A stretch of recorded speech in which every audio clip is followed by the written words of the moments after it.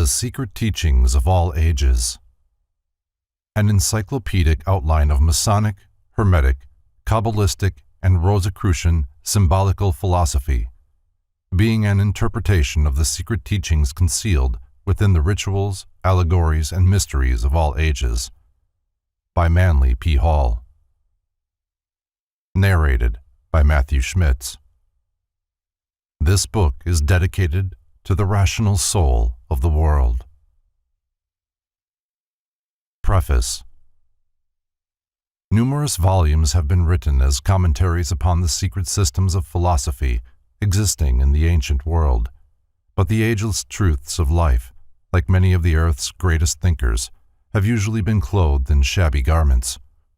The present work is an attempt to supply a tome worthy of those seers and sages whose thoughts are the substance of its pages. To bring about this coalescence of beauty and truth has proved most costly, but I believe that the result will produce an effect upon the mind of the reader which will more than justify the expenditure. Work upon the text of this volume was begun the first day of January, 1926, and has continued almost uninterruptedly for over 2 years. The greater part of the research work, however, was carried on prior to the writing of the manuscript. The collection of reference material was begun in 1921, and 3 years later the plans for the book took definite form.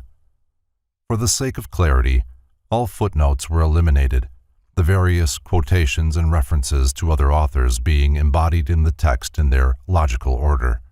The bibliography is appended primarily to assist those interested in selecting for future study the most authoritative and important items dealing with philosophy and symbolism.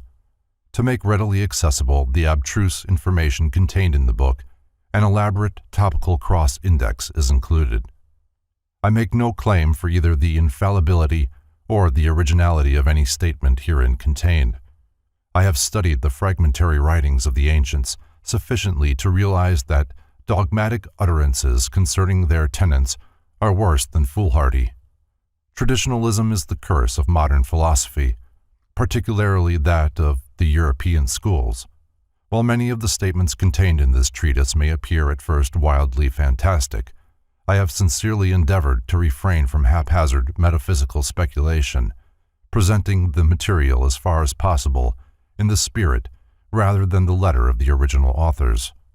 By assuming responsibility only for the mistakes which may appear herein, I hope to escape the accusation of plagiarism which has been directed against nearly every writer on the subject of mystical philosophy. Having no particular ism of my own to promulgate, I have not attempted to twist the original writings to substantiate preconceived notions, nor have I distorted doctrines in any effort to reconcile the irreconcilable differences present in the various systems of religio-philosophic thought. The entire theory of the book is diametrically opposed to the modern method of thinking, for it is concerned with subjects openly ridiculed by the sophists of the 20th century.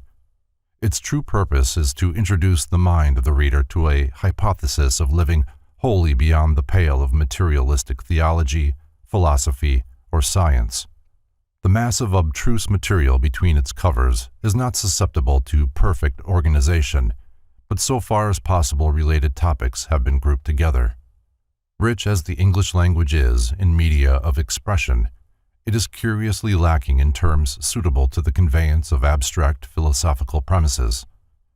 A certain intuitive grasp of the subtler meanings concealed within groups of inadequate words is necessary, therefore, to an understanding of the ancient mystery teachings.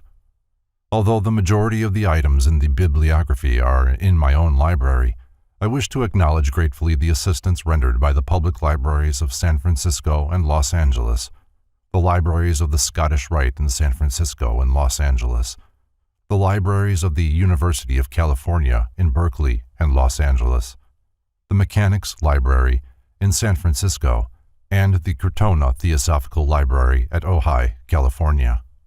Special recognition for their help is also due to the following persons: Mrs. Max Heindel, Mrs. Alice Palmer Henderson, Mr. Ernest Dawson and staff, Mr. John Howell, Mr. Paul Elder, Mr. Philip Watson Hackett, and Mr. John R. Ruckstill.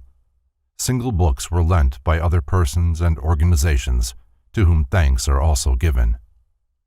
The matter of translation was the greatest single task in the research work incident to the preparation of this volume. The necessary German translations, which required nearly 3 years, were generously undertaken by Mr. Alfred Berry, who declined all remuneration for his labor. The Latin, Italian, French, and Spanish translations were made by Professor Homer P. Earle. The Hebrew text was edited by Rabbi Jacob M. Alcow. Miscellaneous short translations and checking also were done by various individuals. The editorial work was done under the supervision of Dr. C. B. Rowlingson, through whose able efforts literary order was often brought out of literary chaos. Special recognition is also due the services rendered by Mr. Robert B. Tummins of the staff of H.S. Crocker Company, Incorporated, to whom were assigned the technical difficulties of fitting the text matter into its allotted space. For much of the literary charm of the work I am also indebted to Mr. M. M. Saxton, to whom the entire manuscript was first dictated, and to whom was also entrusted the preparation of the index. The splendid efforts of Mr. J. Augustus Knapp, the illustrator, have resulted in a series of color plates which add materially to the beauty and completeness of the work. The printing of the book was in the hands of Mr. Frederick E. Keast of H.S. Crocker Company, Incorporated, whose great personal interest in the volume has been manifested by an untiring effort to improve the quality thereof through the gracious cooperation of Dr. John Henry Nash, the foremost designer of printing on the American continent, whose great personal interest in the volume has been manifested by an untiring effort to improve the quality thereof. Through the gracious cooperation of Dr. John Henry Nash, the foremost designer of printing on the American continent, the book appears in a unique and appropriate form, embodying the finest elements of the printer's craft. An increase in the number of plates, and also a finer quality of workmanship than was first contemplated, have been made possible by Mr. C. E. Benson of the Los Angeles Engraving Company, who entered heart and soul into the production of this volume. The pre-publication sale of this book has been without known precedent in book history. The subscription list for the first edition of 550 copies was entirely closed a year before the manuscript was placed in the printer's hands. The second, or King Solomon edition, consisting of 550 copies, and the third, or Theosophical edition, consisting of 200 copies, were sold before the finished volume was received from the printer. For so ambitious a production, this constitutes a unique achievement. The credit for this extraordinary sales program belongs to Mrs. Maud F. Gallagher, who had as her ideal not to sell the book in the commercial sense of the word, but to place it in the hands of those particularly interested in the subject matter it contains. Valuable assistance in this respect was also rendered by numerous friends who had attended my lectures and who, without compensation, undertook and successfully accomplished the distribution of the book. In conclusion, the author wishes to acknowledge gratefully his indebtedness to each one of the hundreds of subscribers through whose advance payments the publication of this folio was made possible. To undertake the enormous expense involved was entirely beyond his individual means, and those who invested in the volume had no assurance of its production and no security other than their faith in the integrity of the writer. I sincerely hope that each reader will profit from the perusal of this book, even as I have profited from the writing of it. The years of labor and thought expended upon it have meant much to me. The research work discovered to me many great truths. The writing of it discovered to me the laws of order and patience. The printing of it discovered to me new wonders of the arts and crafts. And the whole enterprise has discovered to me a multitude of friends whom otherwise I might never have known. And so, in the words of John Bunyan, I penned it down until at last it came to be, for length and breadth, the bigness which you see. Manly P. Hall, Los Angeles, California, May 28, 1928. Introduction. Philosophy is the science of estimating values. The superiority of any state or substance over another is determined by philosophy. By assigning a position of primary importance to what remains when all that is secondary has been removed, philosophy thus becomes the true index of priority or emphasis in the realm of speculative thought. The mission of philosophy a priori is to establish the relation of manifested things to their invisible ultimate cause or nature. Philosophy, writes Sir William Hamilton, has been defined as the science of things divine and human, and of the causes in which they are contained. Cicero. The science of effects by their causes. Hobbes. The science of sufficient reasons. Leibniz. The science of things possible, inasmuch as they are possible. Wolff. The science of things evidently deduced from first principles. Descartes. The science of truths, sensible and abstract. De Candolle. The application of reason to its legitimate objects. Tennemann. The science of the relations of all knowledge to the necessary ends of human reason. Kant. The science of the original form of the ego or mental self. Krug. The science of sciences. Fichte. The science of the absolute. Von Schelling. The science of the absolute indifference of the ideal and real. Von Schelling. Or the identity of identity and non-identity. Hegel. See lectures on metaphysics and logic. The 6 headings under which the disciplines of philosophy are commonly classified are metaphysics, which deals with such abstract subjects as cosmology, theology, and the nature of being. Logic, which deals with the laws governing rational thinking, or, as it has been called, the doctrine of fallacies. Ethics, which is the science of morality, individual responsibility, and character, concerned chiefly with an effort to determine the nature of good. Psychology, which is devoted to investigation and classification of those forms of phenomena referable to a mental origin.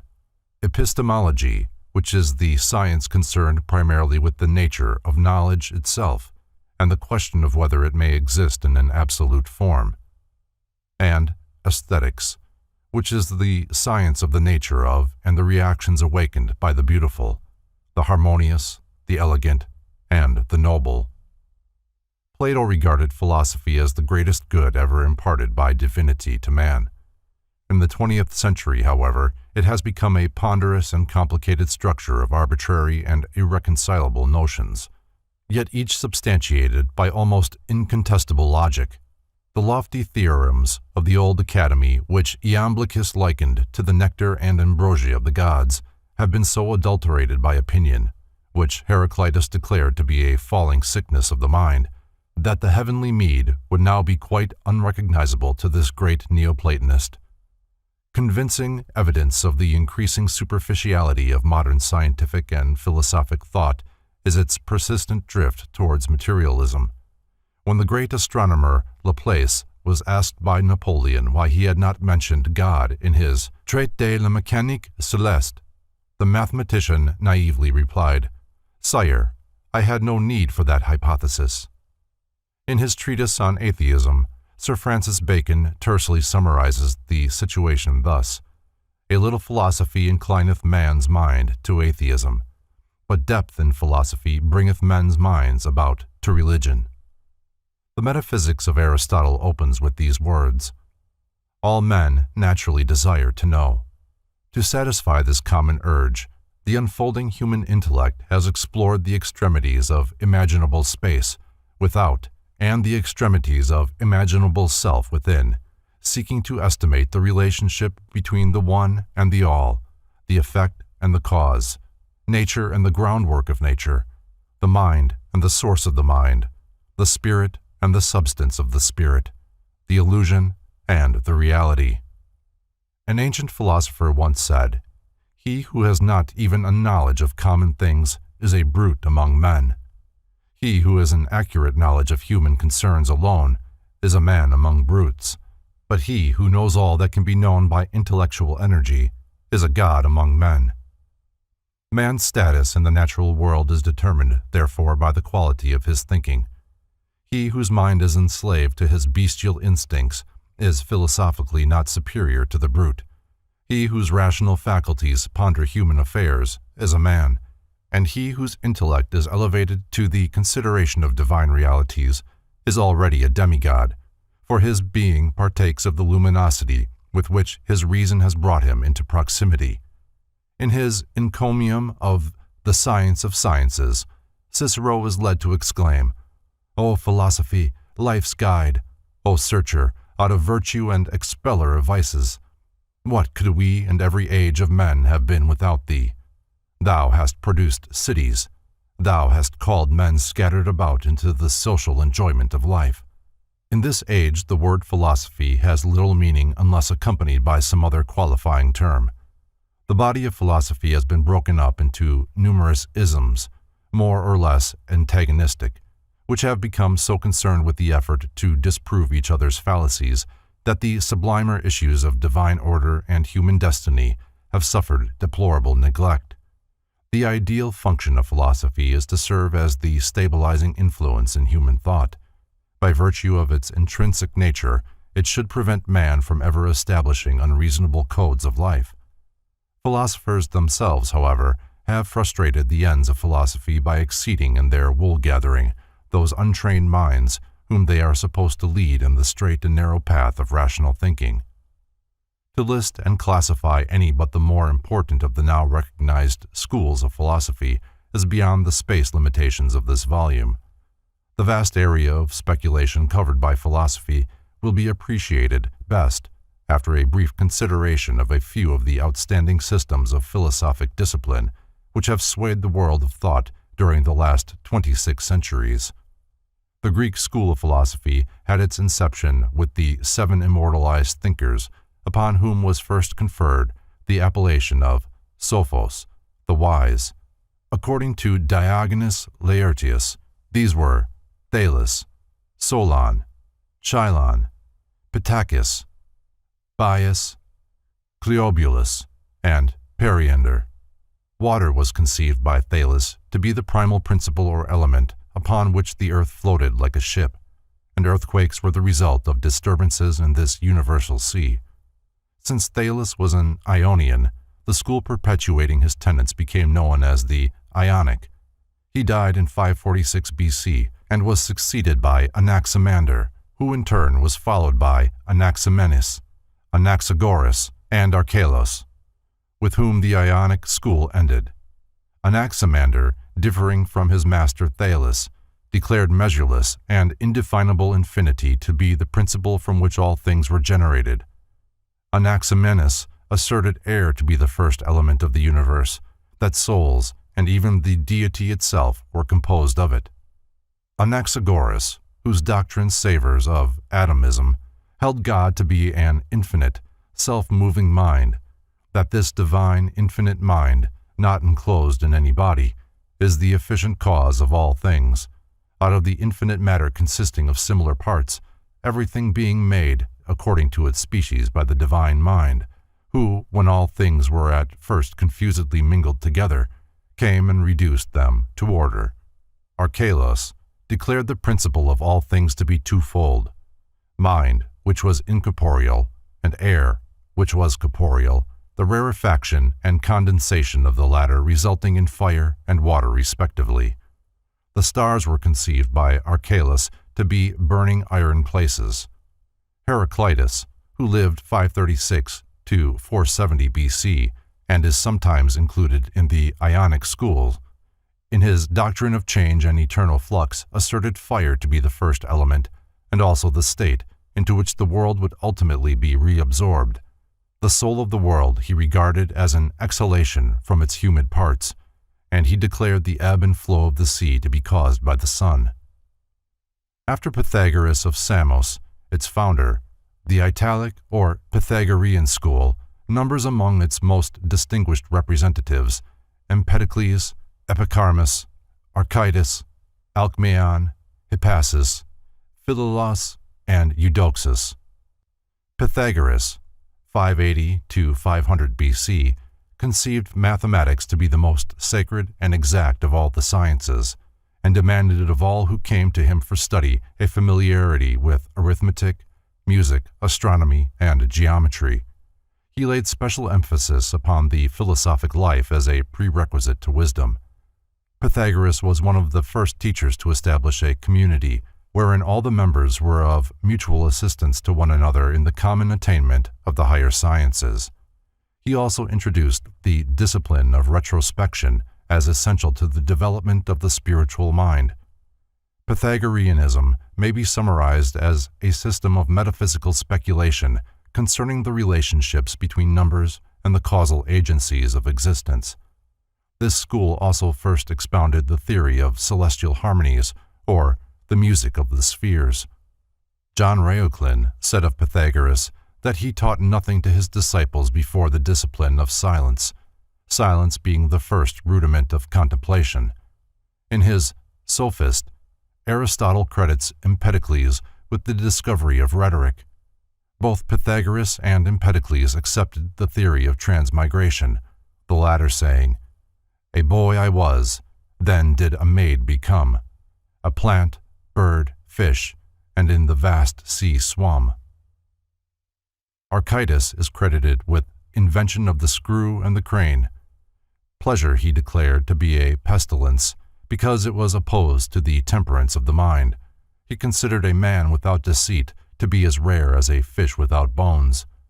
The Eleatic sect was founded by Xenophanes, 570 to 480 BC, who was conspicuous for his attacks upon the cosmologic and theogonic fables of Homer and Hesiod. Xenophanes declared that God was one and incorporeal, in substance and figure round, in no way resembling man, that he is all sight and all hearing, but breathes not, that he is all things, the mind and wisdom, not generate, but eternal, impassible, immutable, and rational. Xenophanes believed that all existing things were eternal, that the world was without beginning or end, and that everything which was generated was subject to corruption. He lived a great age and is said to have buried his sons with his own hands. Parmenides studied under Xenophanes, but never entirely subscribed to his doctrines. Parmenides declared the senses to be uncertain and reason the only criterion of truth. He first asserted the earth to be round and also divided its surface into zones of heat and cold. Babbitt's atom. From Babbitt's Principles of Light and Color. Since the postulation of the atomic theory by Democritus, many efforts have been made to determine the structure of atoms and the method by which they unite to form various elements. Even science has not refrained from entering this field of speculation and presents for consideration most detailed and elaborate representations of these minute bodies. By far the most remarkable conception of the atom evolved during the last century is that produced by the genius of Dr. Edwin D. Babbitt, and which is reproduced herewith. The diagram is self-explanatory. It must be borne in mind that this apparently massive structure is actually minute as to defy analysis. Not only did Dr. Babbitt create this form of the atom, but he also contrived a method whereby these particles could be grouped together in an orderly manner and thus result in the formation of molecular bodies. Melissus, who is included in the Eleatic school, held many opinions in common with Parmenides. He declared the universe to be immovable because, occupying all space, there was no place to which it could be moved. He further rejected the theory of a vacuum in space. Zeno of Elea also maintained that a vacuum could not exist.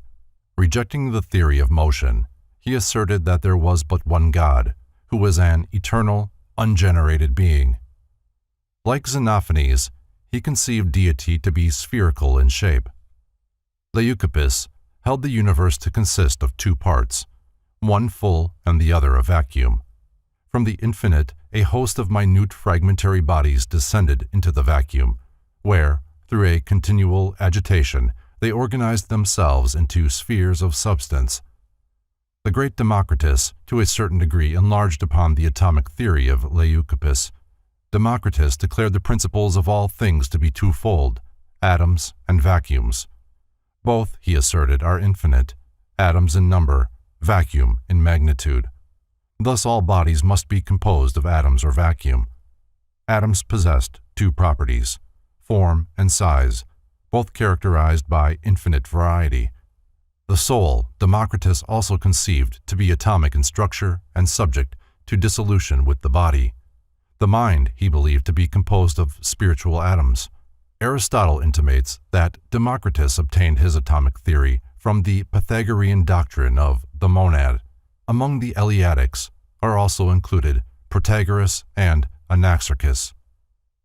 Socrates, 469 to 399 BC, the founder of the Socratic sect, being fundamentally a skeptic, did not force his opinions upon others, but through the medium of questionings caused each man to give expression to his own philosophy. According to Plutarch, Socrates conceived every place as appropriate for reaching, in that the whole world was a school of virtue. He held that the soul existed before the body, and, prior to immersion therein, was endowed with all knowledge, that when the soul entered into the material form, it became stupefied, but that by discourses upon sensible objects, it was caused to reawaken and to recover its original knowledge.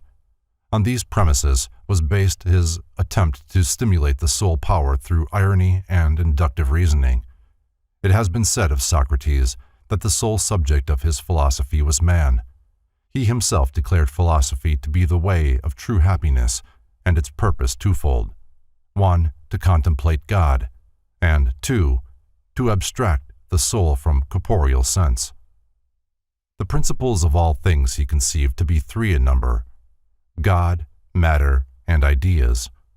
Of God he said, "What he is, I know not, and what he is, not I know." Matter he defined as the subject of generation and corruption, idea as an incorruptible substance, the intellect of God. Wisdom he considered the sum of the virtues. Among the prominent members of the Socratic sect were Xenophon, Aeschines, Crito, Simon, Glauco, Simmias, and Cebes. Professor Zeller, the great authority on ancient philosophies, has recently declared the writings of Xenophon relating to Socrates to be forgeries. When The Clouds of Aristophanes, a comedy written to ridicule the theories of Socrates, was first presented, the great skeptic himself attended the play. During the performance, which caricatured him seated in a basket high in the air studying the sun, Socrates rose calmly in his seat, the better to enable the Athenian spectators to compare his own unprepossessing features with the grotesque mask worn by the actor impersonating him. The Elean sect was founded by Phaedo of Elis, a youth of noble family, who was bought from slavery at the instigation of Socrates, and who became his devoted disciple. Plato so highly admired Phaedo's mentality that he named one of the most famous of his discourses the Phaedo. Phaedo was succeeded in his school by Plisthenes, who in turn was followed by Menedimus. Of the doctrines of the Elean sect, little is known. Menedimus is presumed to have been inclined toward the teachings of Stilpo and the Megarian sect. When Menedimus's opinions were demanded, he answered that he was free, thus intimating that most men were enslaved to their opinions. Menedimus was apparently of a somewhat belligerent temperament, and often returned from his lectures in a badly bruised condition. The most famous of his propositions is stated thus: "That which is not the same is different from that with which it is not the same." This point being admitted, Menedimus continued, "To benefit is not the same as good, therefore good does not benefit." After the time of Menedimus, the Elean sect became known as the Eretrian. Its exponents denounced all negative propositions and all complex and abstruse theories, declaring that only affirmative and simple doctrines could be true. The Megarian sect was founded by Euclid of Megara, not the celebrated mathematician, a great admirer of Socrates. The Athenians passed a law decreeing death to any citizen of Megara found in the city of Athens. Nothing daunted, Euclid donned women's clothing and went at night to study with Socrates. After the cruel death of their teacher, the disciples of Socrates, fearing a similar fate, fled to Megara, where they were entertained with great honor by Euclid. The Megarian school accepted the Socratic doctrine that virtue is wisdom, adding to it the Eleatic concept that goodness is absolute unity and all change an illusion of the senses. Euclid maintained that good has no opposite, and therefore evil does not exist. Being asked about the nature of the gods, he declared himself ignorant of their disposition, save that they hated curious persons. The Megarians are occasionally included among the dialectic philosophers. Euclid, who died 374 BC, was succeeded in his school by Eubulides, among whose disciples were Alexinus and Apollonius Cronus. Euphantus, who lived to great age and wrote many tragedies, was among the foremost followers of Eubulides. Diodorus is usually included in the Megarian school, having heard Eubulides lecture. According to legend, Diodorus died of grief because he could not answer instantly certain questions asked him by Stilpo, at one time master of the Megarian school. Diodorus held that nothing can be moved, since to be moved it must be taken out of the place in which it is and put into the place where it is not, which is impossible because all things must always be in the places where they are. The Cynics were a sect founded by Antisthenes of Athens, 444 to 365 BC, a disciple of Socrates. Their doctrine may be described as an extreme individualism, which considers man as existing for himself alone, and advocates surrounding him by inharmony, suffering, and direst need that may thereby be driven to retire more completely into his own nature. The Cynics renounced all worldly possessions, living in the rudest shelters, and subsisting upon the coarsest and simplest food. On the assumption that the gods wanted nothing, the Cynics affirmed that those whose needs were fewest consequently approached closest to the divinities. Being asked what he gained by a life of philosophy, Antisthenes replied that he had learned how to converse with himself. Diogenes of Sinope is remembered chiefly for the tub in the Metroome, which for many years served him as a home. The people of Athens loved the beggar philosopher, and when a youth in jest bored holes in the tub, the city presented Diogenes with a new one and punished the youth. Diogenes believed that nothing in life can be rightly accomplished without exercitation. He maintained that everything in the world belongs to the wise, a declaration which he proved by the following logic. All things belong to the gods. The gods are friends to wise persons. All things are common amongst friends. Therefore, all things belong to the wise. Among the Cynics are Monimus, Onesicritus, Cratus, Metroclus, Hipparchia, who married Cratus, Menippus, and Menedemus. The Cyrianic sect, founded by Aristippus of Cyrene, 435 to 356 BC, promulgated the doctrine of hedonism. Learning of the fame of Socrates, Aristippus journeyed to Athens and applied himself to the teachings of the great skeptic. Socrates, pained by the voluptuous and mercenary tendencies of Aristippus, vainly labored to reform the young man. Aristippus has the distinction of being consistent in principle and practice, for he lived in perfect harmony with his philosophy that the quest of pleasure was the chief purpose of life. The doctrines of the Cyrenaics may be summarized thus. All that is actually known concerning any object or condition is the feeling which it awakens in man's own nature. In the sphere of ethics, that which awakens the most pleasant feeling is consequently to be esteemed as the greatest good. Emotional reactions are classified as pleasant or gentle, harsh and mean.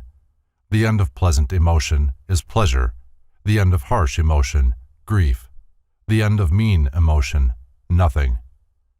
Through mental perversity, some men do not desire pleasure.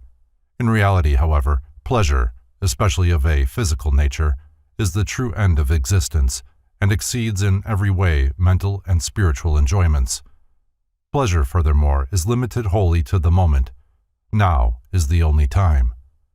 The past cannot be regarded without regret, and the future cannot be faced without misgiving. Therefore, neither is conducive to pleasure. No man should grieve, for grief is the most serious of all diseases. Nature permits man to do anything he desires. He is limited only by his own laws and customs. A philosopher is one free from envy, love, and superstition, and whose days are one long round of pleasure. Indulgence was thus elevated by Aristippus to the chief position among the virtues. He further declared philosophers to differ markedly from other men in that they alone would not change the order of their lives if all the laws of men were abolished. Among prominent philosophers influenced by the Cyrenaic doctrines were Hegesias, Anicetus, Theodorus, and Bion. The sect of the academic philosophers instituted by Plato, 427 to 347 BC, was divided into three major parts: the Old, the Middle, and the New Academy. Among the old academics were Speusippus, Xenocrates, Polemon, Crates, and Crantor. Arcesilas instituted the Middle Academy, and Carneades founded the New. Chief among the masters of Plato was Socrates. Plato traveled widely and was initiated by the Egyptians into the profundities of Hermetic philosophy. He also derived much from the doctrines of the Pythagoreans. Cicero describes the threefold constitution of Platonic philosophy as comprising ethics, physics, and dialectics. Plato defined good as threefold in character: good in the soul, expressed through the virtues; good in the body, expressed through the symmetry and endurance of the parts; and good in the external world, expressed through social position and companionship. In the Book of Speusippus on Platonic Definitions, that great Platonist thus defines God: a being that lives immortally by means of himself alone, sufficing for his own blessedness, the eternal essence, cause of his own goodness. According to Plato, the One is the term most suitable for defining the Absolute, since the whole precedes the parts, and diversity is dependent on unity, but unity not on diversity. The One, moreover, is before being, for to be is an attribute or condition of the One. Platonic philosophy is based upon the postulation of three orders of being: that which moves unmoved, that which is self-moved, and that which is moved. That which is immovable but moves is anterior to that which is self-moved, which likewise is anterior to that which it moves. That in which motion is inherent cannot be separated from its motive power. It is therefore incapable of dissolution. Of such nature are the immortals. That which has motion imparted to it from another can be separated from the source of its animating principle. It is therefore subject to dissolution. Of such nature are mortal beings. Superior to both the mortals and the immortals is that condition which continually moves, yet itself is unmoved. To this constitution the power of abidance is inherent. It is therefore the divine permanence upon which all things are established. Being nobler even than self-motion, the unmoved mover is the first of all dignities. The Platonic discipline was founded upon the theory that learning is really reminiscence, or the bringing into objectivity of knowledge formerly acquired by the soul in a previous state of existence. At the entrance of the Platonic school in the Academy were written the words, "Let none ignorant of geometry enter here." Plato. From Thomason's Recueil des Figures, Groupes, Theorems, Fountains, Vases et autres ornements. Plato's real name was Aristocles. When his father brought him to study with Socrates, the great skeptic declared that on the previous night he had dreamed of a white swan, which was an omen that his new disciple was to become one of the world's illumined. There is a tradition that the immortal Plato was sold as a slave by the king of Sicily. After the death of Plato, his disciples separated into two groups. One, the academics, continued to meet in the academy where once he had presided. The other, the Peripatetics, removed to the Lyceum under the leadership of Aristotle, 384 to 322 BC. Plato recognized Aristotle as his greatest disciple and, according to Philoponus, referred to him as the mind of the school. If Aristotle were absent from the lectures, Plato would say, "The intellect is not here." Of the prodigious genius of Aristotle, Thomas Taylor writes in his introduction to The Metaphysics, "When we consider that he was not only well acquainted with every science, as his works abundantly evince, but that he wrote on almost every subject which is comprehended in the circle of human knowledge, and this with matchless accuracy and skill, we know not which to admire most, the penetration or extent of his mind." Of the philosophy of Aristotle, the same author says, "The end of Aristotle's moral philosophy is perfection through the virtues, and the end of his contemplative philosophy a union with the one principle of all things." Aristotle conceived philosophy to be twofold, practical and theoretical. Practical philosophy embraced ethics and politics, theoretical philosophy, physics and logic. Metaphysics he considered to be the science concerning that substance which has the principle of motion and rest inherent to itself. To Aristotle, the soul is that by which man first lives, feels, and understands. Hence, to the soul he assigned three faculties: nutritive, sensitive, and intellective. He further considered the soul to be twofold, rational and irrational, and in some particulars elevated the sense perceptions above the mind. Aristotle defined wisdom as the science of first causes. The four major divisions of his philosophy are dialectics, physics, ethics, and metaphysics.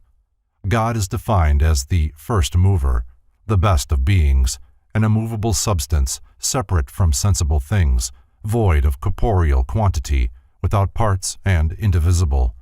Platonism is based upon a priori reasoning, Aristotelianism upon a posteriori reasoning. Aristotle taught his pupil, Alexander the Great, to feel that if he had not done a good deed, he had not reigned that day. Among his followers were Theophrastus, Strato, Lyco, Aristo, Critolus, and Diodorus. Of skepticism, as propounded by Pyrrho of Elis, 365 to 275 BC, and by Timon, Sextus Empiricus said that those who seek must find or deny they have found or can find, or persevere in the inquiry.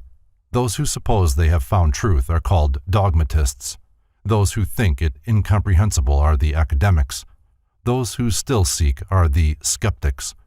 The attitude of skepticism towards the knowable is summed up by Sextus Empiricus in the following words: "But the chief ground of skepticism is that to every reason there is an opposite reason equivalent, which makes us forbear to dogmatize."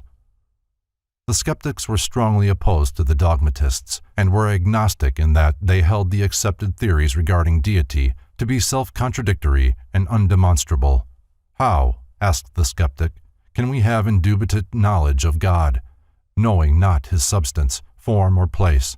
For, while philosophers disagree irreconcilably on these points, their conclusions cannot be considered as undoubtedly true." Since absolute knowledge was considered unattainable, the skeptics declared the end of their discipline to be in opinionatives, in disturbance, in impulsives, moderation, and in disquietives, suspension. The sect of the Stoics was founded by Zeno, 340 to 265 BC, the Citian, who studied under Cratius, the Cynic, from which sect the Stoics had their origin. Zeno was succeeded by Cleanthes, Chrysippus, Zeno of Tarsus, Diogenes, Antipater, Panaetius, and Posidonius. Most famous of the Roman Stoics are Epictetus and Marcus Aurelius. The Stoics were essentially pantheists, since they maintained that as there is nothing better than the world is God.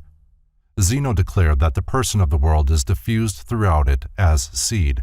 Stoicism is a materialistic philosophy, enjoining voluntary resignation to natural law.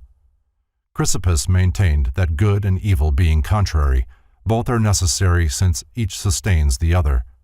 The soul was regarded as a body distributed throughout the physical form and subject to dissolution with it. Though some of the Stoics held that wisdom prolonged the existence of the soul, actual immortality is not included in their tenets. The soul was said to be composed of 8 parts: the 5 senses, the generative power, the vocal power, and an 8th, or hegemonic part. Nature was defined as God mixed throughout the substance of the world. All things were looked upon as bodies either corporeal or incorporeal. The problem of diversity. From Kircher's Ars Magna Sciendi. In the above diagram, Kircher arranges 18 objects in 2 vertical columns and then determines the number of arrangements in which they can be combined. By the same method, Kircher further estimates that 50 objects may be arranged in almost unlimited combinations.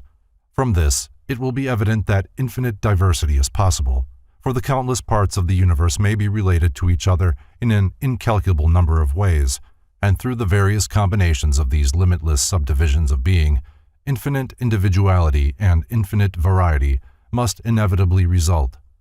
Thus, it is further evident that life can never become monotonous or exhaust the possibilities of variety. Meekness marked the attitude of the Stoic philosopher.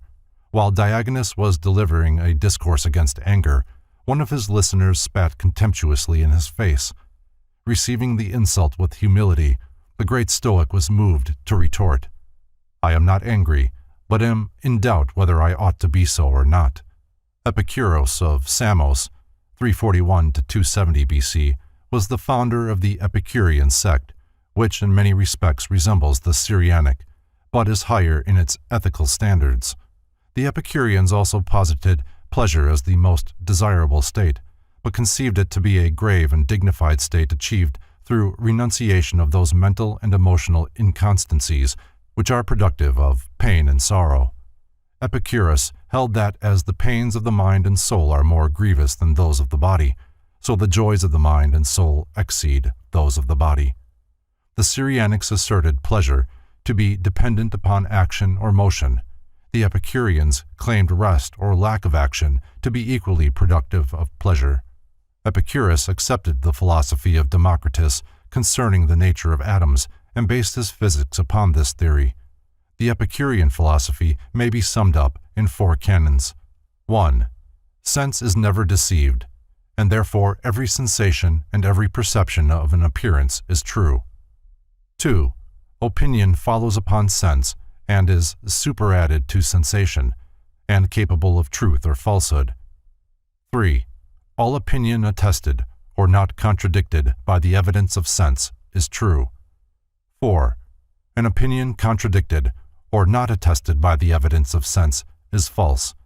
Among the Epicureans of note were Metrodorus of Lampsacus, Zeno of Sidon, and Phaedrus. Eclecticism may be defined as the practice of choosing apparently irreconcilable doctrines from antagonistic schools and constructing therefrom a composite philosophic system in harmony with the convictions of the eclectic himself. Eclecticism can scarcely be considered philosophically or logically sound, for as individual schools arrive at their conclusions by different methods of reasoning, so the philosophic product of fragments from these schools must necessarily be built upon the foundation of conflicting premises. Eclecticism, accordingly, has been designated the layman's cult.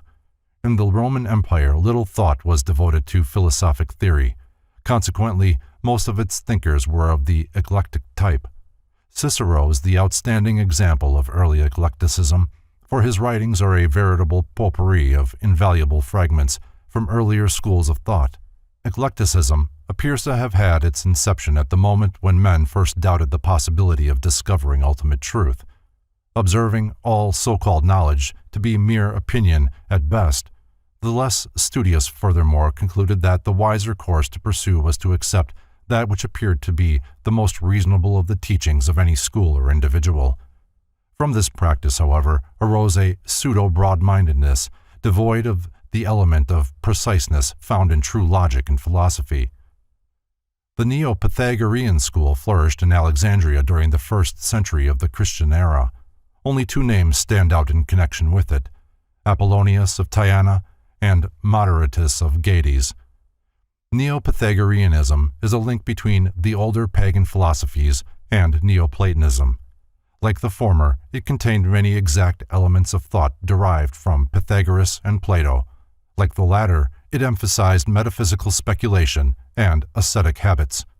A striking similarity has been observed by several authors between Neo-Pythagoreanism and the doctrines of the Essenes.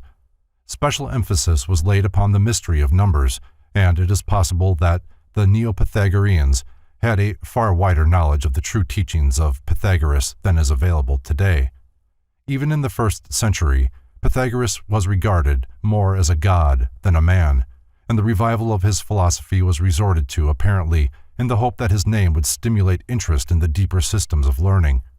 But Greek philosophy had passed the zenith of its splendor.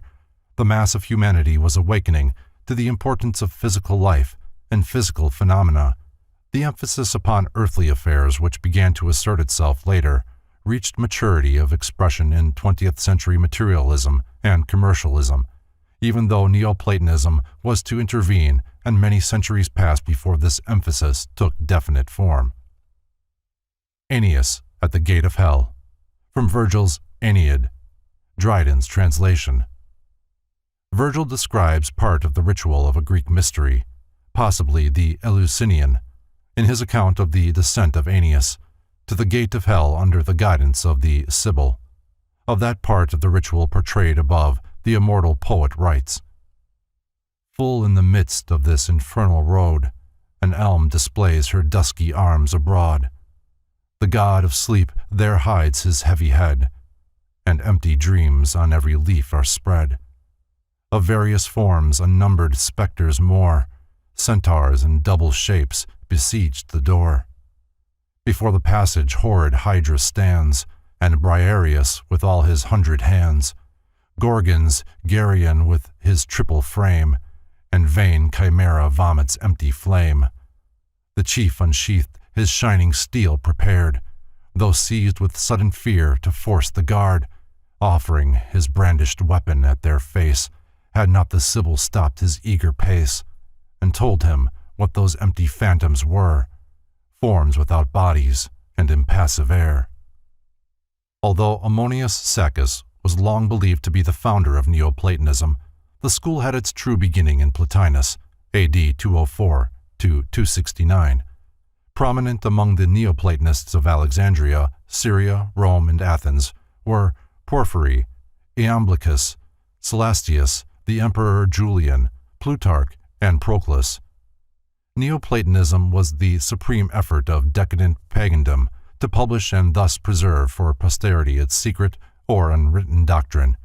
In its teachings, ancient idealism found its most perfect expression. Neoplatonism was concerned almost exclusively with the problems of higher metaphysics. It recognized the existence of a secret and all-important doctrine which from the time of the earliest civilizations had been concealed within the rituals, symbols, and allegories of religions and philosophies. To the mind unacquainted with its fundamental tenets, Neoplatonism may appear to be a mass of speculations interspersed with the extravagant flights of fancy. Such a viewpoint, however, ignores the institutions of the mysteries, those secret schools into whose profundities of idealism nearly all of the first philosophers of antiquity were initiated. When the physical body of pagan thought collapsed, an attempt was made to resurrect the form by instilling new life into it, by the unveiling of its mystical truths. This effort apparently was barren of results. Despite the antagonism, however, between pristine Christianity and Neoplatonism, many basic tenets of the latter were accepted by the former and woven into the fabric of patristic philosophy. Briefly described, Neoplatonism is a philosophic code which conceives every physical or concrete body of doctrine to be merely the shell of a spiritual verity, which may be discovered through meditation and certain exercises of a mystic nature. In comparison to the esoteric spiritual truths which they contain, the corporeal bodies of religion and philosophy were considered relatively of little value. Likewise, no emphasis was placed upon the material sciences. The term patristic is employed to designate the philosophy of the fathers of the early Christian Church. Patristic philosophy is divided into two general epochs, Ante-Nicene and Post-Nicene. The Ante-Nicene period in the main was devoted to attacks upon paganism and to apologies and defenses of Christianity. The entire structure of pagan philosophy was assailed, and the dictates of faith elevated above those of reason. In some instances, efforts were made to reconcile the evident truths of paganism with Christian revelation. Evident among the ante-Nicene fathers were Saint Irenaeus, Clement of Alexandria, and Justin Martyr. In the post-Nicene period, more emphasis was placed upon the unfoldment of Christian philosophy along Platonic and Neoplatonic lines, resulting in the appearance of many strange documents of a lengthy, rambling, and ambiguous nature, nearly all of which were philosophically unsound. The post-Nicene philosophers included Athanasius, Gregory of Nyssa, and Cyril of Alexandria.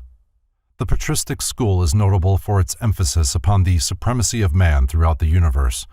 Man was conceived to be a separate and divine creation, the crowning achievement of deity and an exception to the suzerainty of natural law.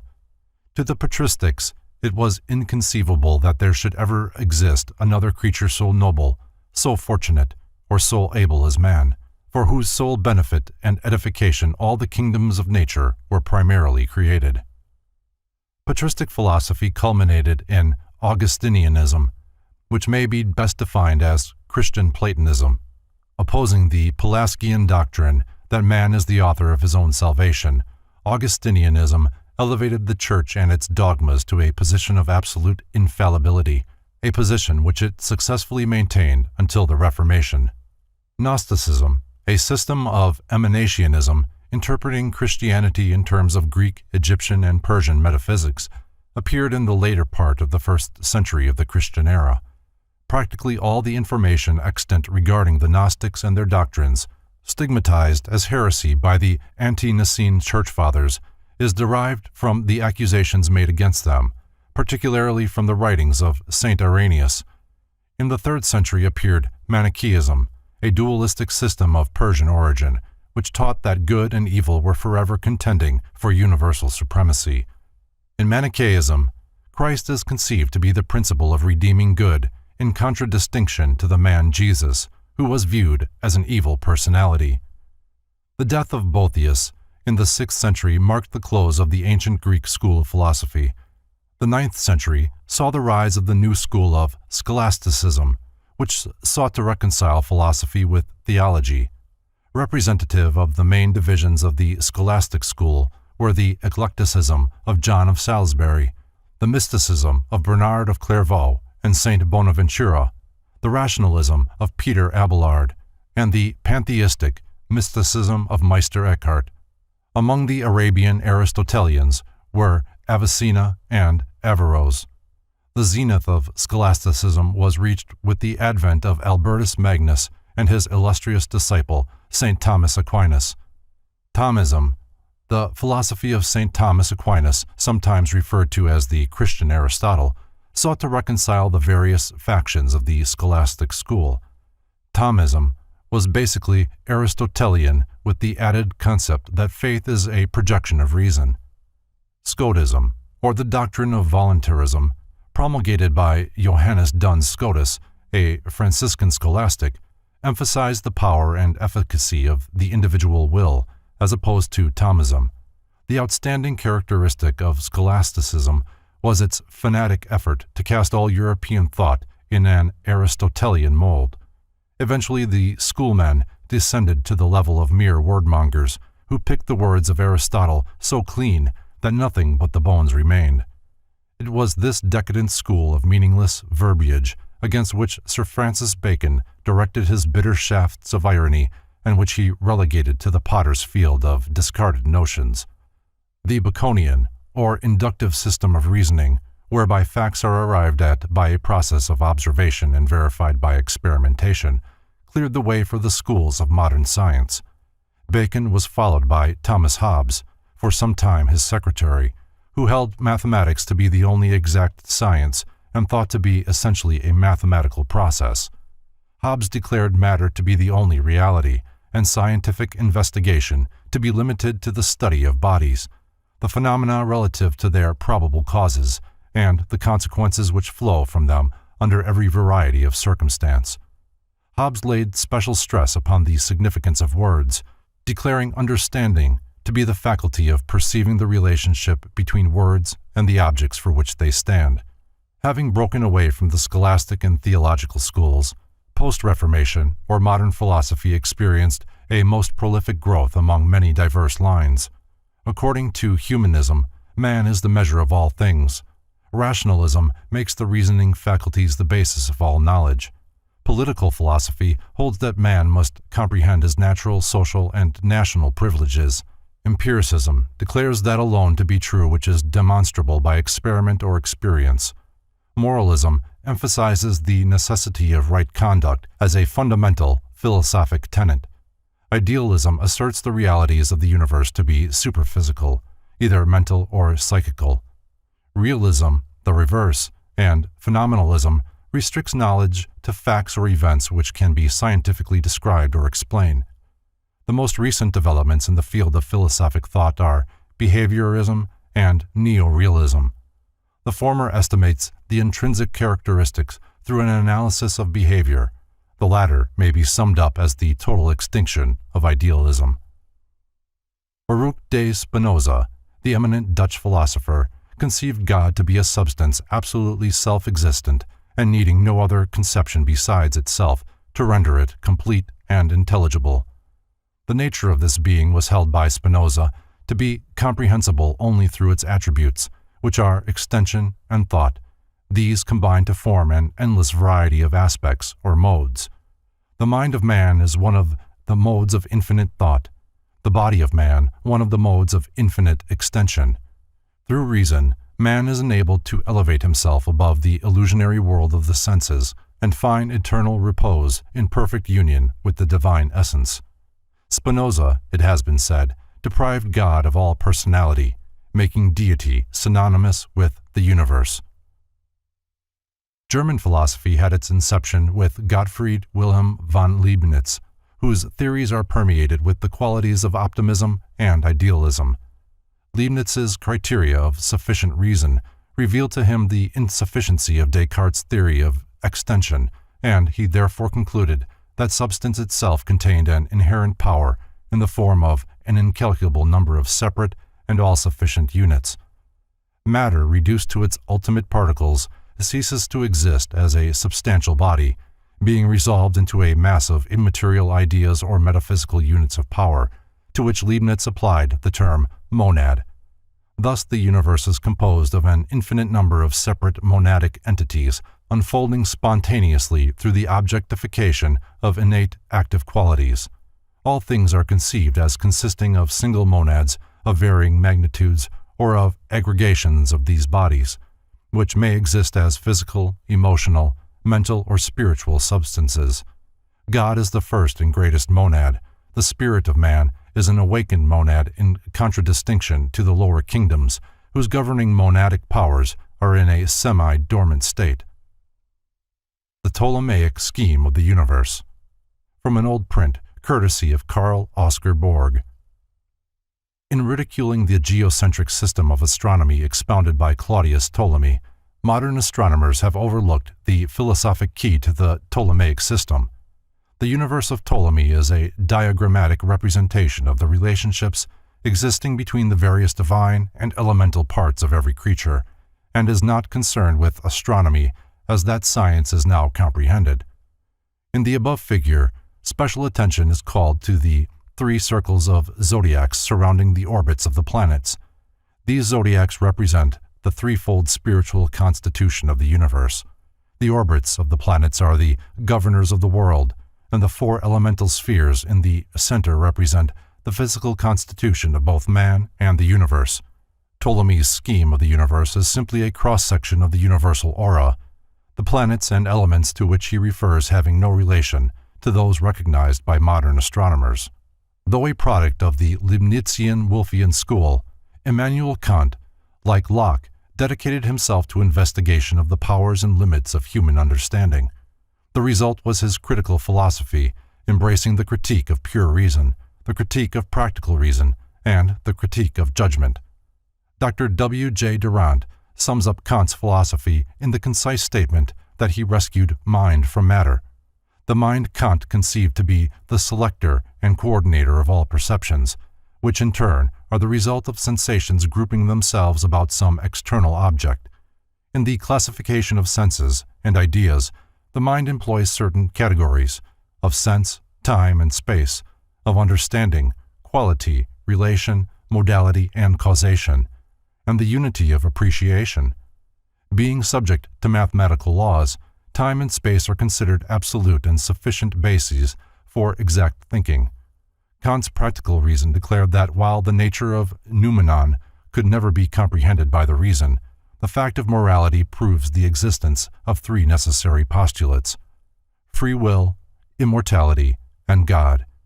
In the Critique of Judgment, Kant demonstrates the union of the noumenon and the phenomenon in art and biological evolution. German superintellectualism is the outgrowth of an overemphasis of Kant's theory of the autocratic supremacy of the mind over sensation and thought. The philosophy of Johann Gottlieb Fichte was a projection of Kant's philosophy, wherein he attempted to unite Kant's practical reason with his pure reason. Fichte held that the known is merely the contents of the consciousness of the knower, and that nothing can exist to the knower until it becomes part of those contents. Nothing is actually real, therefore, except the facts of one's own mental experience. Recognizing the necessity of certain objective realities, Friedrich Wilhelm Joseph von Schelling, who succeeded Fichte in the chair of philosophy at Jena, first employed the doctrine of identity as the groundwork for a complete system of philosophy. Whereas Fichte regarded self as the absolute, von Schelling conceived infinite and eternal mind to be the all-pervading cause. Realization of the absolute is made possible by the intellectual intuition which, being a superior or spiritual sense, is able to dissociate itself from both subject and object. Kant's categories of space and time von Schelling conceived to be positive and negative respectively, and material existence the result of the reciprocal action of these two expressions. Von Schelling also held that the absolute in its process of self-development proceeds according to a law or rhythm consisting of three movements. The first, a reflective movement, is the attempt of the infinite to embody itself in the finite. The second, that of subsumption, is the attempt of the absolute to return to the infinite after involvement in the finite. The third, that of reason, is the neutral point wherein the two former movements are blended. George Wilhelm Friedrich Hegel considered the intellectual intuition of von Schelling to be philosophically unsound, and hence turned his attention to the establishment of a system of philosophy based upon pure logic. Of Hegel, it has been said that he began with nothing and showed with logical precision how everything had proceeded from it in logical order. Hegel elevated logic to a position of supreme importance, in fact as a quality of the absolute itself. God he conceived to be a process of unfolding, which never attains to the condition of unfoldment. In like manner, thought is without either beginning or end. Hegel further believed that all things owe their existence to their opposites, and that all opposites are actually identical. Thus the only existence is the relationship of opposites to each other, through whose combinations new elements are produced. As the divine mind is an eternal process of thought never accomplished, Hegel assails the very foundation of theism, and his philosophy limits immortality to the overflowing deity alone. Evolution is consequently the never-ending flow of divine consciousness out of itself. All creation, though continually moving, never arrives at any state other than that of ceaseless flow. Johann Friedrich Herbart's philosophy was a realistic reaction from the idealism of Fichte and von Schelling. To Herbart, the true basis of philosophy was the great mass of phenomena continually moving through the human mind. Examination of phenomena, however, demonstrates that a great part of it is unreal, at least incapable of supplying the mind with actual truth. To correct the false impressions caused by phenomena and discover reality, Herbart believed it necessary to resolve phenomena into separate elements, for reality exists in the elements and not in the whole. He stated that objects can be classified by three general terms: thing, matter, and mind. The first, a unit of several properties; the second, an existing object; the third, a self-conscious being. All three notions give rise, however, to certain contradictions with whose solution Herbart is primarily concerned. For example, consider matter. Though capable of filling space, if reduced to its ultimate state, it consists of incomprehensibly minute units of divine energy, occupying no physical space whatsoever. The Tree of Classical Mythology, from Hort's The New Pantheon. Before a proper appreciation of the deeper scientific aspects of Greek mythology is possible, it is necessary to organize the Greek pantheon and arrange its gods, goddesses, and various superhuman hierarchies in concatenated order. Proclus, the great Neoplatonist, in his commentaries on the theology of Plato, gives an invaluable key to the sequence of the various deities in relation to the first cause and the inferior powers emanating from themselves. When thus arranged, the divine hierarchies may be likened to the branches of a great tree. The roots of this tree are firmly embedded in unknowable being. The trunk and larger branches of the tree symbolize the superior gods. The twigs and leaves, the innumerable existences dependent upon the first and unchanging power. The true subject of Arthur Schopenhauer's philosophy is the will. The object of his philosophy is the elevation of the mind to the point where it is capable of controlling the will. Schopenhauer likens the will to a strong blind man who carries on his shoulders the intellect, which is a weak lame man possessing the power of sight. The will is the tireless cause of manifestation, and every part of nature the product of will. The brain is the product of the will to know, the hand the product of the will to grasp. The entire intellectual and emotional constitutions of man are subservient to the will and are largely concerned with the effort to justify dictates of the will. Thus, the mind creates elaborate systems of thought simply to prove the necessity of the thing willed. Genius, however, represents the state wherein the intellect has gained supremacy over the will, and the life is ruled by reason and not by impulse. The strength of Christianity, said Schopenhauer, lay in its pessimism and conquest of individual will. His own religious viewpoints resembled closely the Buddhistic. To him, nirvana represented the subjugation of will. Life, the manifestation of the blind will to live, he viewed as a misfortune, claiming that the true philosopher was one who, recognizing the wisdom of death, resisted the inherent urge to reproduce his kind. Of Friedrich Wilhelm Nietzsche, it has been said that his peculiar contribution to the cause of human hope was the glad tidings that God had died of pity. The outstanding features of Nietzsche's philosophy are his doctrine of eternal recurrence and the extreme emphasis placed by him upon the will to power, a projection of Schopenhauer's will to live. Nietzsche believed the purpose of existence to be the production of a type of all-powerful individual, designated by him the Superman. This Superman was the product of careful culturing, for if not separated forcibly from the mass and consecrated to the production of power, the individual would sink back to the level of the deadly mediocre. Love, Nietzsche said, should be sacrificed to the production of the superhuman, and those only should marry who are best fitted to produce this outstanding type. Nietzsche also believed in the rule of the aristocracy, both blood and breeding being essential to the establishment of this superior type. Nietzsche's doctrine did not liberate the masses. It rather placed over them supermen for whom their inferior brothers and sisters should be perfectly reconciled to die. Ethically and politically, the Superman was a law unto himself. To those who understand the true meaning of power to be virtue, self-control, and truth, the ideality behind Nietzsche's theory is apparent. To the superficial, however, it is a philosophy heartless and calculating, concerned solely with the survival of the fittest.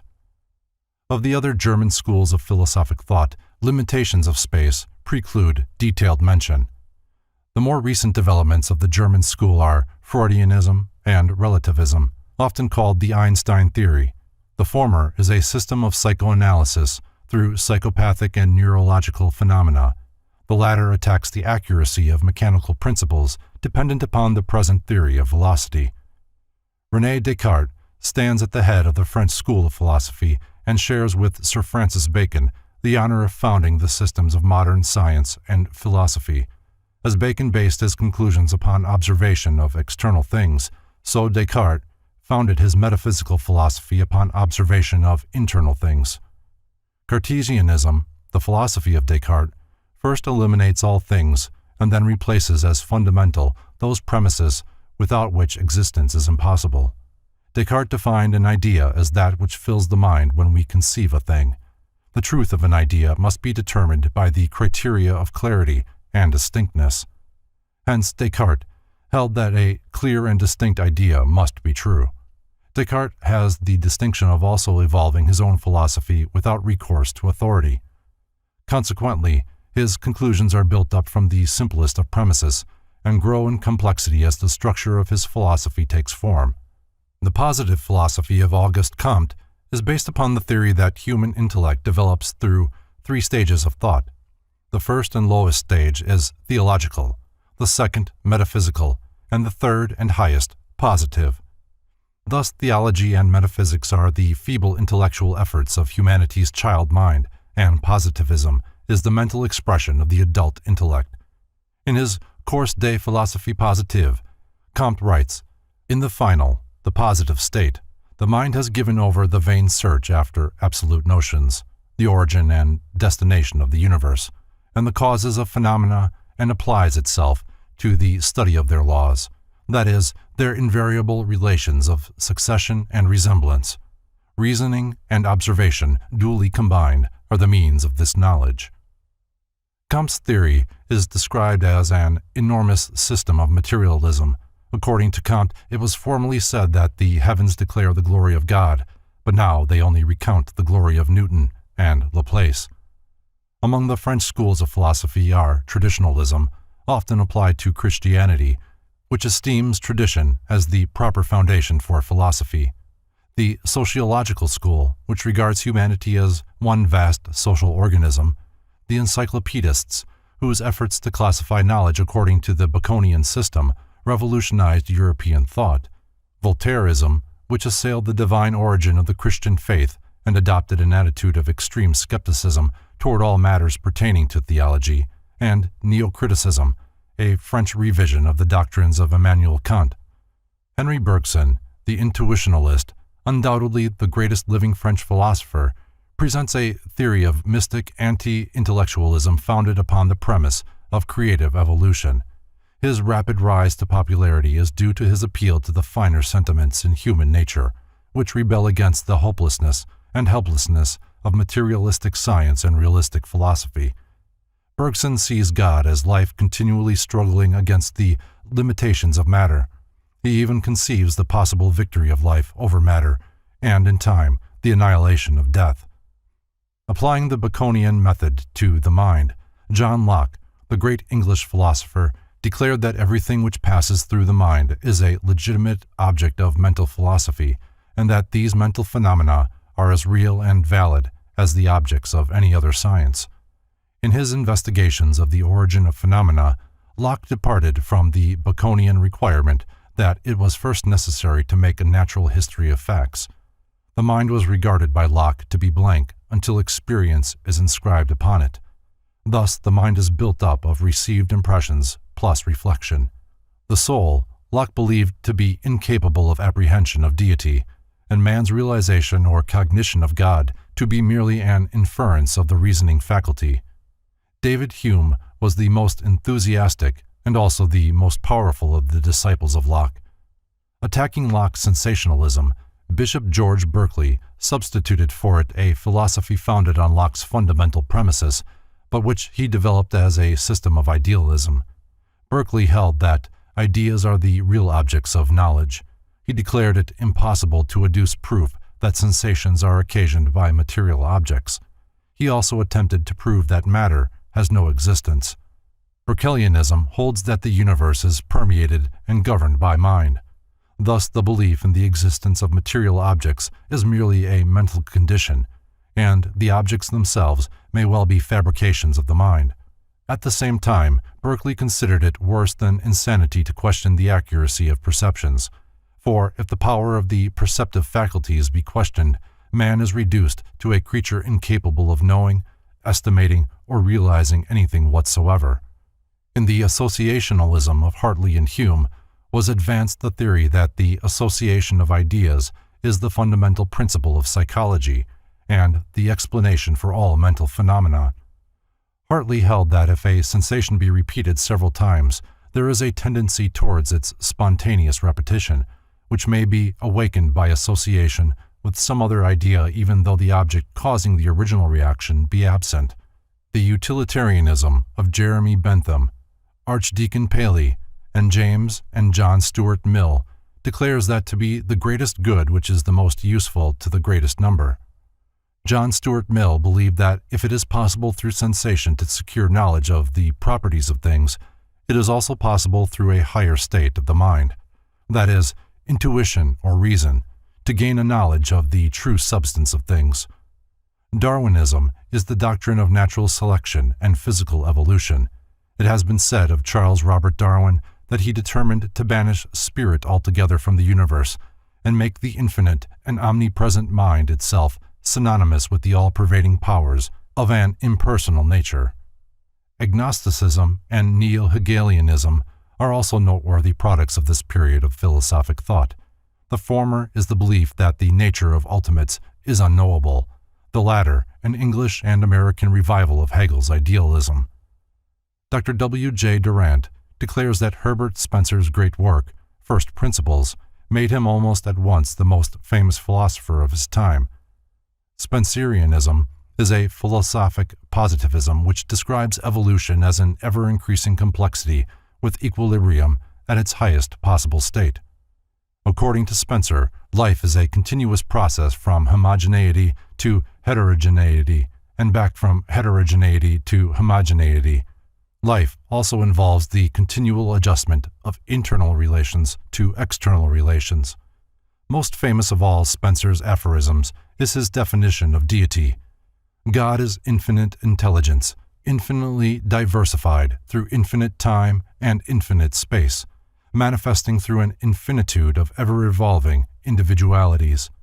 The universality of the law of evolution was emphasized by Spencer, who applied it not only to the form, but also to the intelligence behind the form.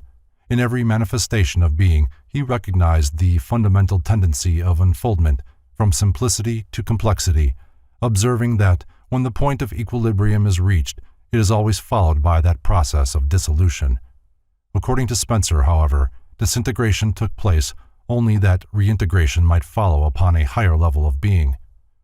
The chief position in the Italian school of philosophy should be awarded to Giordano Bruno, who, after enthusiastically accepting Copernicus's theory that the sun is the center of the solar system, declared the sun to be a star, and all the stars to be suns. In Bruno's time, the earth was regarded as the center of all creation. Consequently, when he thus relegated the world and man to an obscure corner in space, the effect was cataclysmic. For the heresy of affirming a multiplicity of universes and conceiving cosmos to be so vast that no single creed could fill it, Bruno paid the forfeit of his life. A Christian Trinity, from Hone's Ancient Mysteries Described. In an effort to set forth an appropriate figure, the Christian doctrine of the Trinity, it was necessary to devise an image in which the three persons, Father, Son, and Holy Ghost, were separate and yet one. In different parts of Europe may be seen figures similar to the above, wherein three faces are united in one head. This is a legitimate method of, for to those able to realize the sacred significance of the threefold head, a great mystery is revealed. However, in the presence of such applications of symbology in Christian art, it is scarcely proper to consider the philosophers of other faiths as benighted if, like the Hindus, they have a three-faced Brahma, or, like the Romans, a two-faced Janus. Vicoism is a philosophy based upon the conclusions of Giovanni Battista Vico, who held that God controls his world, not miraculously, but through natural law. The laws by which men rule themselves, Vico declared, issue from a spiritual source within mankind, which is en rapport with the law of the deity. Hence, material law is of divine origin and reflects the dictates of the spiritual Father. The philosophy of ontologism, developed by Vincenzo Gioberti, generally considered more as a theologian than a philosopher, posits God as the only being and the origin of all knowledge. knowledge being identical with deity itself. God is consequently called being. All other manifestations are existences. Truth is to be discovered through reflection upon this mystery. The most important of modern Italian philosophers is Benedetto Croce, a Hegelian idealist. Croce conceives ideas to be the only reality. He is anti-theological in his viewpoints, does not believe in the immortality of the soul, and seeks to substitute ethics and aesthetics for religion. Among other branches of Italian philosophy should be mentioned sensism, or sensationalism, which posits the sense perceptions as the sole channels for the reception of knowledge, criticism, or the philosophy of accurate judgment, and neo-scholasticism, which is a revival of Thomism encouraged by the Roman Catholic Church. The two outstanding schools of American philosophy are transcendentalism and pragmatism.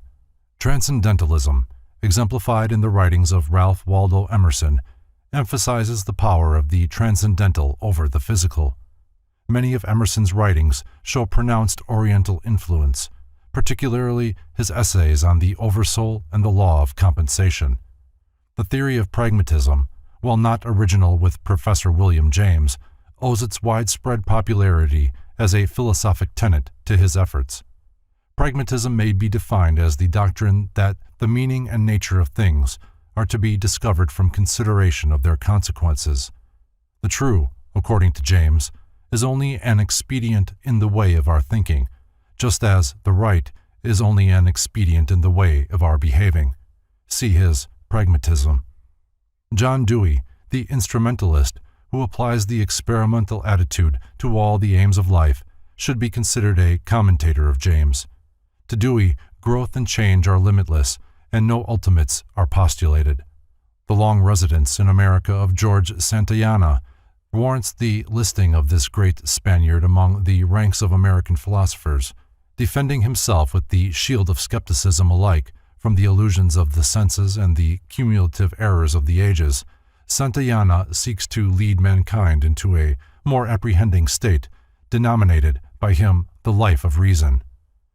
In addition to the authorities already quoted, in the preparation of the foregoing abstract of the main branches of philosophic thought, the present writer has had recourse to Stanley's History of Philosophy, Morel's an historical and critical view of the speculative philosophy of Europe in the 19th century, Singer's Modern Thinkers and Present Problems, Rand's Modern Classical Philosophers, Windelband's History of Philosophy, Perry's Present Philosophical Tendencies, Hamilton's Lectures on Metaphysics and Logic, and Durant's The Story of Philosophy. Having thus traced the more or less sequential development of philosophic speculation from Thales to James and Bergson, it is now in order to direct the reader's attention to the elements leading to and the circumstances attendant upon the genesis of philosophic thinking. Although the Hellenes proved themselves peculiarly responsive to the disciplines of philosophy, this science of sciences should not be considered indigenous to them. Although some of the Grecians, writes Thomas Stanley, have challenged to their nation the origin of philosophy, yet the more learned of them have acknowledged it to be derived from the East. The magnificent institutions of Hindu, Chaldean, and Egyptian learning must be recognized as the actual source of Greek wisdom. The last was patterned after the shadow cast by the sanctuaries of Ellora, and Memphis upon the thought substance of a primitive people. Thales, Pythagoras, and Plato, in their philosophic wanderings, contacted many distant cults and brought back the lore of Egypt and the inscrutable Orient. From indisputable facts such as these, it is evident that philosophy emerged from the religious mysteries of antiquity, not being separated from religion until after the decay of the mysteries. Hence, he who would fathom the depths of philosophic thought must familiarize himself with the teachings of those initiated priests designated as the first custodians of divine revelation. The mysteries claim to be the guardians of a transcendental knowledge so profound as to be incomprehensible save to the most exalted intellect, and so potent as to be revealed with safety only to those in whom personal ambition was dead, and who had consecrated their lives to the unselfish service of humanity. Both the dignity of these sacred institutions and the validity of their claim to possession of universal wisdom are attested by the most illustrious philosophers of antiquity, who were themselves initiated into the profundities of the secret doctrine and who bore witness to its efficacy. The question may legitimately be propounded: if these ancient mystical institutions were of such great pith and moment, why is so little information now available concerning them and the arcana they claimed to possess? The answer is simple enough. The mysteries were secret societies, binding their initiates to inviolable secrecy and avenging with death the betrayal of their sacred trusts. Although these schools were the true inspiration of the various doctrines promulgated by the ancient philosophers, the fountainhead of those doctrines was never revealed to the profane. Furthermore, in the lapse of time, the teachings became so inextricably linked with the names of their disseminators that the actual but recondite source, the mysteries, came to be wholly ignored. Symbolism is the language of the mysteries. In fact, it is the language not only of mysticism and philosophy, but of all nature, for every law and power active in universal procedure is manifested to the limited sense perceptions of man through the medium of symbol. Every form existing in the diversified sphere of being is symbolic of the divine activity by which it is produced. By symbols, men have ever sought to communicate to each other those thoughts which transcend the limitations of language. Rejecting man-conceived dialects as inadequate and unworthy to perpetuate divine ideas, the mysteries thus chose symbolism as a far more ingenious and ideal method of preserving their transcendental knowledge. In a single figure, a symbol may both reveal and conceal, for to the wise, the subject of the symbol is obvious, while to the ignorant the figure remains inscrutable. Hence, he who seeks to unveil the secret doctrine of antiquity must search for that doctrine not upon the open pages of books which might fall into the hands of the unworthy, but in the place where it was originally concealed. Far-sighted were the initiates of antiquity. They realized that nations come and go, that empires rise and fall, and that the golden ages of art, science, and idealism are succeeded by the dark ages of superstition. With the needs of posterity foremost in mind, the sages of old went to inconceivable extremes to make certain that their knowledge should be preserved. They engraved it upon the face of mountains and concealed it within the measurements of colossal images, each of which was a geometric marvel. Their knowledge of chemistry and mathematics they hid within mythologies, which the ignorant would perpetuate, or in the spans and arches of their temples, which time has not entirely obliterated. They wrote in characters that neither the vandalism of men nor the ruthlessness of the elements could completely efface. Today, men gaze with awe and reverence upon the mighty Memnons standing alone on the sands of Egypt, or upon the strange terraced pyramids of Palenque. Mute testimonies these are of the lost arts and sciences of antiquity, and concealed, this wisdom must retain until this race has learned to read the universal language. Symbolism. The book to which this is the introduction is dedicated to the proposition that concealed within the emblematic figures, allegories, and rituals of the ancients is a secret doctrine concerning the inner mysteries of life, which doctrine has been preserved in toto among a small band of initiated minds since the beginning of the world. Departing, these illumined philosophers left their formulae that others, too, might attain to understanding. But, lest these secret processes fall into uncultured hands and be perverted, the great arcanum was always concealed in symbol or allegory, and those who can today discover its lost keys may open with them a treasure house of philosophic, scientific, and religious truths. The Orphic Egg, from Bryant's An Analysis of Ancient Mythology. The ancient symbol of the Orphic mysteries was the serpent-entwined egg, which signified cosmos as encircled by the fiery creative spirit. The egg also represents the soul of the philosopher, the serpent, the mysteries. At the time of initiation, the shell is broke, and man emerges from the embryonic state of physical existence, wherein he had remained through the fetal period of philosophic regeneration. The Ancient Mysteries and Secret Societies which have influenced modern Masonic symbolism. When confronted with a problem involving the use of reasoning faculties, individuals of strong intellect keep their poise and seek to reach a solution by obtaining facts bearing upon the question. Those of immature mentality, on the other hand, when similarly confronted, are overwhelmed. While the former may be qualified to solve the riddle of their own destiny, the latter must be led like a flock of sheep and taught in simple language. They depend mostly entirely upon the ministrations of the shepherd. The Apostle Paul said that these little ones must be fed with milk, but that meat is the food of strong men. Thoughtlessness is almost synonymous with childishness, while thoughtfulness is symbolic of maturity. There are, however, but few mature minds in the world, and thus it was that the philosophic religious doctrines of the pagans were divided to meet the needs of these two fundamental groups of human intellect, one philosophic, the other incapable of appreciating the deeper mysteries of life. To the discerning few were revealed the esoteric or spiritual teachings, while the unqualified many received only the literal or exoteric interpretations. In order to make simple the great truths of nature and the abstract principles of natural law, the vital forces of the universe were personified, becoming the gods and goddesses of the ancient mythologies. While the ignorant multitudes brought their offerings to the altars of Priapus and Pan, deities representing the procreative energies, the wise recognized in these marble statues only symbolic concretions of great abstract truths. In all cities of the ancient world were temples for public worship and offering. In every community also were philosophers and mystics, deeply versed in nature's lore.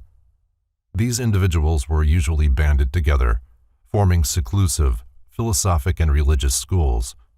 The more important of these groups were known as the mysteries. Many of the great minds of antiquity were initiated into these secret fraternities by strange and mysterious rites, some of which were extremely cruel. Alexander Wilder defines the mysteries as sacred dramas performed at stated periods. The most celebrated were those of Isis, Sabazius, Sibyl, and Eleusis. After being admitted, the initiates were instructed in the secret wisdom which had been preserved for ages. Plato, an initiate of one of these sacred orders, was severely criticized because, in his writings, he revealed to the public many of the secret philosophic principles of the mysteries. Every pagan nation had, and has, not only its state religion, but another into which the philosophic elect alone have gained entrance. Many of these ancient cults vanished from the earth without revealing their secrets, but a few have survived the test of the ages, and their mysterious symbols are still preserved. Much of the ritualism of Freemasonry is based on the trials to which candidates were subjected by the ancient hierophants before the keys of wisdom were entrusted to them. Few realize the extent to which the ancient secret schools influenced contemporary intellects and, through those minds, posterity. Robert McCoy, 33rd degree, in his General History of Freemasonry, pays a magnificent tribute to the part played by the ancient mysteries in the rearing of the edifice of human culture. He says, in part, "It appears that all the perfection of civilization and all the advancement made in philosophy, science, and art among the ancients are due to those institutions which, under the veil of mystery, sought to illustrate the sublimest truths of religion, morality, and virtue, and impress them on the hearts of their disciples. Their chief object was to teach the doctrine of one God, the resurrection of man to eternal life, the dignity of the human soul, and to lead the people to see the shadow of the deity in the beauty, magnificence, and splendor of the universe." With the decline of virtue, which has preceded the destruction of every nation of history, the mysteries became perverted. Sorcery took the place of the divine magic. Indescribable practices, such as the bacchanalia, were introduced, and perversion ruled supreme, for no institution can be any better than the members of which it is composed. In despair, the few who were true sought to preserve the secret doctrines from oblivion. In some cases they succeeded, but more often the arcanum was lost, and only the empty shell of the mysteries remained. Thomas Taylor has written, "Man is naturally a religious animal. From the earliest dawning of his consciousness, man has worshipped and revered things as symbolic of the invisible, omnipresent, indescribable thing, concerning which he could discover practically nothing. The pagan mysteries opposed the Christians during the early centuries of their church, declaring that the new faith, Christianity, did not demand virtue and integrity as requisites for salvation." Celsus expressed himself on the subject in the following caustic terms: "That I do not, however, accuse the Christians more bitterly than truth compels, may be conjectured from hence, that the criers who call men to other mysteries proclaim as follows: Let him approach whose hands are pure, and whose words are wise. And again others proclaim, Let him approach who is pure from all wickedness, whose soul is not conscious of any evil, and who leads a just and upright life. And these things are proclaimed by those who promise a purification from error. Let us now hear those who are called to the Christian mysteries. Whoever is a sinner, whoever is unwise, whoever is a fool, and whoever, in short, is miserable, him the kingdom of God will receive. Do you not therefore call a sinner, an unjust man, a thief, a housebreaker, a wizard, one who is sacrilegious, and a robber of sepulchres? What other persons would the crier nominate? Who should call robbers together? It was not the true faith of the early Christian mystics that Celsus attacked, but the false forms that were creeping in even during his day. The ideals of early Christianity were based upon the high moral standards of the pagan mysteries, and the first Christians who met under the city of Rome used as their places of worship the subterranean temples of Mithras, from whose cult has been borrowed much of the sacerdotalism of the modern church. The ancient philosophers believed that no man could live intelligently who did not have a fundamental knowledge of nature and her laws. Before man can obey, he must understand, and the mysteries were devoted to instructing man concerning the operation of divine law in the terrestrial sphere. Few of the early cults actually worshipped anthropomorphic deities, although their symbolism might lead one to believe they did. They were moralistic rather than religionistic, philosophic rather than theologic. They taught man to use his faculties more intelligently, to be patient in the face of adversity, to be courageous when confronted by danger, to be true in the midst of temptation, and, most of all, to view a worthy life as the most acceptable sacrifice to God, and his body as an altar sacred to the deity. A female hierophant of the mysteries, from Montfaucon's Antiquities. This illustration shows Sybil, here called the Syrian goddess, in the robes of a hierophant. Montfaucon describes the figure as follows. Upon her head is an episcopal mitre, adorned on the lower part with towers and pinnacles. Over the gate of the city is a crescent, and beneath the circuit of the walls a crown of rays. The goddess wears a sort of surplice, exactly like the surplice of a priest or bishop, and upon the surplice a tunic, which falls down to the legs, and, over all, an episcopal cope, with the 12 signs of the zodiac wrought on the borders.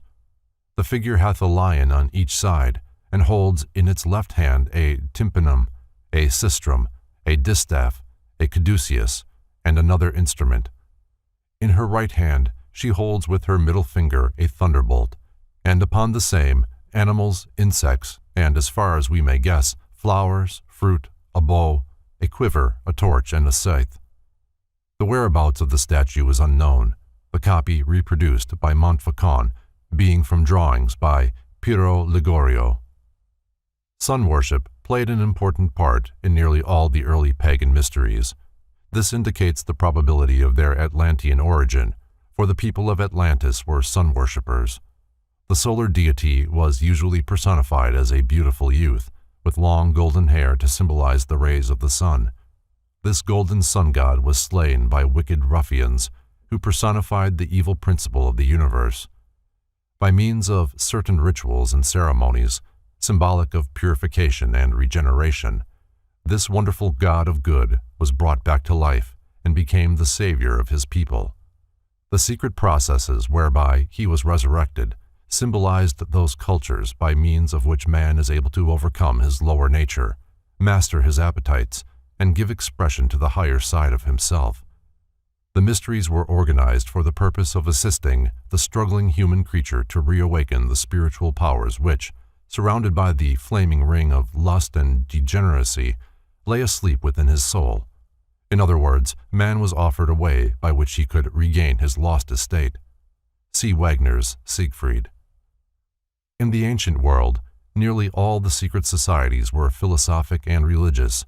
During the medieval centuries, they were chiefly religious and political, although a few philosophic schools remained. In modern times, secret societies in the Occidental countries are largely political or fraternal, although in a few of them, as in Masonry, the ancient religious and philosophic principles still survive. Space prohibits a detailed discussion of the secret schools. There were literally scores of these ancient cults, with branches in all parts of the Eastern and Western worlds. Some, such as those of Pythagoras and the Hermetists, show a decided Oriental influence, while the Rosicrucians, according to their own proclamations, gained much of their wisdom from Arabian mystics. Although the mystery schools are usually associated with civilization, there is evidence that the most uncivilized peoples of prehistoric times had a knowledge of them. Natives of distant lands, many in the lowest forms of savagery, have mystic rituals and secret practices which, although primitive, are of a decided Masonic tinge. The Druidic Mysteries of Britain and Gaul. The original and primitive inhabitants of Britain, at some remote period, revived and reformed their national institutes.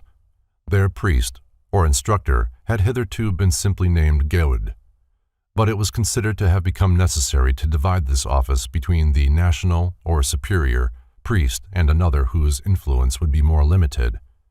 From henceforth, the former became Druid, or superior instructor, and the latter, Goed, or Ovate, subordinate instructor, and both went by the general name of Berd, or bards, or teachers of wisdom.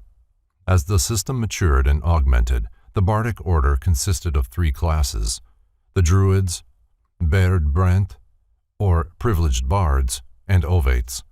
See Samuel Merrick and Charles Smith, The Costume of the Original Inhabitants of the British Islands.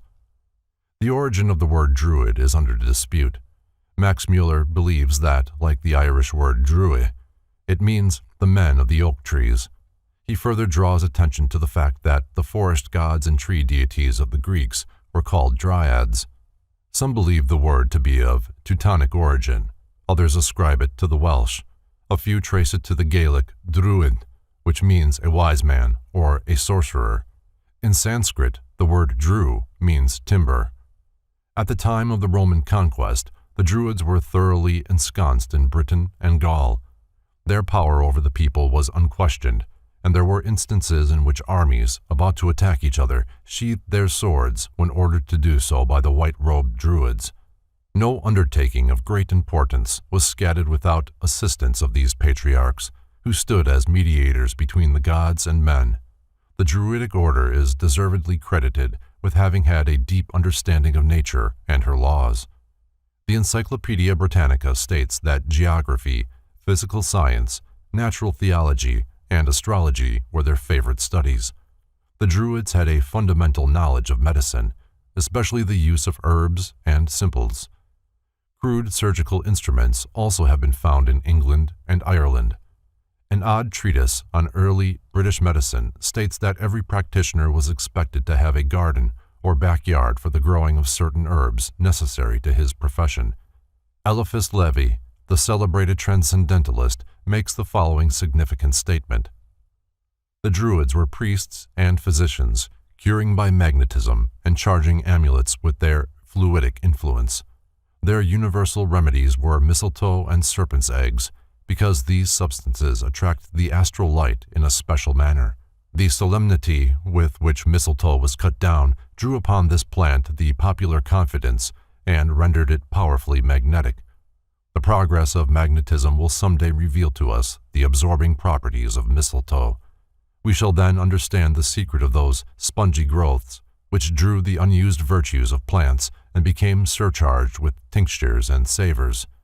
Mushrooms, truffles, gall on trees, and the different kinds of mistletoe will be employed with understanding by a medical science, which will be new because it is old, but one must not move quicker than science, which recedes that it may advance the further. See the history of magic. Not only was the mistletoe sacred as symbolic of the universal medicine, or panacea, but also because of the fact that it grew upon the oak tree. Through the symbol of the oak, the Druids worshipped the supreme deity. Therefore, anything growing upon that tree was sacred to him. At certain seasons, according to the positions of the sun, moon, and stars, the archdruid climbed the oak tree and cut the mistletoe with a golden sickle consecrated for that service. The parasitic growth was caught in white cloths provided for the purpose, lest it touch the earth and be polluted by terrestrial vibrations. Usually a sacrifice of a white bull was made under the tree. The Druids were initiates of a secret school that existed in their midst. This school, which closely resembled the Bacchic and Eleusinian mysteries of Greece or the Egyptian rites of Isis and Osiris, is justly designated the Druidic Mysteries. There has been much speculation concerning the secret wisdom that the Druids claimed to possess. Their secret teachings were never written, but were communicated orally to specially prepared candidates. Robert Brown, 32nd degree, is of the opinion that the British priests secured their information from Tyrian and Phoenician navigators who, thousands of years before the Christian era, established colonies in Britain and Gaul while searching for tin. Thomas Maurice, in his Indian Antiquities, discourses at length on Phoenician, Carthaginian, and Greek expeditions to the British Isles for the purpose of procuring tin. Others are of the opinion that the mysteries as celebrated by the Druids were of Oriental origin, possibly Buddhistic. The proximity of the British Isles to the lost Atlantis may account for the sun worship which plays an important part in the rituals of Druidism. According to Artemidorus, Ceres and Persephone were worshipped on an island close to Britain, with rites and ceremonies similar to those of Samothrace. There is no doubt that the Druidic pantheon includes a large number of Greek and Roman deities. This greatly amazed Caesar during his conquest of Britain and Gaul, and caused him to affirm that these tribes adored Mercury, Apollo, Mars, and Jupiter in a manner similar to that of the Latin countries. It is almost certain that the Druidic mysteries were not indigenous to Britain or Gaul, but migrated from one of the more ancient civilizations. The school of the Druids was divided into 3 distinct parts, and the secret teachings embodied therein are practically the same as the mysteries concealed under the allegories of Blue Lodge masonry. The lowest of the 3 divisions was that of Ovate, Ovid. This was an honorary degree, requiring no special purification or preparation. The Ovates dressed in green, the Druidic color of learning, and were expected to know something about medicine, astronomy, poetry if possible, and sometimes music. An Ovate was an individual admitted to the Druidic order because of his general excellence and superior knowledge concerning the problems of life. The second division was that of the Bard, Baird. Its members were robed in sky blue to represent harmony and truth, and to them was assigned the labor of memorizing, at least in part, the 20,000 verses of Druidic sacred poetry. They were often pictured with the primitive British or Irish harp, an instrument strung with human hair and having as many strings as there were ribs on one side of the human body. These bards were often chosen as teachers of candidates seeking entrance into the Druidic mysteries. Neophytes wore striped robes of blue, green, and white, these being the 3 sacred colors of the Druidic order. The third division was that of Druid, Derwyddon. Its particular labor was to minister to the religious needs of the people. To reach this dignity, the candidate must first become a Bard Brent. The Druids always dressed in white, symbolic of their purity, and the color used by them to symbolize the sun.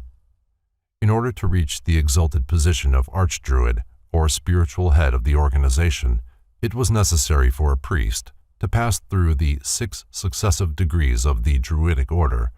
The members of the different degrees were differentiated by the colors of their sashes, for all of them wore robes of white. Some writers are of the opinion that the title of Archdruid was hereditary, descending from father to son, but it is more probable that the honor was conferred by ballot election. Its recipient was chosen for his virtues and integrity from the most learned members of the higher Druidic degrees. According to James Gardner, there were usually 2 archdruids in Britain, one residing on the Isle of Anglesey and the other on the Isle of Man. Presumably, there were others in Gaul. These dignitaries generally carried golden scepters and were crowned with wreaths of oak leaves, symbolic of their authority. The younger members of the Druidic order were clean-shaven and modestly dressed, but the more aged had long gray beards and wore magnificent golden ornaments. The educational system of the Druids in Britain was superior to that of their colleagues on the continent, and consequently many of the Gallic youths were sent to the Druidic colleges in Britain for their philosophical instruction and training. The Archdruid in his ceremonial robes. From Wellcome's Ancient Cymric Medicine. The most striking adornment of the Archdruid was the Ioden Moran, or breastplate of judgment, which possessed the mysterious power of strangling any who made an untrue statement while wearing it. Godfrey Higgins states that this breastplate was put on the necks of witnesses to test the veracity of their evidence. The Druidic tiara, or anguinum, its front embossed with a number of points to represent the sun's rays, indicated that the priest was a personification of the rising sun. On the front of his belt, the Archdruid wore the Liath Measikith, a magic brooch or buckle, in the center of which was a large white stone. To this was attributed the power of drawing the fire of the gods down from heaven at the priest's command. This specially cut stone was a burning glass, by which the sun's rays were concentrated to light the altar fires. The Druids also had other symbolic implements, such as the peculiarly shaped golden sickle with which they cut the mistletoe from the oak, and the cornon, or scepter, in the form of a crescent, symbolic of the 6th day of the increasing moon and also of the Ark of Noah. An early initiate of the Druidic mysteries related that admission to their midnight ceremony was gained by means of a glass boat called Gwar Gwydwyn. This boat symbolized the moon, which, floating upon the waters of eternity, preserved the seeds of living creatures within its boat-like crescent. Eliphas Levi states that the Druids lived in strict abstinence, studied the natural sciences, preserved the deepest secrecy, and admitted new members only after long probationary periods. Many of the priests of the order lived in buildings not unlike the monasteries of the modern world. They were associated in groups like ascetics of the Far East. Although celibacy was not demanded of them, few married. Many of the Druids retired from the world and lived as recluses in caves, in rough stone houses, or in little shacks built in the depths of a forest. Here they prayed and meditated, emerging only to perform their religious duties. James Freeman Clarke, in his 10 Great Religions, describes the belief of the Druids as follows. The Druids believed in 3 worlds and in transmigration from one to the other. In a world above this, in which happiness predominated, a world below, of misery, and this present state. This transmigration was to punish and reward, and also to purify the soul. In the present world, said they, good and evil are so exactly balanced that man has the utmost freedom and is able to choose or reject either. The Welsh triads tell us there are 3 objects of metempsychosis: to collect into the soul the properties of all being, to acquire a knowledge of all things, and to get power to conquer evil. There are also, they say, 3 kinds of knowledge: knowledge of the nature of each thing, of its cause, and its influence. There are 3 things which continually grow less: darkness, falsehood, and death. There are 3 which constantly increase: light, life, and truth. Like nearly all schools of the mysteries, the teachings of the Druids were divided into 2 distinct sections.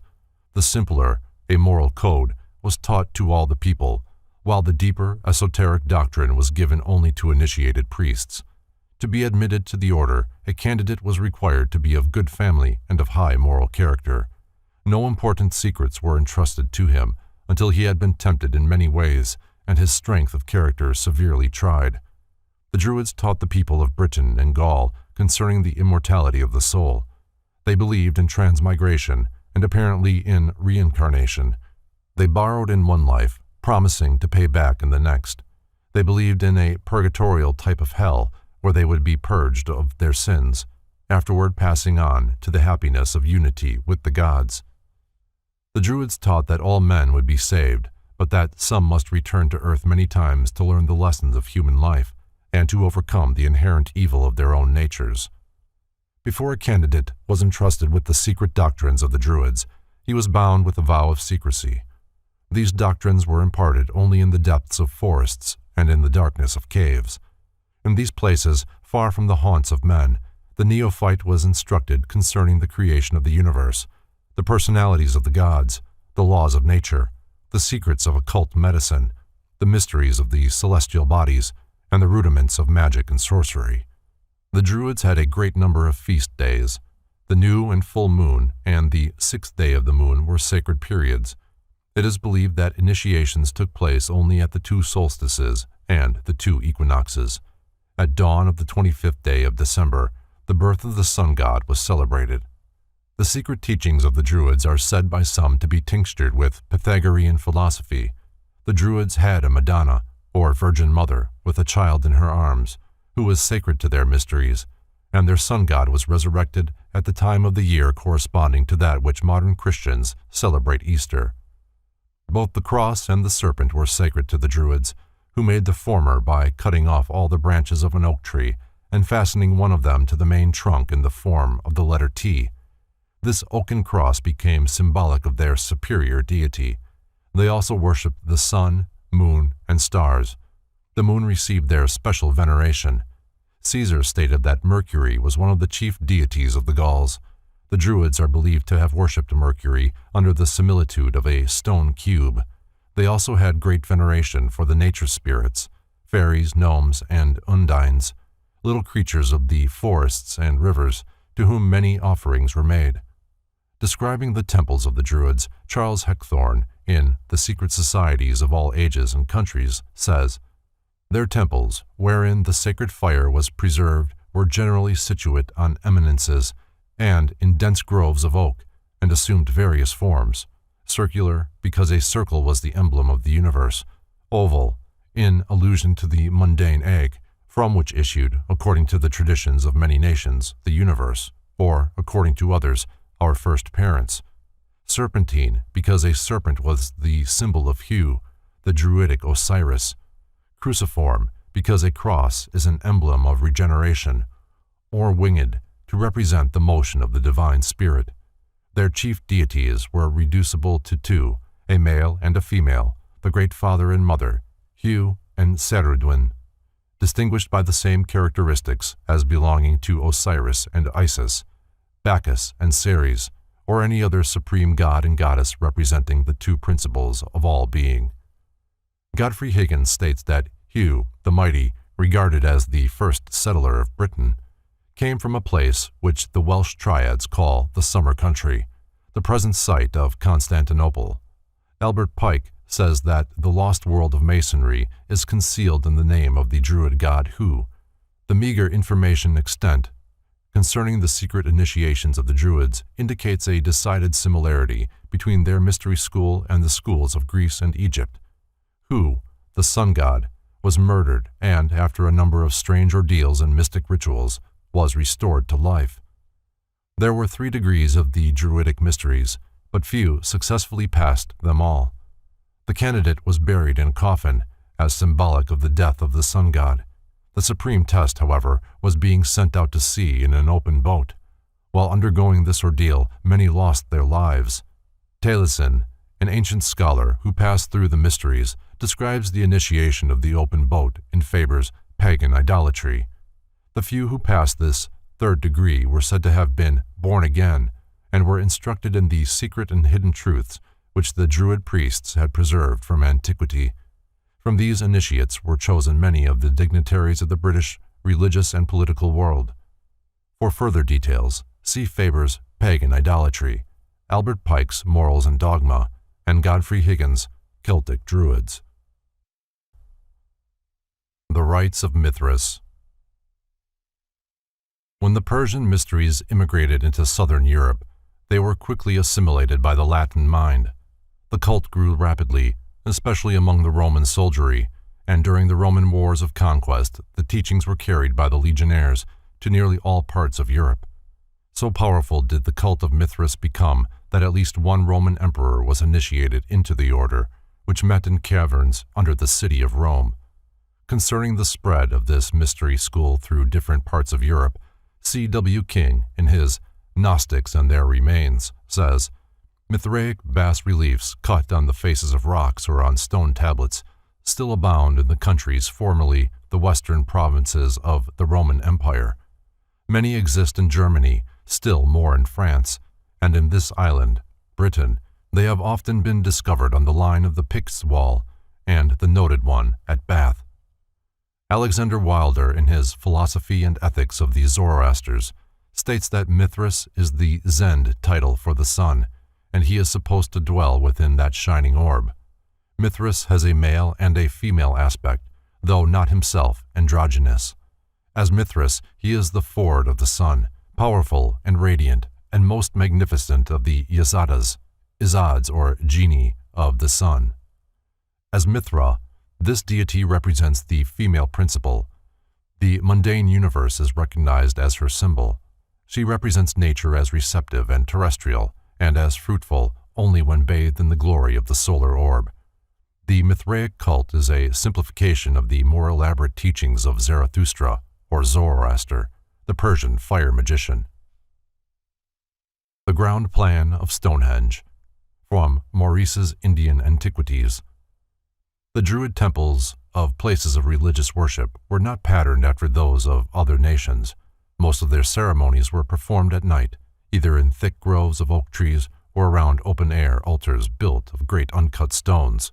How these masses of rock were moved has not been satisfactorily explained. The most famous of their altars, a great stone ring of rocks, is Stonehenge, in southwestern England. This structure, laid out on an astronomical basis, still stands, a wonder of antiquity. According to the Persians, there coexisted in eternity two principles. The first of these, Ahura Mazda, or Ormuzd, was the spirit of good. From Ormuzd came forth a number of hierarchies of good and beautiful spirits, angels and archangels. The second of these eternally existing principles was called Ahriman. He was also a pure and beautiful spirit, but he later rebelled against Ormuzd, being jealous of his power. This did not occur, however, until after Ormuzd had created light, for previously Ahriman had not been conscious of the existence of Ormuzd. Because of his jealousy and rebellion, Ahriman became the spirit of evil. From himself, he individualized a host of destructive creatures to injure Ormuzd. When Ormuzd created the earth, Ahriman entered into its grosser elements. Whenever Ormuzd did a good deed, Ahriman placed the principle of evil within it. At last, when Ormuzd created the human race, Ahriman became incarnate in the lower nature of man, so that in each personality the spirit of good and the spirit of evil struggle for control. For 3,000 years, Ormuzd ruled the celestial worlds with light and goodness. Then he created man. For another 3,000 years, he ruled man with wisdom and integrity. Then the power of Ahriman began, and the struggle for the soul of man continues through the next period of 3,000 years. During the fourth period of 3,000 years, the power of Ahriman will be destroyed. Good will return to the world again, evil and death will be vanquished, and at last the spirit of evil will bow humbly before the throne of Ormuzd. While Ormuzd and Ahriman are struggling for control of the human soul and for supremacy in nature, Mithras, god of intelligence, stands as mediator between the two. Many authors have noted the similarity between Mercury and Mithras, as the chemical mercury acts as a solvent, according to alchemists. so Mithras seeks to harmonize the two celestial opposites. There are many points of resemblance between Christianity and the cult of Mithras. One of the reasons for this probably is that the Persian mystics invaded Italy during the 1st century after Christ, and the early history of both cults was closely interwoven.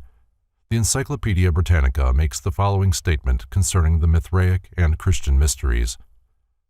The fraternal and democratic spirit of the first communities, and their humble origin, the identification of the object of adoration with light and the sun, the legends of the shepherds with their gifts and adoration, the flood and the ark, the representation in art of the fiery chariot, the drawing of water from the rock, the use of bell and candle, holy water, and the communion, the sanctification of Sunday and of the 25th of December, the insistence on moral conduct, the emphasis placed on abstinence and self-control, the doctrine of heaven and hell, of primitive revelation, of the mediation of the Logos emanating from the divine, the atoning sacrifice, the constant warfare between good and evil, and the final triumph of the former, the immortality of the soul, the last judgment, the resurrection of the flesh, and the fiery destruction of the universe. These are some of the resemblances which, whether real or only apparent, enabled Mithraism to prolong its resistance to Christianity. Mithras slaying the bull. From Lundy's Monumental Christianity. The most famous sculpturings and reliefs of this Prototokos show Mithras kneeling upon the recumbent form of a great bull, into whose throat he is driving a sword. The slaying of the bull signifies that the rays of the sun, symbolized by the sword, reveal at the vernal equinox the vital essences of the earth. The blood of the bull, which, pouring from the wound made by the sun god, fertilized the seeds of living things.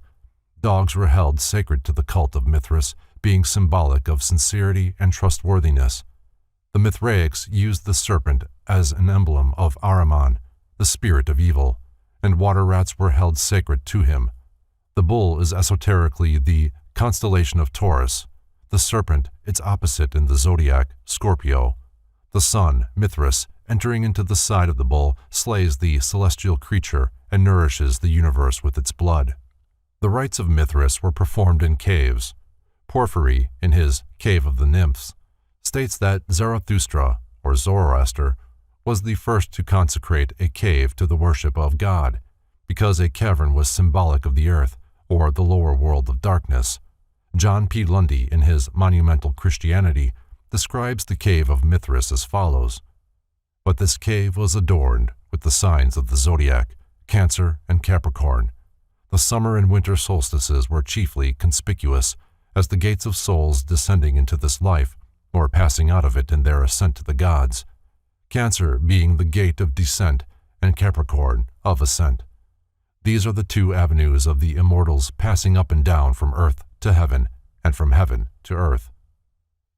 The so-called Chair of St. Peter in Rome was believed to have been used in one of the pagan mysteries, possibly that of Mithras, in whose subterranean grottos and votaries of the Christian mysteries met in the early days of their faith.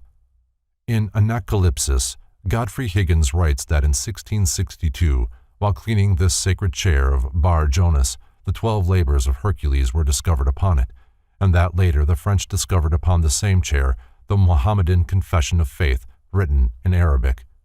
Initiation into the rites of Mithras, like initiation into many other ancient schools of philosophy, apparently consisted of 3 important degrees. Preparation for these degrees consisted of self-purification, the building up of the intellectual powers, and the control of the animal nature.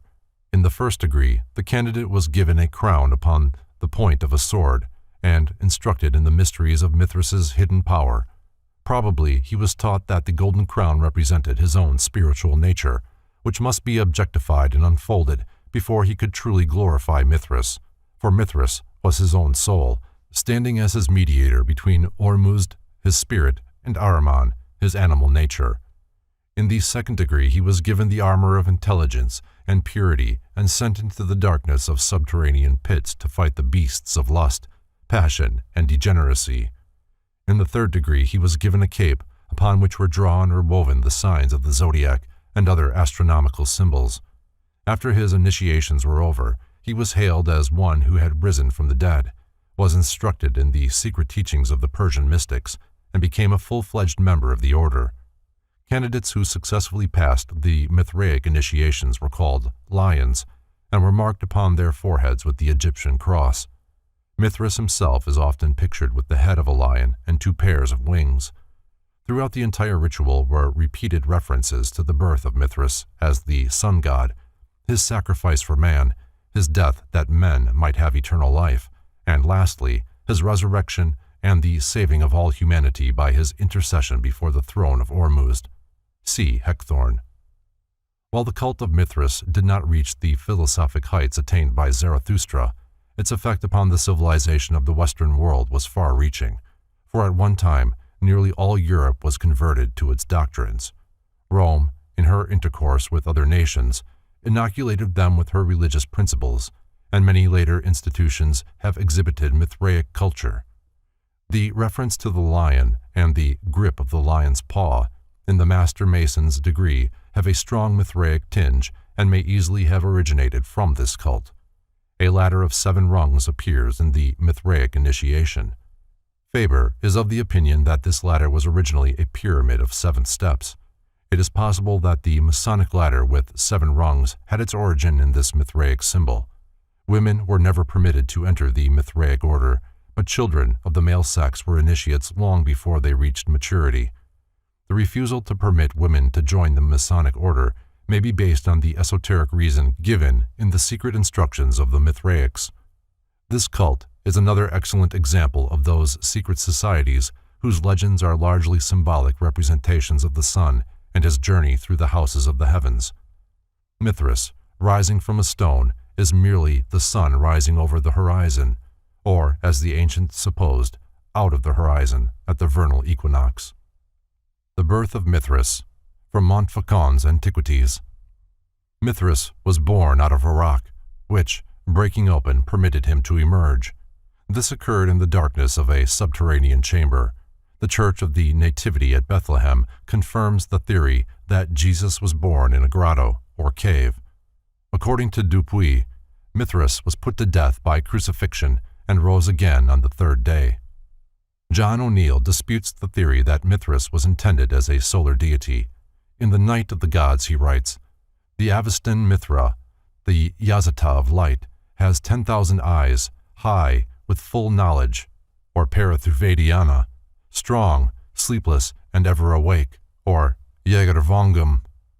The supreme god, Ahura Mazda, also has 1 eye, or else it is said that, with his eyes, the sun, moon, and its stars, he sees everything. The theory that Mithra was originally a title of the supreme heavens god, putting the sun out of court, is the only one that answers all requirements. It will be evident that here we have origins in abundance for the Freemason's eye and its nunquam dormio. The reader must not confuse the Persian Mithra with the Vedic Mitra. According to Alexander Wilder, the Mithraic rites superseded the mysteries of Bacchus and became the foundation of the Gnostic system, which for many centuries prevailed in Asia, Egypt, and even the remote West. The Ancient Mysteries and Secret Societies, Part 2. The entire history of Christian and pagan Gnosticism is shrouded in the deepest mystery and obscurity.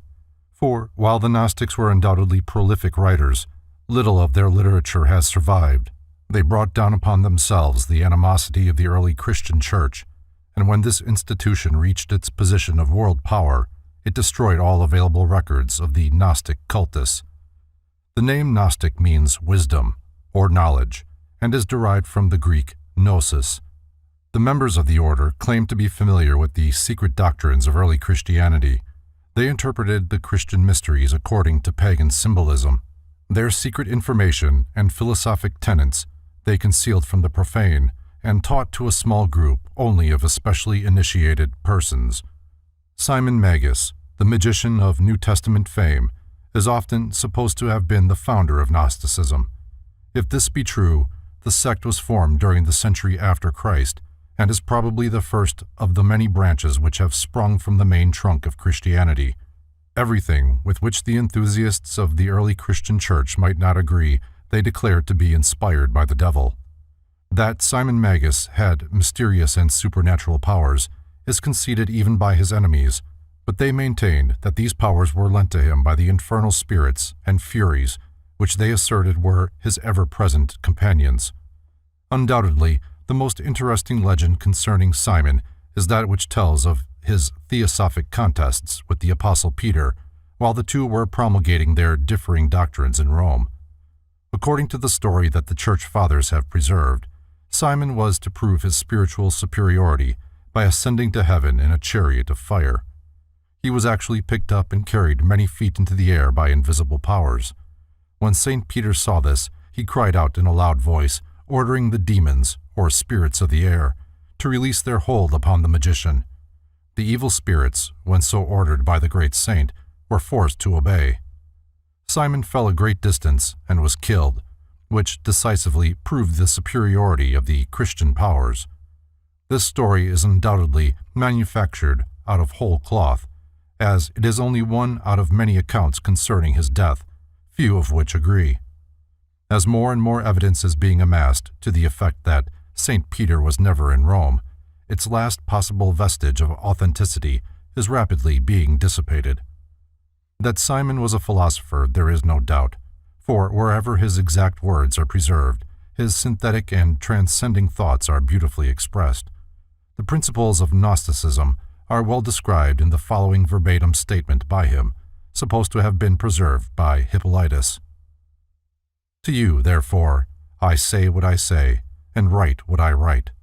And the writing is this: of the universal aeons, or periods, planes, or cycles of creative and created life, in substance and space, or celestial creatures, there are two shoots, without beginning or end, springing from one root, which is the power invisible, inapprehensible silence, or bathos.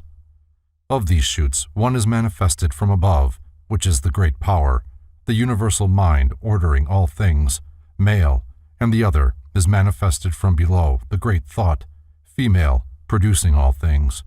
Hence, pairing with each other, they unite and manifest the middle distance, incomprehensible air, without beginning or end. In this is the Father who sustains all things and nourishes those things which have a beginning and end. See Simon Magus by G.R.S. Mead.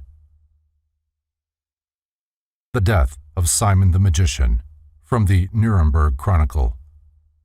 Simon Magus, having called upon the spirits of the air, is here shown being picked up by the demons.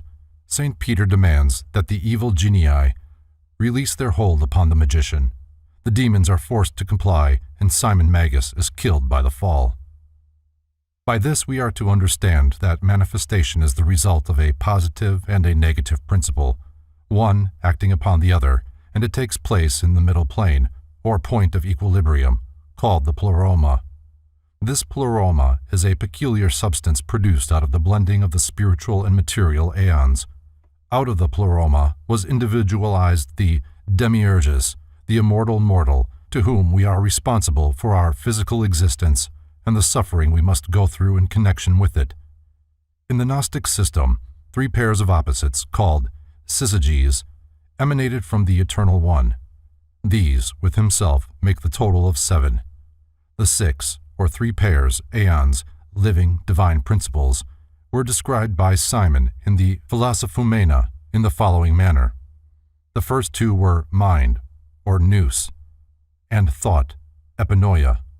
Then came voice, phone, and its opposite, name, onoma, and lastly, reason, logismos, and reflection, or enthumesis.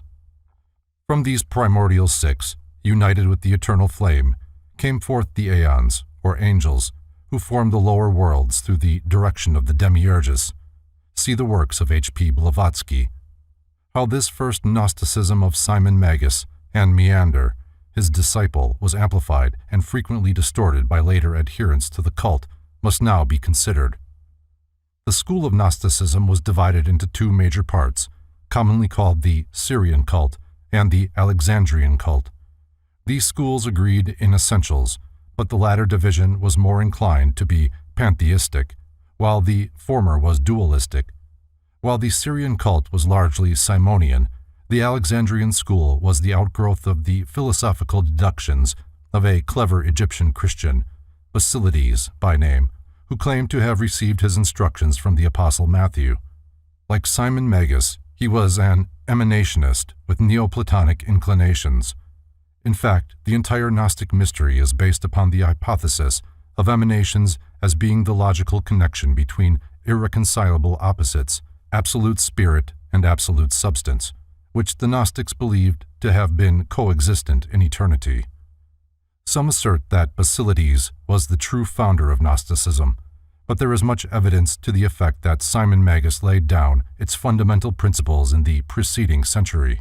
The Alexandrian Basilides inculcated Egyptian Hermeticism, Oriental occultism, Chaldean astrology, and Persian philosophy in his followers, and in his doctrines sought to unite the schools of early Christianity with the ancient pagan mysteries. To him is attributed the formulation of that peculiar concept of the deity which carries the name of Abraxas. In discussing the original meaning of this word, Godfrey Higgins, in his Celtic Druids, has demonstrated that the numerological powers of the letters forming the word Abraxas, when added together, result in the sum of 365. The same author also notes that the name Mithras, when treated in a similar manner, has the same numerical value. Basilides caught that the powers of the universe were divided into 365 aeons, or spiritual cycles, and that the sum of all these together was the Supreme Father, and to him he gave the Kabbalistical appellation Abraxas as being symbolical, numerologically, of his divine powers, attributes, and emanations. Abraxas is usually symbolized as a composite creature, with the body of a human being and the head of a rooster, and with each of his legs ending in a serpent. C.W. King, in his Gnostics and Their Remains, gives the following concise description of the Gnostic philosophy of Basilides, quoting from the writings of the early Christian bishop and martyr, Saint Irenaeus. He asserted that God, the uncreated, eternal Father, had first brought forth nous, or mind. This the Logos, word. This again, phronesius, intelligence. From phronesis sprung Sophia, wisdom, and dynamis, strength. In describing Abraxas, C.W. King says, Bellarmine considers the composite image, inscribed with the actual name Abraxas, to be a Gnostic pantheos, representing the Supreme Being, with the 5 emanations marked out by appropriate symbols.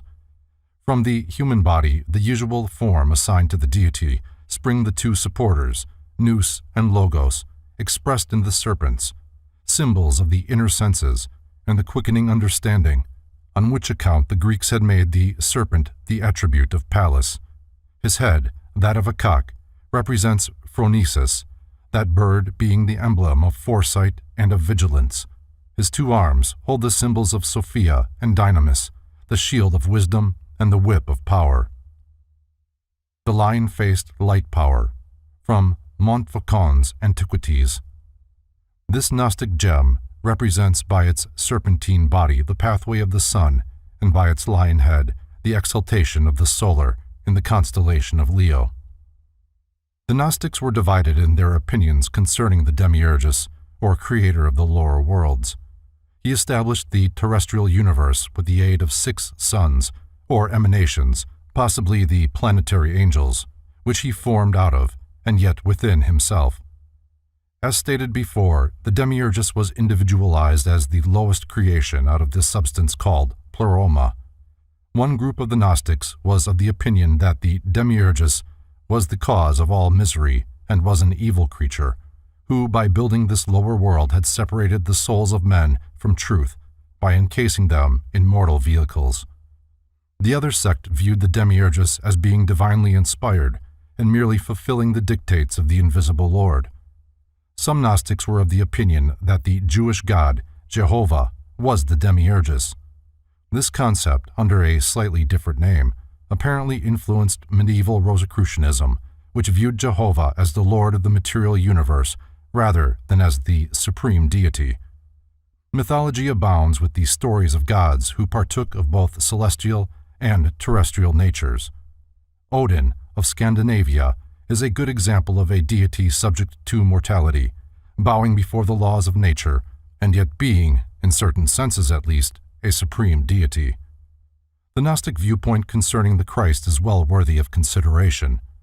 This order claimed to be the only sect to have actual pictures of the divine Syrian. While these were, in all probability, idealistic conceptions of the Savior based upon existing sculpturings and paintings of the pagan sun gods, they were all Christianity had. To the Gnostics, the Christ was the personification of Nous, the divine mind, and emanated from the higher spiritual aeons. He descended into the body of Jesus at the baptism and left it again before the crucifixion. The Gnostics declared that the Christ was not crucified, as this divine Nous could not suffer death, but that Simon, the Cyrenian, offered his life instead, and that the Nous, by means of its power, caused Simon to resemble Jesus. Irenaeus makes the following statement concerning the cosmic sacrifice of the Christ. When the uncreated, unnamed Father saw the corruption of mankind, he sent his firstborn, Nous, into the world, in the form of Christ, for the redemption of all who believe in him, out of the power of those that have fabricated the world, the Demiurgus and his 6 sons, the planetary genii. He appeared amongst men as the man Jesus, and wrought miracles. See Kings, Gnostics, and their remains. The Gnostics divided humanity into 3 parts: those who, as savages, worshipped only the visible nature, those who, like the Jews, worshipped the Demiurgus, and lastly, themselves, or others of a similar cult, including certain sects of Christians who worshipped Nous, or Christ, and the true spiritual light of the higher aeons. After the death of Basilides, Valentinus became the leading inspiration of the Gnostic movement. He still further complicated the system of Gnostic philosophy by adding infinitely to the details. He increased the number of emanations from the Great One, the Abyss, to 15 pairs, and also laid much emphasis on the Virgin Sophia, or wisdom.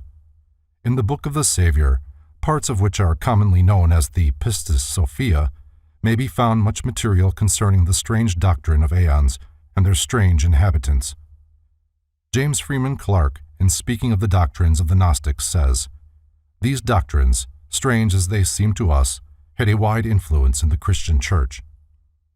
Many of the theories of the ancient Gnostics, especially those concerning scientific subjects, have been substantiated by modern research.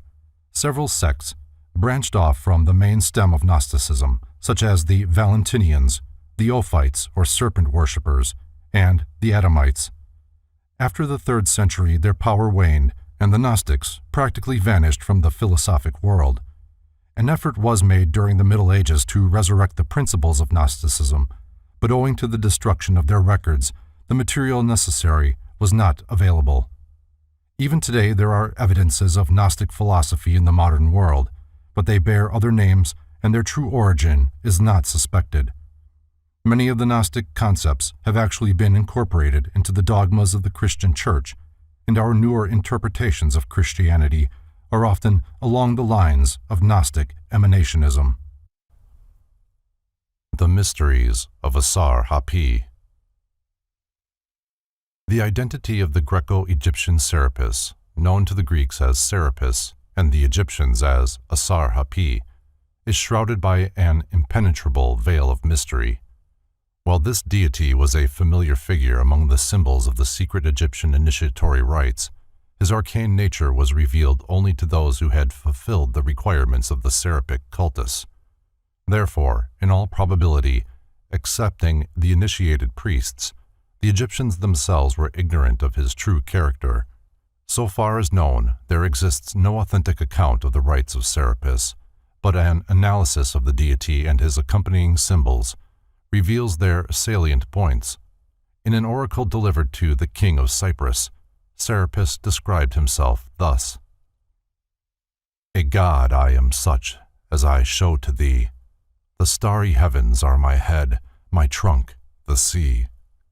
Earth forms my feet, mine ears the air supplies. The sun's far darting, brilliant rays, mine eyes." Several unsatisfactory attempts have been made to etymologize the word Serapis. Godfrey Higgins notes that Soros was the name given by the Egyptians to a stone coffin, and Apis was Osiris incarnate in the sacred bull. These two words combined result in the Soros Apis, or Sorapis, the tomb of the bull, but it is improbable that the Egyptians would worship a coffin in the form of a man. Several ancient authors, including Macrobius, have affirmed that Serapis was a name for the sun, because his image so often had a halo of light about his head. In his Oration upon the Sovereign Sun, Julian speaks of the deity in these words: "One Jove, one Pluto, one sun is Serapis." In Hebrew, Serapis is Seraph, meaning to blaze out or to blaze up. For this reason, the Jews designated one of their hierarchies of spiritual beings seraphim. The most common theory, however, regarding the origin of the name Serapis is that which traces its derivation from the compound Osiris Apis. At one time, the Egyptians believed that the dead were absorbed into the nature of Osiris, the god of the dead. While marked similarity exists between Osiris Apis and Serapis, the theory advanced by Egyptologists that Serapis is merely a name given to the dead Apis, or sacred bull of Egypt, is untenable in view of the transcendent wisdom possessed by the Egyptian priestcraft, who, in all probability, used the god to symbolize the soul of the world, Anima Mundi. The material body of nature was called Apis. The soul, which escaped from the body at death but was enmeshed with the form during physical life, was designated Serapis. The Alexandrian Serapis, from Moses, History der Hebreeuze Kirche. Serapis is often shown standing on the back of a sacred crocodile, carrying in his left hand a rule with which to measure the inundations of the Nile, and balancing with his right hand a curious emblem consisting of an animal with the heads. The first head, that of a lion, signified the present, the second head, that of a wolf, the past, and the third head, that of a dog, the future. The body with its three heads was enveloped by the twisted coils of a serpent. Figures of Serapis are occasionally accompanied by Cerberus, the three-headed dog of Pluto, and, like Jupiter, carry baskets of grain upon their heads. C.W. King believes Serapis to be a deity of Brahmanic extraction, his name being the Grecianized form of Ser-Ada, or Sri Pa, two titles ascribed to Yama, the Hindu god of death. This appears reasonable, especially since there is a legend to the effect that Serapis, in the form of a bull, was driven by Bacchus from India to Egypt. The priority of the Hindu mysteries would further substantiate such a theory.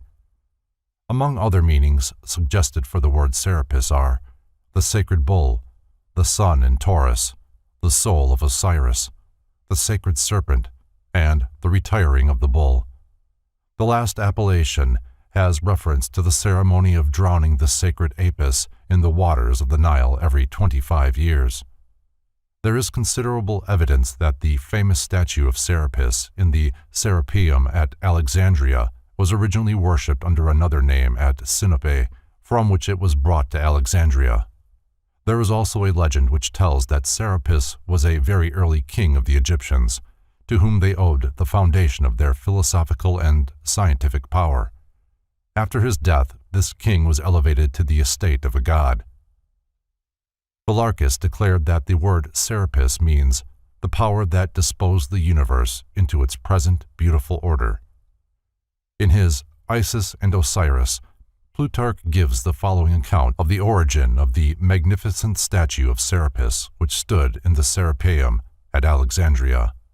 While he was a pharaoh of Egypt, Ptolemy Soter had a strange dream in which he beheld a tremendous statue, which came to life and ordered the pharaoh to bring it to Alexandria with all possible speed. Ptolemy Soter, not knowing the whereabouts of the statue, was sorely perplexed as to how he could discover it. While the pharaoh was relating his dream, a great traveler by the name of Sosibius, coming forward, declared that he had seen such an image at Sinope. The pharaoh immediately dispatched Soteles and Dionysus to negotiate for the removal of the figure to Alexandria. 3 years elapsed before the image was finally obtained, the representatives of the pharaoh finally stealing it and concealing the theft by spreading a story that the statue had come to life and, walking down the street leading from its temple, had boarded the ship prepared for its transportation to Alexandria. Upon its arrival in Egypt, the figure was brought into the presence of two Egyptian initiates, the Eumolpid Timotheus and Manetho the Sebonite, who immediately pronounced it to be Serapis. The priests then declared that it was equivalent to Pluto. This was a masterly stroke, for in Serapis the Greeks and Egyptians found a deity in common, and thus religious unity was consummated between the two nations. Several figures of Serapis that stood in his various temples in Egypt and Rome have been described by early authors. Nearly all these showed Grecian rather than Egyptian influence. In some, the body of the god was encircled by the coils of a great serpent. Others showed him as a composite of Osiris and Apis. A description of the god that, in all probability, is reasonably accurate is that which represents him as a tall, powerful figure, conveying the twofold impression of manly strength and womanly grace. His face portrayed a deeply pensive mood, the expression inclining toward sadness. His hair was long and arranged in a somewhat feminine manner, resting in curls upon his breast and shoulders. The face, save for its heavy beard, was also decidedly feminine. The figure of Serapis was usually robed from head to foot in heavy draperies, believed by initiates to conceal the fact that his body was androgynous. Various substances were used in making the statues of Serapis. Some undoubtedly were carved from stone or marble by skilled craftsmen. Others may have been cast from base or precious metals. One colossus of Serapis was composed of plates of various metals fitted together. In a labyrinth sacred to Serapis stood a 13-foot statue of him, reputed to have been made from a single emerald. Modern writers, discussing this image, state that it was made of green glass poured into a mold. According to the Egyptians, however, it withstood all the tests of an actual emerald.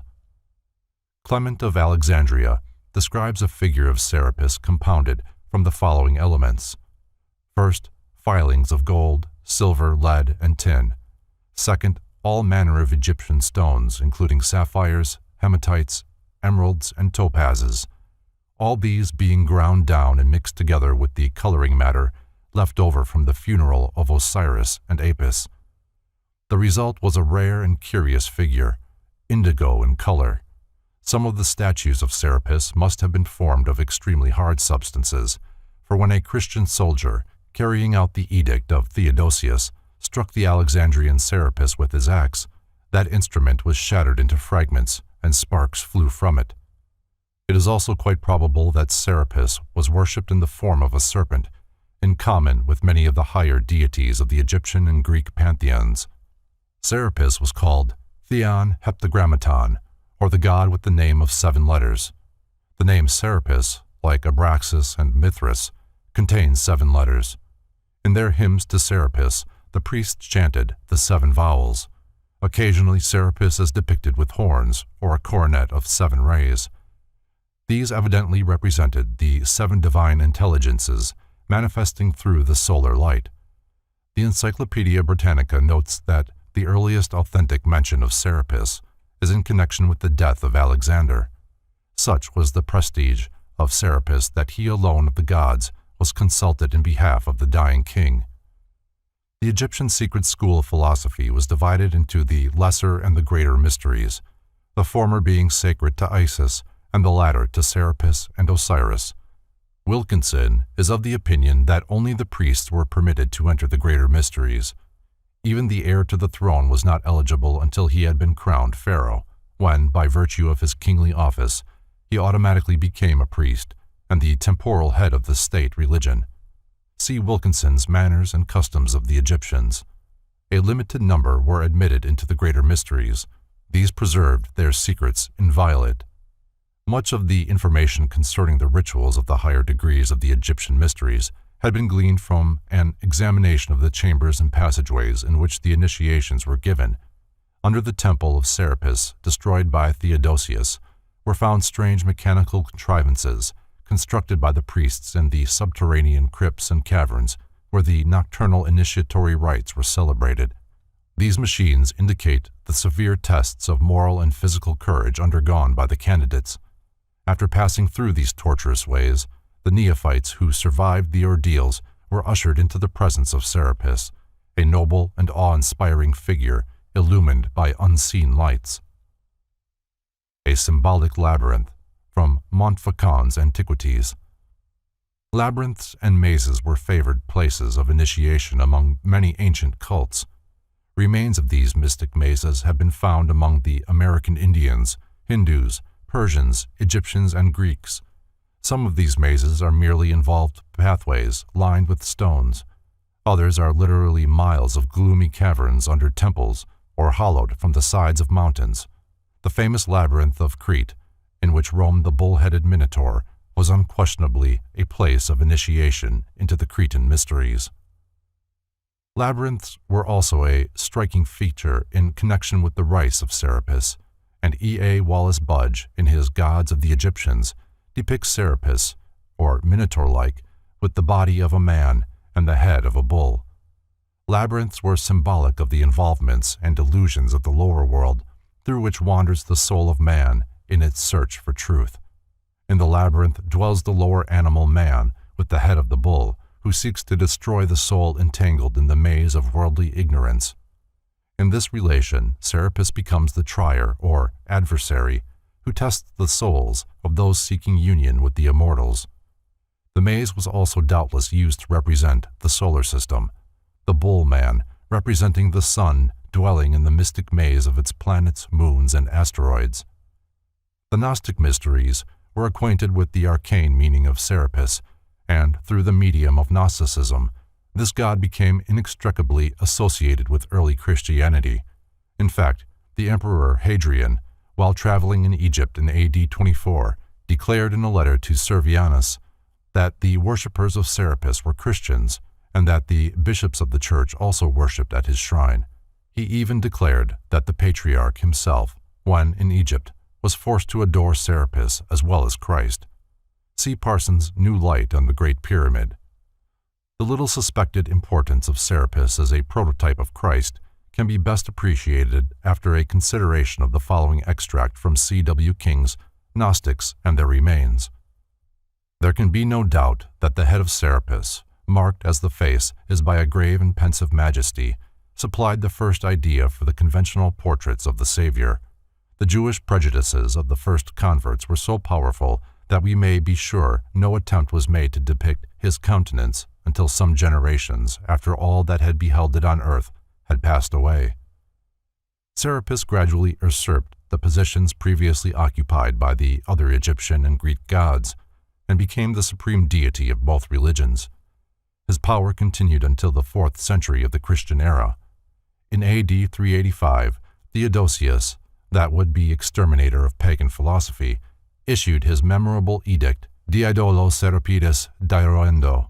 When the Christian soldiers, in obedience to this order, entered the Serapeum at Alexandria to destroy the image of Serapis which had stood there for centuries, so great was their veneration for the god that they dared not touch the image, lest the ground should open at their feet and engulf them. At length, overcoming their fear, they demolished the statue, sacked the building, and finally, as a fitting climax to their offense, burned the magnificent library which was housed within the lofty apartments of the Serapeum. Several writers have recorded the remarkable fact that Christian symbols were found in the ruined foundations of this pagan temple. Socrates, a church historian of the 5th century, declared that after the pious Christians had razed the Serapeum at Alexandria and scattered the demons who dwelt there under the guise of gods, beneath the foundations was found the monogram of Christ. Two quotations will further establish the relationship existing between the mysteries of Serapis and those of other ancient peoples.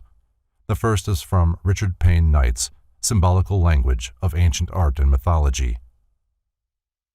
Hence Varro, in De Lingua Latina, says that Selim and Terra, that is universal mind and productive body, were the great gods of the Samothracian mysteries, and the same as the Serapis and Isis of the later Egyptians, the Tautus and Astarte of the Phoenicians, and the Saturn and Ops of the Latins. The second quotation is from Albert Pike's Morals and Dogma. "Thee," says Martianus Capella in his Hymn to the Sun, "dwellers on the Nile adore as Serapis, and Memphis worships as Osiris. In the sacred rites of Persia thou art Mithras.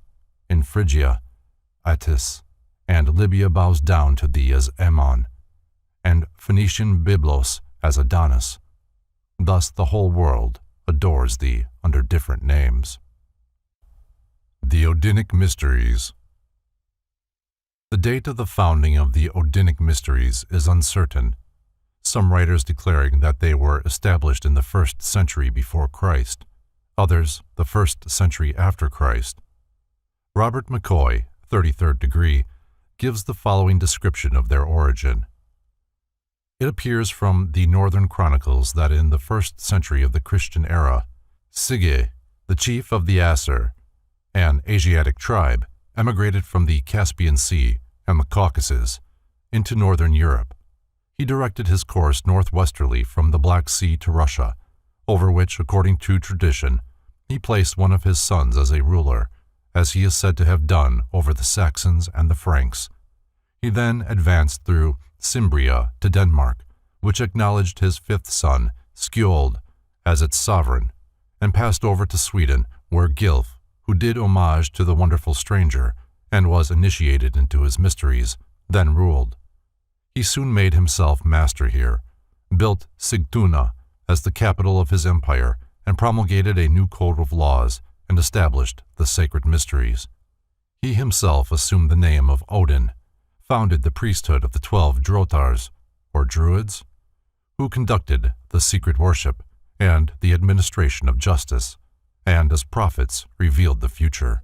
The secret rites of these mysteries celebrated the death of Balder, the beautiful and lovely, and represented the grief of gods and men at his death and his restoration to life. General History of Freemasonry. After his death, the historical Odin was apotheosized, his identity being merged into that of the mythological Odin, god of wisdom, whose cult he had promulgated. Odinism then supplanted the worship of Thor, the Thunderer, the supreme deity of the ancient Scandinavian pantheon. The mound where, according to legend, King Odin was buried is still to be seen near the site of his great temple at Uppsala. The 12 Drotars, who presided over the Odinic mysteries, evidently personified the 12 holy and ineffable names of Odin. The rituals of the Odinic mysteries were very similar to those of the Greeks, Persians, and Brahmins, after which they were patterned. The Drotars, who symbolized the signs of the zodiac, were the custodians of the arts and sciences, which they revealed to those who passed successfully the ordeals of initiation. Like many other pagan cults, the Odinic mysteries, as an institution, were destroyed by Christianity, but the underlying cause of their fall was the corruption of the priesthood. Mythology is nearly always the ritual and the symbolism of a mystery school. Briefly stated, the sacred drama which formed the basis of the Odinic mysteries was as follows. The supreme, invisible creator of all things was called All-Father. His regent in nature was Odin, the one-eyed god. Like Quetzalcoatl, Odin was elevated to the dignity of the supreme deity. According to the Drotars, the universe was fashioned from the body of Ymir, the hoarfrost giant. Ymir was formed from the clouds of mist that rose from Ginnunga Gap, the great cleft in chaos into which the primordial frost giants and flame giants had hurled snow and fire. The three gods, Odin, Vili, and Ve, slew Ymir, and from him formed the world. From Ymir's various members the different parts of nature were fashioned. After Odin had established order, he caused a wonderful palace, called Asgard, to be built on top of a mountain, where here the 12 Aesir, or gods, dwelt together, far above the limitations of mortal men. On this mountain also was Valhalla, the palace of the slain, where those who had heroically died fought and feasted day after day. Each night their wounds were healed, and the boar whose flesh they ate renewed itself as rapidly as it was consumed. Balder the Beautiful, the Scandinavian Christ, was the beloved son of Odin. Balder, was not warlike. His kindly and beautiful spirit brought peace and joy to the hearts of the gods, and they all loved him save one. As Jesus had Judas among his 12 disciples, so one of the 12 gods was false, Loki, the personification of evil. Loki caused Hother, the blind god of fate, to shoot Balder with a mistletoe arrow. With the death of Balder, light and joy vanished from the lives of the other deities. Heartbroken, the gods gathered to find a method whereby they could resurrect the spirit of eternal life and youth. The result was the establishment of the mysteries. The Odinic mysteries were given in underground crypts or caves, the chambers, 9 in number, representing the 9 worlds of the mysteries. The candidate seeking admission was assigned the task of raising Balder from the dead. Although he did not realize it, he himself played the part of Balder. He called himself a wanderer. The caverns through which he passed were symbolic of the worlds and spheres of nature. The priests who initiated him were emblematic of the sun, the moon, and the stars. The 3 supreme initiators, the sublime, the equal to the sublime, and the highest, were analogous to the worshipful master and the junior and senior wardens of a Masonic lodge. After wandering for hours through the intricate passageways, the candidate was ushered into the presence of a statue of Balder the Beautiful, the prototype of all initiates into the mysteries. This figure stood in the center of a great apartment, roofed with shields. In the midst of the chamber stood a plant with 7 blossoms, emblematic of the planers. In this room, which symbolized the house of the Aesir, or wisdom, the neophyte took his oath of secrecy and piety upon the naked blade of a sword.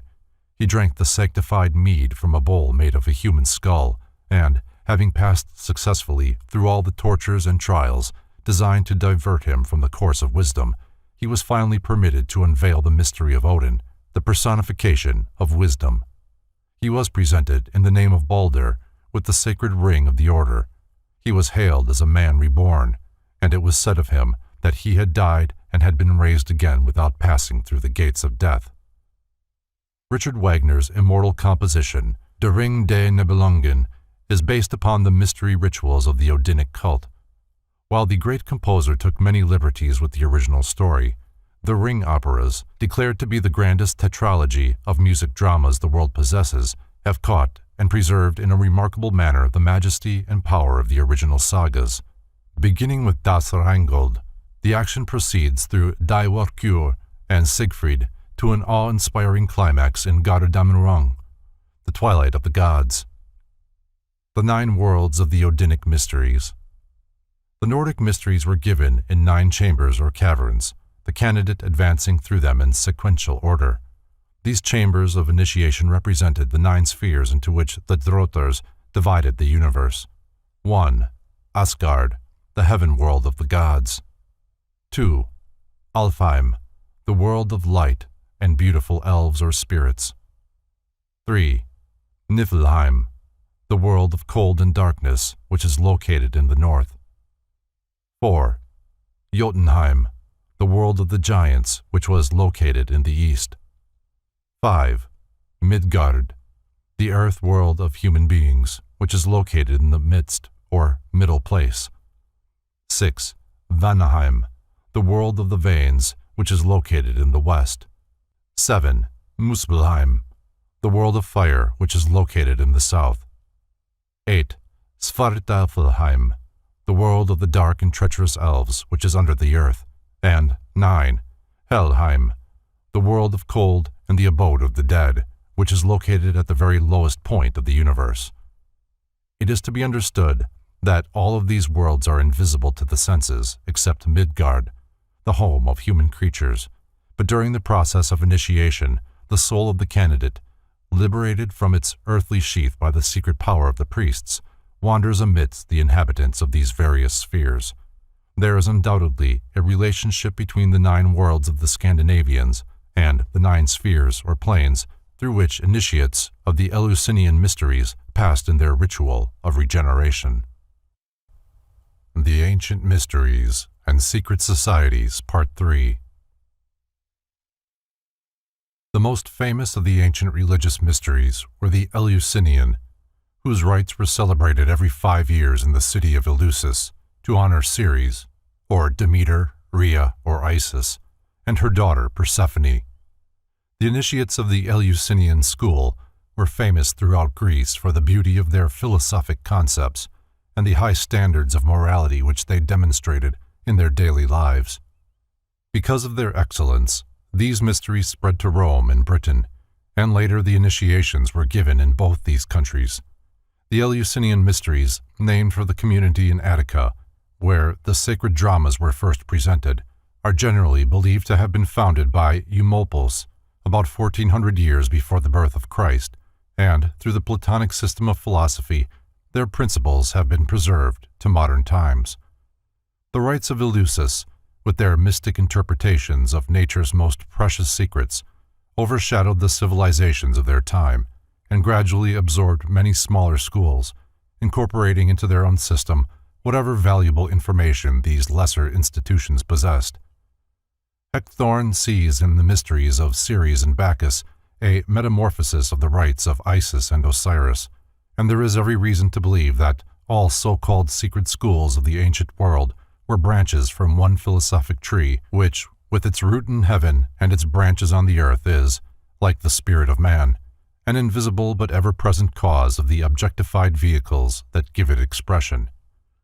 The mysteries were the channels through which this one philosophic light was disseminated, and their initiates, resplendent with intellectual and spiritual understanding, were the perfect fruitage of the divine tree, bearing witness to the material world of the recondite source of all light and truth. The rites of Eleusis were divided into what were called the lesser and the greater mysteries.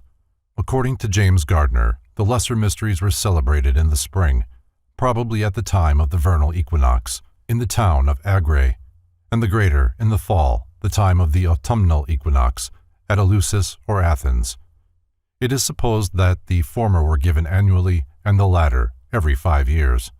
The rituals of the Eleusinians were highly involved, and to understand them required a deep study of Greek mythology, which they interpreted in its esoteric light with the aid of their secret keys. The lesser mysteries were dedicated to Persephone. In his Eleusinian and Bacchic mysteries, Thomas Taylor sums up their purpose as follows. The lesser mysteries were designed by the ancient theologists, their founders, to signify occultly the condition of the unpurified soul invested with an earthy body and enveloped in a material and physical nature. The legend used in the lesser rites is that of the abduction of the goddess Persephone, the daughter of Ceres, by Pluto, the lord of the underworld, or Hades. While Persephone is picking flowers in a beautiful meadow, the earth suddenly opens and the gloomy lord of death, riding in a magnificent chariot, emerges from its somber depths and, grasping her in his arms, carries the screaming and struggling goddess to his subterranean palace, where he forces her to become his queen. It is doubtful whether many of the initiates themselves understood the mystic meaning of this allegory, for most of them apparently believed that it referred solely to the succession of the seasons.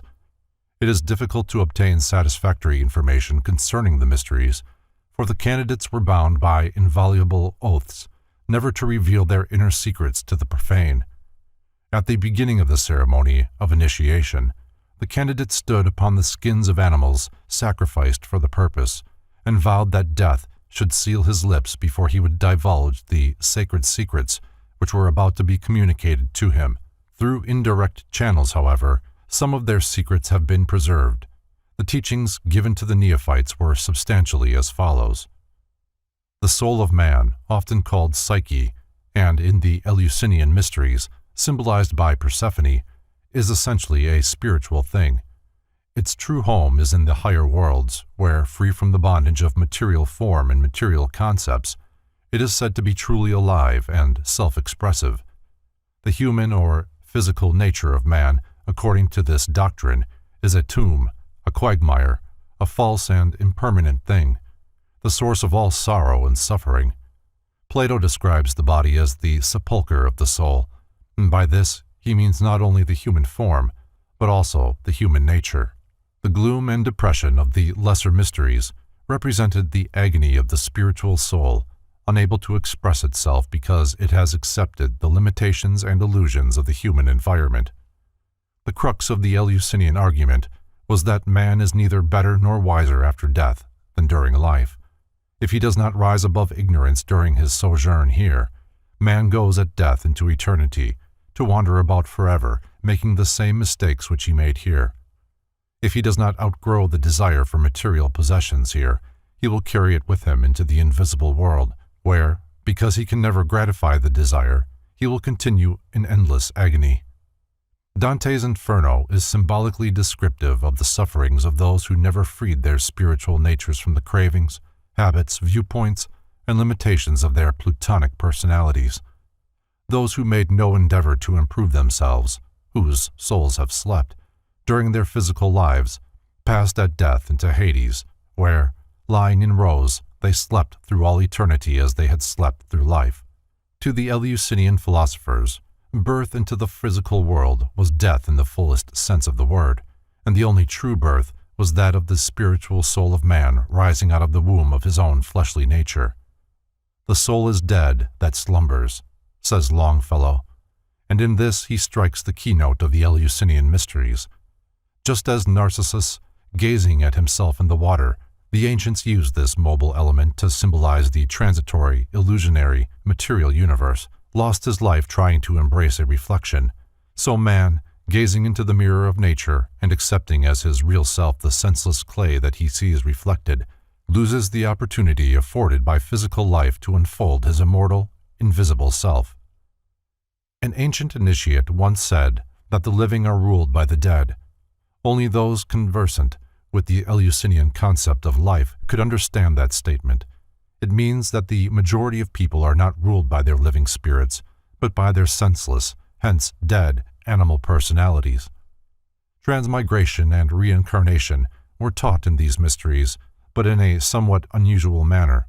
It was believed that at midnight the invisible worlds were closest to the terrestrial sphere, and that the souls coming into material existence slipped in during the midnight hour. For this reason, many of the Eleusinian ceremonies were performed at midnight.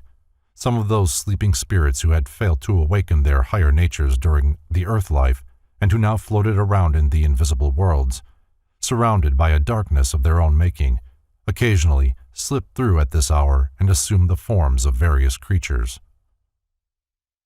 The Rape of Persephone.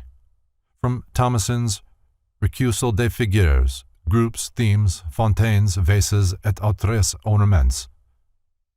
Pluto, the lord of the underworld, represents the body intelligence of man, and the rape of Persephone is symbolic of the divine nature assaulted and defiled by the animal soul and dragged downward into the somber darkness of Hades, which is here used as a synonym for the material, or objective, sphere of consciousness.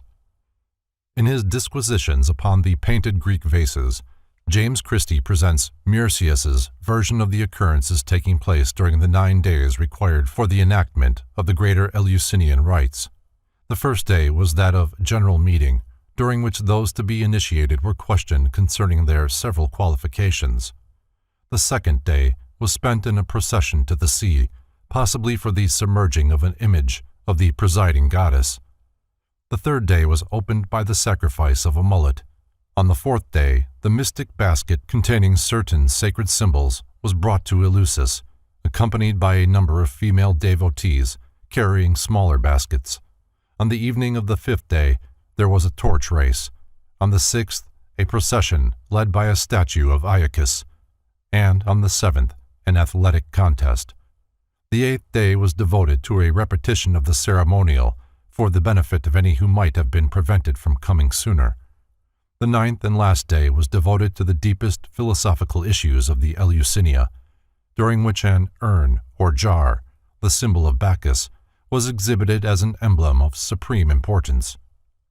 The mystics of Eleusis also laid stress upon the evil of suicide, explaining that there was a profound mystery concerning this crime of which they could not speak, but warning their disciples that a great sorrow comes to all who take their own lives. This, in substance, constitutes the esoteric doctrine given to the initiates of the lesser mysteries. As the degree dealt largely with the miseries of those who failed to make the best use of their philosophic opportunities, the chambers of initiation were subterranean, and the horrors of Hades were vividly depicted in a complicated ritualistic drama. After passing successfully through the torturous passageways, with their trials and dangers, the candidate received the honorary title of Mystis. This meant one who saw through a veil or had a clouded vision.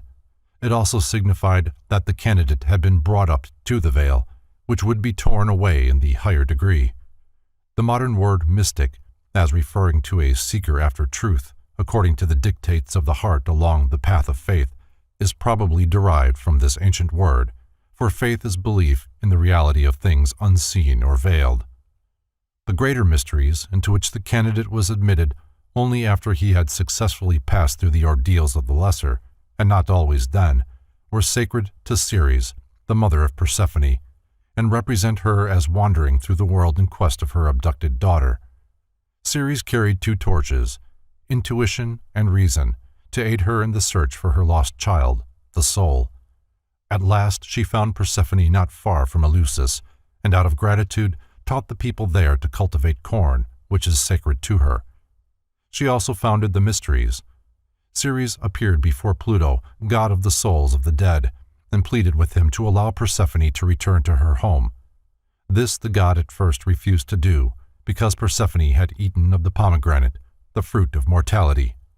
At last, however, he compromised and agreed to permit Persephone to live in the upper world half of the year if she would stay with him in the darkness of Hades for the remaining half. Ceres, the patron of the mysteries, from a mural painting in Pompeii. Ceres, or Demeter, was the daughter of Cronos and Rhea, and by Zeus the mother of Persephone. Some believe her to be the goddess of the earth, but more correctly she is the deity protecting agriculture in general and corn in particular. The poppy is sacred to Ceres, and she is often shown carrying or ornamented by a garland of these flowers. In the mysteries, Ceres represented riding in a chariot drawn by winged serpents. The Greeks believed that Persephone was a manifestation of the solar energy, which in the winter months lived under the earth with Pluto, but in the summer returned again with the goddess of productiveness. There is a legend that the flowers loved Persephone, and that every year, when she left for the dark realms of Pluto, the plants and shrubs would die of grief. While the profane and uninitiated had their own opinions on these subjects, the truths of the Greek allegories remained safely concealed by the priests, who alone recognized the sublimity of these great philosophic and religious parables. Thomas Taylor epitomizes the doctrines of the greater mysteries in the following statement: "The greater mysteries obscurely intimated, by mystic and splendid visions, the felicity of the soul both here and hereafter when purified from the defilement of a material nature and constantly elevated to the realities of intellectual, spiritual vision."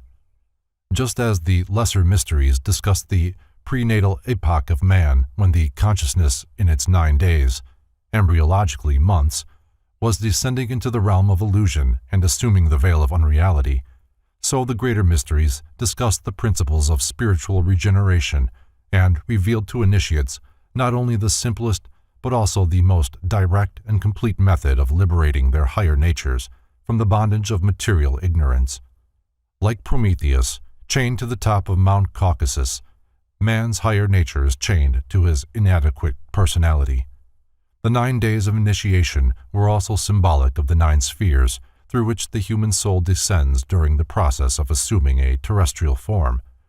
The secret exercises for spiritual unfoldment given to disciples of the higher degrees are unknown, but there is every reason to believe that they were similar to the Brahmanic mysteries, since it is known that the Eleusinian ceremonies were closed with the Sanskrit words Kanks am Pax, that part of the allegory referring to the 2 6-month periods during one of which Persephone must remain with Pluto, while during the other she may revisit the upper world, offers material for deep consideration. It is probable that the Eleusinians realized that the soul left the body during sleep, or at least was made capable of leaving by the special training which undoubtedly they were in a position to give. Thus Persephone would remain as the queen of Pluto's realm during the waking hours, but would ascend to the spiritual worlds during the periods of sleep. The initiate was taught how to intercede with Pluto to permit Persephone, the initiate's soul, to ascend from the darkness of his material nature into the light of understanding. When thus freed from the shackles of clay and crystallized concepts, the initiate was liberated not only for the period of his life, but for all eternity, for never thereafter was he divested of those soul qualities which after death were his vehicles for manifestation and expression in the so-called heaven world. In contrast to the idea of Hades as a state of darkness below, the gods were said to inhabit the tops of mountains, a well-known example being Mount Olympus, where the 12 deities of the Greek pantheon were said to dwell together. In his initiatory wanderings, the neophyte therefore entered chambers of ever-increasing brilliancy to portray the ascent of the spirit from the lower worlds into the realms of bliss. As the climax to such wanderings, he entered a great vaulted room, in the center of which stood a brilliantly illumined statue of the goddess Ceres. Here, in the presence of the Hierophant and surrounded by priests in magnificent robes, he was instructed in the highest of the secret mysteries of the Eleusis. At the conclusion of this ceremony, he was hailed as an epoptis, which means one who has beheld or seen directly. For this reason also initiation was termed autopsy. The epoptis was then given certain sacred books, probably written in cipher, together with tablets of stone on which secret instructions were engraved. In the obelisk in Freemasonry, John A. Weiss describes the officiating personages of the Eleusinian mysteries as consisting of a male and a female hierophant, who directed the initiations, a male and a female torchbearer, a male herald, and a male and a female altar attendant. There were also numerous minor officials. He states that, according to Porphyry, the hierophant represents Plato's demiurgus, or creator of the world, the torchbearer, the sun, the altarman, the moon, the herald, Hermes, or Mercury, and the other officials, minor stars. From the records available, a number of strange and apparently supernatural phenomena accompanied the rituals. Many initiates claim to have actually seen the living gods themselves. Whether this was the result of religious ecstasy or the actual cooperation of invisible powers with the visible priests must remain a mystery. In The Metamorphosis, or Golden Ass, Apuleius thus describes what in all probability is his initiation into the Eleusinian mysteries. I approached to the confines of death, and having trod on the threshold of Prosperine, I returned from it, being carried through all the elements. At midnight, I saw the sun shining with a splendid light, and I manifestly drew near to the gods beneath and the gods above, and proximately adored them. Women and children were admitted to the Eleusinian mysteries, and at one time there were literally thousands of initiates. Because this vast host was not prepared for the highest spiritual and mystical doctrines, a division necessarily took place within the society itself. The higher teachings were given to only a limited number of initiates who, because of superior mentality, showed a comprehensive grasp of their underlying philosophical concepts. Socrates refused to be initiated into the Eleusinian mysteries, for knowing its principles without being a member of the order, he realized that membership would seal his tongue. That the mysteries of Eleusis were based upon great and eternal truths is attested by the veneration in which they were held by the great minds of the ancient world. M. Overoff asks, would Pindar, Plato, Cicero, Epictetus have spoken of them with such admiration if the Hierophant had satisfied himself with loudly proclaiming his own opinions or those of his order? The garments in which candidates were initiated were preserved for many years and were believed to possess almost sacred properties. Just as the soul can have no covering save wisdom and virtue, so the candidates, being as yet without true knowledge, were presented to the mysteries unclothed, being first given the skin of an animal, and later a consecrated robe to symbolize the philosophical teachings received by the initiate. During the course of initiation, the candidate passed through 2 gates. The first led downward into the lower worlds and symbolized his birth into ignorance. The second led upward into a room brilliantly lighted by unseen lamps, in which was the statue of Ceres, and which symbolized the upper world, or the abode of light and truth. Strabo states that the great temple of Eleusis would hold between 20,000 and 30,000 people. The caves dedicated by Zarathustra also had these two doors, symbolizing the avenues of birth and death. The following paragraph from Porphyry gives a fairly adequate conception of Eleusinian symbolism. God, being a luminous principle, residing in the midst of the most subtle fire, he remains forever invisible to the eyes of those who do not elevate themselves above material life. On this account, the sight of transparent bodies, such as crystal, Parian marble, or even ivory, recalls the idea of divine light, as the sight of gold excites an idea of its purity, for gold cannot be sullied. Some have thought by a black stone was signified the invisibility of the divine essence. To express supreme reason, the divinity was represented under the human form, and beautiful, for God is the source of beauty, of different ages and in various attitudes, sitting or upright, of one or the other sex, as a virgin or a young man, a husband or a bride, that all the shades and gradations might be marked. Everything luminous was subsequently attributed to the gods, the sphere, and all that is spherical to the universe, to the sun and moon, sometimes to fortune and to hope, the circle and all circular figures to eternity, to the celestial movements, to the circles and zones of the heavens, the section of circles to the phases of the moon, and pyramids and obelisks to the ingenious principle, and through that to the gods of heaven. A cone expresses the sun, a cylinder the earth. The phallus and triangle, a symbol of the matrix, designate generation. From Essay on the Mysteries of Eleusis by M. Overoff. The Eleusinian mysteries, according to Heckthorn, survived all others and did not cease to exist as an institution until nearly 400 years after Christ, when they were finally suppressed by Theodosius, styled the Great, who cruelly destroyed all who did not accept the Christian faith. Of this greatest of all philosophical institutions, Cicero said that it taught men not only how to live, but also how to die. The Orphic Mysteries. Orpheus, the Thracian bard, the great initiator of the Greeks, ceased to be known as a man and was celebrated as a divinity several centuries before the Christian era. As to Orpheus himself, writes Thomas Taylor, scarcely a vestige of his life is to be found amongst the immense ruins of time, for who has ever been able to affirm anything with certainty of his origin, his age, his country or condition? This alone may be depended on, from general assent, that there formerly lived a person named Orpheus, who was the founder of theology among the Greeks, the institutor of their lives and morals, the first of prophets and the prince of poets, himself the offspring of a muse, who taught the Greeks their sacred rites and mysteries, and from whose wisdom, as from a perennial and abundant fountain, the divine muse of Homer and the sublime theology of Pythagoras and Plato flowed. See the mystical hymns of Orpheus. Orpheus was founder of the Grecian mythological system, which he used as the medium for the promulgation of his philosophical doctrines. The origin of his philosophy is uncertain.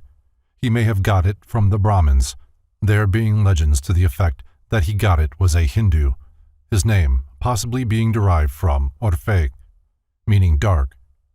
Orpheus was initiated into the Egyptian mysteries, from which he secured extensive knowledge of magic, astrology, sorcery, and medicine. The mysteries of the Kabiri at Samothrace were also conferred upon him, and these undoubtedly contributed to his knowledge of medicine and music. The romance of Orpheus and Eurydice is one of the tragic episodes of Greek mythology, and apparently constitutes the outstanding feature of the Orphic rite. Eurydice, in her attempt to escape from a villain seeking to seduce her, died from the venom of a poisonous serpent which stung her in the heel. Orpheus, penetrating to the very heart of the underworld, so charmed Pluto and Persephone with the beauty of his music that they agreed to permit Eurydice to return to life if Orpheus could lead her back to the sphere of the living, without once looking round to see if she were following. So great was his fear, however, that she would stray from him, that he turned his head, and Eurydice, with a broken cry, was swept back into the land of death. Orpheus wandered the earth for a while disconsolate, and there are several conflicting accounts of the manner of his death.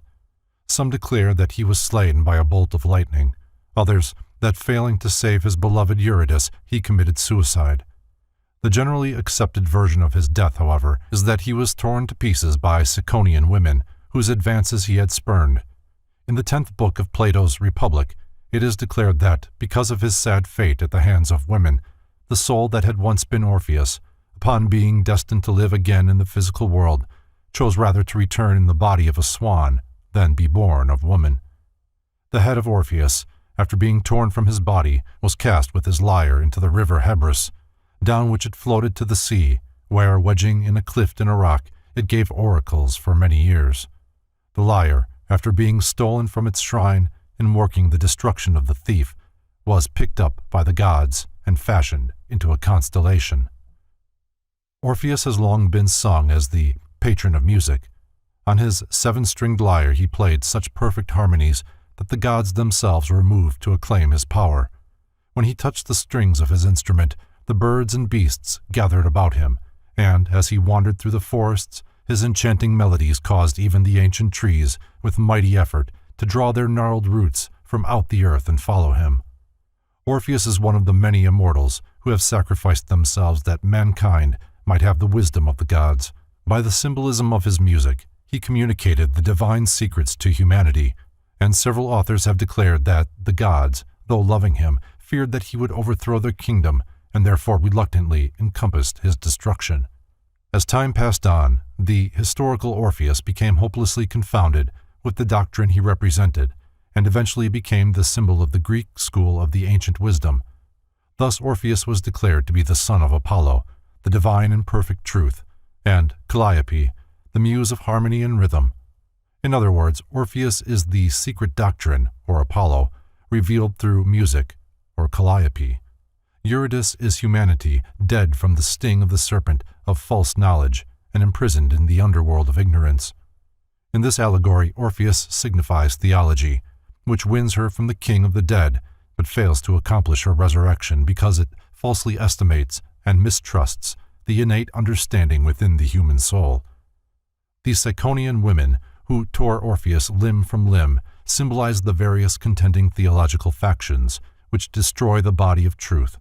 They cannot accomplish this, however, until their discordant cries drown out the harmony drawn by Orpheus from his magic lyre. The head of Orpheus signifies the esoteric doctrines of his cult. These doctrines continue to live and speak even after his body, the cult, has been destroyed. The lyre is the secret teaching of Orpheus. The 7 strings are the 7 divine truths, which are the key to universal knowledge. The differing accounts of his death represent the various means used to destroy the secret teachings. Wisdom can die in many ways at the same time. The allegory of Orpheus incarnating in the white swan merely signifies that the spiritual truths he promulgated will continue and will be taught by the illumined initiates of all future ages.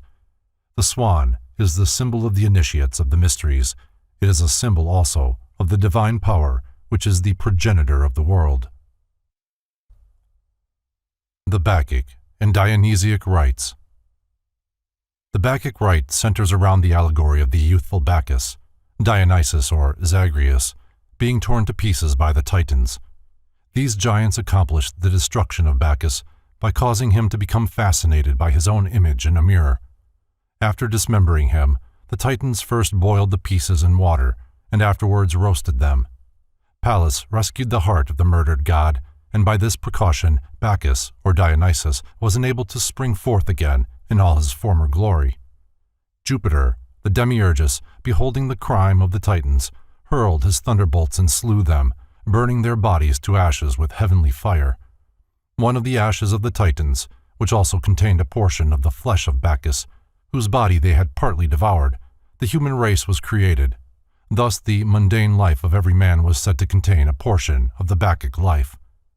For this reason the Greek mysteries warned against suicide. He who attempts to destroy himself raises his hand against the nature of Bacchus within him, since man's body is indirectly the tomb of this god, and consequently must be preserved with the greatest care. Bacchus, or Dionysus, represents the rational soul of the inferior world. He is the chief of the Titans, the artificers of the mundane spheres. The Pythagoreans called him the Titanic monad. Thus Bacchus is the all-inclusive idea of the Titanic sphere and the Titans, or gods of the fragments, the active agency by means of which universal substance is fashioned into the pattern of this idea. The Bacchic state signifies the unity of the rational soul in a state of self-knowledge, and the Titanic state the diversity of the rational soul, which, being scattered throughout creation, loses the consciousness of its own essential oneness. The mirror into which Bacchus gazes, and which the cause of his fall, is the great sea of illusion, the lower world fashioned by the Titans. Bacchus, the mundane rational soul, seeing his image before him, accepts the image as a likeness of himself, and ensouls the likeness. That is, the rational idea ensouls its reflection, the irrational universe. By ensouling the irrational image, it implants in it the urge to become like its source, the rational image. Therefore the ancients said that man does not know the gods by logic or by reason, but rather by realizing the presence of the gods within himself. The processional of the Bacchic rites, from Ovid's Metamorphoses. In the initiation of the Bacchic mysteries, the role of Bacchus is played by the candidate who, set upon by priests in the guise of the Titans, is slain and finally restored to life amidst great rejoicing. The Bacchic mysteries were given every 3 years, and like the Eleusinian mysteries, were divided into 2 degrees. The initiates were crowned with myrtle and ivy, plants which were sacred to Bacchus. In the Anacalypsis, Godfrey Higgins conclusively establishes Bacchus, or Dionysus, as one of the early pagan forms of the Christos myth. The birthplace of Bacchus, called Sabazius or Sabaoth, was claimed by several places in Greece, but on Mount Zelmissus, in Thrace, his worship seemed to have been chiefly celebrated. He was born of a virgin on the 25th of December. He performed great miracles for the good of mankind, particularly one in which he changed water into wine. He rode in a triumphal procession on an ass. He was put to death by the Titans, and rose again from the dead on the 25th of March. He was always called the Savior. In his mysteries he was shown to the people, as an infant is by the Christians at this day, on Christmas Day morning in Rome. While Apollo most generally represents the sun, Bacchus is also a form of solar energy, for his resurrection was accomplished with the assistance of Apollo. The resurrection of Bacchus signifies merely the extraction or disentanglement of the various parts of the Bacchic constitution from the Titanic constitution of the world. This is symbolized by the smoke, or soot, rising from the burned bodies of the Titans. The soul is symbolized by smoke because it is extracted by the fire of the mysteries. Smoke signifies the ascension of the soul, for evolution is the process of the soul rising, like smoke, from the divinely consumed material mass. At the time, the Bacchic rites were of a high order, but later they became much degraded. The Bacchanalia, or orgies of Bacchus, are famous in literature. After Bacchus gazed into the mirror and followed his own reflection into matter, the rational soul of the world was broken up and distributed by the Titans throughout the mundane sphere, of which it is the essential nature, but the heart or source of it they could not scatter. The Titans took the dismembered body of Bacchus and boiled it in water, symbol of immersion in the material universe, which represents the incorporation of the Bacchic principle in form. The pieces were afterwards roasted to signify the subsequent ascension of the spiritual nature out of form. When Jupiter, the father of Bacchus and the demiurgus of the universe, saw that the Titans were hopelessly involving the rational or divine idea by scattering its members through the constituent parts of the lower world, he slew the Titans in order that the divine idea might not be entirely lost. From the ashes of the Titans he formed mankind, whose purpose of existence was to preserve and eventually to release the Bacchic idea, or rational soul, from the Titanic fabrication. Jupiter, being the demiurgus and fabricator of the material universe, is the third person of the creative triad, consequently the Lord of Death, for death exists only in the lower sphere of being over which he presides. Disintegration takes place so that reintegration may follow upon a higher level of form or intelligence. The thunderbolts of Jupiter are emblematic of his disintegrative power. They reveal the purpose of death, which is to rescue the rational soul from the devouring power of the irrational nature. Man is a composite creature, his lower nature consisting of the fragments of the Titans, and his higher nature, the sacred, immortal flesh or life of Bacchus. Therefore man is capable of either a Titanic, or irrational, or a Bacchic, or rational existence. The Titans of Hesiod, who were 12 in number, are probably analogues to the celestial zodiac, whereas the Titans who murdered and dismembered Bacchus represent the zodiacal powers distorted by their involvement in the material world. Thus Bacchus represents the sun, who is dismembered by the signs of the zodiac and from whose body the universe is formed. When the terrestrial forms were created from the various parts of his body, the sense of wholeness was lost and the sense of separateness established. The heart of Bacchus, which was saved by Pallas, or Minerva, was lifted out of the four elements symbolized by his dismembered body and placed in the ether. The heart of Bacchus is the immortal center of the rational soul. After the rational soul had been distributed throughout creation and the nature of man, the Bacchic mysteries were instituted for the purpose of disentangling it from the irrational Titanic nature. This disentanglement was the process of lifting the soul out of the separateness into that of unity. The various parts and members of Bacchus were collected from the different corners of the earth. When all the rational parts are gathered, Bacchus is resurrected. The rites of Dionysus were very similar to those of Bacchus, and by many these two gods are considered as one. Statues of Dionysus were carried in the Eleusinian mysteries, especially the lesser degrees. Bacchus, representing the soul of the mundane sphere, was capable of an infinite multiplicity of form and designations. Dionysus apparently was his solar aspect. The Dionysiac architects constituted an ancient secret society in principles and doctrines much like the modern Freemasonic order.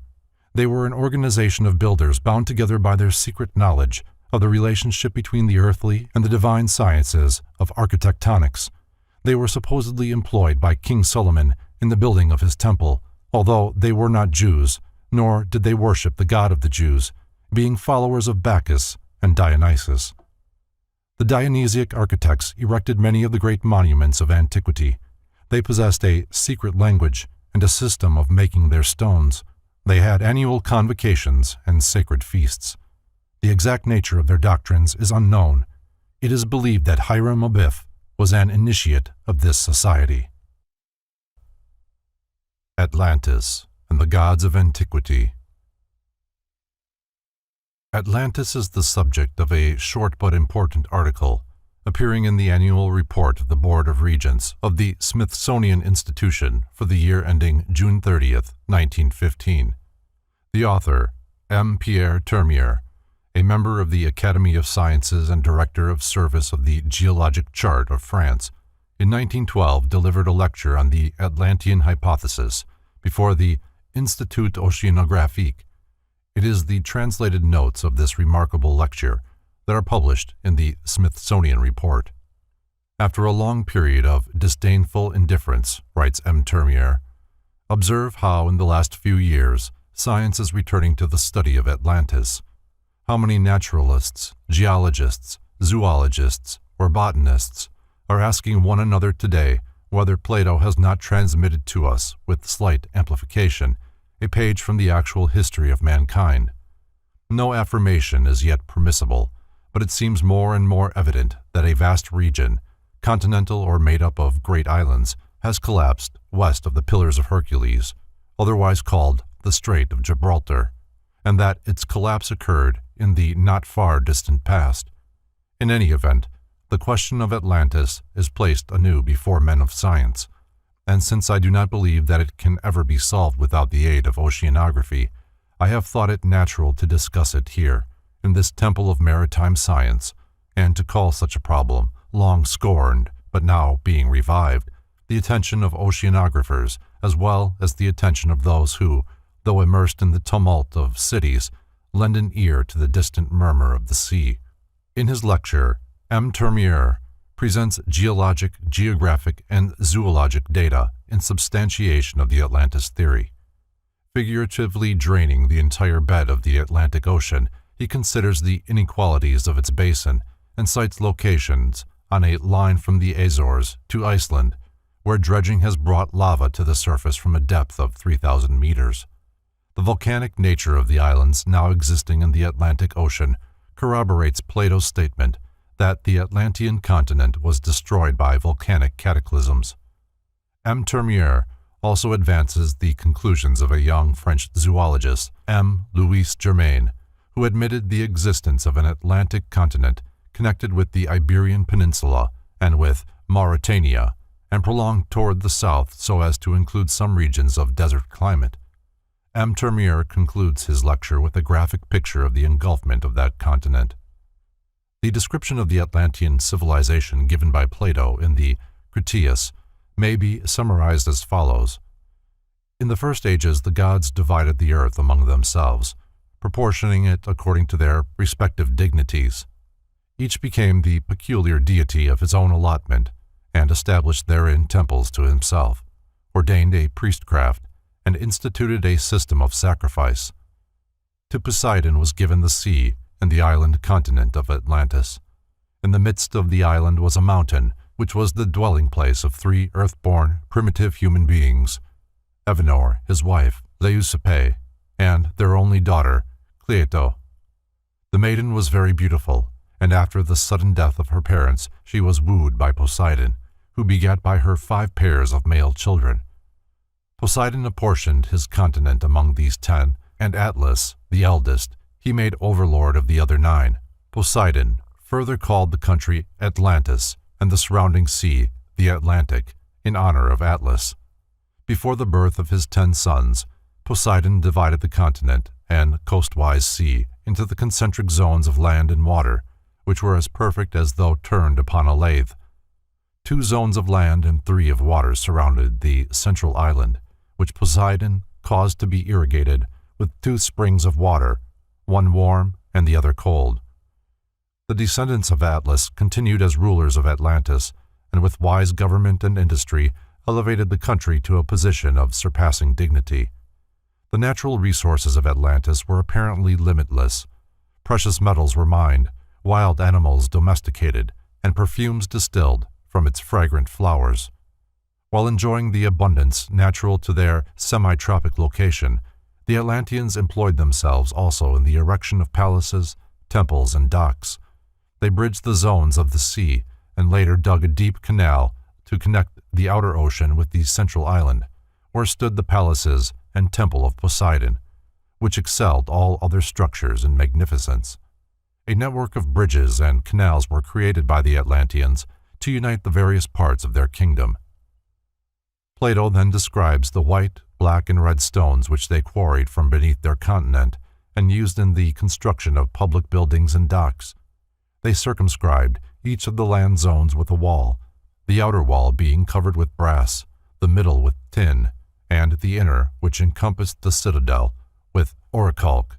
The citadel, on the central island, contained the palaces, temples, and other buildings. In its center, surrounded by a wall of gold, was a sanctuary dedicated to Cleito and Poseidon. Here the first 10 princes of the island were born, and here each year their descendants brought offerings. Poseidon's own temple, its exterior entirely covered with silver and its pinnacles with gold, also stood within the citadel. The interior of the temple was of ivory, gold, silver, and orichalc, even to the pillars and floors. The temple contained a colossal statue of Poseidon standing in a chariot drawn by 6 winged horses, about him 100 Nereids, riding on dolphins. Arranged outside the building were golden statues of the first 10 kings and their wives. In the groves and gardens were hot and cold springs. There were numerous temples to various deities, places of exercise for men and for beasts, public baths, and a great race course for horses. At various vantage points on the zones were fortifications, and to the great harbor came vessels from every maritime nation. The zones were so thickly populated that the sound of human voices was ever in the air. That part of Atlantis facing the sea was described as lofty and precipitous, but about the central city was a plain sheltered by mountains renowned for their size, number, and beauty. The plain yielded 2 crops each year, in the winter being watered by rains and in the summer by immense irrigation canals, which were also used for transportation. The plain was divided into sections, and in time of war each section supplied its quota of fighting men and chariots. The 10 governments differed from each other in details concerning military requirements. Each of the kings of Atlantis had complete control over his own kingdom, but their mutual relationships were governed by a code engraved by the first 10 kings on a column of orichalc standing in the temple of Poseidon. At alternate intervals of 5 and 6 years, a pilgrimage was made to this temple that equal honor might be conferred upon both the odd and the even numbers. Here, with appropriate sacrifice, each king renewed his oath of loyalty upon the sacred inscription. Here also the kings donned azure robes and sat in judgment. At daybreak, they wrote their sentences upon a golden tablet and deposited them with their robes as memorials. The chief laws of the Atlantean kings were that they should not take up arms against each other, and that they should come to the assistance of any of their number who was attacked. In matters of war and great moment, the final decision was in the hands of the direct descendants of the family of Atlas. No king had the power of life and death over his kinsmen without the assent of a majority of the 10. Plato concludes his description by declaring that it was this great empire which attacked the Hellenic states. This did not occur, however, until their power and glory had lured the Atlantean kings from the pathway of wisdom and virtue. Filled with false ambition, the rulers of Atlantis determined to conquer the entire world. Zeus, perceiving the wickedness of the Atlanteans, gathered the gods into his holy habitation and addressed them. Here, Plato's narrative comes to an abrupt end, for the Critias was never finished. In the Timaeus is a further description of Atlantis, supposedly given to Solon by an Egyptian priest, and which concludes as follows. But afterwards there occurred violent earthquakes and floods, and in a single day and night of rain all your warlike men in a body sank into the earth, and the island of Atlantis in like manner disappeared, and was sunk beneath the sea. And that is the reason why the sea in those parts is impassable and impenetrable, because there is such a quantity of shallow mud in the way, and this was caused by the subsidence of the island. In the introduction to his translation of the Timaeus, Thomas Taylor quotes from his History of Ethiopia, written by Marcellus, which contains the following reference to Atlantis. For they relate that in their time there were 7 islands in the Atlantic Sea sacred to Proserpine, and besides these 3 others of an immense magnitude, one of which was sacred to Pluto, another to Ammon, and another, which is the middle of these, is of 1,000 stadia to Neptune. Crantor, commenting upon Plato, asserted that the Egyptian priests declare the story of Atlantis to be written upon pillars which were still preserved circa 300 BC. See Beginnings or Glimpses of Vanished Civilizations. Ignatius Donnelly, who gave the subject of Atlantis profound study, believed that horses were first domesticated by the Atlanteans, for which reason they have always been considered peculiarly sacred to Poseidon. See Atlantis. The Scheme of the Universe, according to the Greeks and Romans. From Guattari's Immagini degli Dei degli Antichi. By ascending successively through the fiery sphere of Hades, the spheres of water, earth, and air, and the heavens of the moon, the plane of Mercury is reached. Above Mercury are the planes of Venus, the Sun, Mars, Jupiter, and Saturn, the latter containing the symbols of the zodiacal constellations. Above the arch of the heavens, or Saturn, is the dwelling place of the different powers controlling the universe. The Supreme Council of the Gods is composed of 12 deities, 6 male and 6 female, which correspond to the positive and negative signs of the zodiac. The 6 gods are Jupiter, Vulcan, Apollo, Mars, Neptune, and Mercury. The 6 goddesses are Juno, Ceres, Vesta, Minerva, Venus, and Diana. Jupiter rides his eagle as the symbol of his sovereignty over the world, and Juno is seated upon a peacock, the proper symbol of her haughtiness and glory. From a careful consideration of Plato's description of Atlantis, it is evident that the story should not be regarded as wholly historical, but rather as both allegorical and historical. Origen, Porphyry, Proclus, Iamblichus and Syrianus, realized that the story concealed a profound philosophical mystery, but they disagreed as to the actual interpretation. Plato's Atlantis symbolizes the threefold nature of both the universe and the human body. The 10 kings of Atlantis are the tetractys, or numbers, which are born as 5 pairs of opposites. Consult Theon of Smyrna for the Pythagorean doctrine of opposites.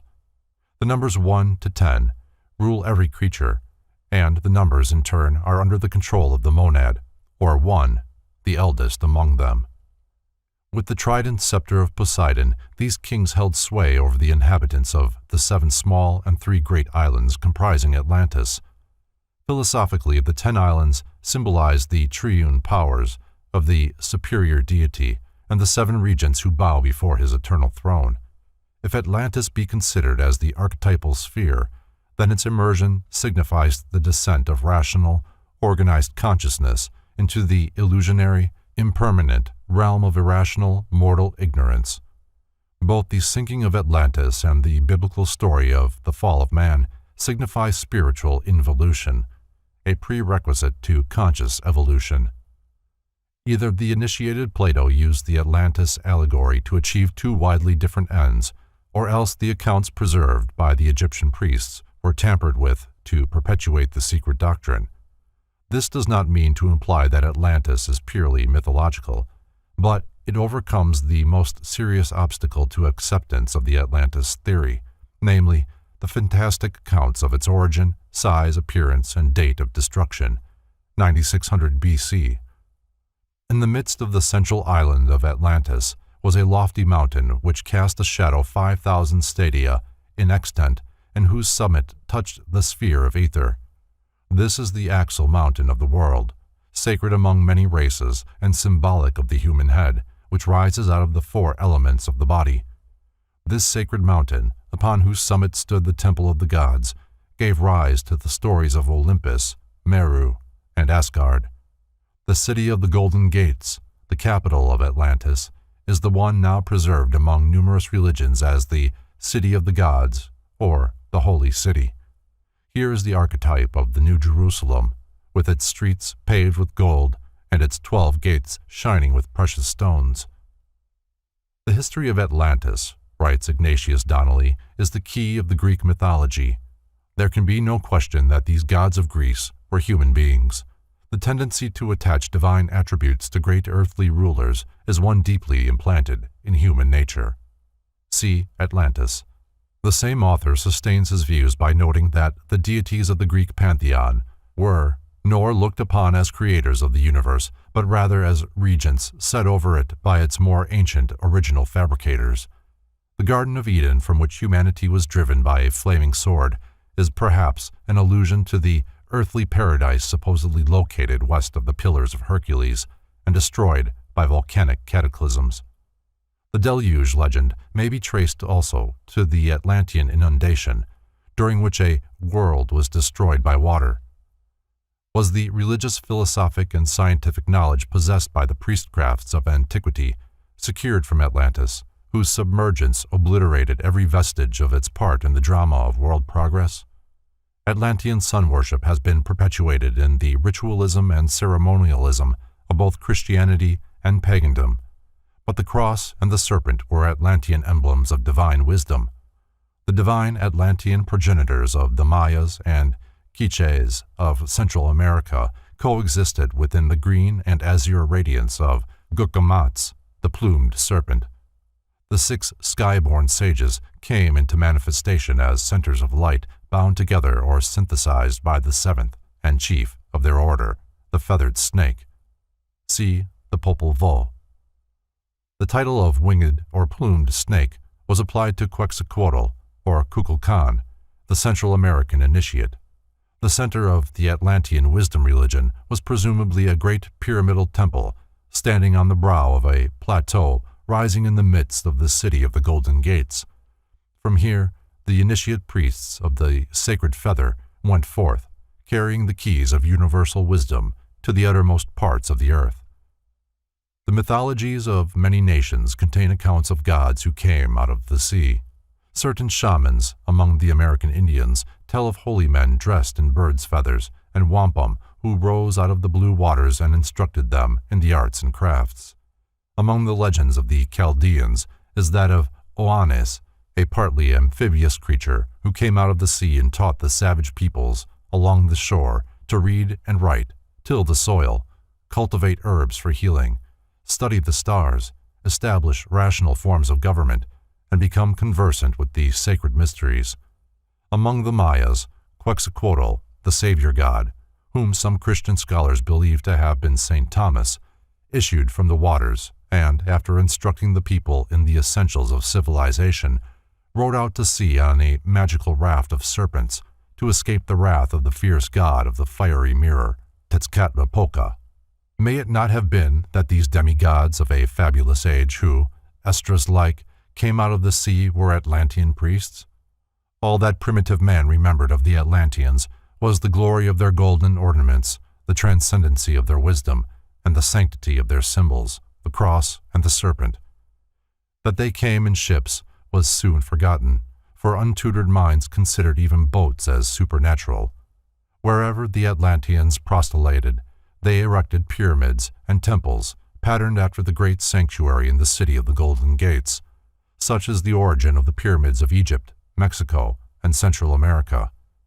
The mounds in Normandy and Britain, as well as those of the American Indians, are remnants of a similar culture.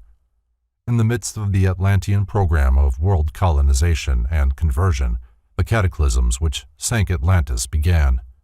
The initiate priests of the sacred feather, who promised to come back to their missionary settlements, never returned, and after the lapse of centuries, tradition preserved only a fantastic account of gods who came from a place where the sea now is. H.P. Blavatsky thus sums up the causes which precipitated the Atlantean disaster. Under the evil insinuations of their demon, Thevetit, the Atlantis race became a nation of wicked magicians. In consequence of this, war was declared, the story of which would be too long to narrate. Its substance may be found in the disfigured allegories of the race of Cain, the giants, and that of Noah and his righteous family. The conflict came to an end by the submersion of Atlantis, which finds its imitation in the stories of the Babylonian and Mosaic flood. The giants and magicians, and all flesh died, and every man, all except Xisuthros and Noah, who are substantially identical with the great father of the Tlinkithians in the Popol Vuh, or the sacred book of the Guatemalans, which also tells of his escaping in a large boat, like the Hindu Noah, Vaiswasvata. See Isis Unveiled. From the Atlanteans, the world has received not only the heritage of arts and crafts, philosophies and sciences, ethics and religions, but also the heritage of hate, strife, and perversion. The Atlanteans instigated the first war, and it has been said that all subsequent wars were fought in a fruitless effort to justify the first one and right the wrong which it caused. Before Atlantis sank, its spiritually illumined initiates, who realized that their land was doomed because it had departed from the path of light, withdrew from the ill-fated continent. Carrying with them the sacred and secret doctrine, these Atlanteans established themselves in Egypt, where they became its first divine rulers. Nearly all the great cosmologic myths forming the foundation of the various sacred books of the world are based upon the Atlantean mystery rituals. The myth of the dying god. The myth of Tammuz and Ishtar is one of the earliest examples of the dying god allegory, probably antedating 4000 BC. See Babylonia and Assyria by Lewis Spence. The imperfect condition of the tablets upon which the legends are inscribed makes it impossible to secure more than a fragmentary account of the Tammuz rites. Being the esoteric god of the sun, Tammuz did not occupy a position among the first deities venerated by the Babylonians, who, for lack of deeper knowledge, looked upon him as a god of agriculture or a vegetation spirit. Originally, he was described as being one of the guardians of the gates of the underworld. Like many other savior gods, he is referred to as a shepherd or lord of the shepherd's seat. Tammuz occupies the remarkable position of son and husband of Ishtar, the the Babylonian and Assyrian mother goddess. Ishtar, to whom the planar Venus was sacred, was the most widely venerated deity of the Babylonian and Assyrian pantheon. She was probably identical with Ashtaroth, Astarte, and Aphrodite. The story of her descent into the underworld in search, presumably for the sacred elixir which alone could restore Tammuz to life, is the key to the ritual of her mysteries. Tammuz, whose annual festival took place just before the summer solstice, died in midsummer in the ancient month which bore his name, and was mourned with elaborate ceremonies. The manner of his death is unknown, but some of the accusations made against Ishtar by Izdibar, or Nimrod, would indicate that she, indirectly at least, had contributed to his demise. The resurrection of Tammuz was the occasion of great rejoicing, at which time he was hailed as a redeemer of his people. With outspread wings, Ishtar, the daughter of Sin, or the moon, sweeps downward to the gates of death. The house of darkness, the dwelling of the god Irkalla, is described as the place of no return. It is without light. The nourishment of those who dwell therein is dust, and their food is mud. Over the bolts on the doors of the house of Irkalla is scattered dust, and the keepers of the house are covered with feathers like birds. Ishtar demands that the keepers open the gates, declaring that if they do not, she will shatter the doorposts and strike the hinges, and raise up dead devourers of the living. The guardians of the gates beg her to be patient while they go to the queen of Hades, from whom they secure permission to admit Ishtar, but only in the same manner as all others came to this dreary house. Ishtar thereupon descends through the 7 gates, which lead downward into the depths of the underworld. At the first gate, the great crown is removed from her head. At the second gate, the earrings from her ears. At the third gate, the necklace from her neck. At the fourth gate, the ornaments from her breast. At the fifth gate, the girdle from her waist. At the sixth gate, the bracelets from her hands and feet, and, at the 7th gate, the covering cloak of her body. Ishtar remonstrates as each successive article of apparel is taken from her, but the guardian tells her that this is the experience of all who enter the somber domain of death. Enraged upon beholding Ishtar, the mistress of Hades inflicts upon her all manner of disease and imprisons her in the underworld. As Ishtar represents the spirit of fertility, her loss prevents the ripening of the crops and the maturing of all life upon the earth. In this respect, the story parallels the legend of Persephone. The gods, realizing that the loss of Ishtar is disorganizing all nature, send a messenger to the underworld and demand her release. The mistress of Hades is forced to comply, and the water of life is poured over Ishtar. Thus cured of the infirmities inflicted upon her, she retraces her way upward through the 7 gates, at each of which she is reinvested with the article of apparel which the guardians had removed. See the Chaldean account of Genesis. No record exists that Ishtar secured the water of life, which would have wrought the resurrection of Tammuz. The myth of Ishtar symbolizes the descent of the human spirit through the 7 worlds or spheres of the sacred planets, until finally, deprived of its spiritual adornments, it incarnates in the physical body, Hades, where the mistress of that body heaps every form of sorrow and misery upon the imprisoned consciousness.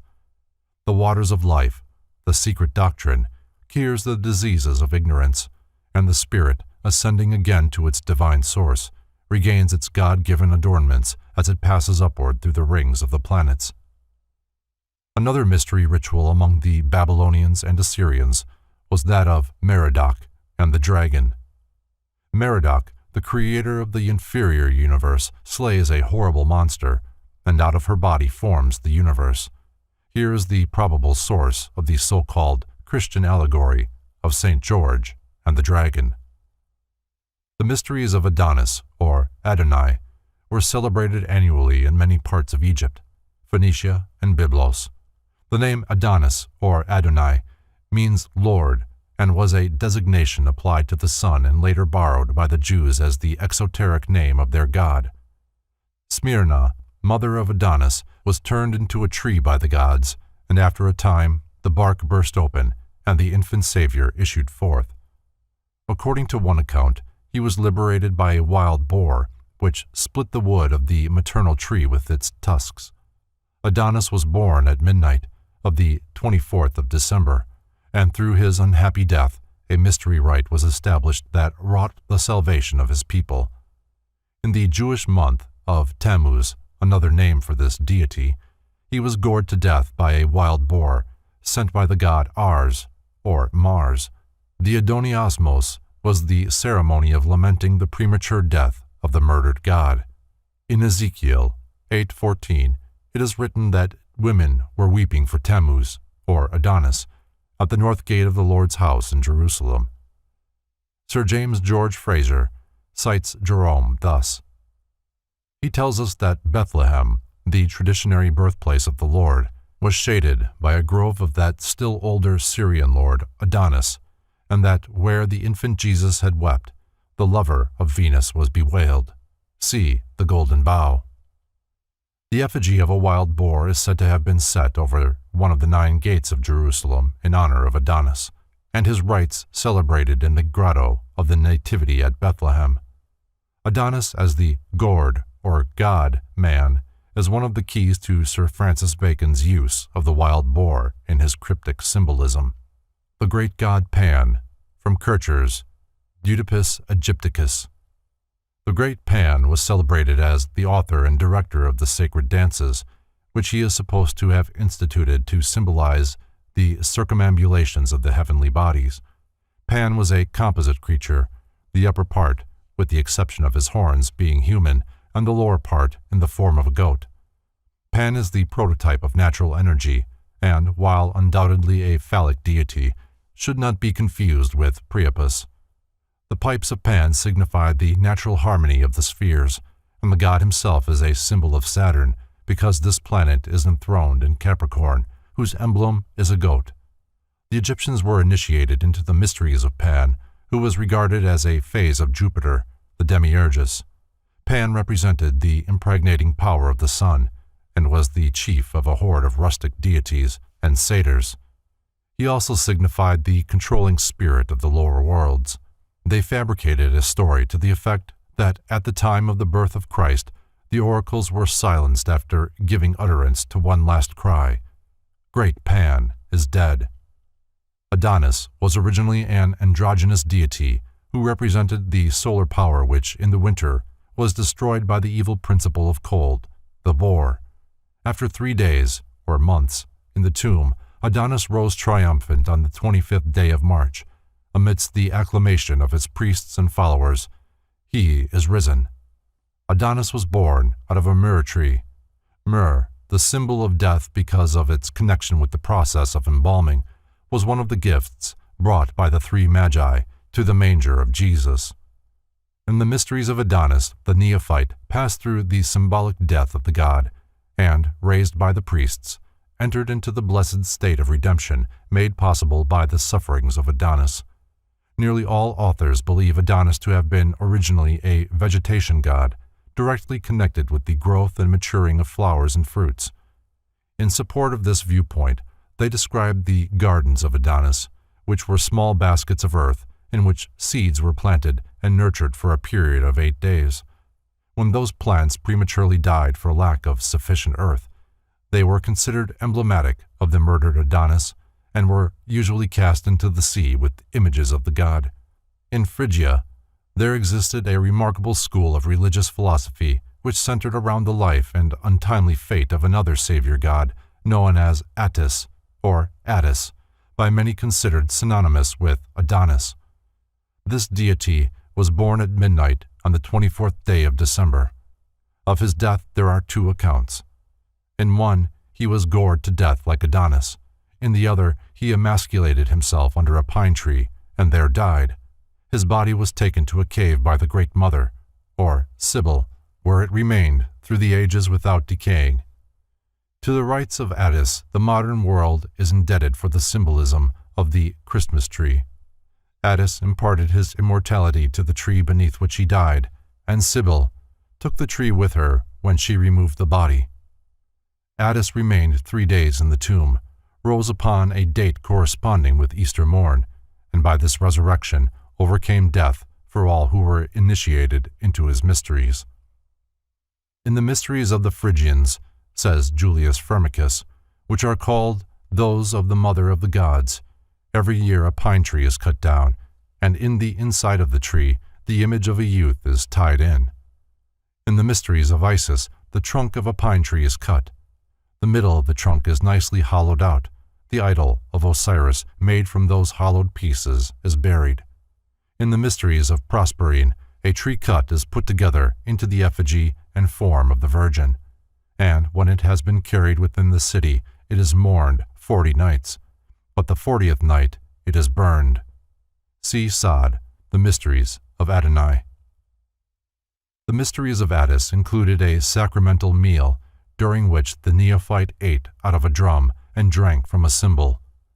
After being baptized by the blood of a bull, the new initiate was fed entirely on milk to symbolize that he was still a philosophical infant, having but recently been born out of the sphere of materiality.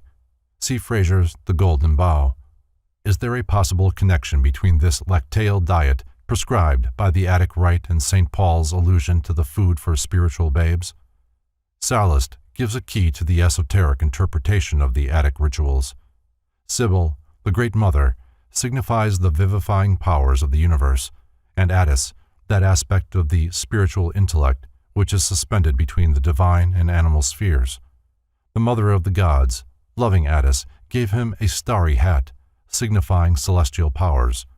But Attis, or mankind, falling in love with a nymph, symbolic of the lower animal propensities, forfeited his divinity and lost his creative powers.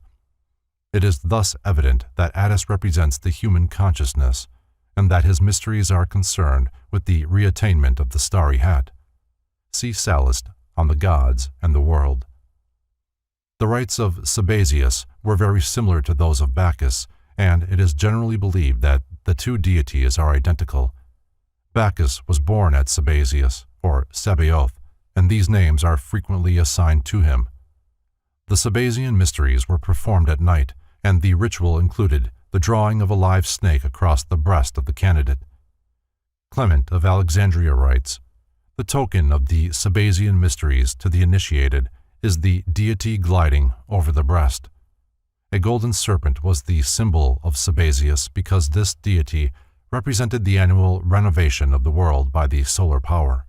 The Jews borrowed the name Sabaoth from these mysteries and adopted it as one of the appellations of their supreme god. During the time the Sabazian mysteries were celebrated in Rome, the cult gained many votaries and later influenced the symbolism of Christianity.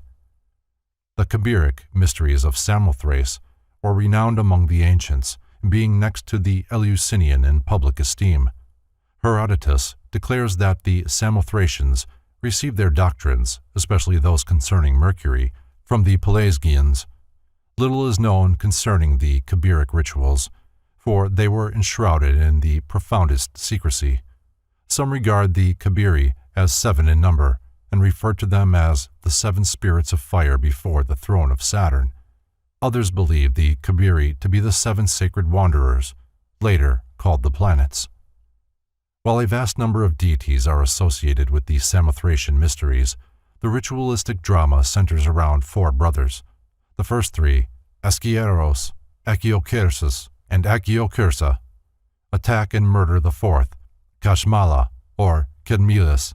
Dionysiodorus, however, identifies Askieros with Demeter, Achiokersus with Pluto, Achiokersa with Persephone, and Kashmala with Hermes.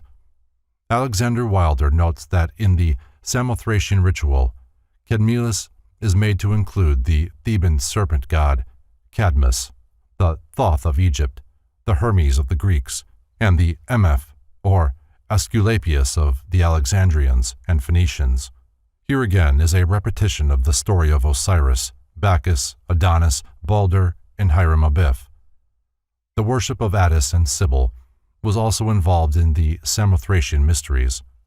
In the rituals of the Kabiri is to be traced a form of pine tree worship, for this tree, sacred to Attis, was first trimmed into the form of a cross and then cut down in honor of the murdered god, whose body was discovered at its foot. If you wish to inspect the orgies of the Corybantes, writes Clement, then know that, having killed their third brother, they covered the head of the dead body with a purple cloth, crowned it, and carrying it on the point of a spear, buried it under the roots of Olympus. These mysteries are, in short, murders and funerals. This ante-Nicene father, in his efforts to defame the pagan rites, apparently ignores the fact that, like the Kabirian martyr, Jesus Christ was foully betrayed, tortured, and finally murdered. And the priests of these rites, who are called kings of the sacred rites by those whose business it is to name them, give additional strangeness to the tragic occurrence, by forbidding parsley with the roots from being placed on the table, for they think that parsley grew from the Corybantic blood that flowed forth, just as the women, in celebrating the Thesmorphia, abstain from eating the seeds of the pomegranate, which have fallen on the ground, from the idea that pomegranates sprang from the drops of the blood of Dionysus. Those Corybantes, also, they call Kabiric, and the ceremony itself they announce as the Kabiric mystery. The mysteries of the Kabiri were divided into 3 degrees, the first of which celebrated the death of Kashmala at the hands of his 3 brothers. The second, the discovery of his mutilated body, the parts of which had been found and gathered after much labor. And the third, accompanied by great rejoicing and happiness, his resurrection and the consequent salvation of the world. The temple of the Kabiri at Samothrace contained a number of curious divinities, many of them misshapen creatures representing the elemental powers of nature, possibly the Bacchic Titans. Children were initiated into the Kabirian cult with the same dignity as adults, and criminals who reached the sanctuary were safe from pursuit. The Samothracian rites were particularly concerned with navigation. The Dioscuri, Castor and Pollux, or the gods of navigation, being among those propitiated by members of that cult. The Argonautic expedition, listening to the advice of Orpheus, stopped at the island of Samothrace for the purpose of having its members initiated into the Kabiric rites. Herodotus relates that when Cambyses entered the temple of the Kabiri, he was unable to restrain his mirth at seeing before him the figure of a man standing upright, and facing the man, the figure of a woman standing on her head. Had Cambyses been acquainted with the principles of divine astronomy, he would have realized that he was then in the presence of the key to the universal equilibrium. I ask, says Voltaire, who were these hierophants, these sacred Freemasons, who celebrated their ancient mysteries of Samothracia, and whence came they and their gods Kabiri? See Mackey's Encyclopedia of Freemasonry. Clement speaks of the mysteries of the Kabiri as the sacred mystery of a brother slain by his brethren, and the Kabiric death was one of the secret symbols of antiquity. Thus the allegory of the self murdered by the not-self is perpetuated through the religious mysticism of all peoples. The philosophic death and the philosophic resurrection are the lesser and the greater mysteries respectively. A curious aspect of the dying god myth is that of the hanged man. The most important example of this peculiar conception is found in the Odinic rituals, where Odin hangs himself for 9 nights from the branches of the world tree, and upon the same occasion also pierces his own side with the sacred spear. As the result of this great sacrifice, Odin, while suspended over the depths of Niflheim, discovered by meditation the runes or alphabets by which later the records of his people were preserved. Because of this remarkable experience, Odin is sometimes shown seated on a gallows tree, and he became the patron deity of all who died by the noose. Esoterically, the hanged man is the human spirit which is suspended from heaven by a single thread. Wisdom, not death, is the reward for this voluntary sacrifice during which the human soul, suspended above the world of illusion and meditating upon its unreality, is rewarded by the achievement of self-realization. From a consideration of all these ancient and secret rituals, it becomes evident that the mystery of the dying god was universal among the illumined and venerated colleges of the sacred teaching. This mystery has been perpetuated in Christianity in the crucifixion and death of the God-man Jesus the Christ. The secret import of this world tragedy and the universal martyr must be rediscovered if Christianity is to reach the heights attained by by the pagans in the days of their philosophic supremacy. The myth of the dying God is the key to both universal and individual redemption and regeneration, and those who do not comprehend the true nature of this supreme allegory are not privileged to consider themselves either wise or truly religious. The Life and Teachings of Thoth Hermes Trismegistus. Thunder rolled, lightning flashed. The veil of the temple was rent from top to bottom. The venerable initiator, in his robes of blue and gold, slowly raised his jeweled wand and pointed with it into the darkness revealed by the tearing of the silken curtain. Behold, the light of Egypt. The candidate, in his plain white robe, gazed into the utter blackness, framed by the two great lotus-headed columns between which the veil had hung. As he watched, a luminous haze distributed itself throughout the atmosphere until the air was a mass of shining particles. The face of the neophyte was illumined by the soft glow as he scanned the shimmering cloud for some tangible object. The initiator spoke again. This light which ye behold is the secret luminance of the mysteries. Whence it comes, none knoweth, save the master of the light. Behold him. Suddenly, through the gleaming mist, a figure appeared, surrounded by a flickering greenish sheen. The initiator lowered his wand and, bowing his head, placed one hand edgewise against his breast in humble salutation. The neophyte stepped back in awe, partly blinded by the glory of the revealed figure. Gaining courage, the youth gazed again at the Divine One. The form before him was considerably larger than that of a mortal man. The body seemed partly transparent so that the heart and brain could be seen pulsating and radiant. As the candidate watched, the heart changed into an ibis, and the brain into a flashing emerald.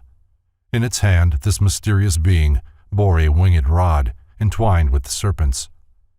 The aged initiator, raising his wand, cried out in a loud voice, "All hail thee, Thoth Hermes, thrice greatest! All hail thee, Prince of Men! All hail thee who standeth upon the head of Typhon!" At the same instant, a lurid, writhing dragon appeared, a hideous monster, part serpent, part crocodile, and part hog. From its mouth and nostrils poured sheets of flame, and horrible sounds echoed through the vaulted chambers. Suddenly Hermes struck the advancing reptile with the serpent-wound staff, and with snarling cry the dragon fell over upon its side.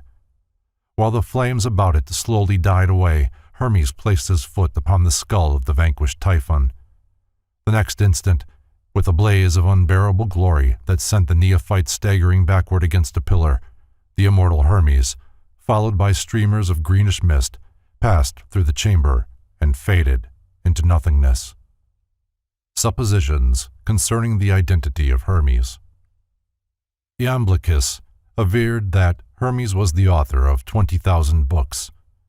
Mantheo increased the number to more than 36,000. See James Gardner. Figures which make it evident that a solitary individual, even though he be overshadowed by divine prerogative, could scarcely have accomplished such a monumental labor.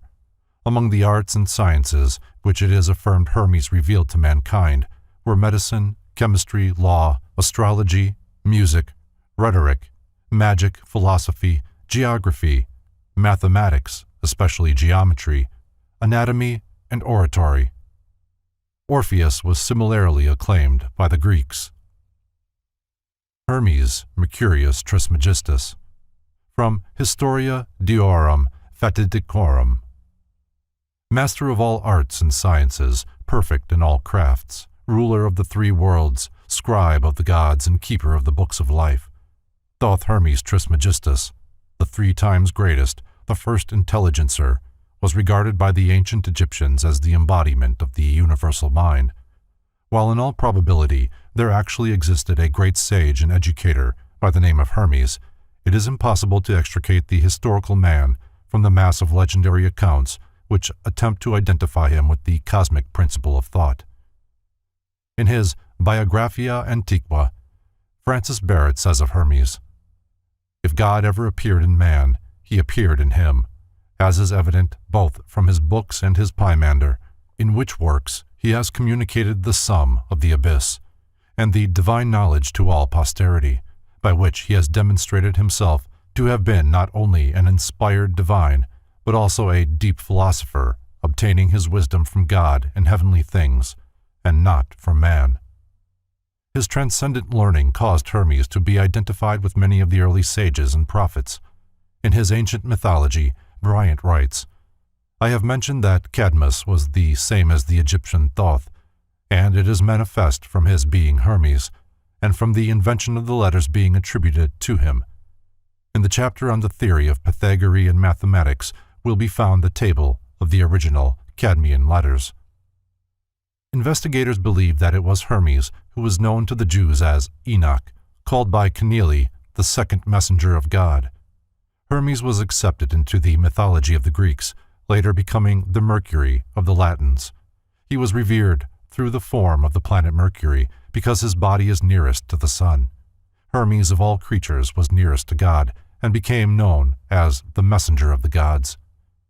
In the Egyptian drawings of him, Thoth carries a waxen writing tablet and serves as the recorder during the weighing of the souls of the dead in the judgment hall of Osiris, a ritual of great significance. Hermes is of first importance to Masonic scholars because he was the author of the Masonic initiatory rituals, which were borrowed from the mysteries established by Hermes. Nearly all of the Masonic symbols are Hermetic in character. Pythagoras studied mathematics with the Egyptians and from them gained his knowledge of the symbolic geometric solids. Hermes is also revered for his reformation of the calendar system. He increased the year from 360 to 365 days, thus establishing a precedent which still prevails. The appellation thrice greatest was given to Hermes because he was considered the greatest of all philosophers, the greatest of all priests, and the greatest of all kings. It is worthy of note that the last poem of America's beloved poet, Henry Wadsworth Longfellow, was a lyric ode to Hermes. See Chambers' Encyclopedia. The mutilated Hermetic fragments. On the subject of the Hermetic books, James Campbell Brown in his History of Chemistry has written, "Leaving the Chaldean and earliest Egyptian periods, of which we have remains but no record, and from which no names of either chemists or philosophers have come down to us, we now approach the historic period when books were written, not at first upon parchment or paper, but upon papyrus. A series of early Egyptian books is attributed to Hermes Trismegistus, who may have been a real savant, or may be a personification of a long succession of writers. He is identified by some with the Greek god Hermes and the Egyptian Thoth, or Tuti, who was the moon god, and is represented in ancient paintings as ibis-headed with the disk and crescent of the moon. The Egyptians regarded him as the god of wisdom, letters, and the recording of time. It is in consequence of the great respect entertained for Hermes by the old alchemists that chemical writings were called hermetic, and that the phrase hermetically sealed is still in use to designate the closing of a glass vessel by fusion, after the manner of chemical manipulators. We find the same root in the Hermetic medicines of Paracelsus and the Hermetic Freemasonry of the Middle Ages.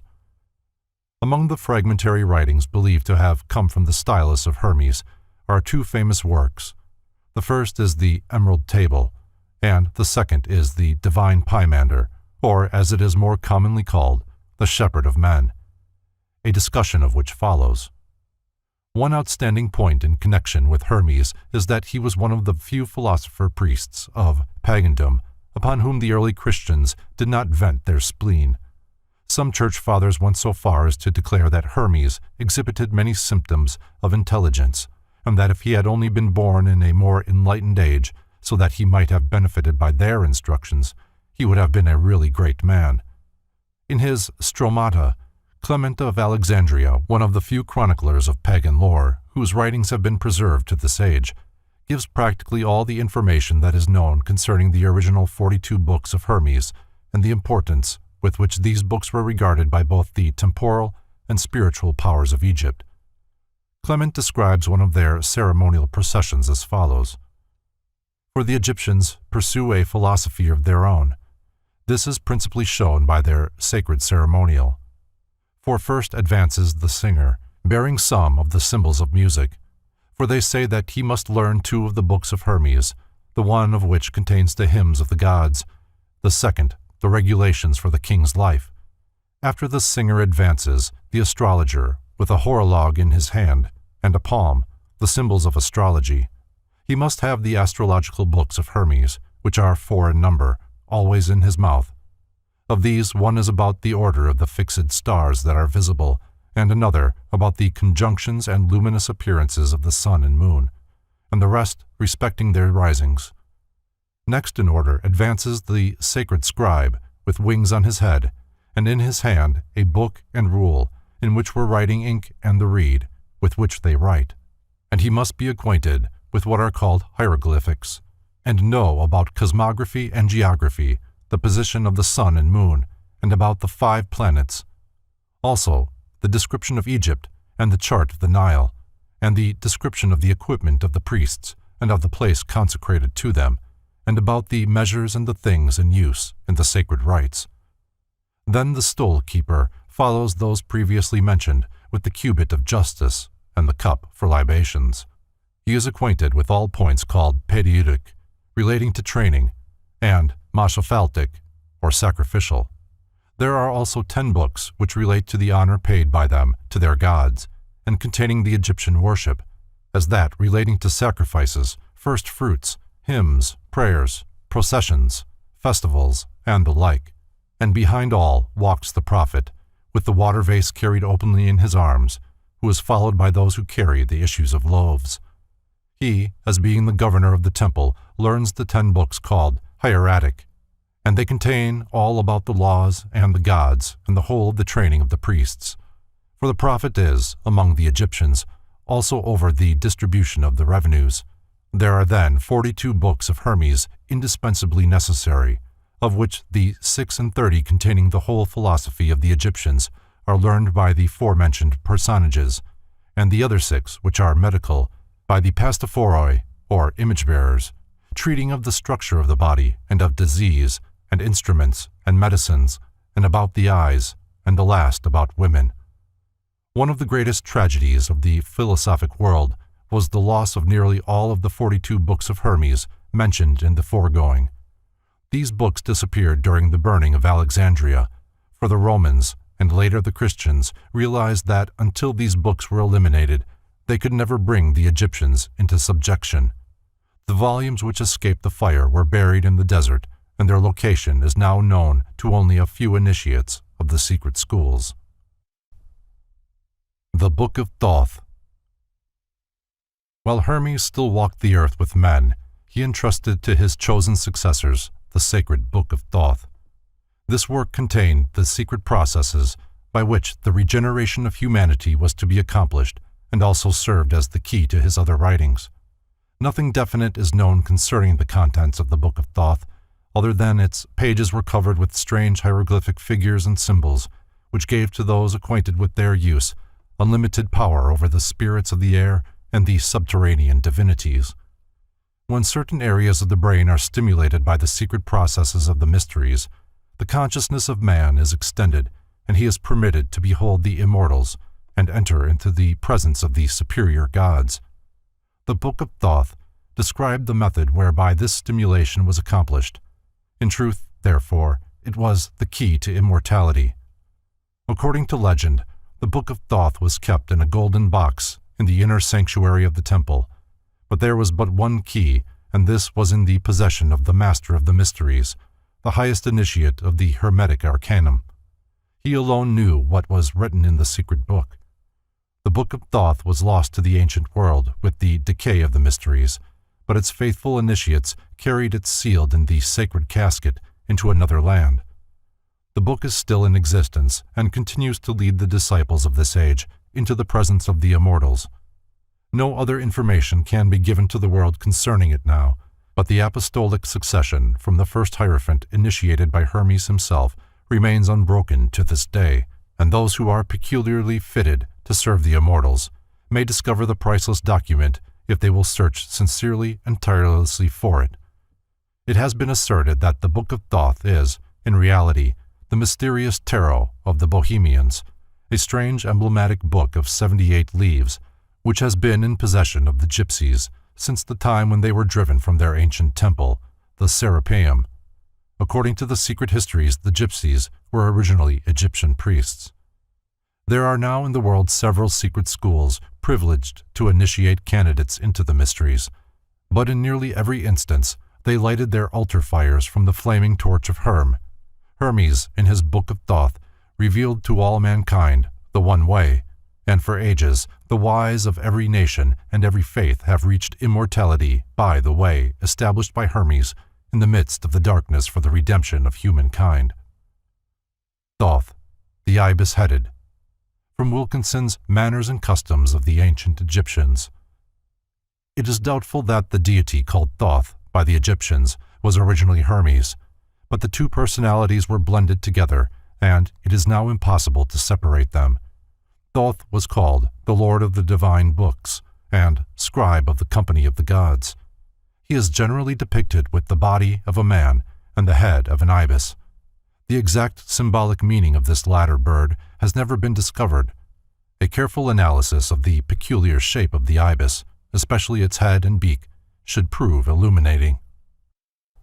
Poimander, the Vision of Hermes. The divine Poimander of Hermes Mercurius Trismegistus is one of the earliest of the Hermetic writings now extant. While probably not in its original form, having been remodeled during the first centuries of the Christian era and incorrectly translated since, this work undoubtedly contains many of the original concepts of the Hermetic cultus. The divine Poimander consists of 17 fragmentary writings gathered together and put forth as one work. The second book of the divine Poimander, called Poimander, or The Vision, is believed to describe the method by which the divine wisdom was first revealed to Hermes. It was after Hermes had received this revelation that he began his ministry, teaching to all who would listen the secrets of the invisible universe as they had been unfolded to him. The Vision is the most famous of all the Hermetic fragments and contains an exposition of Hermetic cosmogony and the secret sciences of the Egyptians regarding the culture and unfoldment of the human soul. For some time it was erroneously called the Genesis of Enoch, but that mistake has now been rectified.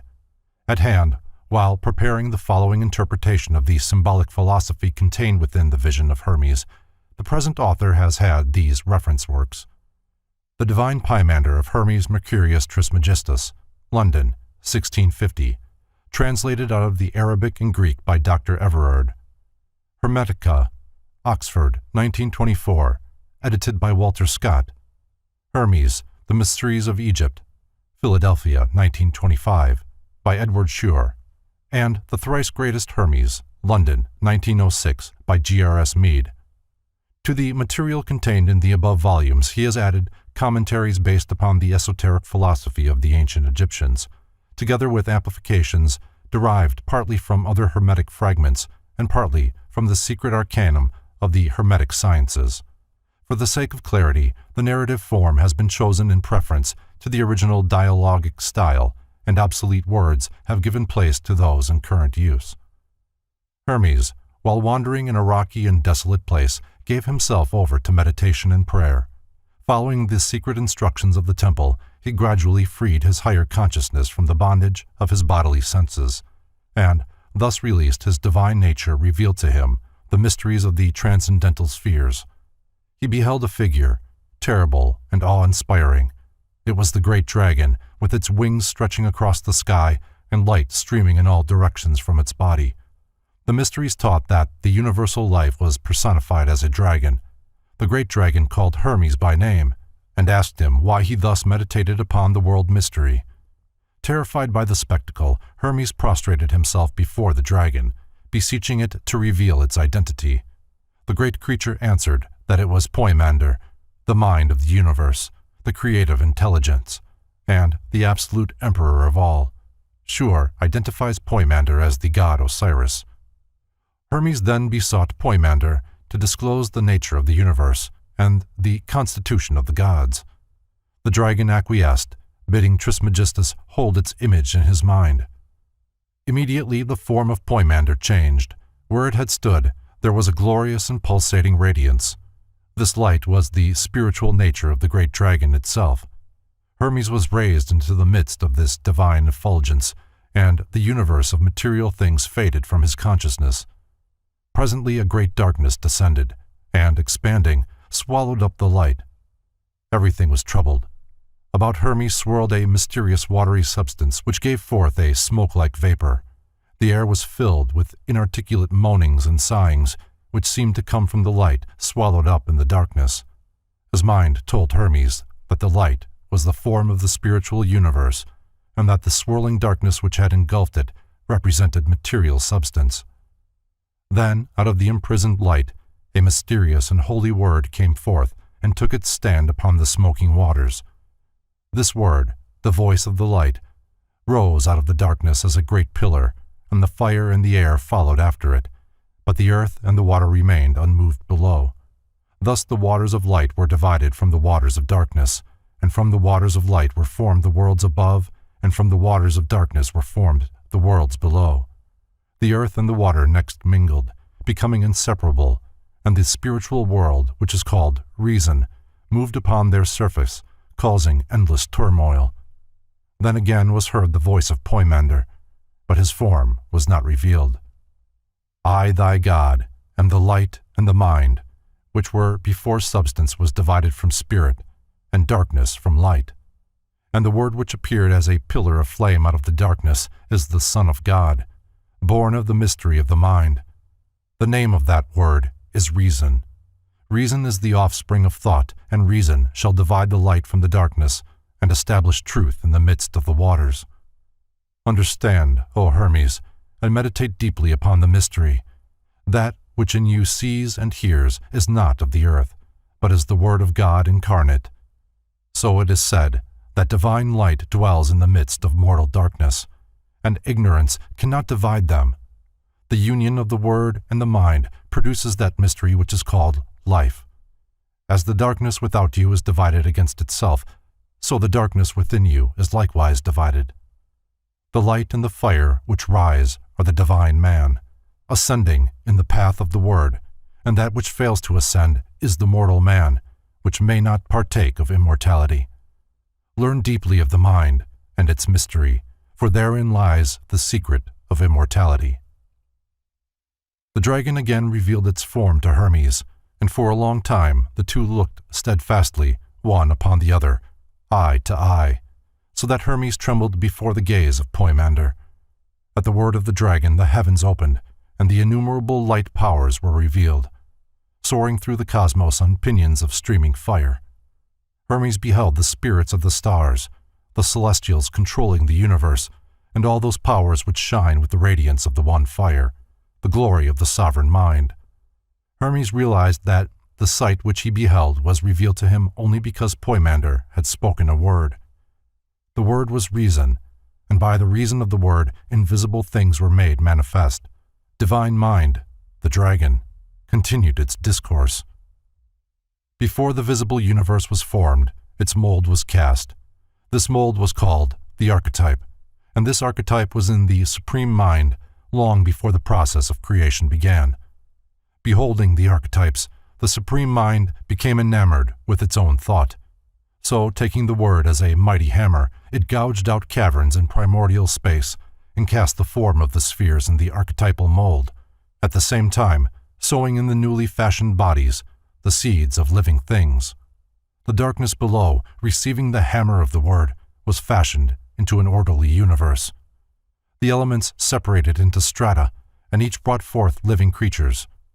The supreme being, the mind, male and female, brought forth the word, and the word, suspended between light and darkness, was delivered of another mind called the workman, the master builder, or the maker of things.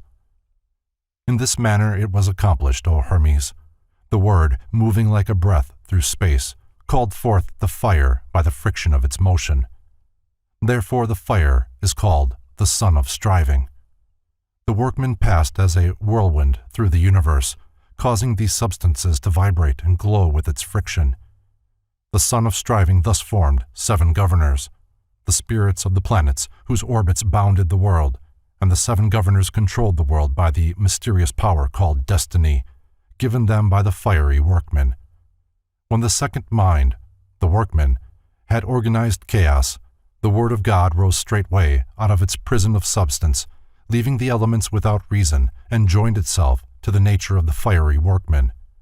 Then the second mind, together with the risen word, established itself in the midst of the universe, and whirled the wheels of the celestial powers.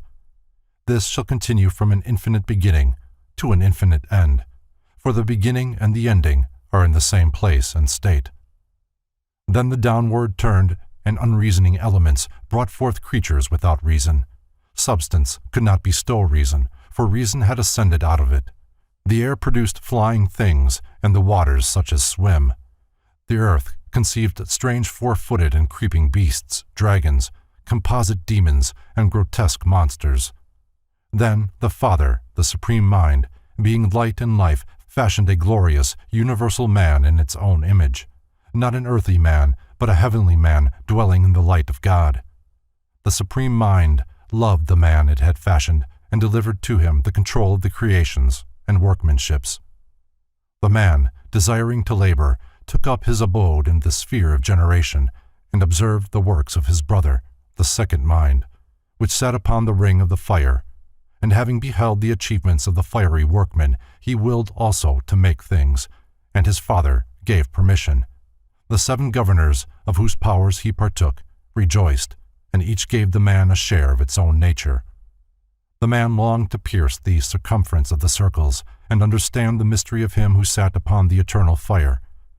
Having already all power, he stooped down and peeped through the seven harmonies, and, breaking through the strength of the circles, made himself manifest to nature stretched out below. The man, looking into the depths, smiled, for he beheld a shadow upon the earth, and a likeness mirrored in the waters, which shadow and likeness were a reflection of himself. The man fell in love with his own shadow and desired to descend into it. Coincident with the desire, the intelligent thing united itself with the unreasoning image or shape. Nature, beholding the descent, wrapped herself about the man whom she loved, and the two were mingled. For this reason, earthy man is composite. Within him is the sky man, immortal and beautiful. Without is nature, mortal and destructible. Thus suffering is the result of the immortal man's falling in love with his shadow and giving up reality to dwell in the darkness of illusion. For, being immortal, man has the power of the seven governors, also the life, the light, and the word. But being immortal, he is controlled by the rings of the governors, fate or destiny. Of the immortal man it should be said that he is hermaphrodite, or male and female, and eternally watchful. He neither slumbers nor sleeps, and is governed by a father also both male and female, and ever watchful. Such is the mystery kept hidden to this day, for nature, being mingled in marriage with the sky man, brought forth a wonder most wonderful. 7 men, all bisexual, male and female, and upright of stature, each one exemplifying the natures of the 7 governors. These, O Hermes, are the 7 races, species, and wheels. A Greek form of Hermes, from Bryant's mythology. The name Hermes is derived from Herm, a form of Hiram, the personified universal life principle, generally represented by fire. The Scandinavians worshipped Hermes under the name of Odin, the Teutons as Wotan, and certain of the Oriental peoples as Buddha, or Fo. There are 2 theories concerning his demise. The first declares that Hermes was translated like Enoch and carried without death into the presence of God. The second states that he was buried in the valley of Ebron, and a great treasure placed in his tomb, not a treasure of gold, but of books and sacred learning. The Egyptians likened humanity to a flock of sheep. The supreme and inconceivable father was the shepherd, and Hermes was the shepherd dog.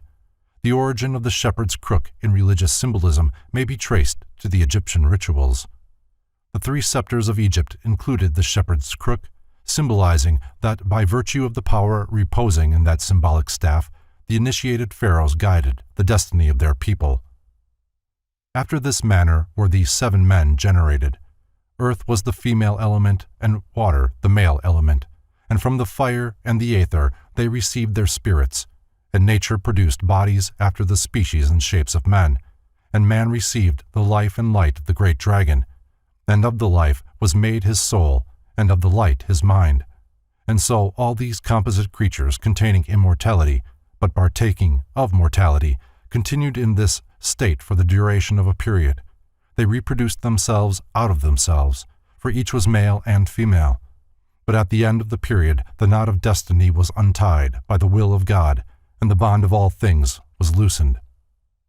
Then all living creatures, including man, which had been hermaphroditical, were separated, the males being set apart by themselves, and the females likewise, according to the dictates of reason. Then God spoke to the holy word within the soul of all things, saying, "Increase in increasing, and multiply in multitudes, all you, my creatures, and workmanships. Let him that is endowed with mind know himself to be immortal, and that the cause of death is the love of the body. And let him learn all things that are, for he who has recognized himself enters into the state of good. And when God has said this, Providence, with the aid of the 7 governors and harmony, brought the sexes together, making the mixtures and establishing the generations, and all things were multiplied according to their kind. He who through the error of attachment loves his body, abides wandering in darkness, sensible and suffering the things of death. But he who realizes that the body is but the tomb of his soul, rises to immortality." Then Hermes desired to know why men should be deprived of immortality for the sin of ignorance alone. The great dragon answered, "To the ignorant the body is supreme, and they are incapable of realizing the immortality that is within them. Knowing only the body which is subject to death, they believe in death because they worship that substance which is the cause and reality of death." Then Hermes asked how the righteous and wise passed to God, which Poimander replied, "That which the word of God said, say I, because the Father of all things consists of life and light whereof man is made. If therefore a man shall learn and understand the nature of life and light, then he shall pass into the eternity of life and light." Hermes next inquired about the road by which the wise attained to life eternal, and Poimander continued, "Let the man endowed with a mind mark, consider, and learn of himself, and with the power of his mind divide himself from his not-self, and become a servant of reality." Hermes asked if all men did not have minds, and the great dragon replied, "Take heed what you say, for I am the mind, the eternal teacher. I am the Father of the Word, the Redeemer of all men, and in the nature of the wise the Word takes flesh. By means of the Word the world is saved. I, Thought, Thoth, Father of the Word, the mind, come only unto men that are holy and good, pure and merciful, and that live piously and religiously, and my presence is an inspiration and a help to them, for when I come, they immediately know all things and adore the universal Father. Before such wise and philosophic ones die, they learn to renounce their senses, knowing that these are the enemies of their immortal souls. I will not permit the evil senses to control the bodies of those who love me, nor will I allow evil emotions and evil thoughts to enter them. I become as a porter or doorkeeper, and shut out evil, protecting the wise from their own lower nature. But to the wicked, the envious, and the covetous, I come not, for such cannot understand the mysteries of mind. Therefore, I am unwelcome. I lead them to the avenging demon that they are making in their own souls. For evil each day increases itself and torments man more sharply, and each evil deed adds to the evil deeds that are gone before, until finally evil destroys itself. The punishment of desire is the agony of unfulfillment. Hermes bowed his head in thankfulness to the great dragon, who had taught him so much, and begged to hear more concerning the ultimate of the human soul. So Poimander resumed. At death, the material body of man is returned to the elements from which it came, and the invisible divine man ascends to the source from whence he came, namely, the 8th sphere. The evil passes to the dwelling place of the demon, and the senses, feelings, desires, and body passions return to their source. namely, the 7 governors, whose natures in the lower man destroy, but in the invisible spiritual man give life. After the lower nature has returned to the brutishness, the higher struggles again to regain its spiritual estate. It ascends the 7 rings upon which sit the 7 governors, and returns to each their lower powers in this manner. Upon the first ring sits the moon, and to it is returned the ability to increase and diminish. Upon the second ring sits Mercury, and to it are returned machinations, deceit, and craftiness. Upon the third ring sits Venus, and to it are returned the lusts and passions. Upon the fourth ring sits the sun, and to this lord are returned ambitions. Upon the fifth ring sits Mars, and to it are returned rashness and profane boldness. Upon the sixth ring sits Jupiter, and to it are returned the sense of accumulation and riches. And upon the seventh ring sits Saturn, at the gate of chaos, and to it are returned falsehood and evil plotting. Then, being naked of all the accumulations of the 7 rings, the soul comes to the 8th sphere, namely the ring of the fixed stars. Here, freed of all illusion, it dwells in the light, and sings praises to the Father in a voice which only the pure of spirit may understand. Behold, O Hermes, there is a great mystery in the 8th sphere, for the Milky Way is the seed ground of souls, and from it they drop into the rings, and to the Milky Way they return again from the wheels of Saturn. But some cannot climb the 7-runged ladder of the rings, so they wander in darkness below and are swept into eternity with the illusion of sense and earthiness. The path to immortality is hard, and only a few find it. The rest await the great day when the wheels of the universe shall be stopped, and the immortal sparks shall escape from the sheaths of substance. Woe unto those who wait, for they must return again, unconscious and unknowing, to the seed ground of stars, and await a new beginning. Those who are saved by the light of the mystery which I have revealed unto you, O Hermes, and which I now bid you to establish among men, shall return again to the Father who dwelleth in the white light, and shall deliver themselves up to the light, and shall be absorbed into the light, and in the light they shall become powers in God.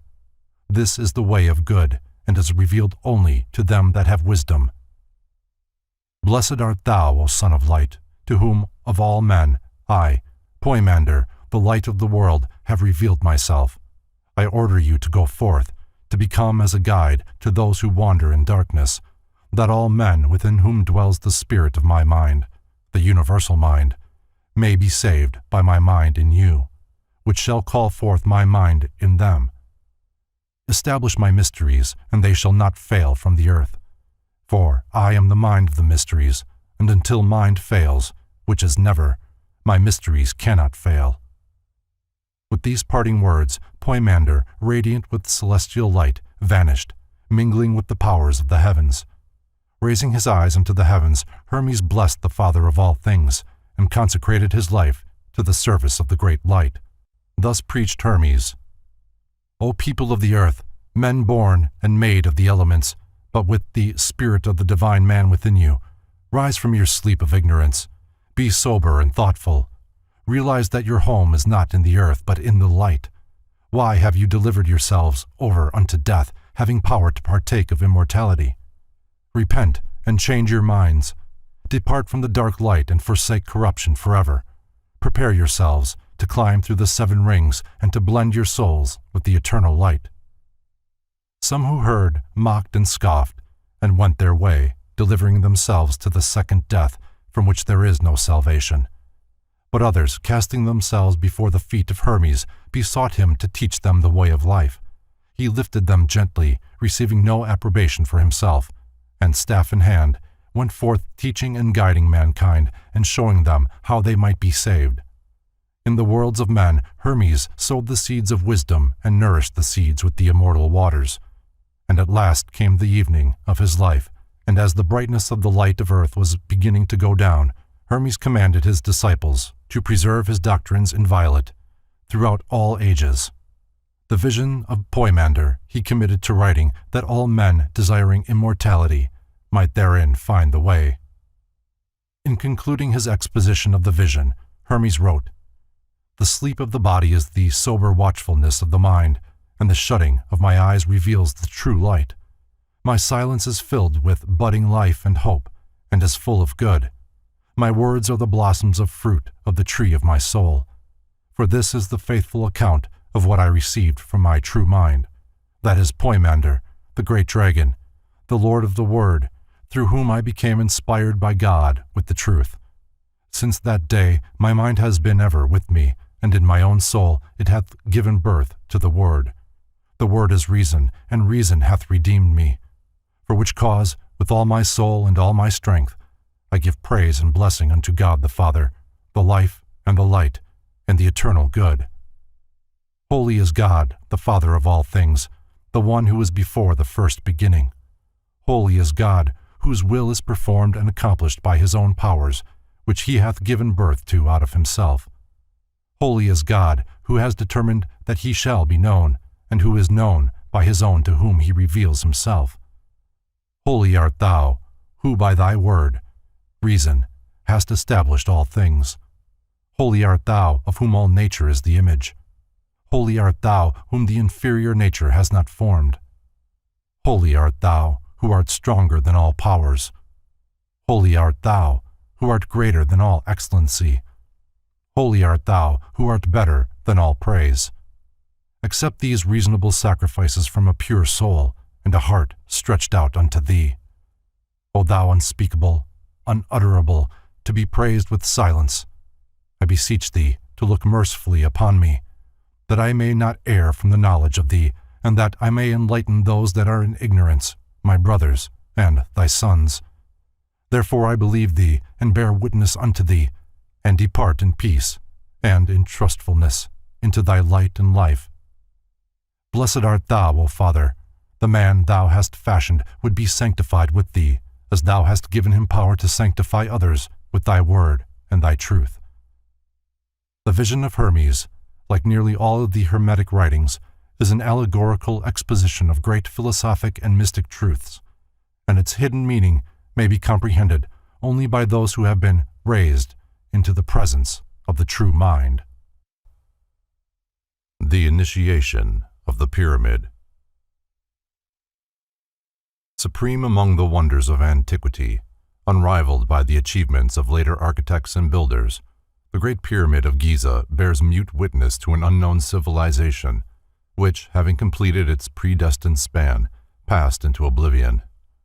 Eloquent in its silence, inspiring in its majesty, divine in its simplicity, the Great Pyramid is indeed a sermon in stone. Its magnitude overwhelms the puny sensibilities of man.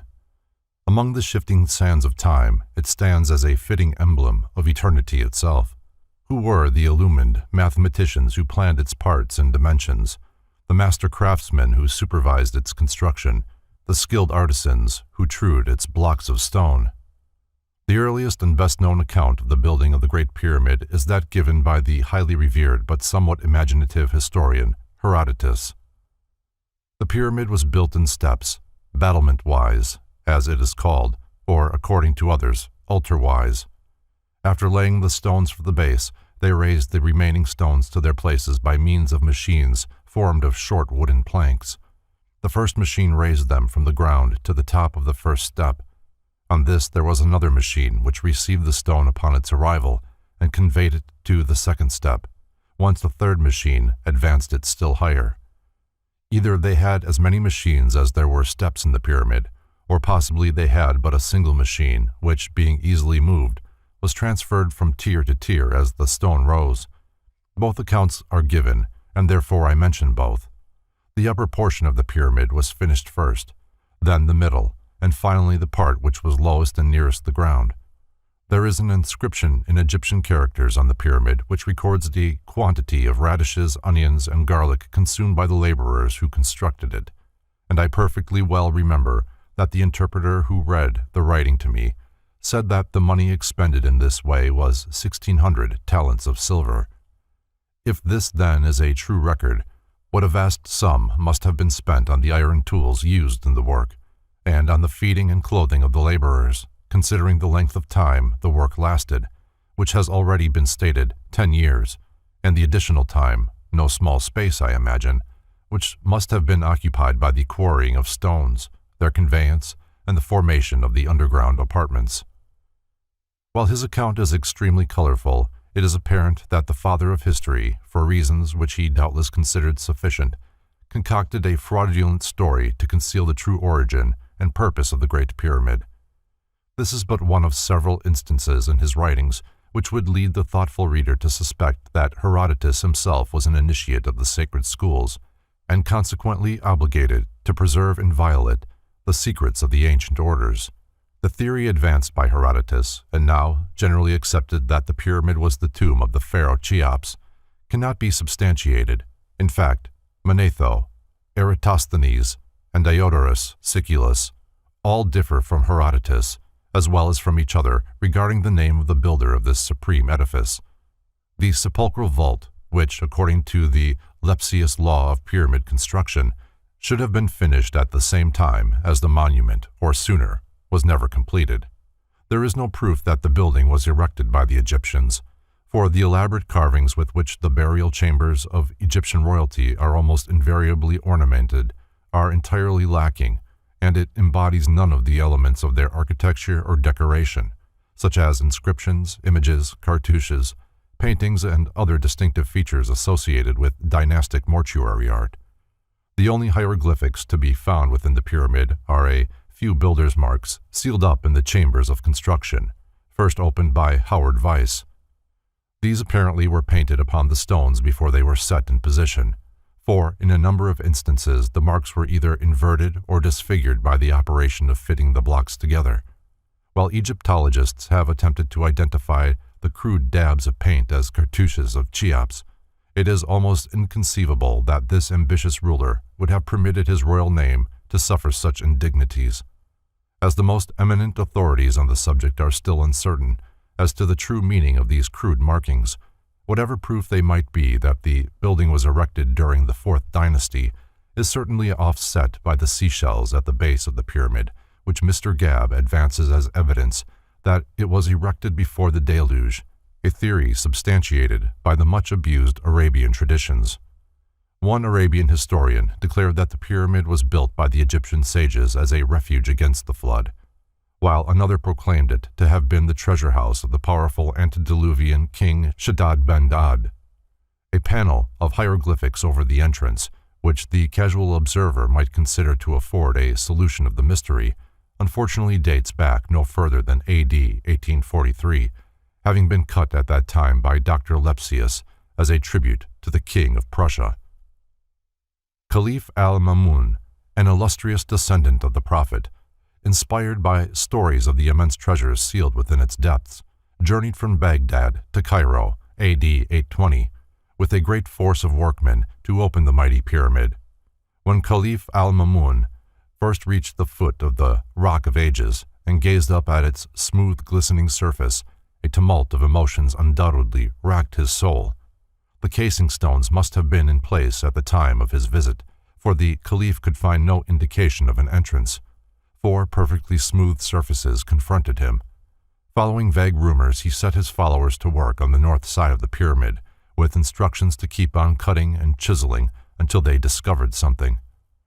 To the Muslims, with their crude instruments and vinegar, it was a Herculean effort to tunnel a full 100 feet through the limestone. Many times they were on the point of rebellion, but the word of the Caliph was law, and the hope of a vast fortune buoyed them up. At last, on the eve of total discouragement, fate came to their rescue. A great stone was heard to fall somewhere in the wall near the toiling and disgruntled Arabs. Pushing on toward the sound with renewed enthusiasm, they finally broke into the descending passage which leads into the subterranean chamber. They then chiseled their way around the great stone portcullis, which had fallen into a position barring their progress, and attacked and removed one after another the granite plugs, which for a while continued to slide down the passage leading from the Queen's chamber above. Finally, no more blocks descended, and the way was clear for the workers of the Prophet. But where were the treasures? From room to room the frantic workmen rushed, looking in vain for loot. The discontent of the Muslims reached such a height that Caliph al-Mamun, who had inherited much of the wisdom of his illustrious father, the Caliph al-Rashid, sent to Baghdad for funds, which he caused to be secretly buried near the entrance of the pyramid.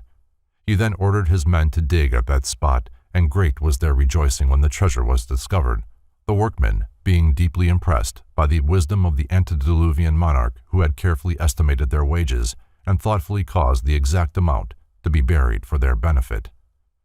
The Caliph then returned to the city of his fathers, and the Great Pyramid was left to the mercy of succeeding generations. In the 9th century, the sun's rays striking the highly polished surfaces of the original casing stones caused each side of the pyramid to appear as a dazzling triangle of light. Since that time, all but 2 of these casing stones have disappeared.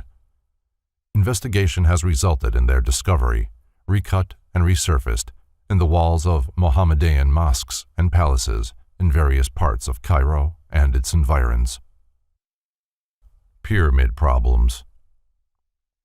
C. Piazzi Smith asks, was the Great Pyramid then erected before the invention of hieroglyphics and previous to the birth of the Egyptian religion? Time may yet prove that the upper chambers of the pyramid were a sealed mystery before the establishment of the Egyptian Empire. In the subterranean chamber, however, are markings which indicate that the Romans gained admission there. In the light of the secret philosophy of the Egyptian initiates, W. W. Harmon, by a series of extremely complicated yet exact mathematical calculations, determines that the first ceremonial of the pyramid was performed 68,890 years ago, on the occasion when the star Vega for the first time sent its rays down the descending passage into the pit. The actual building of the pyramid was accomplished in the period of from 10 to 15 years immediately preceding this date. While such figures doubtless will evoke the ridicule of modern Egyptologists, they are based upon an exhaustive study of the principles of sidereal mechanics as incorporated into the structure of the pyramid by its initiated builders. If the casing stones were in position at the beginning of the 9th century, the so-called erosion marks upon the outside were not due to water. The theory also that the salt upon the interior stones of the pyramid is evidence that the building was once submerged is weakened by the scientific fact that this kind of stone is subject to exudations of salt. While the building may have been submerged, at least in part, during the many thousands of years since its erection, the evidence adduced to prove this point is not conclusive. The Great Pyramid was built of limestone and granite throughout, the 2 kinds of rock being combined in a peculiar and significant manner. The stones were trued with the utmost precision, and the cement used was of such remarkable quality that it is now practically as hard as the stone itself. The limestone blocks were sawed with bronze saws, the teeth of which were diamonds or other jewels. The chips from the stones were piled against the north side of the plateau on which the structure stands, where they form an additional buttress to aid in supporting the weight of the structure. The entire pyramid is an example of perfect orientation and actually squares the circle. This last is accomplished by dropping a vertical line from the apex of the pyramid to its baseline. If this vertical line be considered as the radius of an imaginary circle, the length of the circumference of such a circle will be found to equal the sum of the base lines of the 4 sides of the pyramid. A vertical section of the Great Pyramid, from Smith's Life and Work at the Great Pyramid. The Great Pyramid stands upon a limestone plateau at the base of which, according to ancient history, the Nile once flooded, thus supplying a method for the huge blocks used in its construction. Presuming that the capstone as originally in place, the pyramid is, according to John Taylor, in round figures, 486 feet high. The base of each side is 764 feet long, and the entire structure covers a ground area of more than 13 acres. The Great Pyramid is the only one in the group at Giza, in fact, as far as known, the only one in Egypt, that has chambers within the actual body of the pyramid itself. For this reason, it is said to refute the Lepsius law, which asserts that each of these structures is a monument raised over a subterranean chamber in which a ruler is entombed. The pyramid contains 4 chambers, which in the diagram are lettered K, H, F, and O. The King's Chamber, K, is an oblong apartment 39 feet long, 17 feet wide, and 19 feet high, disregarding fractional parts of a foot in each case, with a flat roof consisting of 9 great stones, the largest in the pyramid. Above the king's chamber are 5 low compartments, L, generally termed construction chambers. In the lowest of these, the so-called hieroglyphics of the pharaoh Cheops are located. The roof of the 5th construction chamber is peaked. At the end of the king's chamber, opposite the entrance, stands the famous sarcophagus, or coffer, I, and behind it is a shallow opening that was dug in the hope of discovering valuables. 2 air vents, M and N, passing through the entire body of the pyramid, ventilate the king's chamber. In itself, this is sufficient to establish that the building was not intended for a tomb. Between the upper end of the grand gallery, G, and the king's chamber is a small antechamber, H, its extreme length 9 feet, its extreme width 5 feet, and its extreme height 12 feet, with its walls grooved for purposes now unknown. In the grooves nearest the grand gallery is a slab of stone in 2 sections, with a peculiar boss, or knob, protruding about an inch from the surface of the upper part, facing the grand gallery. This stone does not reach to the floor of the antechamber, and those entering the king's chamber must pass under the slab.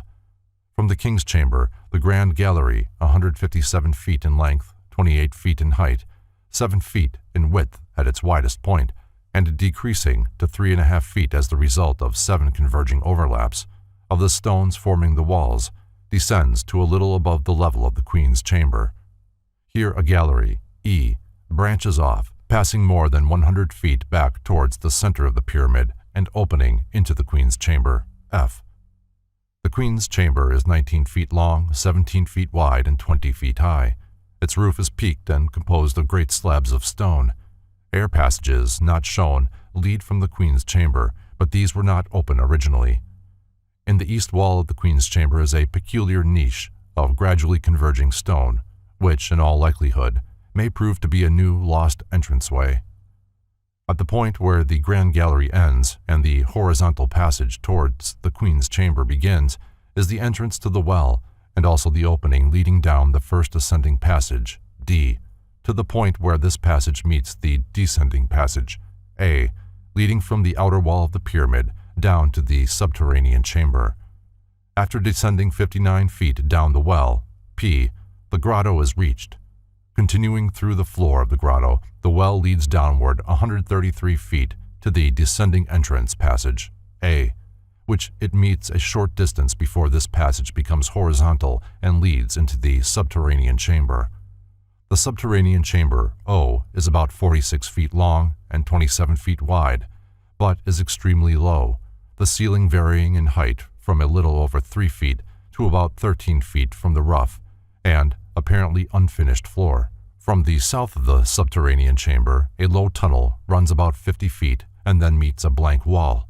These constitute the only known openings in the pyramid, with the exception of a few niches, exploration holes, blind passages, and the rambling cavernous tunnel, B, hewn out by the Muslims under the leadership of the Prophet's descendant, Caliph al-Mamun. If the passage leading to the king's chamber and the queen's chamber was sealed up thousands of years before the Christian era, those later admitted into the pyramid mysteries must have received their initiations in subterranean galleries now unknown. Without such galleries, there could have been no possible means of ingress or egress, since the single-surface entrance was completely dosed with casing stones. If not blocked by the mass of the Sphinx or concealed in some part of that image, the secret entrance may be either in one of the adjacent temples or upon the sides of the limestone plateau. Attention is called to the granite plugs filling the ascending passageway to the queen's chamber, which Caliph al-Mamun was forced practically to pulverize before he could clear a way into the upper chambers. C. Piazzi Smith notes that the positions of the stones demonstrate that they were set in place from above, which made it necessary for a considerable number of workmen to depart from the upper chambers. How did they do it? Smith believes they descended through the well, see diagram, dropping the ramp stone into place behind them. He further contends that robbers probably used the well as a means of getting into the upper chambers. The ramp stone having been set in a bed of plaster, the robbers were forced to break through it, leaving a jagged opening. Mr. Dupree, an architect who has spent years investigating the pyramids, differs from Smith, however, in that he believes the well itself to be a robber's hole, being the first successful attempt made to enter the upper chambers from the subterranean chamber, then the only open section of the pyramid. Mr. Dupree bases his conclusion upon the fact that the well is merely a rough hole and the grotto an irregular chamber, without any evidence of the architectural precision with which the remainder of the structure was erected. The diameter of the well also precludes the possibility of its having been dug downward. It must have been gouged out from below, and the grotto was necessary to supply air to the thieves. It is conceivable that the pyramid builders would break one of their own ramp stones and leave its broken surface and a gaping hole in the side wall of their otherwise perfect gallery. If the well is a robber's hole, it may explain why the pyramid was empty when Caliph al-Mamun entered it, and what happened to the missing coffer lid. A careful examination of the so-called unfinished subterranean chamber, which must have been the base of operations for the robbers, might disclose traces of their presence, or show where they piled the rubble, which must have accumulated as a result of their operations. While it is not entirely clear by what entrance the robbers reached the subterranean chamber, it is improbable that they used the descending passageway. There is a remarkable niche in the north wall of the Queen's Chamber, which the Mohammedan guides glibly pronounce to be a shrine. The general shape of this niche, however, with its walls converging by a series of overlaps like those of the Grand Gallery, would indicate that originally it had been intended as a passageway. Efforts made to explore this niche have been non-productive, but Mr. Dupree believes an entrance to exist here through which, if the well did not exist at the time, the workmen made their exit from the pyramid after dropping the stone plugs into the ascending gallery. Biblical scholars have contributed a number of most extraordinary conceptions regarding the Great Pyramid. This ancient edifice has been identified by them as Joseph's granary, despite its hopelessly inadequate capacity, as the tomb prepared for the unfortunate pharaoh of the Exodus, who could not be buried there because his body was never recovered from the Red Sea, and finally, as a perpetual confirmation of the infallibility of the numerous prophecies contained in the authorized version. The Sphinx. Although the Great Pyramid, as Ignatius Donnelly has demonstrated, is patterned after an antediluvian type of structure, examples of which are to be found in nearly every part of the world, the Sphinx, who is typically Egyptian. The stele between its paws states the Sphinx is an image of the sun god Harmachis, which was evidently made in the similitude of the pharaoh during whose reign it was chiseled. The statue was restored and completely excavated by Thutmose IV as a result of a vision in which the god had appeared and declared himself oppressed by the weight of the sand about his body. The broken beard of the Sphinx was discovered during excavations between the front paws. The steps leading up to the Sphinx, and also the temple and altar between the paws, are much later additions, probably Roman, for it is known that the Romans reconstructed many Egyptian antiquities. The shallow depression in the crown of the head, once thought to be the terminus of a closed-up passageway leading from the Sphinx to the Great Pyramid, was merely intended to help support a headdress now missing. Oedipus and the Sphinx, from Levy's Les Mystères de la Kabbale. The Egyptian Sphinx is closely related to the Greek legend of Oedipus, who first solved the famous riddle propounded by the mysterious creature with the body of a winged lion and the head of a woman, which frequented the highway leading to Thebes. To each who passed her lair, the Sphinx addressed the question, "What animal is it that in the morning goes on 4 feet, at noon on 2 feet, and in the evening on 3 feet?" These who failed to answer her riddle she destroyed. Oedipus declared the answer to be man himself, who in childhood crawled upon his hands and knees, in manhood stood erect, and in old age shuffled along supporting himself by a staff. Discovering one who knew the answer to her riddle, the Sphinx cast herself from the cliff which bordered the road and perished. There is still another answer to the riddle of the Sphinx, an answer best revealed by a consideration of the Pythagorean values of numbers. The 4, the 2, and the 3 produce the sum of 9, which is the natural number of man and also of the lower worlds. The 4 represents the ignorant man, the 2, the intellectual man, and the 3, the spiritual man. Infant humanity walks on 4 legs, evolving humanity on 2 legs, and to the power of his own mind, the redeemed and illumined Magus adds the staff of wisdom. The Sphinx is therefore the mystery of nature, the embodiment of the secret doctrine, and all who cannot solve her riddle perish. To pass the Sphinx is to attain personal immortality. Metal rods have been driven into the Sphinx in a vain effort to discover chambers or passages within its body. The major part of the Sphinx is a single stone, but the front paws have been built up of smaller stones. The Sphinx is about 200 feet long, 70 feet high, and 38 feet wide across at the shoulders. The main stone from which it was carved is believed by some to have been transported from distant quarries by methods unknown, while others assert it to be native rock, possibly an outcropping somewhat resembling the form into which it was later carved. The theory once advanced that both the pyramid and the Sphinx were built from artificial stones made on the spot has been abandoned.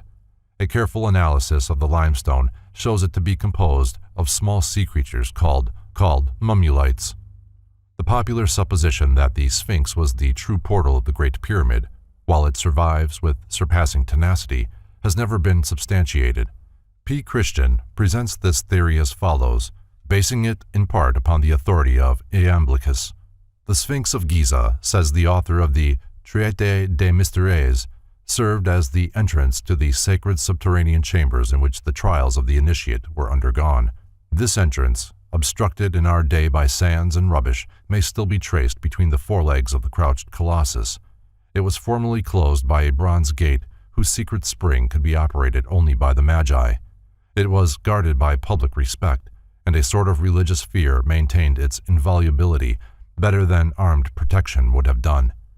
In the belly of the Sphinx were cut out galleries leading to the subterranean part of the Great Pyramid. These galleries were so artfully crisscrossed along their course to the pyramid that in setting forth into the passage without a guide through this network, one ceaselessly and inevitably returned to the starting point. See Histoire de la Magi.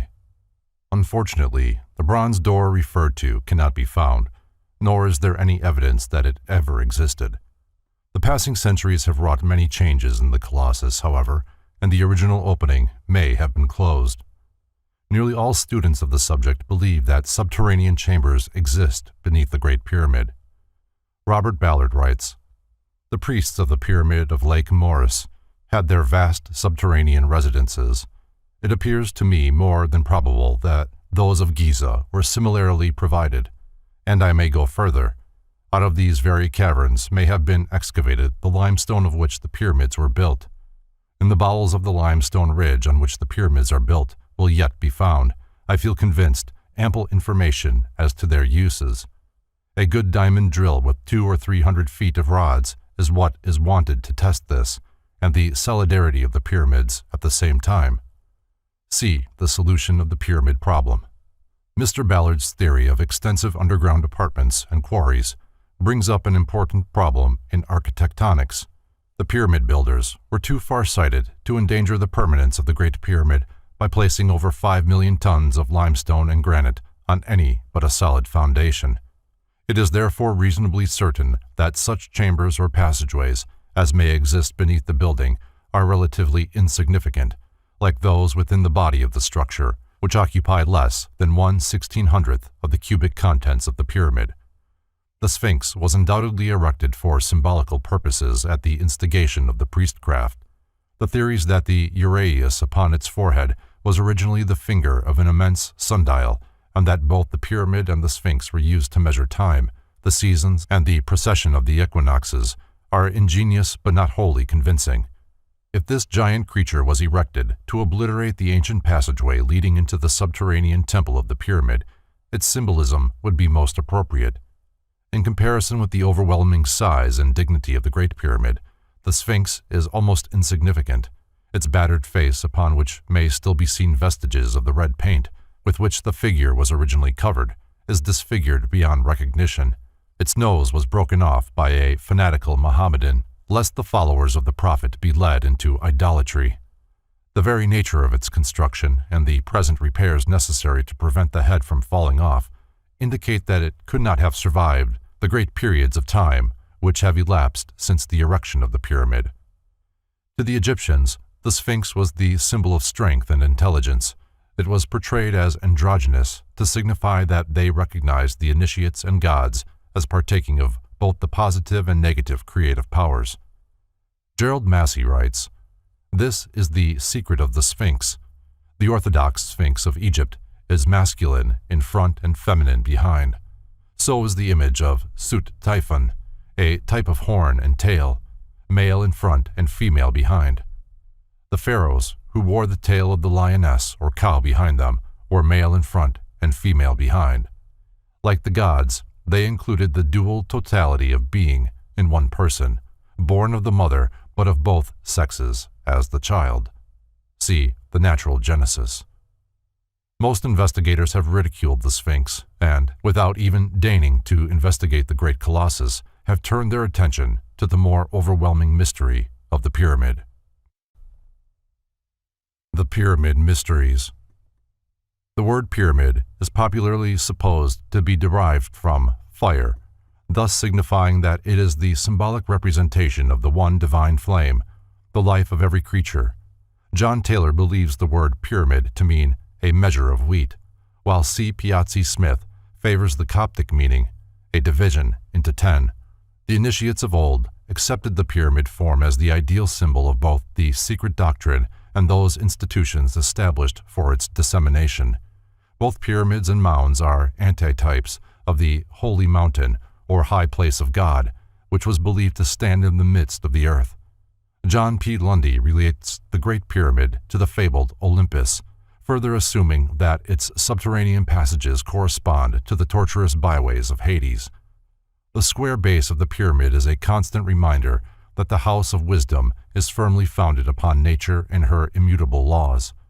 The Gnostics, writes Albert Pike, claimed that the whole edifice of their science rested on a square whose angles were silence, profundity, intelligence, and truth. See Morals and Dogma.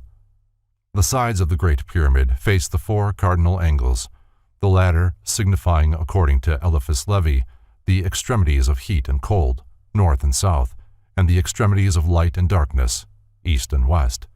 The base of the pyramid further represents the 4 material elements or substances, from the combinations of which the quaternary body of man is formed. From each side of the square there rises a triangle, typifying the threefold divine being enthroned within every quaternary material nature. If each base line be considered a square from which ascends a threefold spiritual power, then the sum of the lines of the 4 faces, 12, and the 4 hypothetical squares, 16, constituting the base, is 28, the sacred number of the lower world. If this be added to the 3 septenaries composing the sun, 21, it equals 49, the square of 7 and the number of the universe. The 12 signs of the zodiac, like the governors of the lower worlds, are symbolized by the 12 lines of the 4 triangles, the faces of the pyramid.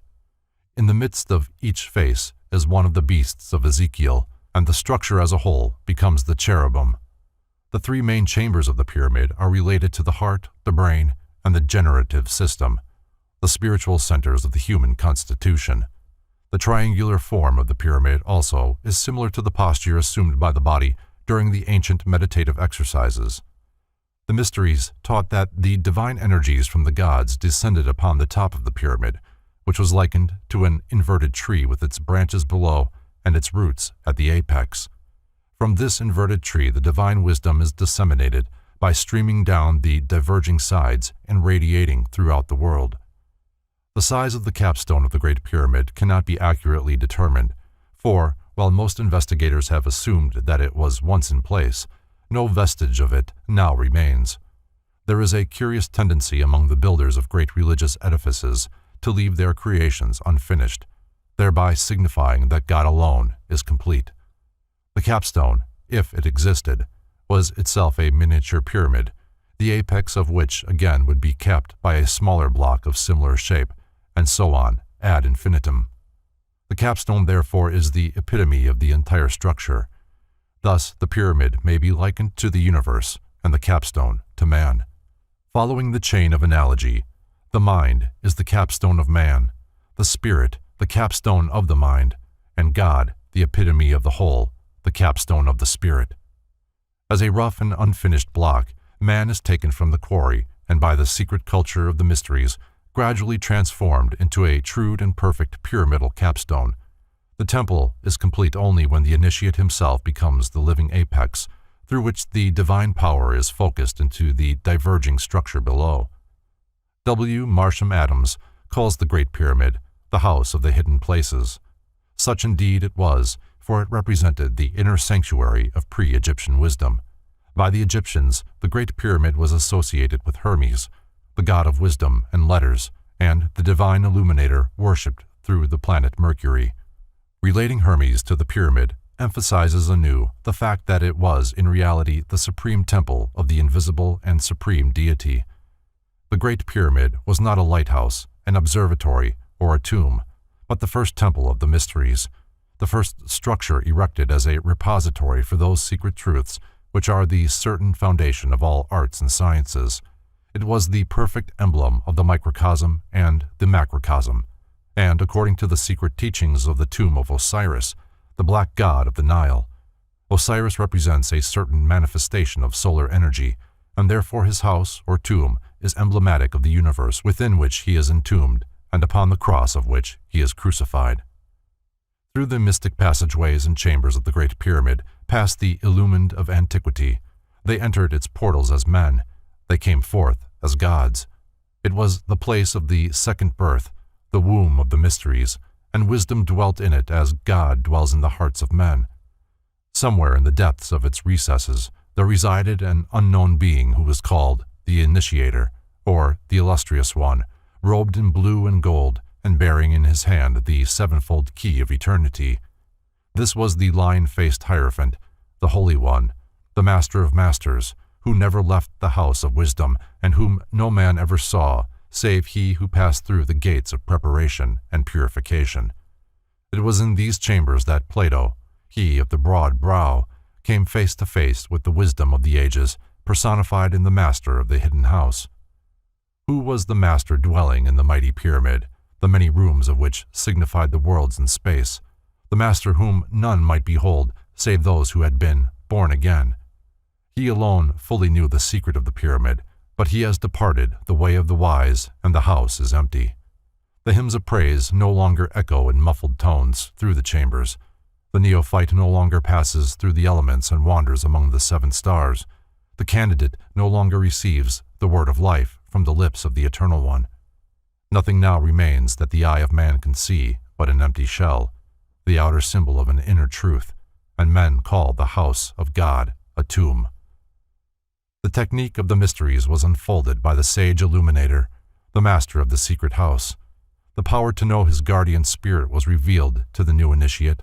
The method of disentangling his material body from his divine vehicle was explained, and to consummate the magnum opus, there was revealed the divine name, the secret and unutterable designation of the supreme deity, by the fairy knowledge of which man and his God are made consciously one. With the giving of the name, the new initiate became himself a pyramid, within the chambers of whose soul numberless other human beings might also receive spiritual enlightenment.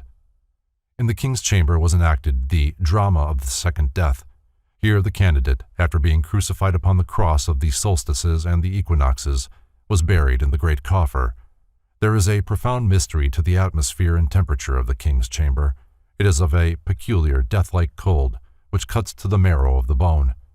This room was a doorway between the material world and the transcendental spheres of nature. While his body lay in the coffer, the soul of the neophyte soared as a human-headed hawk through the celestial realms, there to discover firsthand the eternity of life, light, and truth, as well as the illusion of death, darkness, and sin. Thus, in one sense, the Great Pyramid may be likened to a gate through which the ancient priests permitted a few to pass toward the attainment of individual completion. It is also to be noted, incidentally, that if the coffer in the king's chamber be struck, the sound emitted has no counterpart in any known musical scale. This tonal value may have formed part of that combination of circumstances which rendered the king's chamber an ideal setting for the conferment of the highest degree of the mysteries. The modern world knows little of these ancient rites. The scientist and the theologian alike gaze upon the sacred structure, wondering what fundamental urge inspired the Herculean labor. If they would but think for a moment, they would realize that there is only one urge in the soul of man capable of supplying the required incentive, namely, the desire to know, to understand, and to exchange the narrowness of human mortality for the greater breadth and scope of divine enlightenment. So men say of the Great Pyramid that it is the most perfect building in the world, the source of weights and measures, the original Noah's Ark, the origin of languages, alphabets, and scales of temperature and humidity. Few realize, however, that it is the gateway to the eternal.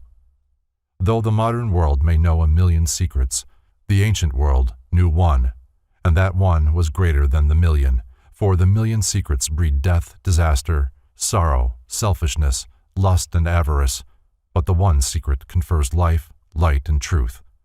The time will come when the secret wisdom shall again be the dominating religious and philosophical urge of the world. The day is at hand when the doom of dogma shall be sounded. The great theological tower of Babel, with its confusion of tongues, was built of bricks of mud and the mortar of slime. Out of the cold ashes of lifeless creeds, however, shall rise, phoenix-like, the ancient mysteries. No other institution has so completely satisfied the religious aspirations of humanity, for since the destruction of the mysteries, there never has been a religious code to which Plato could have subscribed. The unfolding of man's spiritual nature is as much an exact science as astronomy, medicine, or jurisprudence. To accomplish this end, religions were primarily established, and out of religion have come science, philosophy, and logic as methods whereby this divine purpose might be realized. The dying God shall rise again. The secret room in the house of the hidden places shall be rediscovered. The pyramid again shall stand as the ideal emblem of solidarity, inspiration, aspiration, resurrection, and regeneration. As the passing sands of time bury civilization upon civilization beneath their weight, the pyramid shall remain as the visible covenant between eternal wisdom and the world. The time may yet come when the chants of the illumined shall be heard once more in its ancient passageways, and the master of the hidden house shall await in the silent place for the coming of that man who, casting aside the fallacies of dogma and tenet, seeks simply truth, and will be satisfied with neither substitute nor counterfeit. Isis, the Virgin of the World. It is especially fitting that a study of Hermetic symbolism should begin with a discussion of the symbols and attributes of the Saitic Isis. This is the Isis of Sais, famous for the inscription concerning her which appeared on the front of her temple in that city. I, Isis, am all that has been, that is or shall be. No mortal man hath ever me unveiled. Plutarch affirms that many ancient authors believed this goddess to be the daughter of Hermes. Others held the opinion that she was the child of Prometheus. Both of these demigods were noted for their divine wisdom. It is not improbable that her kinship to them is merely allegorical. Plutarch translates the name Isis to mean wisdom. Godfrey Higgins, in his Anacalypsis, derives the name of Isis from the Hebrew iso and the Greek to save. Some authorities, however, for example, Richard Payne Knight, as stated in his Symbolical Language of Ancient Art and Mythology, believe the word to be of northern extraction, possibly Scandinavian or Gothic. In these languages, the name is pronounced Isa, meaning ice, or water in its most passive, crystallized, negative state. This Egyptian deity, under many names, appears as the principle of natural fecundity among nearly all the religions of the ancient world. She was known as the goddess with 10,000 appellations, and was metamorphosed by Christianity into the Virgin Mary. For Isis, although she gave birth to all living things, chief among them the sun, still remained a virgin, according to the legendary accounts. Apuleius, in the 11th book of the Golden Ass, ascribes to the goddess the following statement concerning her powers and attributes. Behold, I, moved by thy prayers, am present with thee. I, who am nature, the parent of things, the queen of all the elements, the primordial progeny of ages, the supreme of divinities, the sovereign of the spirits of the dead, the first of the celestials, and the uniform resemblance of gods and goddesses. I, who rule by my nod the luminous summits of the heavens, the salubrious breezes of the seas, and the deplorable silences of the realms beneath, and whose one divinity the whole orb of the earth venerates under a manifold form, by different rites and a variety of appellations. Hence the primogenial Phrygians call me Pessinuntica, the mother of the gods, the Attic Aborigines, Cecropian Minerva, the floating Cyprians, Paphian Venus, the arrow-bearing Cretans, Diana Dictina, the three-tongued Sicilians, Stygian Prosperine, and the Eleusinians, the ancient goddess Ceres. Some also call me Juno, others Bellona, others Hecate, and others Rhamnusia. And those who are illuminated by the incipient rays of that divinity, the sun, when he rises, viz., the Ethiopians, the Ari, and the Egyptians skilled in ancient learning, worshipping me by ceremonies perfectly appropriate, call me by my true name, Queen Isis. Le Plongeon believes that the Egyptian myth of Isis had a historical basis among the Mayas of Central America, where the goddess was known as Queen Mu. In Prince Ko, the same author finds a correspondence to Osiris, the brother-husband of Isis. Le Plongeon's theory that Mayan civilization was far more ancient than that of Egypt. After the death of Prince Ko, his widow, Queen Mu, fleeing to escape the wrath of his murderers, sought refuge among the Mayan colonies in Egypt, where she was accepted as their queen and was given the name of Isis. While Le Plongeon may be right, the possible historical queen sinks into insignificance when compared with the allegorical, symbolic world virgin, and the fact that she appears among so many different races and peoples discredits the theory that she was a historical individual. Isis, Queen of Heaven, from Moses's History des Hébreux Chrétiens. Diodorus writes of a famous inscription carved on a column at Nyssa, in Arabia, wherein Isis described herself as follows: I am Isis, queen of this country. I was instructed by Mercury. No one can destroy the laws which I have established. I am the eldest daughter of Saturn, most ancient of the gods. I am the wife and sister of Osiris the king. I first made known to mortals the use of wheat. I am the mother of Oros the king. In my honor was the city of Bubast built. Rejoice, O Egypt, rejoice, land that gave me birth. See Morals and Dogma by Albert Pike. According to Sextus Empiricus, the Trojan War was fought over a statue of the moon goddess. For this lunar Helena, and not for a woman, the Greeks and Trojans struggled at the gates of Troy. Several authors have attempted to prove that Isis, Osiris, Typhon, Nephthys, and Aurorius, Thoth or Mercury, were grandchildren of the great Jewish patriarch Noah by his son Ham. But as the story of Noah and his ark is a cosmic allegory concerning the repopulation of planets at the beginning of each world period, this only makes it less likely that they were historical personages. According to Robert Flood, the sun has three properties: life, light, and heat. These three vivify and vitalize the three worlds: spiritual, intellectual, and material. Therefore, it is said, from one light, three lights, i.e., the first three master masons. In all probability, Osiris represents the third, or material, aspect of solar activity, which by its beneficent influences vitalizes and enlivens the flora and fauna of the earth. Osiris is not the sun, but the sun is symbolic of the vital principle of nature, which the ancients knew as Osiris. His symbol, therefore, was an opened eye, in honor of the great eye of the universe, the sun, opposed to the active, radiant principle of impregnating fire. Heat and motion was the passive, receptive principle of nature.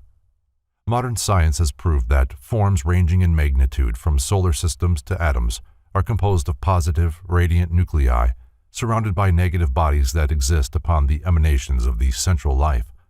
From this allegory we have the story of Solomon and his wives, For Solomon is the sun, and his wives and concubines are the planets, moons, asteroids, and other receptive bodies within his house, the solar mansion.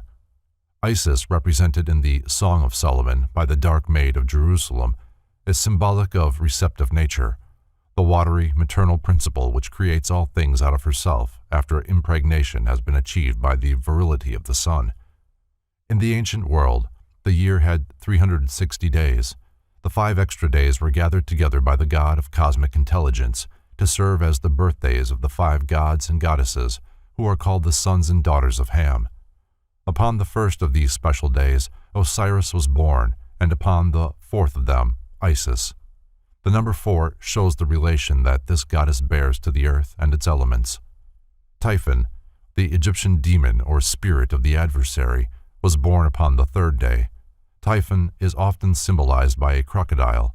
Sometimes his body is a combination of crocodile and hog. Isis stands for knowledge and wisdom, and according to Plutarch, the word Typhon means insolence and pride. Egotism, self-centeredness, and pride are the deadly enemies of understanding and truth. This part of the allegory is revealed. After Osiris, here symbolized as the sun, had become king of Egypt and had given to his people the full advantage of his intellectual light, he continued his path through the heavens, visiting the peoples of other nations and converting all with whom he came in contact. Plutarch further asserts that the Greek recognized in Osiris the same person whom they revered under the name of Dionysus and Bacchus. While he was away from his country, his brother Typhon, the evil one, like the Loki of Scandinavia, plotted against the sun god to destroy him. Gathering 72 persons as fellow conspirators, he attained his nefarious end in a most subtle manner. He had a wonderful ornamented box, made just the size of the body of Osiris. This he brought into a banquet hall where the gods and goddesses were feasting together. All admired the beautiful chest, and Typhon promised to give it to the one whose body fitted it most perfectly. One after another lay down in the box, but in disappointment rose again, until at last Osiris also tried. The moment he was in the chest, Typhon and his accomplices nailed the cover down and sealed the cracks with molten lead. They then cast the box into the Nile, down which it floated to the sea. Plutarch states that the date upon which this occurred was the 17th day of the month Aether, when the sun was in the constellation of Scorpio. This is most significant, for the scorpion is the symbol of treachery. The time when Osiris entered the chest was also the same season that Noah entered the ark to escape from the deluge. Plutarch further declares that the Pans and Satyrs, the nature spirits and elementals, first discovered that Osiris had been murdered. These immediately raised an alarm, and from this incident the word panic, meaning fright or amazement of the multitudes, originated. Isis, upon receiving the news of her husband's murder, which she learned from some children who had seen the murderers making off with the box, at once robed herself in mourning and started forth in quest of him. At length, Isis discovered that the chest had floated to the coast of Byblos. There it had lodged in the branches of a tree, which in a short time miraculously grew up around the box. This so amazed the king of that country that he ordered the tree to be cut down and a pillar made from its trunk to support the roof of his palace. Isis, visiting Byblos, recovered the body of her husband, but it was again stolen by Typhon, who cut it into 14 parts, which he scattered all over the earth. Isis, in despair, began gathering up the severed remains of her husband, but found only 13 pieces. The 14th part, the phallus, she reproduced in gold, for the original had fallen into the river Nile and had been swallowed by a fish. Typhon was later slain in battle by the son of Osiris. Some of the Egyptians believed that the souls of the gods were taken to heaven, where they shone forth as stars. It was supposed that the soul of Isis gleamed from the dog star, while Typhon became the constellation of the bear. It is doubtful, however, whether this idea was ever generally accepted. Among the Egyptians, Isis is often represented with a headdress consisting of the empty throne chair of her murdered husband, and this peculiar structure was accepted during certain dynasties as her hieroglyphic. The headdresses of the Egyptians have great symbolic and emblematic importance, for they represent the auric bodies of these superhuman intelligences, and are used in the same way that the nimbus, halo, and aureole are used in Christian religious art. Frank C. Higgins, a well-known Masonic symbolist, has astutely noted that the ornate headgears of certain gods and pharaohs are inclined backward at the same angle as the Earth's axis. The robes, insignia, jewels, and ornamentations of the ancient hierophants symbolize the spiritual energies radiating from the human body. Modern science is rediscovering many of the lost secrets of Hermetic philosophy. One of these is the ability to gauge the mental development, the soul qualities, and the physical health of an individual from the streamers of semi-visible electric force which pour through the surface of the skin of every human being at all times during his life. For details concerning a scientific process for making the auric emanations visible, see The Human Atmosphere by Dr. Walter J. Kilner. Isis is sometimes symbolized by the head of a cow. Occasionally, the entire animal is her symbol. The first gods of the Scandinavians were licked out of blocks of ice by the mother cow, Audhumla, who symbolized the principle of natural nutriment and fecundity because of her milk. Occasionally, Isis is represented as a bird. She often carries in one hand the crux ansata, the symbol of eternal life, and in the other the flowered scepter, symbolic of her authority. Thoth Hermes Trismegistus, the founder of Egyptian learning, the wise man of the ancient world, gave to the priests and philosophers of antiquity the secrets which have been preserved to this day in myth and legend. These allegories and emblematic figures concealed the secret formulae for spiritual, mental, moral, and physical regeneration, commonly known as the mystic chemistry of the soul, or alchemy. These sublime truths were communicated to the initiates of the mystery schools, but were concealed from the profane. The latter, unable to understand the abstract philosophical tenets, worshipped the concrete sculptured idols which were emblematic of these secret truths. The wisdom and secrecy of Egypt are epitomized in the Sphinx, which has preserved its secrets from the seekers of 100 generations. The mysteries of Hermeticism, the great spiritual truths hidden from the world by the ignorance of the world, and the keys of the secret doctrines of the ancient philosophers, are all symbolized by the Virgin Isis. Veiled from head to foot, she reveals her wisdom only to the tried and initiated few who have earned the right to enter her sacred presence, tear from the veiled figure of nature its shroud of obscurity, and stand face to face with the divine reality. The explanations in these pages of the symbols peculiar to the Virgin Isis are based, unless otherwise noted, on selections from a free translation of the fourth book of Bibliotheque des Philosophes Hermetiques, entitled The Hermetical Signification of the Symbols and Attributes of Isis, with interpolations by the compiler to amplify and clarify the text. The statues of Isis were decorated with the sun, moon, and stars, and many emblems pertaining to the earth, over which Isis was believed to rule, as the guardian spirit of nature personified. Several images of the goddess have been found, upon which the marks of her dignity and position were still intact. According to the ancient philosophers, she personified universal nature, the mother of all productions. The deity was generally represented as a partly nude woman, often pregnant, sometimes loosely covered with a garment of either green or black color, or of 4 different shades intermingled black, white, yellow, and red. Apuleius describes her as follows. In the first place, then, her most copious and long hairs, being gradually intorted, and promiscuously scattered on her divine neck, were softly diffluous. A multiform crown, consisting of various flowers, bound the sublime summit of her head, and in the middle of the crown, just on her forehead, there was a smooth orb resembling a mirror, or rather a white, refulgent light, which indicated that she was the moon. Vipers rising up after the manner of furrows environed the crown on the right hand and on the left, and cerulean ears of corn were also extended from above. Her garment was of many colors, and woven from the finest flax, and was at one time lucid with a white splendor, at another yellow from the flower of crocus, and at another flaming with a rosy redness. But that which most excessively dazzled my sight was a very black robe, flugid with a dark splendor, and which, spreading round and passing under her right side, and ascending to her left shoulder, there rose protuberant, like the center of a shield, the dependent part of the robe falling in many folds, and having small knots of fringe gracefully flowing in its extremities. Glittering stars were dispersed through the embroidered border of the robe and through the whole of its surface. And the full moon, shining in the middle of the stars, breathed forth flaming fires. Nevertheless, a crown wholly consisting of flowers and fruits of every kind adhered with indivisible connection to the border of that conspicuous robe in all its undulating motions. What she carried in her hands also consisted of things of a very different nature, for her right hand indeed bore a brazen rattle or sistrum, through the narrow lamina of which bent like a belt.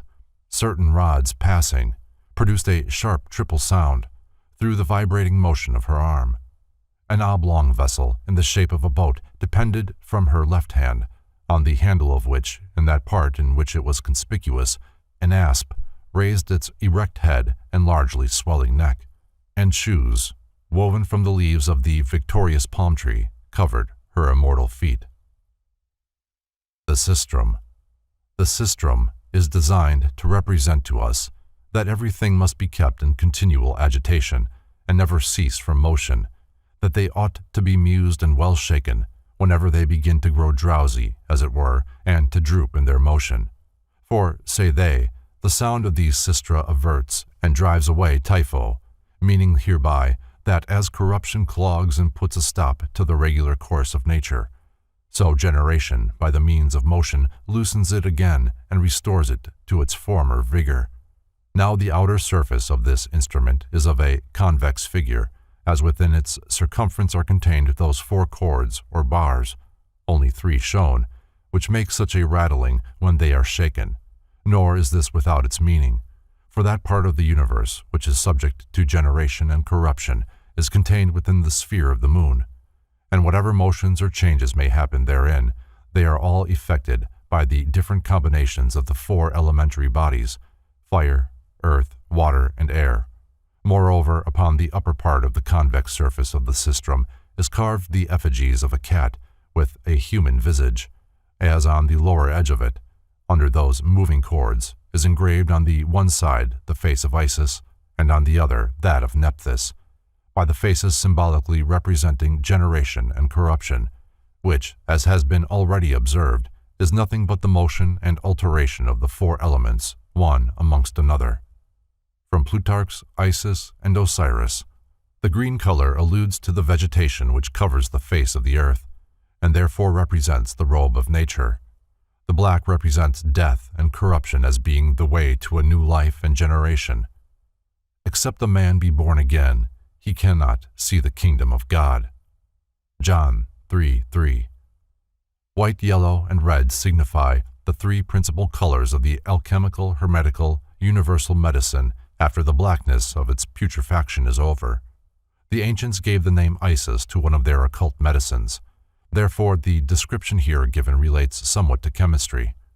Her black drape also signifies that the moon, or the lunar humidity, the sophic universal mercury, and the operating substance of nature in alchemical terminology, has no light of its own, but receives its light, its fire, and its vitalizing force from the sun. Isis was the image or representative of the great works of the wise men, the philosopher's stone, the elixir of life, and the universal medicine. Other hieroglyphics seen in connection with Isis are no less curious than those already described, but it is impossible to enumerate all, for many symbols were used interchangeably by the Egyptian hermeticists. The goddess often wore upon her head a hat made of cypress branches to signify mourning for her dead husband, and also for the physical death which she caused every creature to undergo in order to receive a new life in posterity or a periodic resurrection. The head of Isis is sometimes ornamented with a crown of gold or a garland of olive leaves, as conspicuous marks of her sovereignty as queen of the world and mistress of the entire universe. The crown of gold signifies also the aurific unctuosity or sulphurous fatness of the solar and vital fires, which she dispenses to every individual by a continual circulation of the elements. This circulation being symbolized by the musical rattle which she carries in her hand. This sistrum is also the Ionic symbol of purity. A serpent interwoven among the olive leaves on her head, devouring its own tail, denotes that the aurific unctuosity was soiled with the venom of terrestrial corruption which surrounded it, and must be mortified and purified by 7 planetary circulations or purifications called flying eagles, alchemical terminology, in order to make it medicinal for the restoration of health. Here the emanations from the sun are recognized as a medicine for the healing of human ills. The 7 planetary circulations are represented by the circumambulations of the Masonic Lodge, by the marching of the Jewish priests 7 times around the walls of Jericho, and of the Mohammedan priests 7 times around the Kaaba at Mecca. From the crown of gold project 3 horns of plenty, signifying the abundance of the gifts of nature proceeding from one root having its origin in the heavens, head of Isis. In this figure, the pagan naturalists represent all the vital powers of the 3 kingdoms and families of sublunary, nature mineral, plant, and animal, man considered as an animal. At one of her ears was the moon and at the other the sun, to indicate that these 2 were the agent and patient, or father and mother principles of all natural objects, and that Isis, or nature, makes use of these 2 luminaries to communicate her powers to the whole empire of animals, vegetables, and minerals. On the back of her neck were the characters of the planets and the signs of the zodiac which assisted the planets in their functions. This signified that the heavenly influences directed the destinies of the principles and sperms of all things, because they were the governors of all sublunary bodies, which they transformed into little worlds made in the image of the greater universe. Isis holds in her right hand a small sailing ship with the spindle of a spinning wheel for its mast. From the top of the mast projects a water jug, its handle shaped like a serpent swelled with venom. This indicates that Isis steers the bark of life, full of troubles and miseries, on the stormy ocean of time. The spindle symbolizes the fact that she spins and cuts the thread of life. These emblems further signify that Isis abounds in humidity, by means of which she nourishes all natural bodies, preserving them from the heat of the sun by humidifying them with nutritious moisture from the atmosphere. Moisture supports vegetation, but this subtle humidity, or life ether, is always more or less infected by some venom proceeding from corruption or decay. It must be purified by being brought into contact with the invisible cleansing fire of nature. This fire digests, perfects, and revitalizes the substance, in order that the humidity may become a universal medicine to heal and renew all the bodies in nature. The serpent throws off its skin annually and is thereby renewed, symbolic of the resurrection of the spiritual life from the material nature. This renewal of the earth takes place every spring, when the vivifying spirit of the sun returns to the countries of the northern hemisphere. The symbolic virgin carries in her left hand a sistrum and a cymbal, or square frame of metal, which, when struck, gives the keynote of nature, Fa. Sometimes also an olive branch to indicate the harmony she preserves among natural things with her regenerating power. By the process of death and corruption, she gives life to a number of creatures of diverse forms through periods of perpetual change. The symbol is made square instead of the usual triangular shape in order to symbolize that all things are transmuted and regenerated according to the harmony of the 4 elements. Dr. Sigismund Backstrom believed that if a physician could establish harmony among the elements of earth, fire, air, and water, and unite them into a stone, the Philosopher's Stone, symbolized by the 6-pointed star or 2 interlaced triangles, he would possess the means of healing all disease. Dr. Backstrom further stated that there was no doubt in his mind that the universal, omnipresent fire, or spirit of nature, does all and is all in all. By attraction, repulsion, motion, heat, sublimation, evaporation, excisation, inspissation, coagulation, and fixation, the universal fire, or spirit, manipulates matter and manifests throughout creation. Any individual who can understand these principles and adapt them to the 3 departments of nature becomes a true philosopher. From the right breast of Isis protruded a bunch of grapes, and from the left an ear of corn or a sheaf of wheat, golden in color. These indicate that nature is the source of nutrition for plant, animal, and human life, nourishing all things from herself. The golden color in the wheat, or corn, indicates that in the sunlight or spiritual gold is concealed the first sperm of all life. On the girdle surrounding the upper part of the body of the statue appear a number of mysterious emblems. The girdle is joined together in front by 4 golden plates, the elements, placed in the form of a square. This signified that Isis, or nature, the first matter, alchemical terminology, was the essence of the 4 elements, life, light, heat, and force, which quintessence generated all things. Numerous stars are represented on this girdle, thereby indicating their influence in darkness, as well as the influence of the sun in light. Isis is the Virgin immortalized in the constellation of Virgo, where the World Mother is placed with the serpent under her feet and a crown of stars on her head. In her arms she carries a sheaf of grain and sometimes the young sun god. The statue of Isis was placed on a pedestal of dark stone ornamented with ram's heads. Her feet trod upon a number of venomous reptiles. This indicates that nature has power to free from acidity or saltness all corrosives and to overcome all impurities from terrestrial corruption adhering to bodies. The ram's head indicate that the most auspicious time for the generation of life is during the period when the sun passes through the sign of Aries. The serpents under her feet indicate that nature is inclined to preserve life and to heal disease by expelling impurities and corruption. In this sense, the axioms known to the ancient philosophers are verified, namely, nature contains nature. Nature rejoices in her own nature. Nature surmounts nature. Nature cannot be amended but in her own nature. Therefore, in contemplating the statue of Isis, we must not lose sight of the occult sense of its allegories. Otherwise, the Virgin remains an inexplicable enigma. From a golden ring on her left arm, a line descends, to the end of which is suspended a deep box filled with flaming coals and incense. Isis, or nature personified, carries with her the sacred fire, religiously preserved and kept burning in a special temple by the Vestal Virgins. This fire is the genuine, immortal flame of nature, ethereal, essential, the author of life, the inconsumable oil, the balsam of life, so much praised by the wise and so often referred to in the scriptures, is frequently symbolized as the fuel of this immortal flame. From the right arm of the figure also descends a thread, to the end of which is fastened a pair of scales, to denote the exactitude of nature in her weights and measures. Isis is often represented as the symbol of justice, because nature is eternally consistent. The Egyptian Madonna, from Lenore's La Franche Maçonnerie. Isis is shown with her son Horus in her arms. She is crowned with the lunar orb, ornamented with the horns of rams or bulls.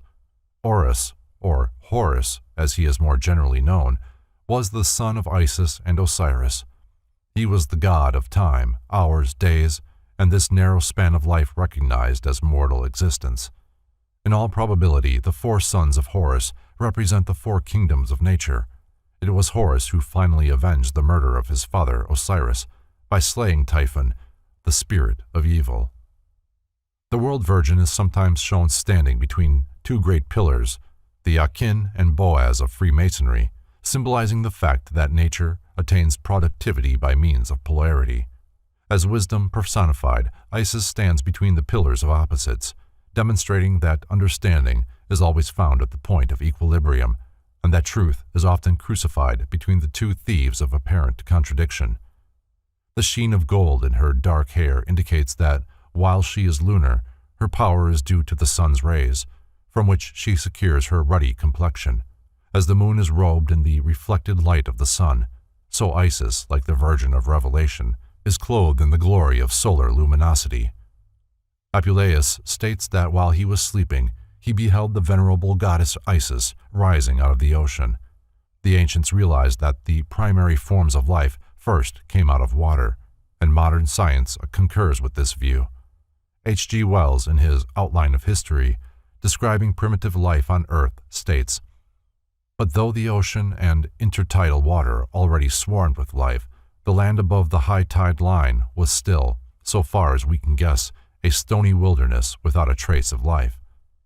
In the next chapter he adds, Wherever the shoreline ran, there was life, and that life went on, in and by, and with water as its home, its medium, and its fundamental necessity. The ancients believed that the universal sperm proceeded from warm vapor, humid but fiery. The veiled Isis, whose very coverings represent vapor, is symbolic of this humidity, which is the carrier or vehicle for the sperm life of the sun, represented by a child in her arms. Because the sun, moon, and stars in setting appear to sink into the sea, and also because the water receives their rays into itself, the sea was believed to be the breeding ground for the sperm of living things. This sperm is generated from the combination of the influences of the celestial bodies. Hence, Isis is sometimes represented as pregnant. Frequently, the statue of Isis was accompanied by the figure of a large black and white ox. The ox represents either Osiris as Taurus, the bull of the zodiac, or Apis, an animal sacred to Osiris because of its peculiar markings and colorings. Among the Egyptians, the bull was a beast of burden. Hence, the presence of the animal was a reminder of the labors patiently performed by nature, that all creatures may have life and health. Harpocrates, the god of silence, holding his fingers to his mouth, often accompanies the statue of Isis. He warns all to keep the secrets of the wise from those unfit to know them. The Druids of Britain and Gaul had a deep knowledge concerning the mysteries of Isis and worshipped her under the symbol of the moon. Godfrey Higgins considers it a mistake to regard Isis as synonymous with the moon. The moon was chosen for Isis because of its dominion over water. The Druids consider the sun to be the father and the moon the mother of all things. By means of these symbols, they worshipped universal nature.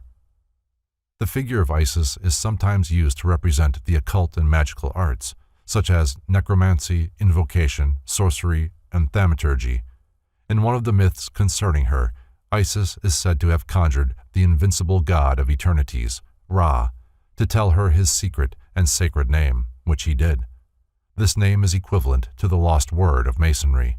By means of this word, a magician can demand obedience from the invisible and superior deities. The priests of Isis became adepts in the use of the unseen forces of nature. They understood hypnotism, mesmerism, and similar practices long before the modern world dreamed of their existence.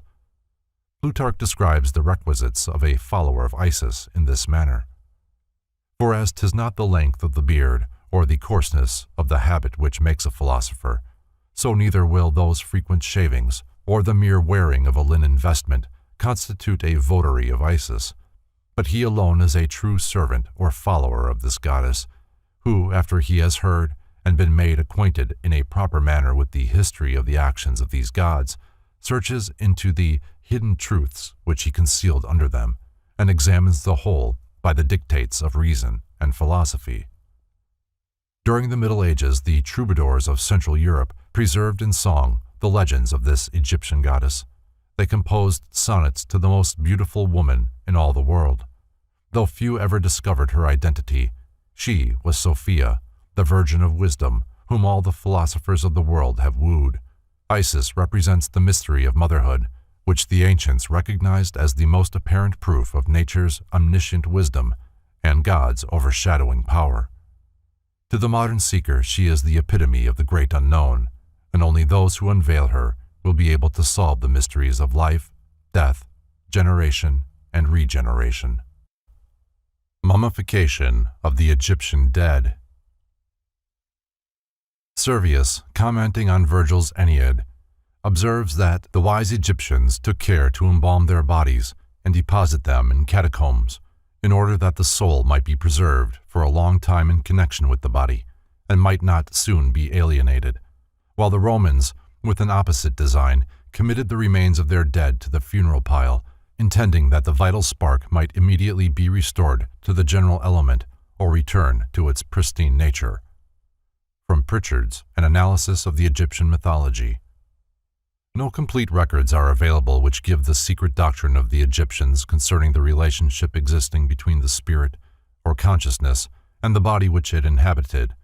It is reasonably certain, however, that Pythagoras, who had been initiated in the Egyptian temples, when he promulgated the doctrine of metempsychosis, restated, in part at least, the teachings of the Egyptian initiates. The popular supposition that the Egyptians mummified their dead in order to preserve the form for a physical resurrection is untenable in the light of modern knowledge regarding their philosophy of death. In the fourth book of On Abstinence from Animal Food, Porphyry describes an Egyptian custom of purifying the dead by removing the contents of the abdominal cavity, which they placed in a separate chest. He then reproduces the following oration, which had been translated out of the Egyptian tongue by Euphantus. O sovereign Son, and all ye gods who impart life to men, receive me, and deliver me to the eternal gods as a cohabitant, for I have always piously worshipped those divinities which were pointed out to me by my parents as long as I lived in this age, and have likewise always honored those who procreated my body.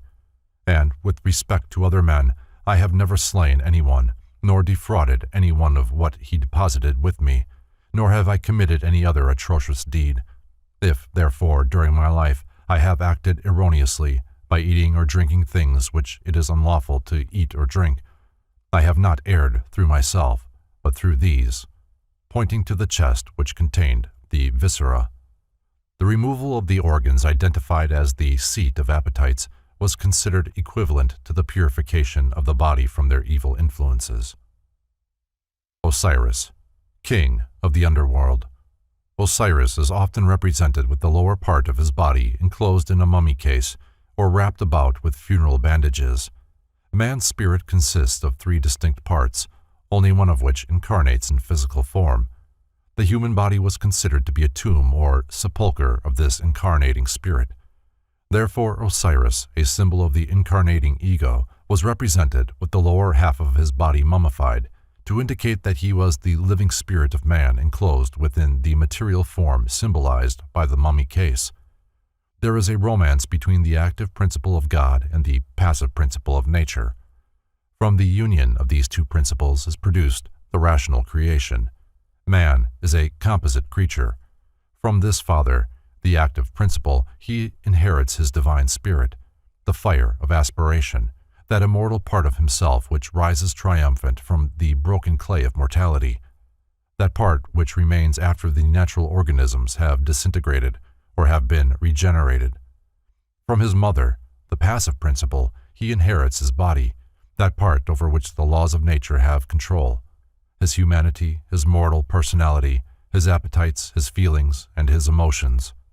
The Egyptians also believed that Osiris was the river Nile, and that Isis, his sister wife, was the contiguous land, which, when inundated by the river, bore fruit and harvest. The murky water of the Nile were believed to account for the blackness of Osiris, who was generally symbolized as being of ebony hue. So, literally did the early Christians interpret their scriptures, that they preserved the bodies of their dead by pickling them in salt water, so that on the day of resurrection the spirit of the dead might re-enter a complete and perfectly preserved body. Believing that the incisions necessary to the embalming process and the removal of the internal organs would prevent the return of the spirit to its body, the Christians buried their dead without resorting to the more elaborate mummification methods employed by the Egyptian morticians. In his work on Egyptian magic, SSDD hazards the following speculation concerning the esoteric purposes behind the practice of mummification. There is every reason to suppose, he says, that only those who had received some grade of initiation were mummified, for it is certain that, in the eyes of the Egyptians, mummification effectually prevented reincarnation. Reincarnation was necessary to imperfect souls, to those who had failed to pass the tests of initiation, but for those who had the will and capacity to enter the secret adytum, there was seldom necessity for that liberation of the soul which is said to be effected by the destruction of the body. The body of the initiate was therefore preserved after death as a species of talisman or material basis for the manifestation of the soul upon earth. During the period of its inception, mummification was limited to the pharaoh and such other persons of royal rank as presumably partook of the attributes of the great Osiris, the divine, mummified king of the Egyptian underworld. The sun, a universal deity. The adoration of the sun was one of the earliest and most natural forms of religious expression. Complex modern theologies are merely involvements and amplifications of this simple aboriginal belief. The primitive mind, recognizing the beneficent power of the solar orb, adored it as the proxy of the supreme deity. Concerning the origin of sun worship, Albert Pike makes the following concise statement in his Morals and Dogma. To them, aboriginal peoples, he, the sun, was the innate fire of bodies, the fire of nature. Author of life, heat, and ignition, he was to them the efficient cause of all generation. For without him there was no movement, no existence, no form. He was to them immense, indivisible, imperishable, and everywhere present. It was their need of light and of his creative energy that was felt by all men, and nothing was more fearful to them than his absence. His beneficent influences caused his identification with the principle of good, and the Brahma of the Hindus, and Mithras of the Persians, and Atum, Amun, Ptah, and Osiris of the Egyptians, the Bel of the Chaldeans, the Adonai of the Phoenicians, the Adonis and Apollo of the Greeks, became but personifications of the sun, the regenerating principle image of that fecundity which perpetuates and rejuvenates the world's existence.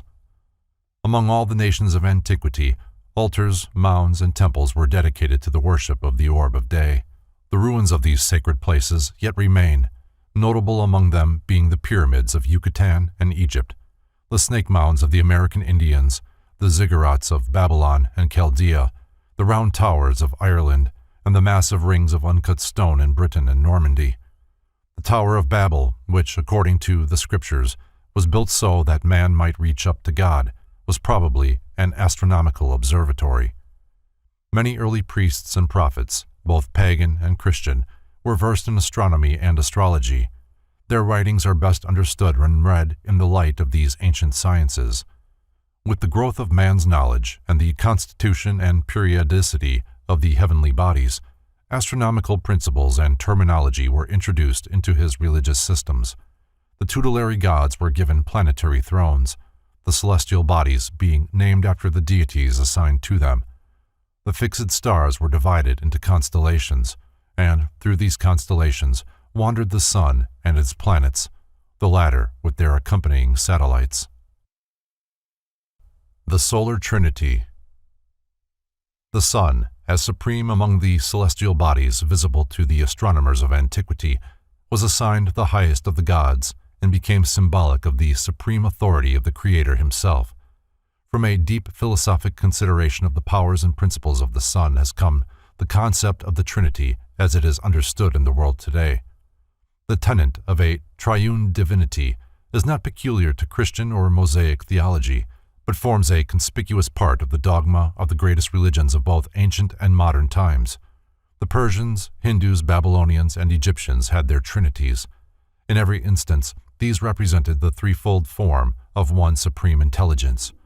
In modern Masonry, the deity is symbolized by an equilateral triangle, its three sides representing the primary manifestations of the Eternal One, who is himself represented as a tiny flame, called by the Hebrews Yod. Yaakov Boehme, the Teutonic mystic, calls the Trinity the three witnesses, by means of which the invisible is made known to the visible, tangible universe. The Lion of the Sun, from Maurice's Indian Antiquities. The sun rising over the back of the lion, or, astrologically, in the back of the lion, has always been considered symbolic of power and rulership. A symbol very similar to the one above appears on the flag of Persia, whose people have always been sun worshippers. Kings and emperors have frequently associated their terrestrial power with the celestial power of the solar orb, and have accepted the sun, or one of its symbolic beasts or birds, as their emblem. Witness the lion of the great Mogul and the eagles of Caesar and Napoleon. The origin of the Trinity is obvious to anyone who will observe the daily manifestations of the sun. This orb, being the symbol of all light, has three distinct phases: rising, midday, and setting. The philosophers therefore divided the life of all things into three distinct parts: growth, maturity, and decay. Between the twilight of dawn and the twilight of evening is the high noon of resplendent glory. God the Father, the Creator of the world, is symbolized by the dawn. His color is blue, because the sun rising in the morning is veiled in blue mist. God the Son, the illuminating one, sent to bear witness of his Father before all the worlds, is the celestial globe at noonday, radiant and magnificent, the maned Lion of Judah, the golden-haired Savior of the world. Yellow is his color, and his power is without end. God, the Holy Ghost, is the sunset phase, when the orb of day, robed in flaming red, rests for a moment upon the horizon line and then vanishes into the darkness of the night, wandering the lower worlds, and later rise again triumphant from the embrace of darkness. To the Egyptians, the sun was the symbol of immortality, for while it died each night, it rose again with each ensuing dawn. Not only has the sun this diurnal activity, but it also has its annual pilgrimage, during which time it passes successively through the 12 celestial houses of the heavens, remaining in each for 30 days. Added to these, it has a third path of travel, which is called the precession of the equinoxes, in which it retrogrades around the zodiac through the 12 signs at the rate of 1 degree every 72 years. Concerning the annual passage of the sun through the 12 houses of the heavens, Robert Hewitt Brown, 32nd degree, makes the following statement. The sun, as he pursued his way among these living creatures of the zodiac, was said, in allegorical language, either to assume the nature of or to triumph over the sign he entered. The sun thus became a bull in Taurus, and was worshipped as such by the Egyptians under the name of Apis, and by the Assyrians as Bel, Baal, or Bull. In Leo, the sun became a lion slayer, Hercules, and an archer in Sagittarius. In Pisces, the fishes, he was a fish, Dagon, or Vishnu, the fish god of the Philistines and Hindus. A careful analysis of the religious systems of pagandom uncovers much evidence of the fact that its priests served the solar energy and that their supreme deity was in every case this divine light personified. Godfrey Higgins, after 30 years of inquiry into the origin of religious beliefs, is of the opinion that all the gods of antiquity resolved themselves into the solar fire, sometimes itself as God, or sometimes as an emblem or Shekinah of that higher principle known by the name of the creative being or God. The Egyptian priests in many of their ceremonies wore the skins of lions, which were symbols of the solar orb, owing to the fact that the sun is exalted, dignified, and most fortunately placed in the constellation of Leo, which he rules and which was at one time the keystone of the celestial arch. Again, Hercules is the solar deity, for as this mighty hunter performed his 12 labors, so the sun, in traversing the 12 houses of the zodiacal band, performs during his pilgrimage 12 essential and benevolent labors for the human race and for nature in general. Hercules, like the Egyptian priests, wore the skin of a lion for a girdle. Samson, the Hebrew hero, as his name implies, is also a solar deity. His fight with the Nubian lion, his battles with the Philistines, who represent the powers of darkness, and his memorable feat of carrying off the gates of Gaza, all refer to aspects of solar activity. Many of the ancient peoples had more than one solar deity. In fact, all of the gods and goddesses were supposed to partake, in part at least, of the sun's effulgence. The Winged Globe of Egypt, from Maurice's Indian Antiquities. This symbol, which appears over the pylons or gates of many Egyptian palaces and temples, is emblematic of the three persons of the Egyptian Trinity. The wings, the serpent, and the solar orb are the insignia of Ammon, Ra, and Osiris. The golden ornaments used by the priestcraft of the various world religions are again a subtle reference to the solar energy, as are also the crowns of kings. In ancient times, crowns had a number of points extending outward like the rays of the sun, but modern conventionalism has, in many cases, either removed the points or else bent them inward, gathered them together, and placed an orb or cross upon the point where they meet. Many of the ancient prophets, philosophers, and dignitaries carried a scepter, the upper end of which bore a representation of the solar globe, surrounded by emanating rays. All the kingdoms of earth were but copies of the kingdoms of heaven, and the kingdoms of heaven were best symbolized by the solar kingdom, in which the sun was the supreme ruler, the planets his privy council, and all nature the subjects of his empire. Many deities have been associated with the sun. The Greeks believed that Apollo, Bacchus, Dionysus, Sabazius, Hercules, Jason, Ulysses, Zeus, Uranus, and Vulcan partook of either the visible or invisible attributes of the sun. The Norwegians regarded Balder the Beautiful as a solar deity, and Odin is often connected with the celestial orb, especially because of his one eye. Among the Egyptians, Osiris, Ra, Anubis, Hermes, and even the mysterious Ammon himself had points of resemblance with the solar disk. Isis was the mother of the sun, and even Typhon, the destroyer, was supposed to be a form of solar energy. The Egyptian sun myth finally centered around the person of a mysterious deity called Serapis. The two Central American deities, Tezcatlipoca and Quetzalcoatl, while often associated with the winds, were also undoubtedly solar gods. In Masonry, the sun has many symbols. One expression of the solar energy is Solomon, whose name, Sol, On, is the name for the supreme light in 3 different languages. Hiram-Abif, the Hiram of the Chaldees, is also a solar deity, and the story of his attack and murder by the ruffians, with its solar interpretation, will be found in the chapter The Hiramic Legend. A striking example of the important part which the sun plays in the symbols and rituals of Freemasonry is given by George Oliver, D.D., in his Dictionary of Symbolical Masonry as follows. The sun rises in the east, and in the east is the place for the worshipful master. As the sun is the source of all light and warmth, so should the worshipful master enliven and warm the brethren to their work. Among the ancient Egyptians, the sun was the symbol of divine providence. The hierophants of the mysteries were adorned with many insignia emblematic of solar power. The sunbursts of gilt embroidery on the back of the vestments of the Catholic priesthood signify that the priest is also an emissary and representative of Sol Invictus. Christianity and the sun. For reasons which they doubtless considered sufficient, those who chronicled the life and acts of Jesus found it advisable to metamorphose him into a solar deity. The historical Jesus was forgotten. Nearly all the salient incidents recorded in the 4 Gospels have their correlations in the movements, phases, or functions of the heavenly bodies. Among other allegories borrowed by Christianity from pagan antiquity is the story of the beautiful, blue-eyed sun god, with his golden hair falling upon his shoulders, robed from head to foot in spotless white, and carrying in his arms the Lamb of God, symbolic of the vernal equinox. This handsome youth is a composite of Apollo, Osiris, Orpheus, Mithras, and Bacchus, for he certain has characteristics in common with each of these pagan deities.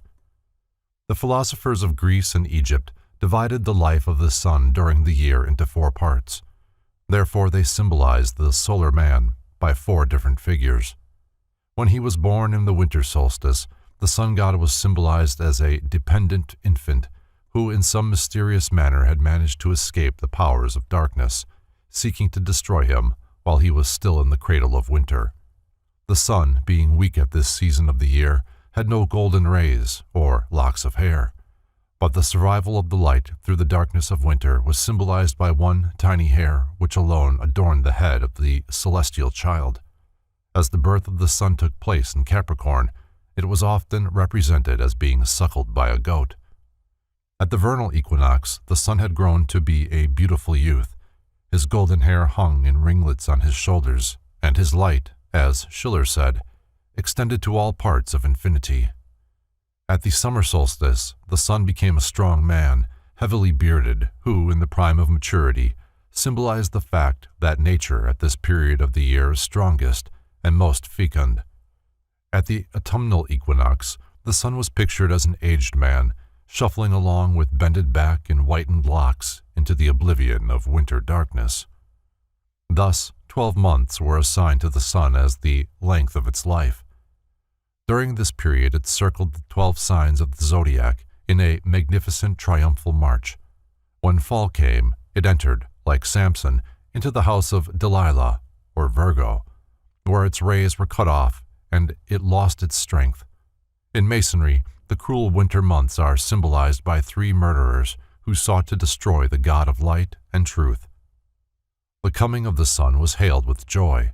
The time of its departure was viewed as a period to be set aside for sorrow and unhappiness. This glorious, radiant orb of day, the true light which lighteth every man who cometh into the world, the supreme benefactor, who raised all things from the dead, who fed the hungry multitudes, who stilled the tempest, who after dying rose again and restored all things to life. This supreme spirit of humanitarianism and philanthropy is known to Christendom as Christ, the Redeemer of worlds, the only begotten of the Father, the Word made flesh, and the hope of glory. The birthday of the sun. The pagans set aside the 25th of December as the birthday of the solar man. They rejoiced, feasted, gathered in processions, and made offerings in the temples. The darkness of winter was over and the glorious sun of light was returning to the northern hemisphere. With his last effort, the old sun god had torn down the house of the Philistines, the spirits of darkness, and had cleared the way for the new sun who was born that day from the depths of the earth amidst the symbolic beasts of the lower world. Concerning this season of celebration, an anonymous master of arts of Balliol College, Oxford, in his scholarly treatise, Mankind, Their Origin and Destiny, says, "The Romans also had their solar festival and their games of the circus in honor of the birth of the god of day. It took place the 8th day before the kalends of January, that is, on December 25th. Servius, in his commentary on verse 720 of the 7th book of the Aeneid, in which Virgil speaks of the new sun, says that, properly speaking, the sun is new on the 8th of the kalends of January, that is, December 25th. In the time of Leo I, some of the fathers of the Church said that what rendered the festival of Christmas venerable was less the birth of Jesus Christ than the return and, as they expressed it, the new birth of the sun. It was on the same day that the birth of the invincible sun, Natalis Solis Invicti, was celebrated at Rome, as can be seen in the Roman calendars, published in the reign of Constantine and of Julian. Hymn to the Sun, page 155. This epithet, Invictus, is the same as the Persians gave to this same god, whom they worshipped by the name of Mithra, and whom they caused to be born in a grotto, just as he is represented as being born in a stable under the name of Christ by the Christians. Concerning the Catholic feast of the Assumption and its parallel in astronomy, the same author adds, "At the end of 8 months, when the sun god having increased, traverses the 8th sign, he absorbs the celestial Virgin in his fiery course, and she disappears in the midst of the luminous rays and the glory of her Son. This phenomenon, which takes place every year about the middle of August, gave rise to a festival which still exists, and in which it is supposed that the Mother of Christ, laying aside her earthly life, is associated with the glory of her Son, and is placed at his side in the heavens. The Roman calendar of Columella marks the death or disappearance of Virgo at this period. The sun, he says, passes into Virgo on the 13th day before the kalends of September. This is where the Catholics place the Feast of the Assumption, or the reunion of the Virgin to her Son. This feast was formerly called the Feast of the Passage of the Virgin, and in the Library of the Fathers we have an account of the passage of the Blessed Virgin. The ancient Greeks and Romans fixed the Assumption of Astraea, who is also this same Virgin, on that day. This Virgin Mother, giving birth to the sun god which Christianity has so faithfully preserved, is a reminder of the inscription concerning her Egyptian prototype, Isis, which appeared on the temple of Sais. "The fruit which I have brought forth is the sun."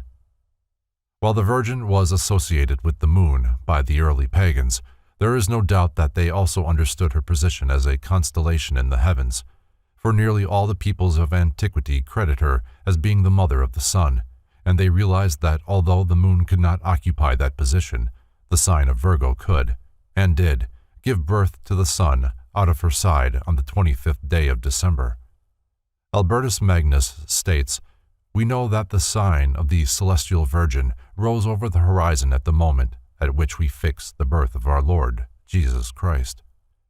Among certain of the Arabian and Persian astronomers, the 3 stars forming the sword belt of Orion were called the Magi, who came to pay homage to the young sun god. The author of Mankind, Their Origin and Destiny contributes the following additional information.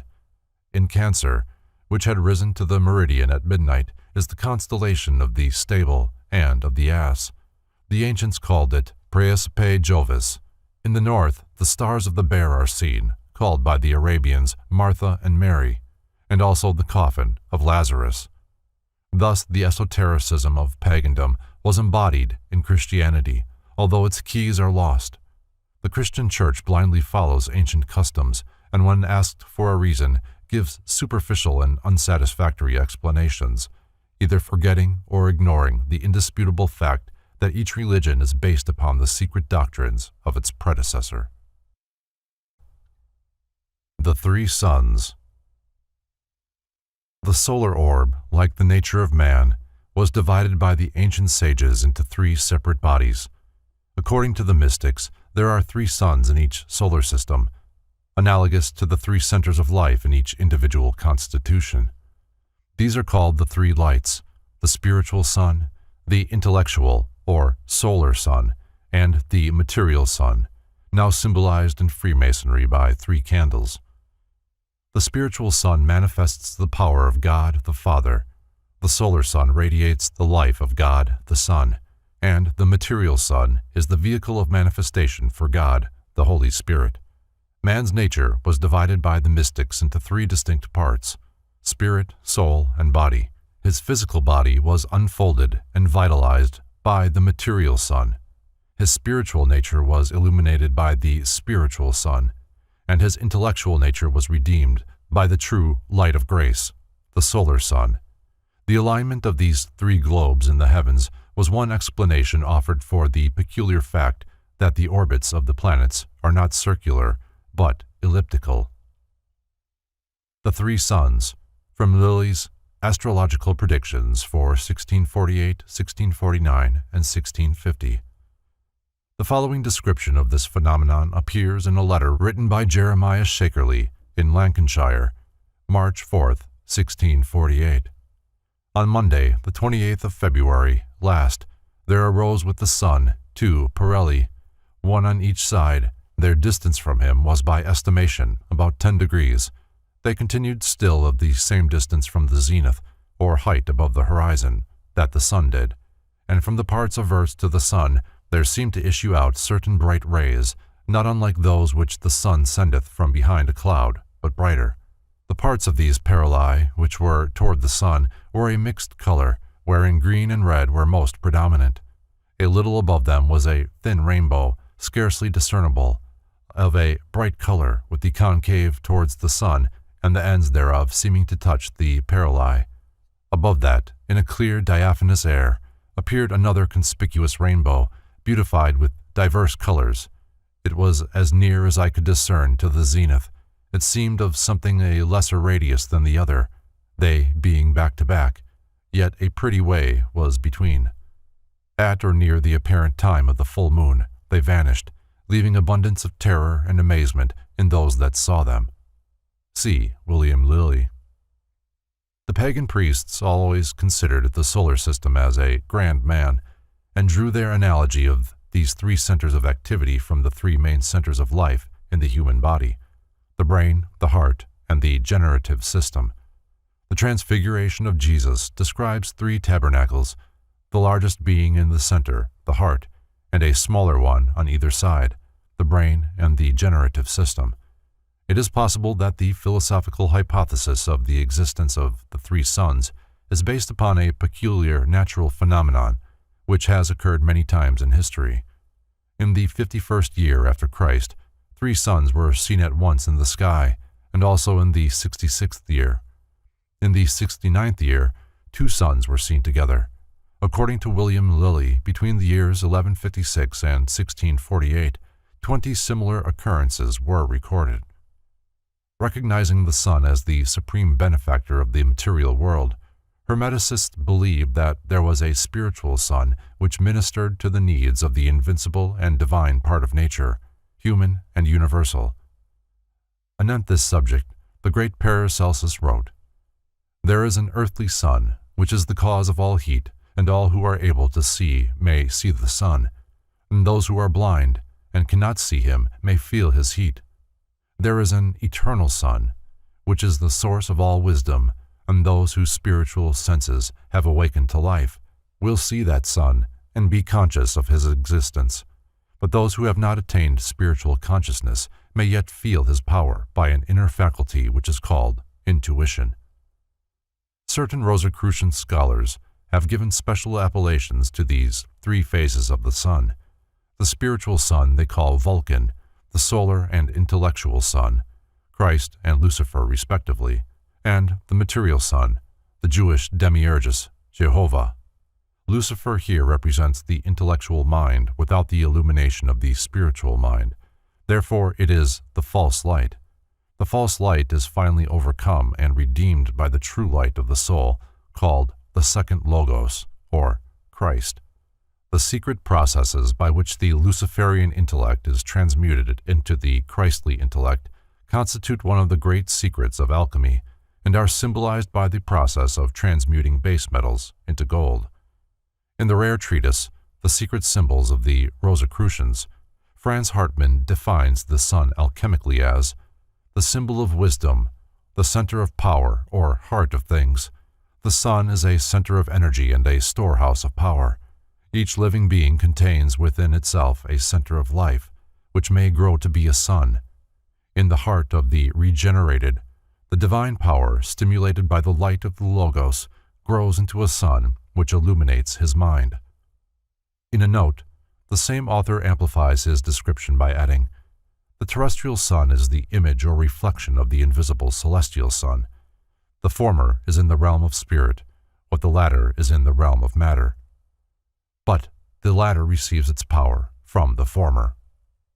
In the majority of cases, the religions of antiquity agree that the material visible sun was a reflector rather than a source of power. The sun was sometimes represented as a shield carried on the arm of the sun god, as for example, Frey, the Scandinavian solar deity. This sun reflected the light of the invisible spiritual sun, which was the true source of light, life, and truth. The physical nature of the universe is receptive. It is a realm of effects. The invisible causes of these effects belong to the spiritual world. Hence, the spiritual world is the sphere of causation. The material world is the sphere of effects, while the intellectual or soul world is the sphere of mediation. Thus Christ, the personified higher intellect and soul nature, is called the mediator, who by virtue of his position and power says, "No man cometh to the Father but by me." What the sun is to the solar system, the spirit is to the bodies of man, for his natures, organs, and functions are as planets surrounding the central life, or sun, and living upon its emanations. The solar power in man is divided into three parts, which are termed the threefold human spirit of man. All three of these spiritual natures are said to be radiant and transcendent. United, they form the divinity in man. Man's threefold lower nature, consisting of his physical organism, his emotional nature, and his mental faculties, reflects the light of his threefold divinity and bears witness of it in the physical world. Man's three bodies are symbolized by an upright triangle, his threefold spiritual nature by an inverted triangle. These two triangles, when united in the form of a six-pointed star, were called by the Jews the Star of David, the signet of Solomon, and are more commonly known today as the Star of Zion. These triangles symbolize the spiritual and material universes linked together in the constitution of the human creature, who partakes of both nature and divinity. Man's animal nature partakes of the earth, his divine nature of the heavens, his human nature of the mediator. The celestial inhabitants of the sun.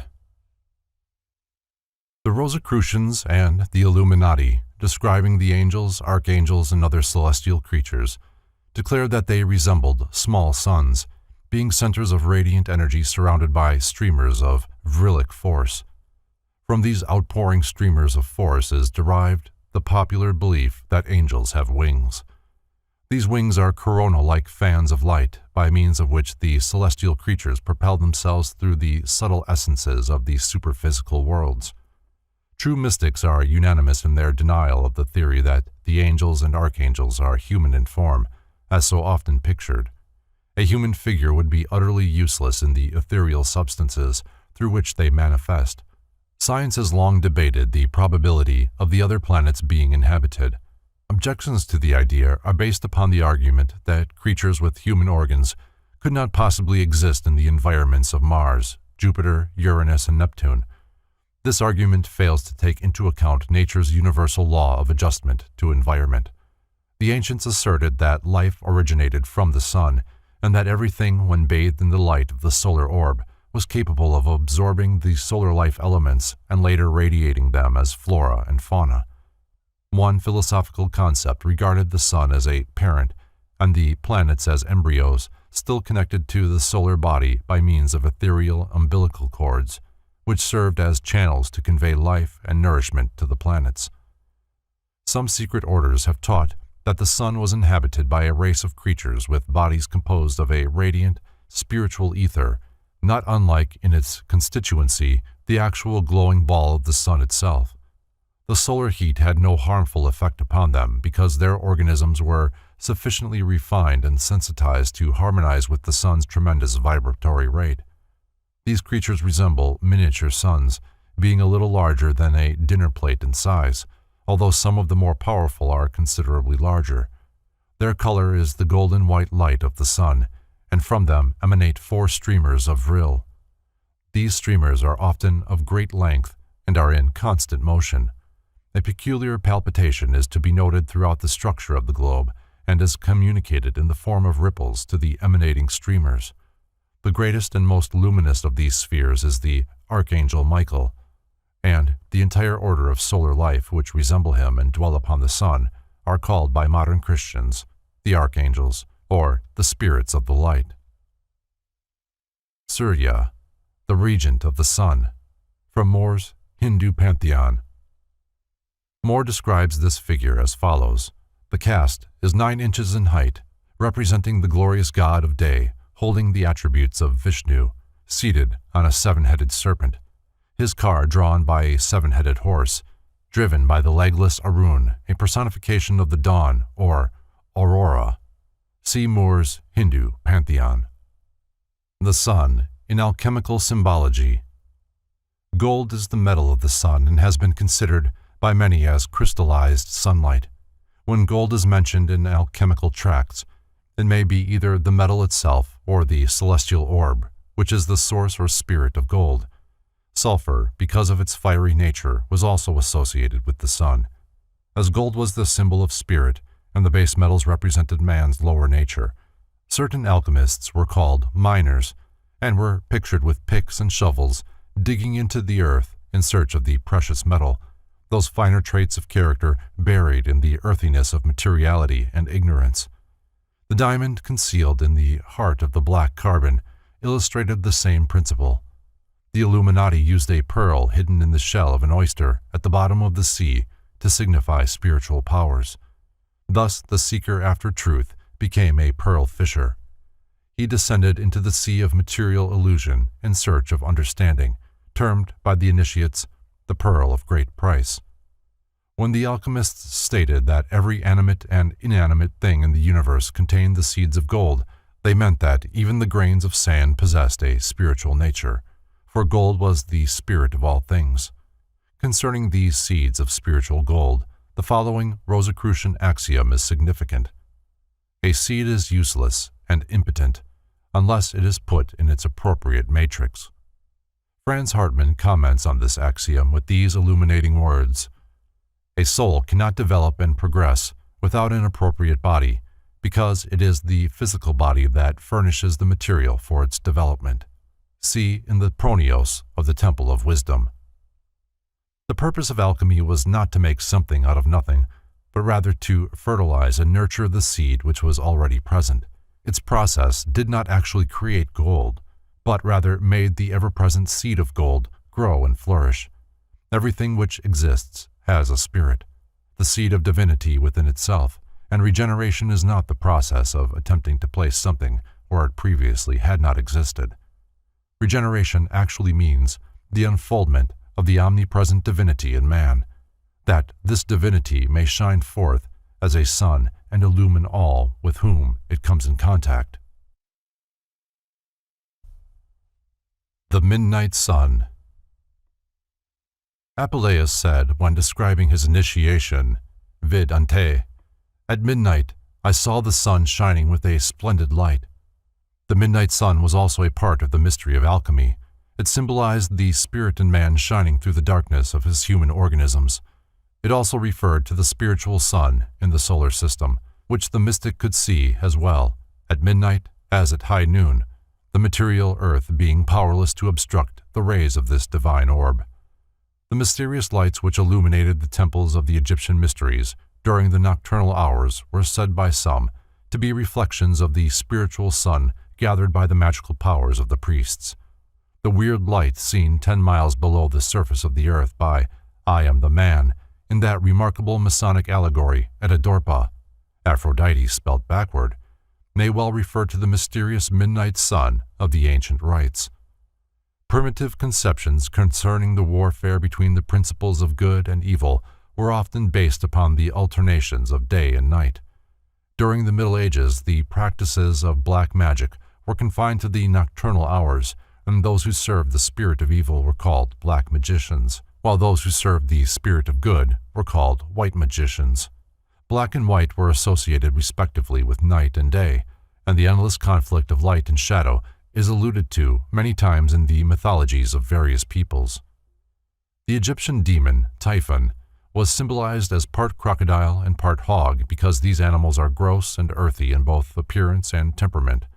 Since the world began, living things have feared the darkness. Those few creatures who use it as a shield for their maneuvers were usually connected with the spirit of evil. Consequently, cats, bats, toads, and owls are associated with witchcraft. In certain parts of Europe, it is still believed that, at night, black magicians assume the bodies of wolves and roam around destroying. From this notion originated the stories of the werewolves. Serpents, because they lived in the earth, were associated with the spirit of darkness. As the battle between good and evil centers around the use of generative forces of nature, winged serpents represent the regeneration of the animal nature of man, or those great ones in whom this regeneration is complete. Among the Egyptians, the sun's rays are often shown ending in human hands. Masons will find a connection between these hands and the well-known paw of the lion, which raises all things to life with its grip. Solar colors. The theory so long held of 3 primary and 4 secondary colors is purely exoteric, for since the earliest periods, it has been known that there are 7, and not 3, primary colors, the human eye being capable of estimating only 3 of them. Thus, although green can be made by combining blue and yellow, there is also a true or primary green, which is not a compound. This can be proved by breaking up the spectrum with a prism. Helmholtz found that the so-called secondary colors of the spectrum could not be broken up into their supposed primary colors. Thus, the orange of the spectrum, if passed through a second prism, does not break up into red and yellow, but remains orange. Consciousness, intelligence, and force are fittingly symbolized by the colors blue, yellow, and red. The therapeutic effects of the colors, moreover, are in harmony with this concept, for blue is a fine, soothing electrical color, yellow a vitalizing and refining color, and red an agitating and heat-giving color. It has also been demonstrated that minerals and plants affect the human constitution according to their colors. Thus, a yellow flower generally yields a medicine that affects the constitution in a manner similar to yellow light, or the musical tone, mi. An orange flower will influence in a manner similar to orange light, and, being one of the so-called secondary colors, corresponds either to the tone re or to the chord of do and mi. The ancients conceived the spirit of man to correspond with the color blue, the mind with yellow, and the body with red. Heaven is therefore blue, earth yellow, and hell, or the underworld, red. The fiery condition of the inferno merely symbolizes the nature of the sphere or plane of force of which it is composed. In the Greek mysteries, the irrational sphere was always considered as red, for it represented that condition in which the consciousness is enslaved by the lusts and passions of the lower nature. In India, certain of the gods, usually attributes of Vishnu, are depicted with blue skin to signify their divine and supermundane constitution. According to esoteric philosophy, blue is the true and sacred color of the sun. The apparent orange-yellow shade of this orb is the result of its rays being immersed in the substances of the illusionary world. In the original symbolism of the Christian Church, colors were of first importance, and their use was regulated according to carefully prepared rules. Since the Middle Ages, however, the carelessness with which colors have been employed has resulted in the loss of their deeper emblematic meanings. In its primary aspect, white or silver signified life, purity, innocence, joy, and light.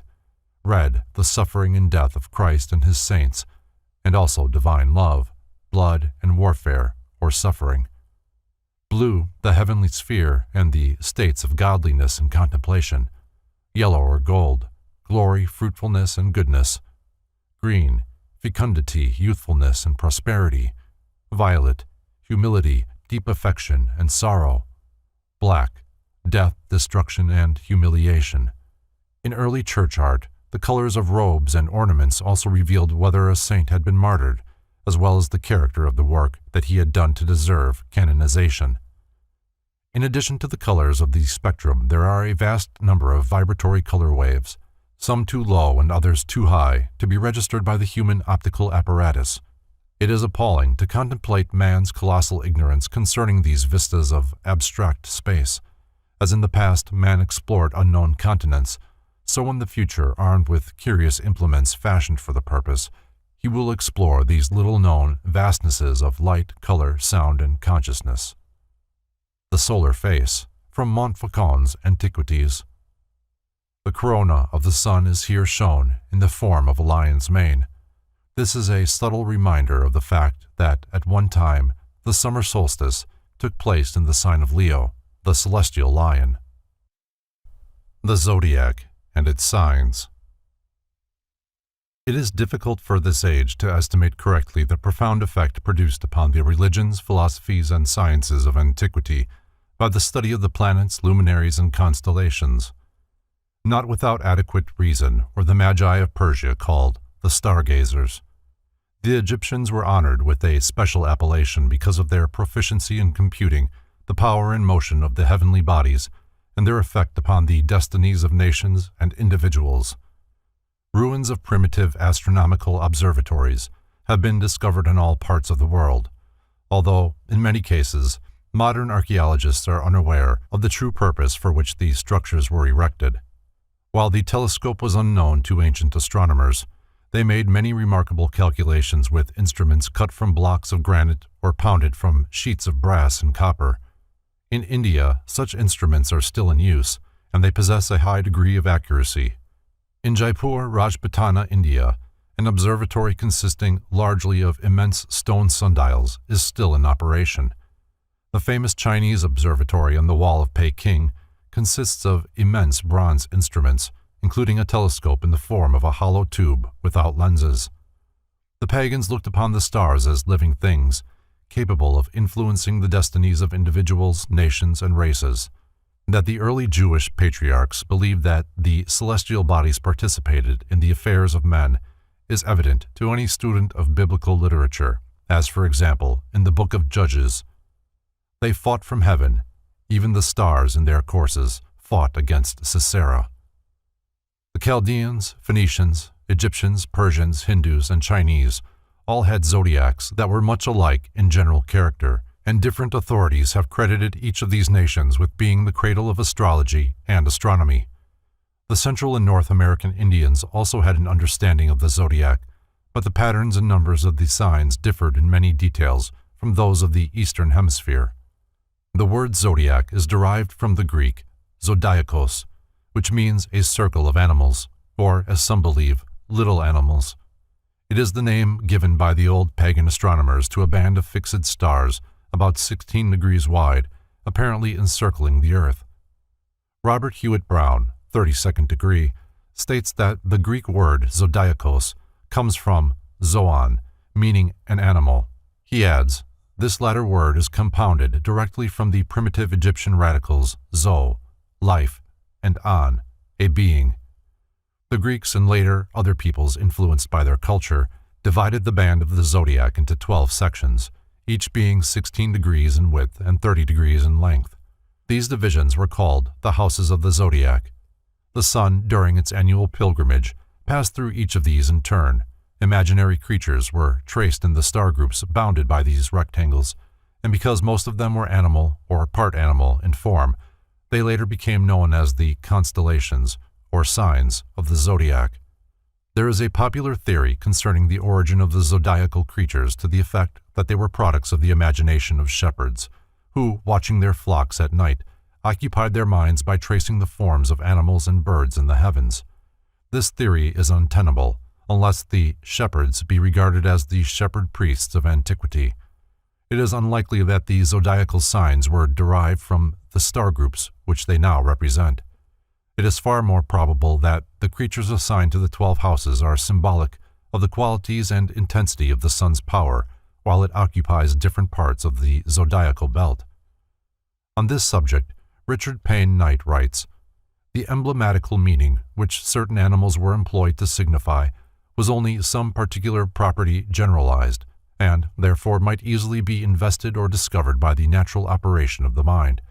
But the constellations of stars, named after certain animals, have no resemblance whatsoever to those animals, which are therefore merely signs of convention adopted to distinguish certain proportions of the heavens, which were probably consecrated to those particular personified attributes which they respectively represented, the symbolical language of ancient art and mythology." Some authorities are of the opinion that the zodiac was originally divided into 10 instead of 12 houses, or solar mansions. In early times, there were two separate standards, one solar and the other lunar, used for the measurement of the months, years, and seasons. The solar year was composed of 10 months of 36 days each, and 5 days sacred to the gods. The lunar year consisted of 13 months of 28 days each, with 1 day left over. The solar zodiac, at that time, consisted often houses of 36 degrees each. The first 6 signs of the zodiac of 12 signs were regarded as benevolent because the sun occupied them while traversing the northern hemisphere. The 6,000 years during which, according to the Persians, Ahura Mazda ruled his universe in harmony and peace were symbolic of these 6 signs. The second 6 were considered malevolent because while the sun was traveling the southern hemisphere, it was winter with the Greeks, Egyptians, and Persians. Therefore, these 6 months, symbolic of the 6,000 years of misery and suffering, caused by the evil genius of the Persians, Ahriman, who sought to overthrow the power of Ahura Mazda. Those who hold the opinion that, before its revision by the Greeks, the zodiac consisted of only 10 signs, adduce evidence to show that Libra, the scales, was inserted into the zodiac by dividing the constellation of Virgo Scorpia, at that time 1 sign, into 2 parts, thus establishing the balance at the point of equilibrium between the ascending northern and the descending southern signs. See The Rosicrucians, Their Rites and Mysteries by Hargrave Jennings. On this subject, Isaac Meyer states, "We think that the zodiacal constellations were first 10 and represented an immense androgenic man or deity. Subsequently, this was changed, resulting in Scorpio and Virgo making 11. After this, from Scorpio, Libra, the balance, was taken, making the present 12, the Kabbalah." Chart showing the relationship between the human body and the exterior universe. From Kircher's Oedipus Aegypticus. The ornamental border contains groups of names of animal, mineral, and vegetable substances. Their relationship to corresponding parts of the human body is shown by the dotted lines. The words in capital letters on the dotted lines indicate to what corporeal member, organ, or disease the herb or other substance is related. The favorable positions in relation to the time of the year are shown by the signs of the zodiac, each house of which is divided by crosses into its 3 decans. This influence is further emphasized by the series of planetary signs placed on either side of the figure. Each year, the sun passes entirely around the zodiac and returns to the point from which it started, the vernal equinox. and each year it falls just a little short of making the complete circle of the heavens in the allotted period of time. As a result, it crosses the equator just a little behind the spot in the zodiacal sign where it crossed the previous year. Each sign of the zodiac consists of 30 degrees, and as the sun loses about 1 degree every 72 years, it regresses through one entire constellation, or sign, in approximately 2,160 years, and through the entire zodiac in about 25,920 years. Authorities disagree concerning these figures. This retrograde motion is called the precession of the equinoxes. This means that in the course of about 25,920 years, which constitute one great solar or platonic year, each one of the 12 constellations occupies a position at the vernal equinox for nearly 2,160 years, then gives place to the previous sign.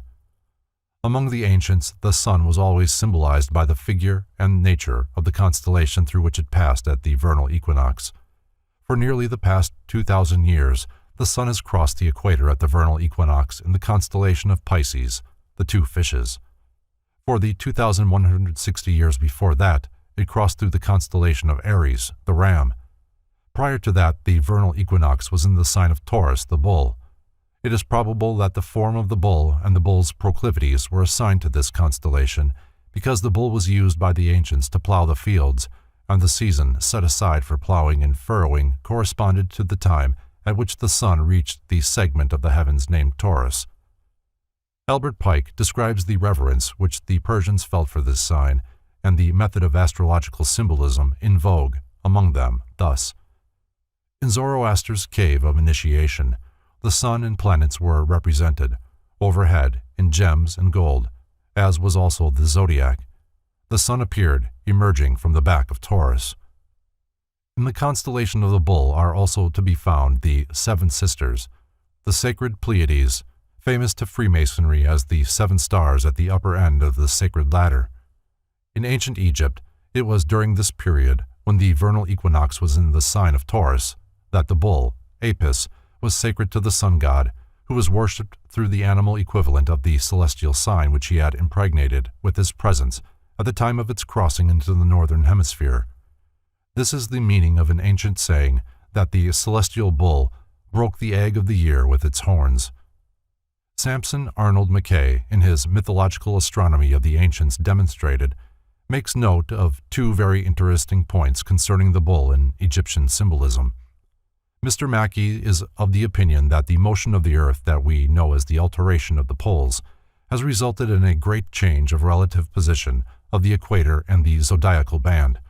He believes that originally the band of the zodiac was at right angles to the equator, with the sign of Cancer opposite the North Pole and the sign of Capricorn opposite the South Pole. It is possible that the Orphic symbol of the serpent twisted around the egg attempts to show the motion of the sun in relation to the earth under such conditions. Mr. Mackay advances the labyrinth of Crete, the name Abraxas, and the magic formula abracadabra, among other things, to substantiate his theory. Concerning abracadabra, he states, "But the slow progressive disappearance of the bull is most happily commemorated in the vanishing series of letters so emphatically expressive of the great astronomical fact. For abracadabra is the bull, the only bull. The ancient sentence split into its component part stands thus: abracadabra, i.e., Aber, the bull, Akkad, the only. Akkad is one of the names of the sun, given him in consequence of his shining alone. He is the only star to be seen when he is seen. The remaining Abra makes the whole to be the bull, the only bull." While the repetition of the name omitting a letter, till all is gone, is the most simple yet the most satisfactory method that could have been devised to preserve the memory of the fact, and the name of Sorapis or Serapis given to the bull at the above ceremony puts it beyond all doubt. This word, abracadabra, disappears in 11 decreasing stages, as in the figure. And what is very remarkable, a body with 3 heads is folded up by a serpent with 11 coils, and placed by Sorapis, and the 11 volves of the serpent form a triangle similar to that formed by the 11 diminishing lines of the abracadabra. the equinoxes and solstices. The plane of the zodiac intersects the celestial equator at an angle of approximately 23 degrees, 28 degrees. The 2 points of intersection, A and B, are called the equinoxes. Nearly every religion of the world shows traces of astrological influence. The Old Testament of the Jews, its writings overshadowed by Egyptian culture, is a mass of astrological and astronomical allegories. Nearly all the mythology of Greece and Rome may be traced in star groups. Some writers are of the opinion that the original 22 letters of the Hebrew alphabet were derived from groups of stars, and that the starry handwriting on the wall of the heavens referred to words spelt out, with fixed stars for consonants and the planets or luminaries for vowels. These, coming into ever different combinations, spelt words which, when properly read, foretold future events. As the zodiacal band marks the pathway of the sun through the constellations, it results in the phenomena of the seasons. The ancient systems of measuring the year were based upon the equinoxes and the solstices. The year always began with the vernal equinox, celebrated March 21st, with rejoicing to mark the moment when the sun crossed the equator northward, up the zodiacal arc. The summer solstice was celebrated when the sun reached its most northerly position, and the day appointed was June 21st. At that time the sun began to descend toward the equator, which it recrossed southbound at the autumnal equinox, September 21st. The sun reached its most southerly position at the winter solstice, December 21st. 4 of the signs of the zodiac have been permanently dedicated to the equinoxes and the solstices, and while the signs no longer correspond with the ancient constellations to which they were assigned, and from which they secured their names, they are accepted by modern astronomers as a basis of calculation. The vernal equinox is therefore said to occur in the constellation of Aries, the ram. It is fitting that, of all beasts, a ram should be placed at the head of the heavenly flock, forming the zodiacal band. Centuries before the Christian era, the pagans revered this constellation. Godfrey Higgins states, "This constellation was called the Lamb of God. He was also called the Savior, and was said to save mankind from their sins. He was always honored with the appellation of Dominus, or Lord. He was called the Lamb of God which taketh away the sins of the world." The devotees, addressing him in their litany, constantly repeated the words, "O Lamb of God, that taketh away the sin of the world, have mercy upon us, grant us thy peace." Therefore, the Lamb of God is a title given to the sun, who is said to be reborn every year in the northern hemisphere in the sign of the ram, although due to the existing discrepancy between the signs of the zodiac and the actual star groups, it actually rises in the sign of Pisces. The summer solstice is regarded as occurring in Cancer, the crab, which the Egyptians called the scarab, a beetle of the family Lamelicornis, the head of the insect kingdom, and sacred to the Egyptians as the symbol of eternal life. It is evident that the constellation of the crab is represented by this peculiar creature because the sun, after passing through this house, proceeds to walk backwards or descend the zodiacal arc. Cancer is the symbol of generation, for it is the house of the moon, the great mother of all things, and the patroness of the life forces of nature. Diana, the moon goddess of the Greeks, is called the mother of the world. Concerning the worship of the feminine or maternal principle, Richard Payne Knight writes, "By attracting or heaving the waters of the ocean, she naturally appeared to be the sovereign of humidity, and by seeming to operate so powerfully upon the constitutions of women, she equally appeared to be the patroness and regulatress of nutrition and passive generation. Whence she is said to have received her nymphs, or subordinate personifications, from the ocean, and is often represented by the symbol of the sea crab, an animal that has the property of spontaneously detaching from its own body any limb that has been hurt or mutilated, and reproducing another in its place." The symbolical language of ancient art and mythology. This water sign, being symbolic of the maternal principle of nature and recognized by the pagans as the origin of all life, was a natural and consistent domicile of the moon. The autumnal equinox apparently occurs in the constellation of Libra, the balances. The scales tipped, and the solar globe began its pilgrimage toward the house of winter. The constellation of the scales was placed in the zodiac to symbolize the power of choice. by means of which man may weigh one problem against another. Millions of years ago, when the human race was in the making, man was like the angels, who knew neither good nor evil. He fell into the state of knowledge of good and evil when the gods gave him the seed for the mental nature. From man's mental reactions to his environments, he distills the product of experience, which then aids him to regain his lost position, plus an individualized intelligence. Paracelsus said, "The body comes from the elements, the soul from the stars, and the spirit from God. All that the intellect can conceive of comes from the stars, the spirits of the stars, rather than the material constellations." The constellation of Capricorn, in which the winter solstice theoretically takes place, was called the House of Death, for in winter all life in the northern hemisphere was at its lowest ebb. Capricorn is a composite creature, with the head and upper body of a goat and the tail of a fish. In this constellation, the sun is least powerful in the northern hemisphere, and after passing through this constellation, it immediately begins to increase. Hence the Greeks said that Jupiter, a name of the sun god, was suckled by a goat. A new and different sidelight on zodiacal symbolism is supplied by John Cole in A Treatise on the Circular Zodiac of Tentira in Egypt. The symbol, therefore, of the goat rising from the body of a fish, Capricorn, represents with the greatest propriety the mountainous buildings of Babylon, rising out of its low and marshy situation, the two horns of the goat being emblematical of the two towns, Nineveh and Babylon, the former built on the Tigris, the latter on the Euphrates, but both subjected to one sovereignty.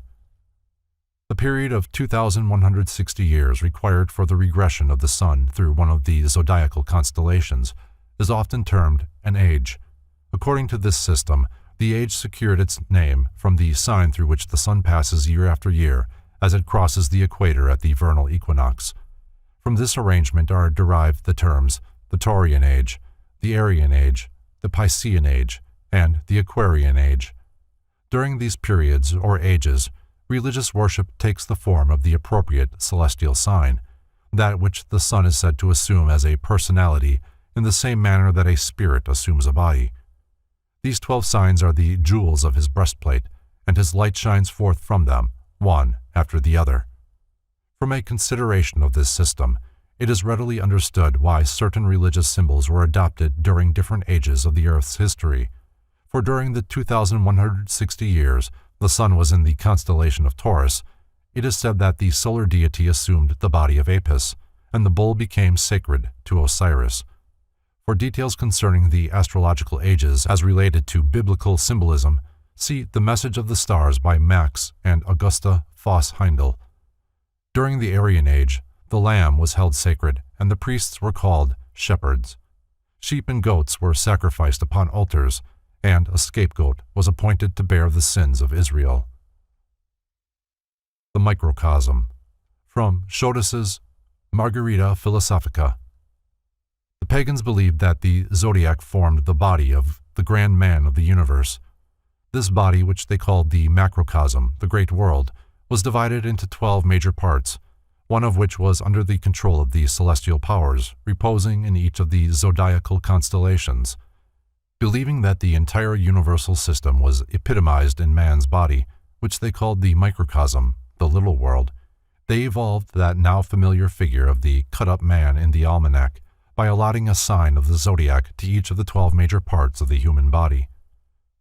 During the age of Pisces, the fish was the symbol of divinity, and the sun god fed the multitude with 2 small fishes. The frontispiece of Inman's Ancient Faiths shows the goddess Isis with a fish on her head, and the Indian savior god, Krishna, in one of his incarnations, was cast from the mouth of a fish. Not only is Jesus often referred to as the fisher of men, but as John P. Lundy writes, the word fish is an abbreviation of this whole title, Jesus Christ, Son of God, Savior, and Cross, or as St. Augustine expresses it, if you join together the initial letters of the 5 Greek words, which mean Jesus, Christ, Son of God, Savior, they will make fish, in which word Christ is mystically understood, because he was able to live in the abyss of this mortality as in the depth of waters, that is, without sin. Monumental Christianity. Many Christians observe Friday, which is sacred to the Virgin, Venus, upon which day they shall eat fish and not meat. The sign of the fish was one of the earliest symbols of Christianity, and when drawn upon the sand, it informed one Christian that another of the same faith was near. Aquarius is called the sign of the water-bearer, or the man with a jug of water on his shoulder mentioned in the New Testament. This is sometimes shown as an angelic figure, supposedly androgynous, either pouring water from an urn or carrying the vessel upon his shoulder. Among Oriental peoples, a water vessel alone is often used. Edward Upham, in his History and Doctrine of Buddhism, describes Aquarius as being in the shape of a pot and of a color between blue and yellow. This sign is the single house of Saturn. When Herschel discovered the planet Uranus, sometimes called by the name of its discoverer, the second half of the sign of Aquarius was allotted to this added member of the planetary family. The water pouring from the urn of Aquarius under the name of the waters of eternal life appears many times in symbolism. So it is with all the signs. Thus the sun in its path controls whatever form of worship man offers to the supreme deity. There are two distinct systems of astrological philosophy. One of them, the Ptolemaic, is geocentric. The Earth is considered the center of the solar system, around which the sun, moon, and planets revolve. Astronomically, the geocentric system is incorrect, but for thousands of years it has proved its accuracy when applied to the material nature of earthly things. A careful consideration of the writings of the great occultists and a study of their diagrams reveals the fact that many of them were acquainted with another method of arranging the heavenly bodies. The other system of astrological philosophy is called the heliocentric. This posits the sun in the center of the solar system, where it naturally belongs, with the planets and their moons revolving about it. The great difficulty, however, with the heliocentric system is that, being comparatively new, there has not been sufficient time to experiment successfully and catalog the effects of its various aspects and relationships.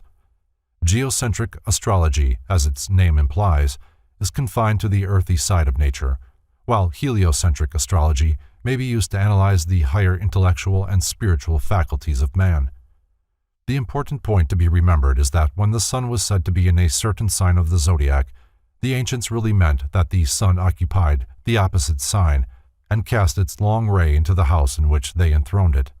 Therefore, when it is said that the sun is in Taurus, it means, astronomically, that the sun is in the sign opposite to Taurus, which is Scorpio. This resulted in two distinct schools of philosophy, one geocentric and exoteric, the other heliocentric and esoteric.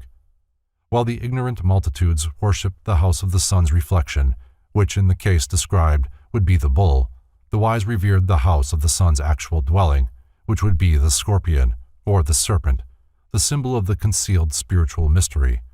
This sign has three different symbols. The most common is that of a scorpion, who was called by the ancients the backbiter, being the symbol of deceit and perversion. The second and less common form of the sign is a serpent, often used by the ancients to symbolize wisdom. Probably the rarest form of Scorpio is that of an eagle. The arrangement of the stars of the constellation bears as much resemblance to a flying bird as to a scorpion. Scorpio being the sign of occult initiation. The flying eagle, the king of birds, represents the highest and most spiritual type of Scorpio, in which it transcends the venomous insect of the earth. As Scorpio and Taurus are opposite each other in the zodiac, their symbolism is often closely intermingled. The Honorable E. M. Plunkett, in Ancient Calendars and Constellations, says, "The scorpion, the constellation Scorpio of the zodiac opposed to Taurus, joins with Mithras in his attack upon the bull, and always the genii of the spring and autumn equinoxes are present in joyous and mournful attitudes." The Egyptians, the Assyrians, and the Babylonians, who knew the sun as a bull, called the zodiac a series of furrows, through which the great celestial ox dragged the plow of the sun. Hence the populace offered up sacrifice and led through the streets magnificent steers, bedecked with flowers and surrounded with priests, dancing girls of the temple, and musicians. The philosophic elect did not participate in these idolatrous ceremonials, but advocated them as most suitable for the types of mind composing the mass of the population. These few possessed far deeper understanding, as the serpent of Scorpio upon their foreheads, the Uraeus, bore witness. The sun is often symbolized with its rays in the form of a shaggy mane. Concerning the Masonic significance of Leo, Robert Hewitt Brown, 32nd degree, has written, "On the 21st of June, when the sun arrives at the summer solstice, the constellation Leo, being but 30 degrees in advance of the sun, appears to be leading the way, and to aid by his powerful paw in lifting the sun up to the summit of the zodiacal arch. This visible connection between the constellation Leo and the return of the sun to his place of power and glory at the summit of the royal arch of heaven was the principal reason why that constellation was held in such high esteem and reverence by the ancients. The astrologers distinguished Leo as the sole house of the sun, and taught that the world was created when the sun was in that sign. The lion was adored in the east and the west by the Egyptians and the Mexicans. The chief druid of Britain was styled a lion. Stellar theology and Masonic astronomy. When the Aquarian age is thoroughly established, the sun will be in Leo, as will be noted from the explanation previously given in this chapter regarding the distinction between geocentric and heliocentric astrology. Then, indeed, will the secret religions of the world include once more the raising to initiation by the grip of the lion's paw. Lazarus will come forth. The antiquity of the zodiac is much in dispute.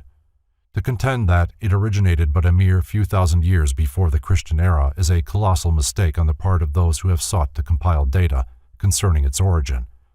The zodiac necessarily must be ancient enough to go backward to that period when its signs and symbols coincided exactly with the positions of the constellations whose various creatures and their natural functions exemplified the outstanding features of the sun's activity during each of the 12 months.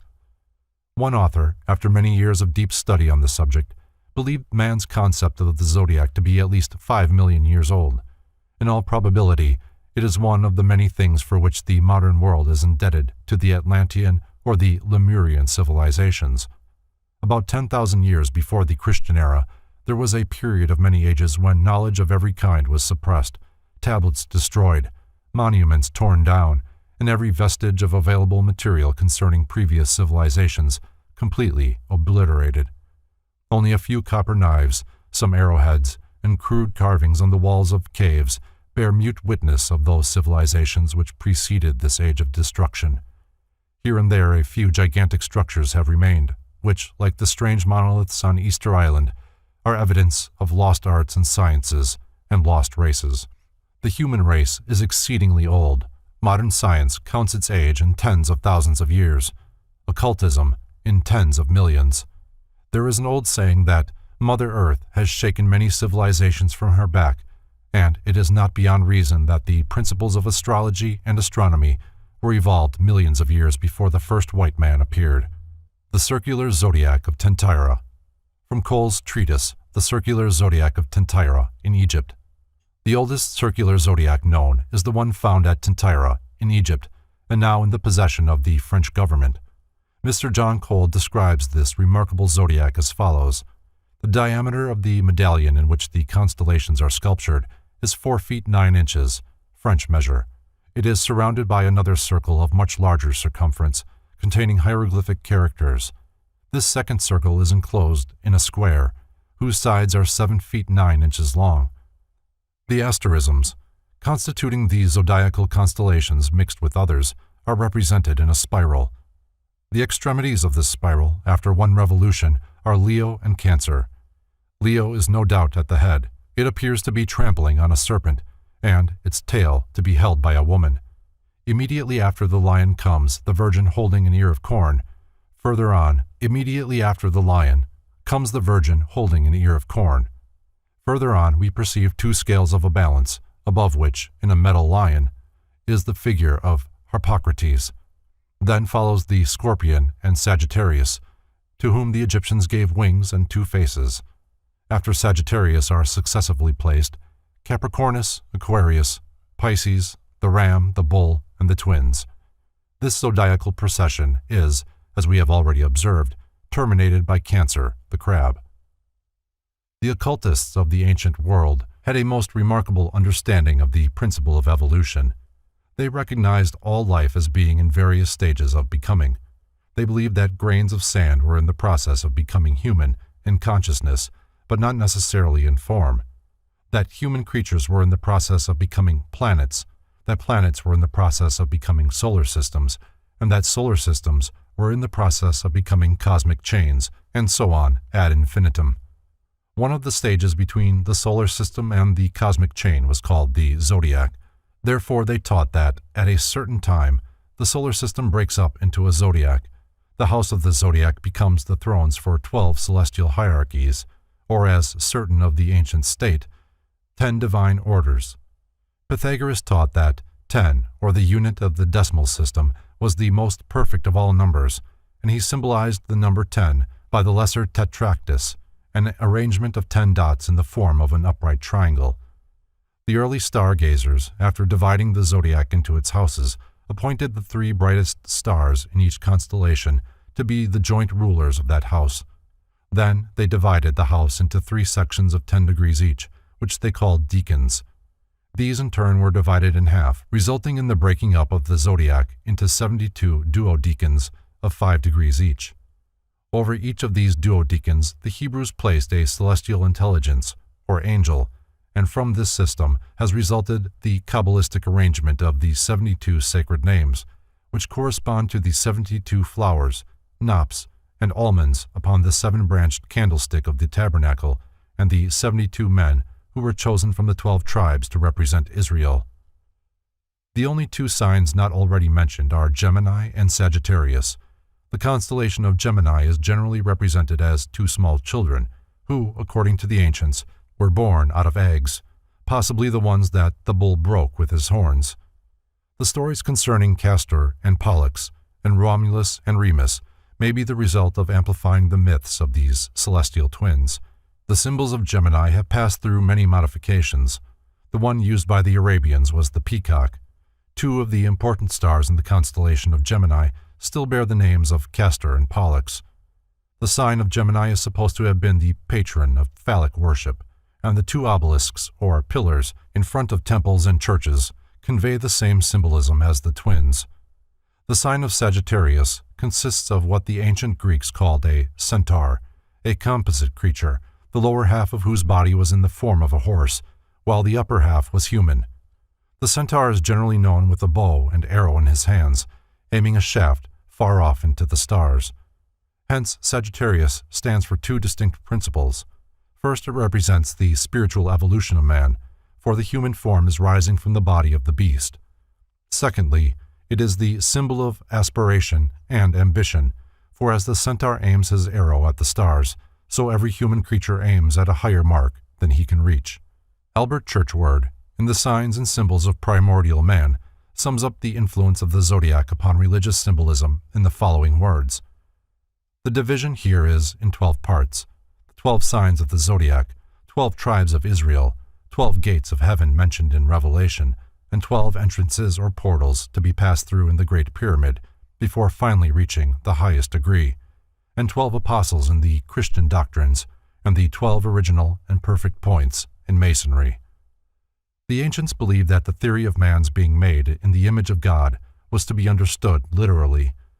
They maintained that the universe was a great organism, not unlike the human body, and that every phase and function of the universal body had a correspondence in man. The most precious key to wisdom that the priests communicated to the new initiates was what they termed the law of analogy. Therefore, to the ancients, the study of the stars was a sacred science, for they saw in the movements of these celestial bodies the ever-present activity of the infinite Father. The Pythagoreans were often undeservedly criticized for promulgating the so-called doctrine of metempsychosis, or the transmigration of souls.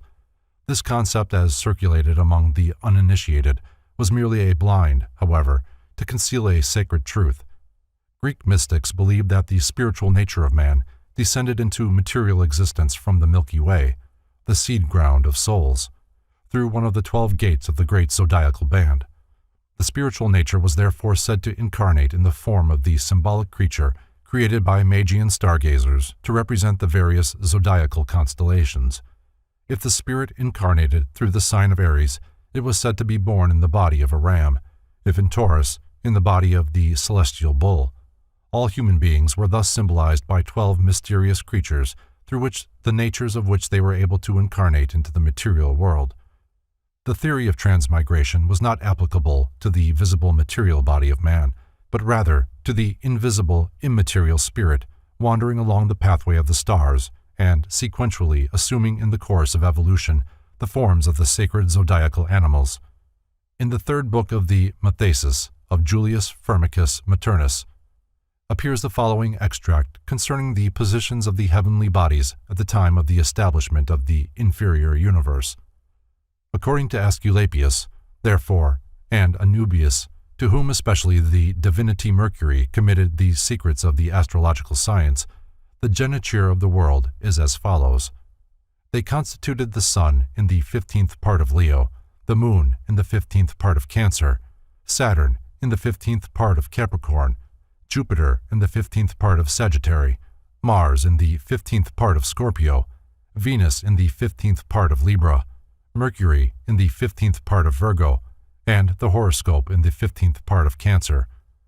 Conformably to this geniture, therefore, to these conditions of the stars, and the testimonies which they adduce in confirmation of this geniture, they are of opinion that the destinies of men, also, are disposed in accordance with the above arrangement, as may be learnt from that book of Aesculapius which is called 10,000, or an innumerable multitude of genitures, in order that nothing in the several genitures of men may be found to be discordant with the above-mentioned geniture of the world.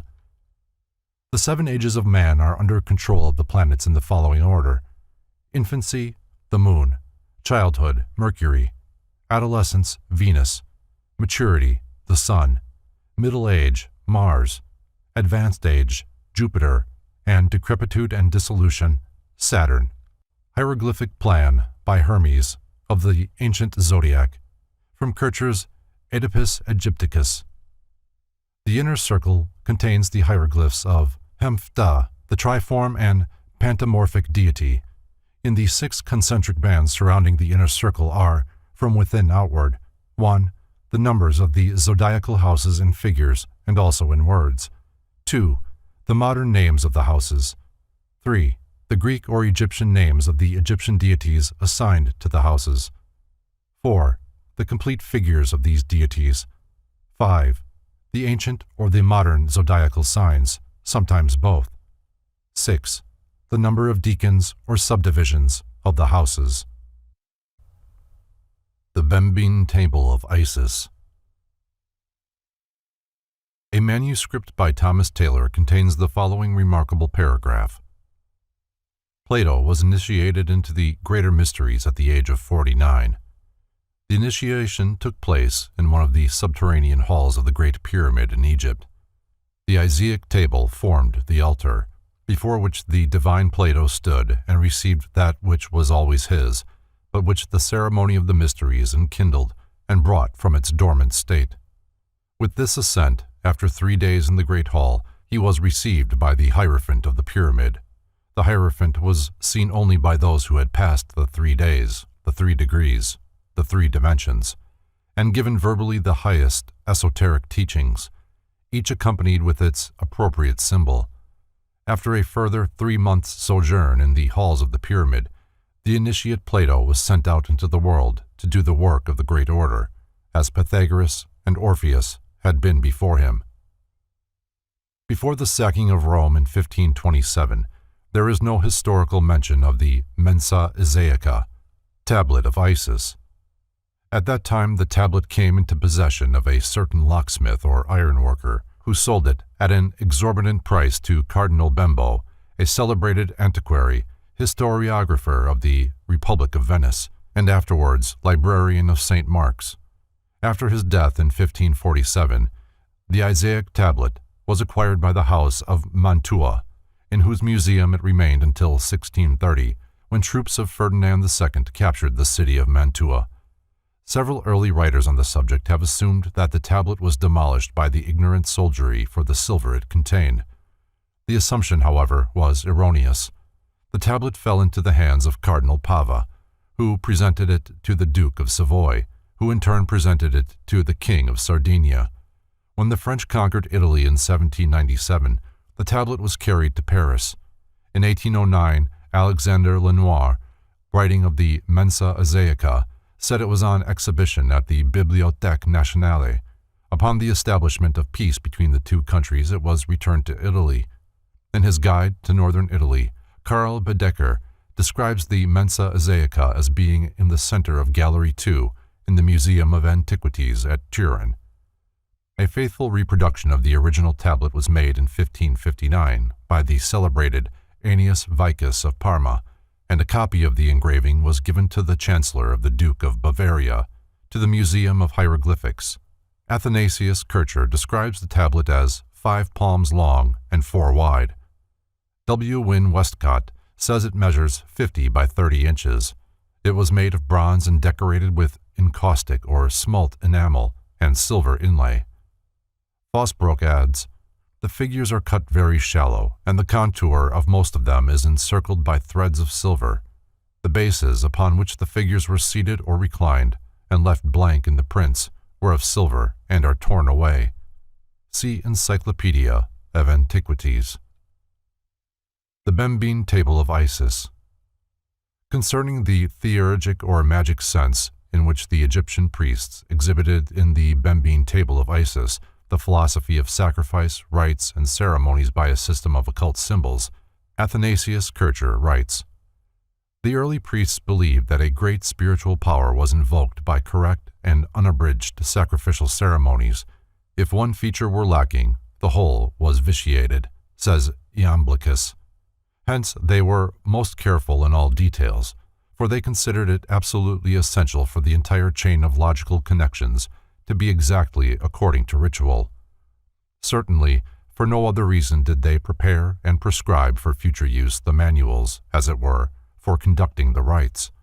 They learned, too, what the first hieromancers, possessed as it were by a divine fury, devised as a system of symbolism for exhibiting their mysteries.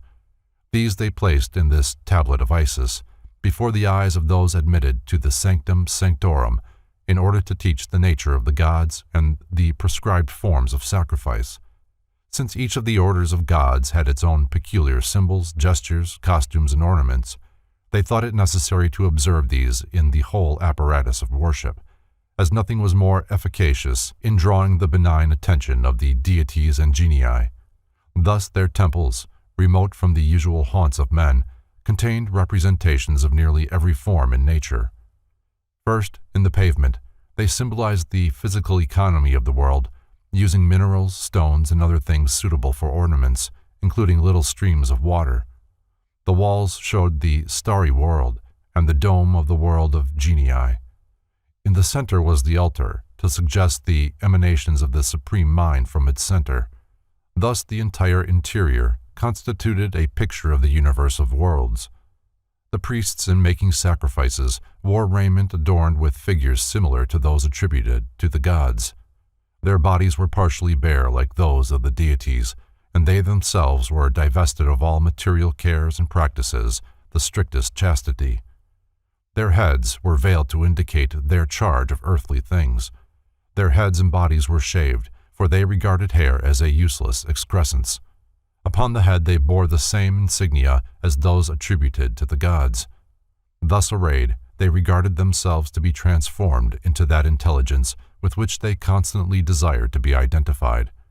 For example, in order to call down to the world the soul and spirit of the universe, they stood before the image shown in the center of our tablet, wearing the same symbols as that figure and its attendants, and offered sacrifices. By these and the accompanying singing of hymns, they believed that the infallibility drew the gods' attention to their prayer, and so they did in regard to the other regions of the tablet, believing of necessity the proper ritual properly carried out would evoke the deity desired. That this was the origin of the science of oracles is apparent, as a touched chord produces a harmony of sound, likewise the adjoining chords respond, though not touched. Similarly, the idea they expressed by their concurrent acts while adoring the god came into accord with basic idea, and, by an intellectual union, it was returned to them deiformed, and they thus obtained the idea of ideas. Hence there sprang up in their souls, they thought, the gift of prophecy and divination, and they believed they could foretell future events, impending evils, etc. For as in the supreme mind everything is simultaneous and spaceless, the future is therefore present in that mind, and they thought that while the human mind was absorbed in the supreme by contemplation, by that union they were enabled to know all the future. Nearly all that is represented in our tablet consists of amulets, which, by analogy above described, would inspire them, under the described conditions, with the virtues of the supreme power and enable them to receive good and avert evil. They also believed they could, in this magical manner, effect cures of diseases, that genii could be induced to appear to them during sleep and cure or teach them to cure the sick.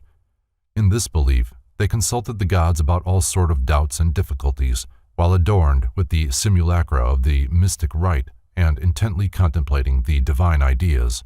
And while so enraptured, they believed the god, by some sign, nod, or gesture communicated with them, whether asleep or awake, concerning the truth or falsity of the matter in point. See Oedipus Egypticus. Those familiar with the fundamental principles of Hermetic philosophy will recognize in the Mensa Isaica the key to Chaldean, Egyptian, and Greek theology. In his Antiquities, the learned Benedictine, Father Montfaucon, admits his inability to cope with the intricacies of its symbolism. He therefore doubts that the emblems upon the tablet possess any significance worthy of consideration, and ridicules Kircher, declaring him to be more obscure than the tablet itself. Laurentius Pignorius reproduced the tablet in connection with a descriptive essay in 1605, but his timidly advanced explanations demonstrated his ignorance concerning the actual interpretation of the figures. In his Oedipus Egypticus, published in 1654, Kircher attacked the problem with characteristic avidity. Being peculiarly qualified for such a task by years of research in matters pertaining to the secret doctrines of antiquity, and with the assistance of a group of eminent scholars, Kircher accomplished much towards an exposition of the mysteries of the tablet. The master's secret, however, eluded even him, as Eliphas Levi has shrewdly noted in his History of Magic. The learned Jesuit, writes Levi, divined that it contained the hieroglyphic key to sacred alphabets, though he was unable to develop the explanation. It is divided into 3 equal compartments. Above are the 12 houses of heaven, and below are the corresponding distributions of labor, work periods, throughout the year, while in the middle place are 21 sacred signs answering to the letters of the alphabet. In the midst of all is a seated figure of the pantomorphic Eonix, emblem of universal being and corresponding as such to the Hebrew Yod, or to that unique letter from which all the other letters were formed. The Eonix is encircled by the Ophite triad, answering to the 3 mother letters of the Egyptian and Hebrew alphabets. On the right are the Ibimorphic and Serapian triads. On the left are those of Nephthys and Hecate, representing active and passive, fixed and volatile, fructifying fire and generating water. Each pair of triads in conjunction with the center produces a septenary, and a septenary is contained in the center. The 3 septenaries furnish the absolute number of the 3 worlds, as well as the complete number of primitive letters, to which a complementary sign is added, like 0 to the 9 numerals. Levy's key to the Bembeen table, from Levy's History of Magic. The Isiac table, writes Levy, is a key to the ancient Book of Thoth, which has survived to some extent the lapse of centuries and is pictured to us in the still comparatively ancient set of Tarotchi cards. To him, the Book of Thoth was a resume of the esoteric learning of the Egyptians.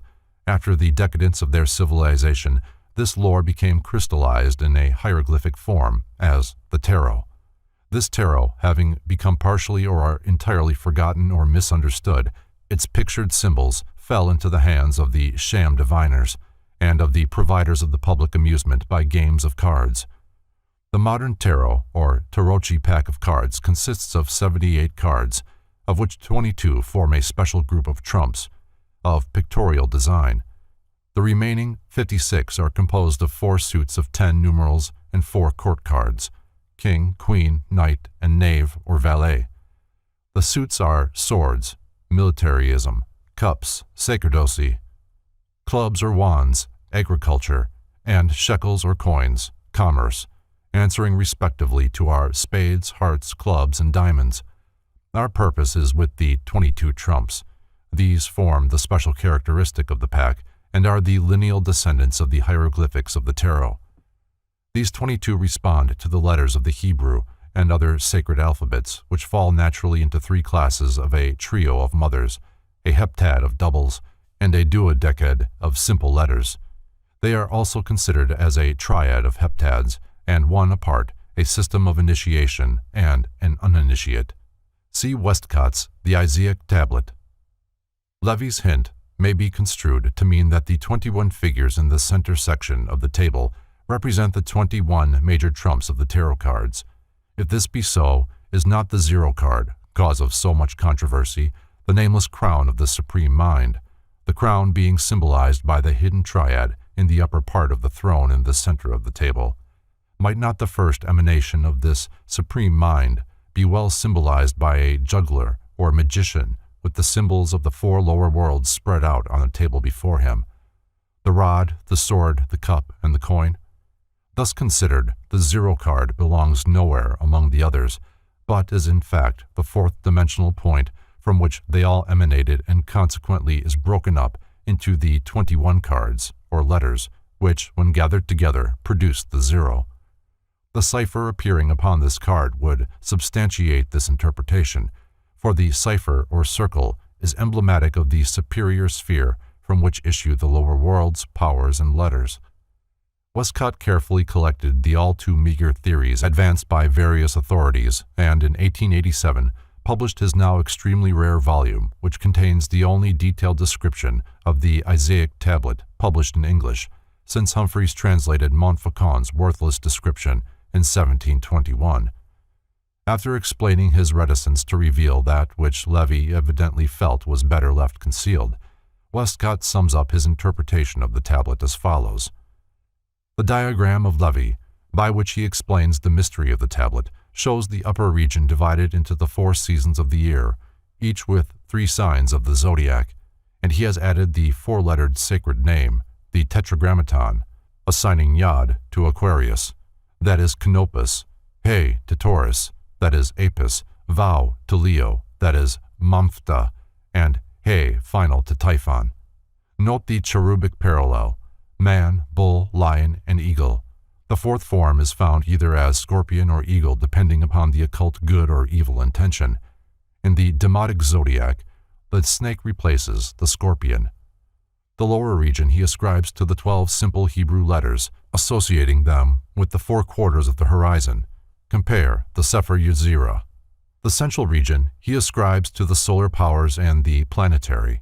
In the middle we see above the sun, marked Ops, and below it is a Solomon's seal, above a cross, a double triangle, hexapla, 1 light and 1 dark triangle superposed, the whole forming a sort of complex symbol of Venus. To the Ibomorphos, he gives the 3 dark planets, Venus, Mercury, and Mars, placed around a dark triangle erect, denoting fire. To the Nephtheian triad, he gives 3 light planets, Saturn, Luna, and Jupiter, around a light inverted triangle, which denotes water. There is a necessary connection between water, female power, passive principle, Binah, and Sephirotic mother and bride. See the Kabbalah by Mathers. Note, the ancient signs for the planets were all composed of a cross, solar disk, and crescent. Venus is a cross below a sun disk, Mercury a disk with a crescent above and cross below. Saturn is a cross whose lowest point touches the apex of the crescent. Jupiter is a crescent whose lowest point touches the left-hand end of a cross. All these are deep mysteries. Note that Levy in his original plate transposed Serapis and Hecate, but not the Apis noir and Apis blanc, perhaps because of the head of Bes being associated by him with Hecate. Note that having referred the 12 simple letters to the lower, the 7 doubles must correspond to the central region of the planets, and then the great triad, AMS, the mother letters representing air, water, and fire, remain to be pictured. Around S, the central Iynx, or Yod, by the Ophinian triad, the two serpents and the leonine sphinx. Levy's word, ops, in the center in the Latin ops, terra, genius of the earth, and the Greek ops, Rhea, or Kubel, Sibyl, often draws a goddess seated in a chariot drawn by lions. She is crowned with turrets and holds a key. See the Isaic tablet. Westcott's key to the Bembeen table. From Westcott's The Isaic tablet. Zoroaster declared that the number 3 shines throughout the world. This is revealed in the Bembeen table by a series of triads representing the creative impulses.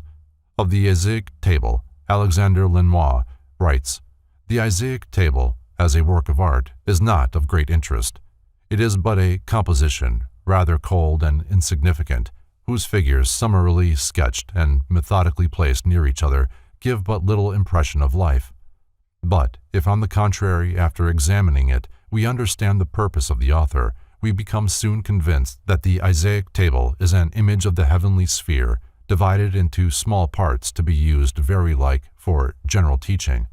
According to that idea, we can conclude that the Isaic table was originally the introduction to a collection, followed by the mysteries of Isis.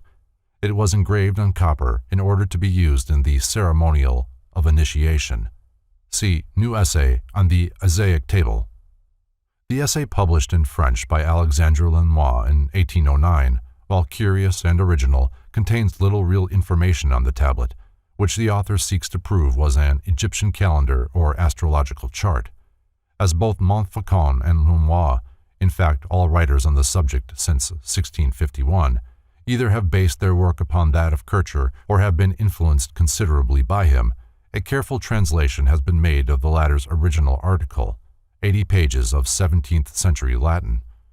The double-page plate at the beginning of this chapter is a faithful reproduction made by Kircher from the engraving in the Museum of Hieroglyphics.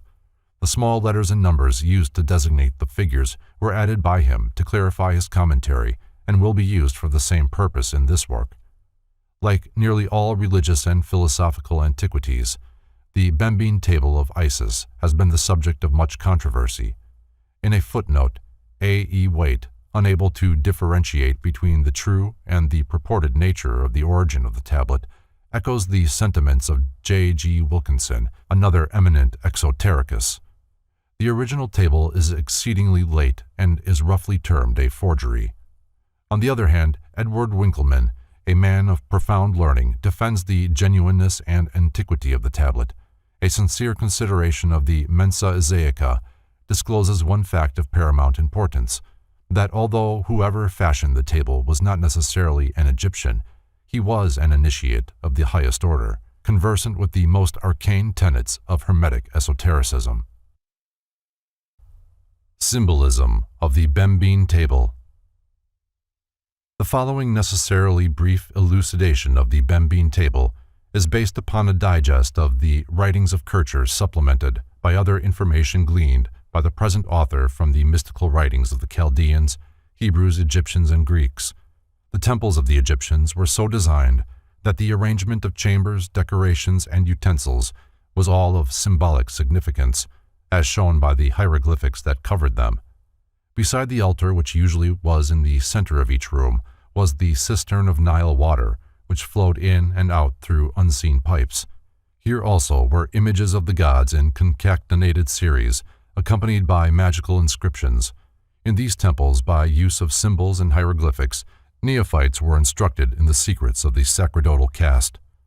The tablet of Isis was originally a table or altar, and its emblems were part of the mysteries explained by priests. Tables were dedicated to the various gods and goddesses.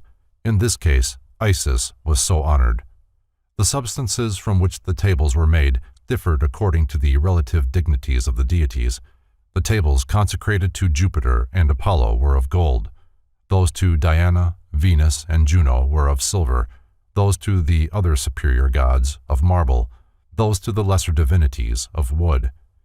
Tables were also made of metals corresponding to the planets governed by the various celestials. As food for the body is spread on a banquet table, so on these sacred altars were spread the symbols which, when understood, feed the invisible nature of man. In his introduction to the table, Kircher summarizes its symbolism thus: "It teaches, in the first place, the whole constitution of the threefold world, archetypal, intellectual, and sensible.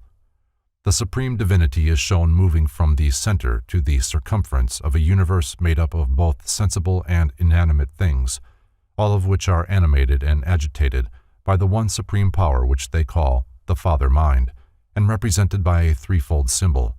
Here also are shown three triads from the Supreme One, each manifesting one attribute of the first Trimurti.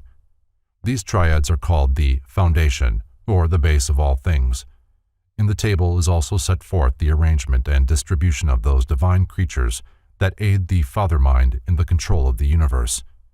Here, in the upper panel, are to be seen the governors of the worlds, each with its fiery, ethereal, and material insignia. Here also, in the lower panel, are the Fathers of Fountains, whose duty it is to care for and preserve the principles of all things and sustain the inviolable laws of nature. Here are the gods of the spheres, and also those who wander from place to place, laboring with all substances and forms, zonia and azonia, grouped together as figures of both sexes, with their faces turned to their superior deity. The Mensa Isaica, which is divided horizontally into 3 chambers or panels, may represent the ground plan of the chambers in which the Isaic mysteries were given. The center panel is divided into 7 parts or lesser rooms, and the lower has 2 gates, one at each end. The entire table contains 45 figures of the first importance and a number of lesser symbols. The 45 main figures are grouped into 15 triads, of which 4 are in the upper panel, 7 in the central, and 4 in the lower. According to both Kircher and Levy, the triads are divided in the following manner.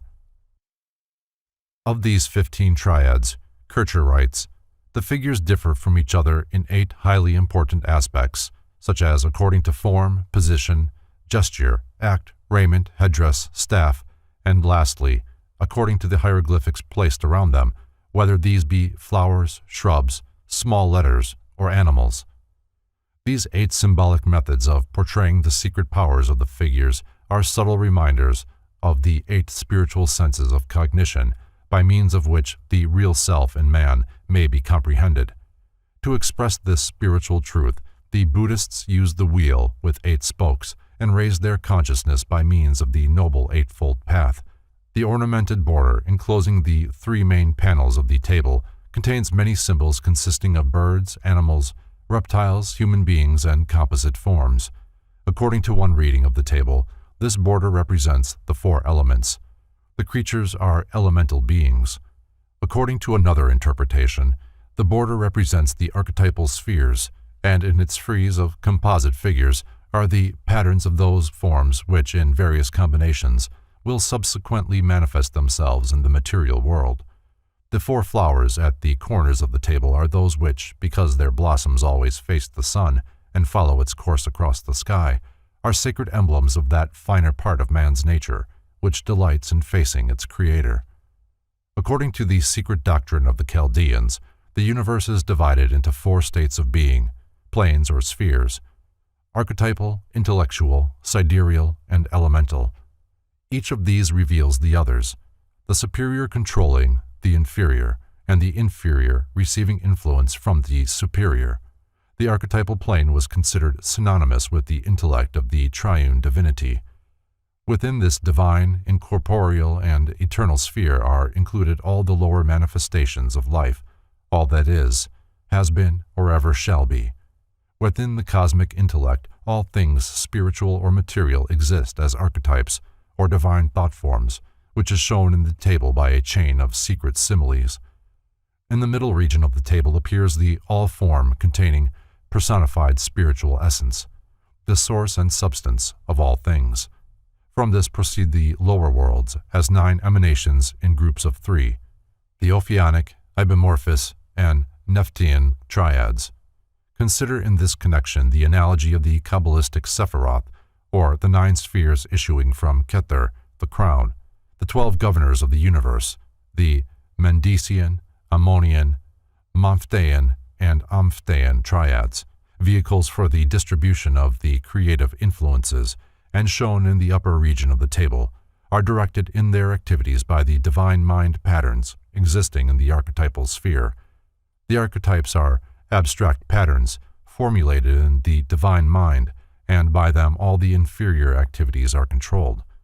In the lower region of the table are the father fountains, the Horaean, Pandokean, Thostic, and Aleuristic triads, keepers of the great gates of the universe.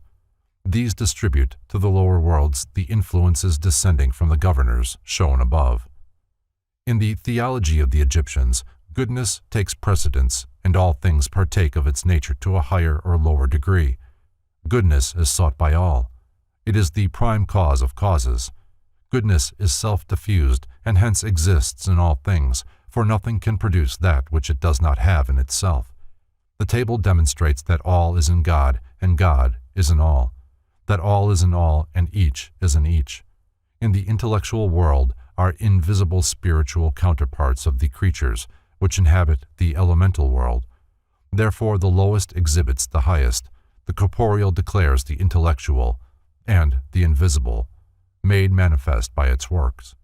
For this reason, the Egyptians made images of substances existing in the inferior sensible world to serve as visible exemplars of superior and invisible powers. To the corruptible images, they assign the virtues of the incorruptible divinities, thus demonstrating arcanely that this world is but the shadow of God, the outward picture of paradise within. All that is in the invisible archetypal spheres is revealed in the sensible corporeal world by the light of nature. The archetypal and creative mind, first through its paternal foundation and afterwards through secondary gods called intelligences, poured out the whole infinity of its powers by continuous exchange from highest to lowest. In their phallic symbolism, the Egyptians used the sperm to represent the spiritual spheres, because each contains all that comes forth from it. The Chaldeans and Egyptians also held that everything which is a result dwells in the cause of itself, and turns to that cause as the lotus to the sun. Accordingly, the supreme intellect, through its paternal foundation, first created light, the angelic world. Out of that light were then created the invisible hierarchies of beings, which some call the stars, and out of the stars the four elements and the sensible world were formed.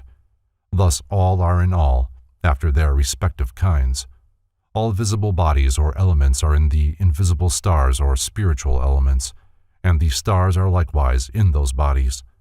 The stars are in the angels, and the angels in the stars. The angels are in God, and God is in all.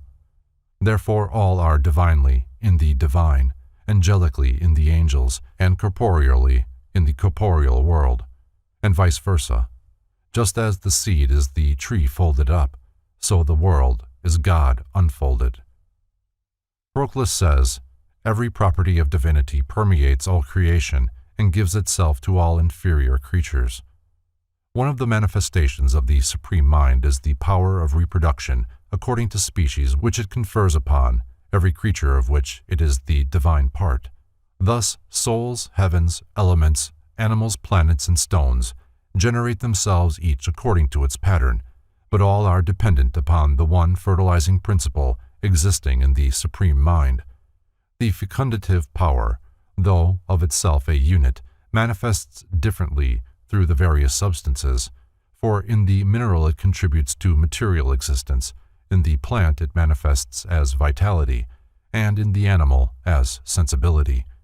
It imparts motion to the heavenly bodies, thought to the souls of men, intellectuality to the angels, and superessentiality to God. Thus it is seen that all forms are of one substance and all life of one force, and these are coexistent in the nature of the Supreme One. This doctrine was first expounded by Plato. His disciple, Aristotle, set it forth in these words: "We say that this sensible world is an image of another. Therefore, since this world is vivid or alive, how much more, then, that other must live?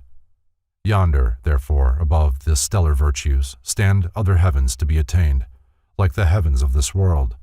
Beyond them, because they are of a higher kind, brighter and vaster, nor are they distant from each other like this one, for they are incorporeal. Yonder too exists an earth, not of inanimate matter, but vivid with animal life and all natural terrestrial phenomena like this one, but of other kinds and perfections. There are plants also, and gardens, and flowing water. There are aquatic animals, but of nobler species. Yonder is air and life appropriate to it, all immortal. And although the life there is analogous to ours, yet it is nobler, seeing that it is intellectual, perpetual, and unalterable. For if anyone should object and ask, how in the world, above do the plants, etc., above mentioned, find footing, we should answer that they do not have objective existence, for they were produced by the primal author in an absolute condition and without exteriorization. They are therefore in the same case as intellect and soul. They suffer no defect such as waste and corruption, since the beings yonder are full of energy, strength, and joy, as living in a life sublime, and being the issue of one fount and of one quality, compounded of all like sweet savors, delicate perfumes, harmonious color and sound, and other perfections. Nor do they move violently about, nor intermix nor corrupt each other, but each perfectly preserves its own essential character, and they are simple and do not multiply as corporeal beings do. In the midst of the table is a great covered throne with a seated female figure representing Isis, but here called the pantomorphic Ynyx. G.R.S. Mead defines the Ynyx as a transmitting intelligence. Others have declared it to be a symbol of universal being. Over the head of the goddess, the throne is surmounted by a triple crown, and beneath her feet is the house of material substance. The threefold crown is here symbolic of the triune divinity, called by the Egyptians the Supreme Mind, and described in the Sefer HaZohar as being hidden and unrevealed. According to the Hebrew system of Kabbalism, the tree of the Sephiroth was divided into two parts, the upper invisible and the lower visible. The upper consisted of 3 parts and the lower of 7. The 3 uncognizable Sephiroth were called Kether, the crown, Chokhmah, wisdom, and Binah, understanding. These are too abstract to permit of comprehension, whereas the lower 7 spheres that came forth from them were within the grasp of human consciousness. The central panel contains 7 triads of figures. These represent the lower Sephiroth, all emanating from the concealed threefold crown over the throne. Kircher writes, the throne denotes the diffusion of the triform Supreme Mind along the universal paths of the 3 worlds. Out of these 3 intangible spheres emerges the sensible universe, which Plutarch calls the House of Horns, and the Egyptians, the Great Gate of the Gods. The top of the throne is in the midst of diffused serpent-shaped flames, indicating that the Supreme Mind is filled with light and life, eternal and incorruptible, removed from all material contact. How the Supreme Mind communicated his fire to all creatures is clearly set forth in the symbolism of the table. The divine fire is communicated to lower spheres through the universal power of nature, personified by the world virgin, Isis, here denominated the Ynyx, or the polymorphous all-containing universal idea. The world idea is here used in its Platonic sense. Plato believed that there are eternal forms of all possible things which exist without matter, and to these eternal and immaterial forms he gave the name of ideas. In the Platonic sense, ideas were the patterns according to which the deity fashioned the phenomenal or archetypal world. Sir W. Hamilton. Kircher describes the 21 figures in the central panel thus. 7 principal triads corresponding to 7 superior worlds are shown in the central section of the table. They all originate from the fiery, invisible archetype, the triple crown of the throne. The first, the Ophionic or Ynyx triad, VSW, corresponds to the vital and fiery world and is the first intellectual world, called by the ancients the Etherium. Zoroaster says of it, "Oh, what rigorous rulers this world has." The second, or Ibimorphous triad, OQR, corresponds to the second intellectual or ethereal world and is concerned with the principle of humidity. The third, or Nephtheian triad, XYZ, corresponds to the third intellectual and ethereal world and is concerned with fecundity. These are the three triads of the ethereal worlds, which correspond to the Father Foundation. Then follow the four triads of the sensible or material worlds, of which the first two correspond to the sidereal worlds, namely Osiris and Isis, sun and moon, indicated by two bulls.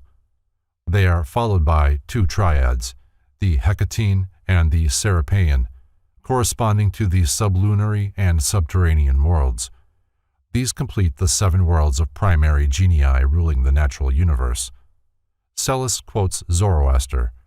The Egyptians and the Chaldeans taught that there were seven corporeal worlds, i.e., worlds ruled by the intellectual powers. The first is of pure fire, the second, third, and fourth, ethereal, the fifth, sixth, and seventh, material, the seventh being the one called terrestrial and hater of light, and is located under the moon, comprising within itself the matter called fundus, or foundation. These seven, plus the one invisible crown, constitute the 8 worlds.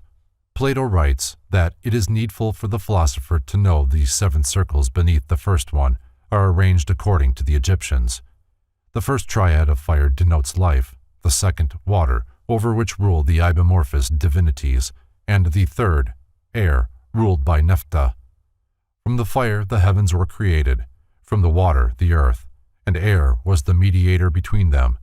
In the Sephirah Yetzirah, it is said that from the 3 originate the 7, i.e., the height, the depth, the east, the west, the north, and the south, and the holy temple in the center, sustaining them all.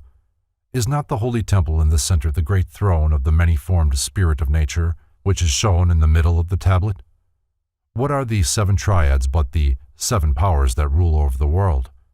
Psellus writes, the Egyptians worshipped the triad of faith, truth, and love, and the 7 fountains, the sun as ruler, the fountain of matter, then the fountain of the archangels, the fountain of the senses, of judgment, of lightning, of reflections, and of characters of unknown composition. They say that the highest material fountains are those of Apollo, Osiris, and Mercury, the fountains of the centers of the elements. Thus they understood by the sun as ruler, the solar world, by the material, archangelic, the lunar world, by the fountain of the senses, the world of Saturn, by judgment, Jupiter, by lightning, Mars, by that of the reflections, or mirrors, the world of Venus, by the fountain of characters, the world of Mercury.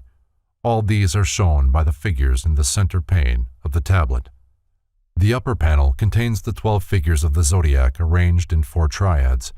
The center figure in each group represents one of the 4 fixed signs of the zodiac. S is the sign of Aquarius, Z, Taurus, C, Leo, and G, Scorpio.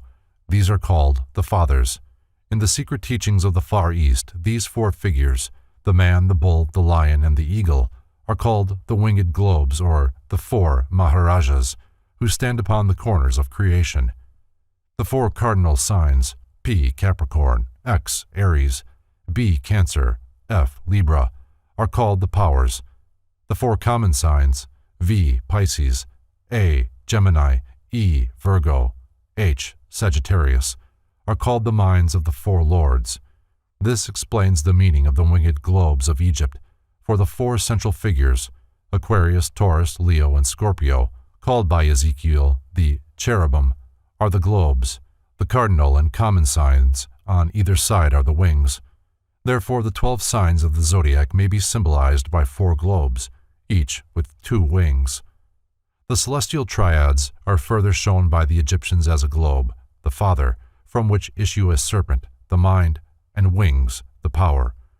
These 12 forces are the fabricators of the world, and from them emanate the microcosm, or the mystery of the 12 sacred animals, representing in the universe the 12 parts of the world, and in man the 12 parts of the human body. Anatomically, the 12 figures in the upper panel may well symbolize the 12 convolutions of the brain, and the 12 figures in the lower panel the 12 zodiacal members and organs of the human body, for man is a creature formed of the 12 sacred animals, with his members and organs under the direct control of the 12 governors or powers resident in the brain. A more profound interpretation is found in the correspondences between the 12 figures in the upper panel and the 12 in the lower. This furnishes a key to one of the most arcane of ancient secrets, the relationship existing between the two great zodiacs, the fixed and the movable. The fixed zodiac is described as an immense dodecahedron, its 12 surfaces representing the outermost walls of abstract space. From each surface of this dodecahedron, a great spiritual power, radiating inward, becomes embodied as one of the hierarchies of the movable zodiac, which is a band of circumambulating so-called fixed stars. Within this movable zodiac are posited the various planetary and elemental bodies.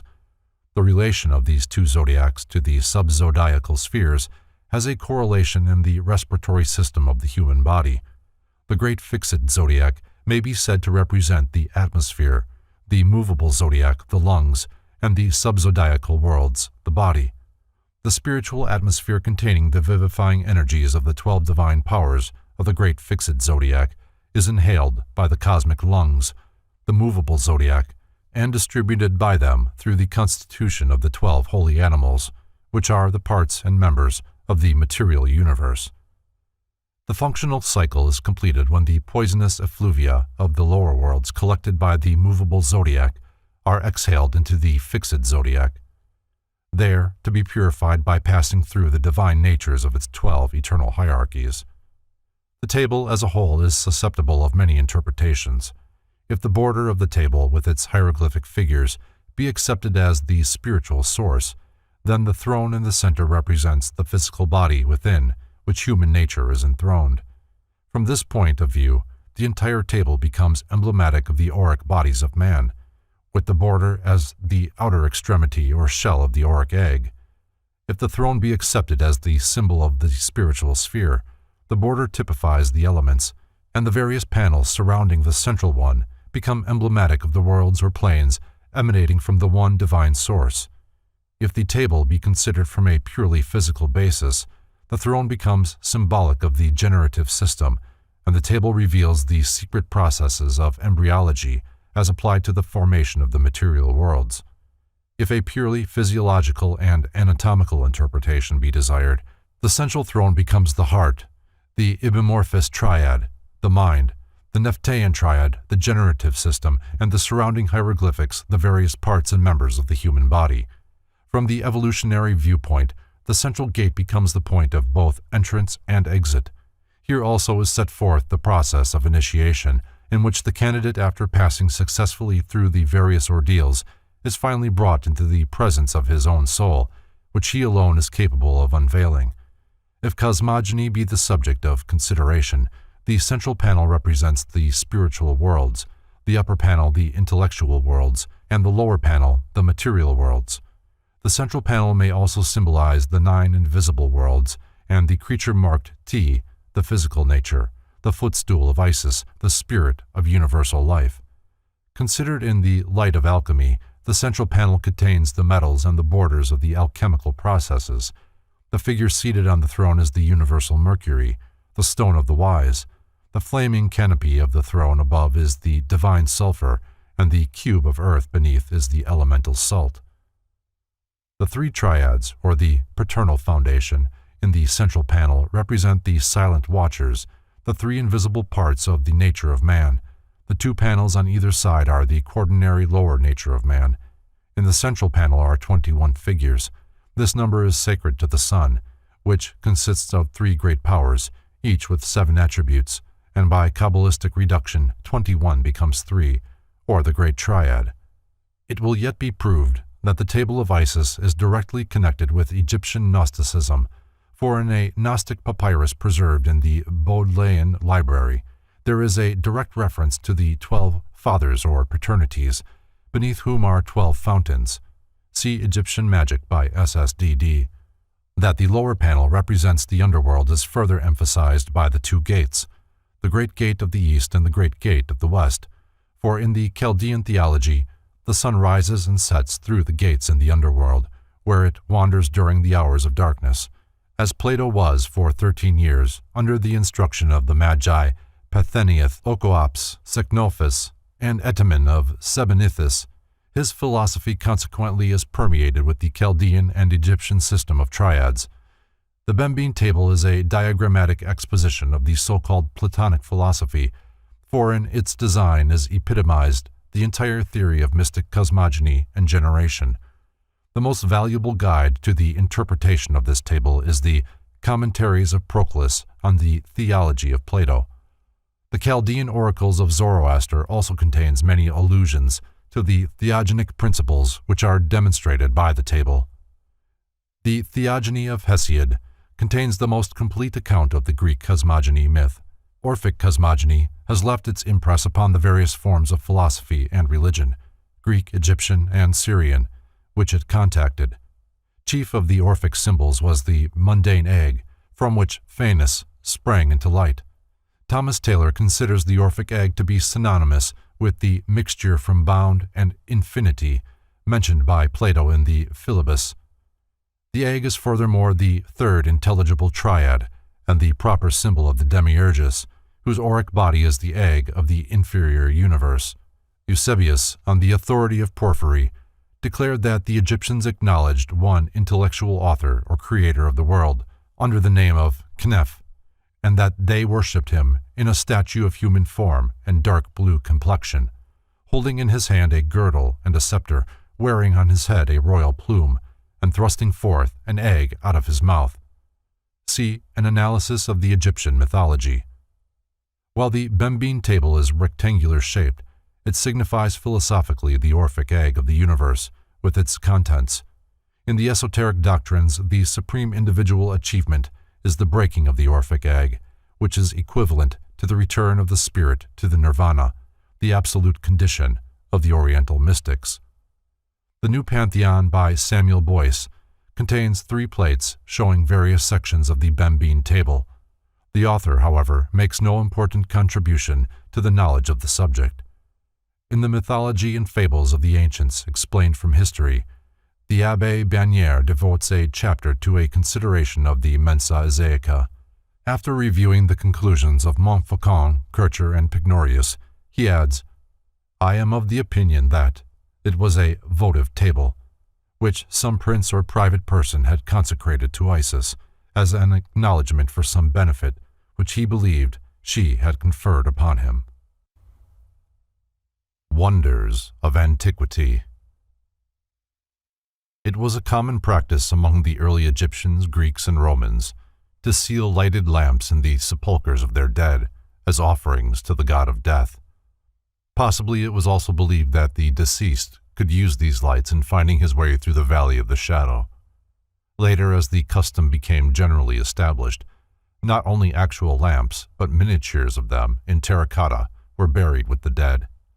Some of the lamps were enclosed in circular vessels for protection, and instances have been recorded in which the original oil was found in them in a perfect state of preservation after more than 2,000 years. There is ample proof that many of these lamps were burning when the sepulchres were sealed, and it has been declared that they were still burning when the vaults were opened, hundreds of years later. The possibility of preparing a fuel which would renew itself as rapidly as it was consumed has been a source of considerable controversy among medieval authors. After due consideration of the evidence at hand, it seems well within the range of possibility that the ancient priest-chemists did manufacture lamps that burned, if not indefinitely, at least for considerable periods of time. Numerous authorities have written on the subject of ever-burning lamps.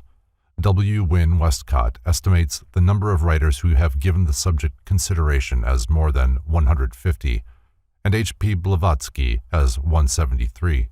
While conclusions reached by different authors are at variance, a majority admit the existence of these phenomenal lamps.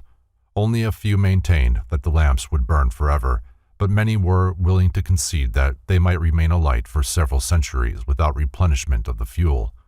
Some considered these so-called perpetual lights as mere artifices of the crafty pagan priests, while a great many, admitting that the lamps actually burned, made the sweeping assertion that the devil was using this apparent miracle to ensnare the credulous and thereby lead their souls to perdition. On this subject, the learned Jesuit Athanasius Kircher, usually dependable, exhibits a striking inconsistency. In his Oedipus Egypticus he writes, "Not a few of these ever-burning lamps have been found to be the devices of devils, and I take it that all the lamps found in the tombs of the Gentiles dedicated to the worship of certain gods were of this kind, not because they burned, or have been reported to burn, with a perpetual flame, but because probably the devil set them there, maliciously intending thereby to obtain fresh credence for a false worship." Having admitted that dependable authorities defend the existence of the ever-burning lamps, and that even the devil lends himself to their manufacture, Kircher next declared the entire theory to be desperate and impossible, and to be classed with perpetual motion and the philosopher's stone. Having already solved the problem to his satisfaction once, Kircher solves it again, but differently, in the following words. "In Egypt, there are rich deposits of asphalt and petroleum. What did these clever fellows, the priests, do? Then but connect an oil deposit by a secret duct with one or more lamps, provided with wicks of asbestos. How could such lamps help burning perpetually? In my opinion, this is the solution of the riddle of the supernatural everlastingness of these ancient lamps." Montfaucon, in his Antiquities, agrees in the main with the later deductions of Kircher, believing the fabled perpetual lamps of the temples to be cunning mechanical contrivances. He further adds that the belief that lamps burned indefinitely in tombs was the result of the noteworthy fact that in some cases fumes resembling smoke poured forth from the entrances of newly opened vaults. Parties going in later and discovering lamps scattered about the floor assumed that they were the sources of the fumes. There are several interesting stories concerning the discoveries of ever-burning lamps in various parts of the world. In a tomb on the Appian Way, which was opened during the papacy of Paul III, was found a burning lamp which had remained alight in a hermetically sealed vault for nearly 1600 years. According to an account written by a contemporary, a body, that of a young and beautiful girl with long golden hair, was found floating in an unknown transparent liquid, and as well preserved as though death had occurred but a few hours before. About the interior of the vault were a number of significant objects, which included several lamps, one of them alight. Those entering the sepulchre declared that the draught caused by the opening of the door blew out the light, and the lamp could not be relighted. Kircher reproduces an epitaph, Tuliole Filiae Miae, supposedly found in the tomb, but which Montfaucon declares never existed, the latter adding that, although conclusive evidence was not found, the body was generally believed to be that of Tuliola, the daughter of Cicero. Ever-burning lamps have been discovered in all parts of the world.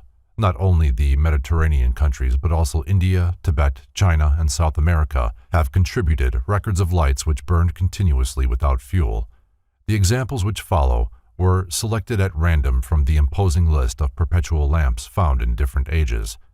Plutarch wrote of a lamp that burned over the door of a temple to Jupiter Ammon. The priest declared that it had remained alight for centuries without fuel. St. Augustine described a perpetual lamp guarded in a temple in Egypt, sacred to Venus, which neither wind nor water could extinguish. He believed it to be the work of the devil. An ever-burning lamp was found at Edessa, or Antioch, during the reign of Emperor Justinian. It was in a niche over the city gate, elaborately enclosed to protect it from the elements. The date upon it proved that the lamp had been burning for more than 500 years. It was destroyed by soldiers. During the early Middle Ages, a lamp was found in England which had burned since the 3rd century after Christ. The monument containing it was believed to be the tomb of the father of Constantine the Great. The lantern of Pallas was discovered near Rome in AD 1401. It was found in the sepulchre of Pallas, son of Evander, immortalized by Virgil in his Aeneid. The lamp was placed at the head of the body and had burned with a steady glow for more than 2,000 years. In AD 1550, on the island of Nisus, in the Bay of Naples, a magnificent marble vault was opened in which was found a lamp still alight, which had been placed there before the beginning of the Christian era. Pausanias described a beautiful golden lamp in the temple of Minerva which burned steadily for a year without refueling or having the wick trimmed.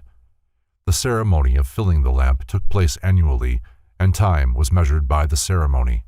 According to the Fama Fraternitatis, The crypt of Christian Rosenkreuz, when opened 120 years after his death, was found to be brilliantly illuminated by a perpetual lamp suspended from the ceiling. Numa Pompilius, king of Rome and magician of considerable power, caused a perpetual light to burn in the dome of a temple he had created in honor of an elemental being. In England, a curious tomb was found containing an automaton which moved when certain stones in the floor of the vault were stepped upon by an intruder. At that time, the Rosicrucian controversy was at its height, so it was decided that the tomb was that of a Rosicrucian initiate. A countryman, discovering the tomb and entering, found the interior brilliantly lighted by a lamp hanging from the ceiling. As he walked, his weight depressed some of the floor stones. At once a seated figure in heavy armor began to move. Mechanically, it rose to its feet and struck the lamp with an iron baton, completely destroying it, and thus effectually preventing the discovery of the secret substance which maintained the flame. How long the lamp had burned is unknown, but certainly it had been for a considerable number of years. It is related that among the tombs near Memphis and in the Brahmin temples of India, lights have been found in sealed chambers and vessels, but sudden exposure to the air has extinguished them and caused their fuel to evaporate. It is now believed that the wicks of these perpetual lamps were made of braided or woven asbestos, called by the alchemists salamander's wool, and that the fuel was one of the products of alchemical research. Kircher attempted to extract oil from asbestos, being convinced that, as the substance itself was indestructible by fire, an oil extracted from it would supply the lamp with a fuel likewise indestructible. After spending 2 years in fruitless experimental work, he concluded that the task was impossible of accomplishment. Several formulae for the making of the fuel for the lamps have been preserved. In Isis Unveiled, H.P. Blavatsky reprints 2 of these formulae from early authors, Trittenheim and Bartholomew Korndorff. One will suffice to give a general understanding of the process. Sulfur alum, sublime them into flowers, of which add of crystalline Venetian borax, powdered. Upon these effuse high rectified spirit of wine and digest it, then abstract it and pour on fresh. Repeat this so often till the sulfur melts like wax without any smoke. Upon a hot plate of brass, this is for the pabulum, but the wick is to be prepared after this manner. Gather the threads of thrums of the lapis asbestos to the thickness of your middle and the length of your little finger. Then put them into a Venetian glass, and covering them over with the aforesaid depurated sulfur or aliment, set the glass in sand for the space of 24 hours, so hot that the sulfur may bubble all the while. The wick, being thus besmeared and anointed, is to be put into a glass like a scallop shell, in such a manner that some part of it may lie above the mass of prepared sulfur. Then, setting this glass upon hot sand, you must melt the sulfur so that it may lay hold of the wick, and when it is lighted, it will burn with a perpetual flame, and you may set this lamp in any place where you please. The Greek Oracles. The worship of Apollo included the establishment and maintenance of places of prophecy, by means of which the gods could communicate with mankind and reveal futurity to such as deserved the boon. The early history of Greece abounds with accounts of talking trees, rivers, statues, and caves in which nymphs, dryads, or daemons had taken up their abodes, and from which they delivered oracles. While Christian authors have tried to prove that oracular revelations were delivered by the devil for the purpose of misleading humanity, they have not dared to attack the theory of oracles, because of the repeated reference to it in their own sacred writings. If the onyx stones on the shoulders of Israel's high priest made known by their flashings the will of Jehovah, then a black dove, temporarily endowed with the faculty of speech, could indeed pronounce oracles in the temple of Jupiter Ammon. If the witch of Endor could invoke the shade of Samuel, who in turn gave prophecies to Saul, could not a priestess of Apollo call up the specter of her liege to foretell the destiny of Greece? The most famous oracles of antiquity were those of Delphi, Dodona, Trophonius, and Latona, of which the talking oak trees of Dodona were the oldest. Though it is impossible to trace back to the genesis of the theory of oracular prophecy, it is known that many of the caves and fissures set aside by the Greeks as oracles were sacred long before the rise of Greek culture. The oracle of Apollo at Delphi remains one of the unsolved mysteries of the ancients. Alexander Wilder derives the name Delphi from Delphos, the womb. This name was chosen by the Greeks because of the shape of the cavern and the vent leading into the depths of the earth. The original name of the oracle was Pytho, so called because its chambers had been the abode of the great serpent Python, a fearsome creature that had crept out of the slime left by the receding flood that had destroyed all human beings except Deucalion and Pyrrha. Apollo, climbing the side of Mount Parnassus, slew the serpent after a prolonged combat and threw the body down the fissure of the oracle. From that time, the sun god, surnamed the Pythian Apollo, gave oracles from the vent. With Dionysus, he shared the honor of being the patron god of Delphi. Base of a Delphian tripod, from Montfaucon's Antiquities. The windings of these serpents formed the base, and the 3 heads sustained the 3 feet of the tripod. It is impossible to secure satisfactory information concerning the shape and size of the celebrated Delphian tripod. Theories concerning it are based, in most part, upon small ornamental tripods discovered in various temples. The Delphian tripod restored, from Beaumont's Gleanings of Antiquities. According to Beaumont, the above is the most authentic form of the Delphian tripod extant, but as the tripod must have changed considerably during the life of the oracle, hasty conclusions are unwise. In his description of the tripod, Beaumont divides it into 4 parts. 1. A frame with 3. 2. A reverberating basin or bowl set in the frame. 3. A flat plate or table upon which the Pythia sat.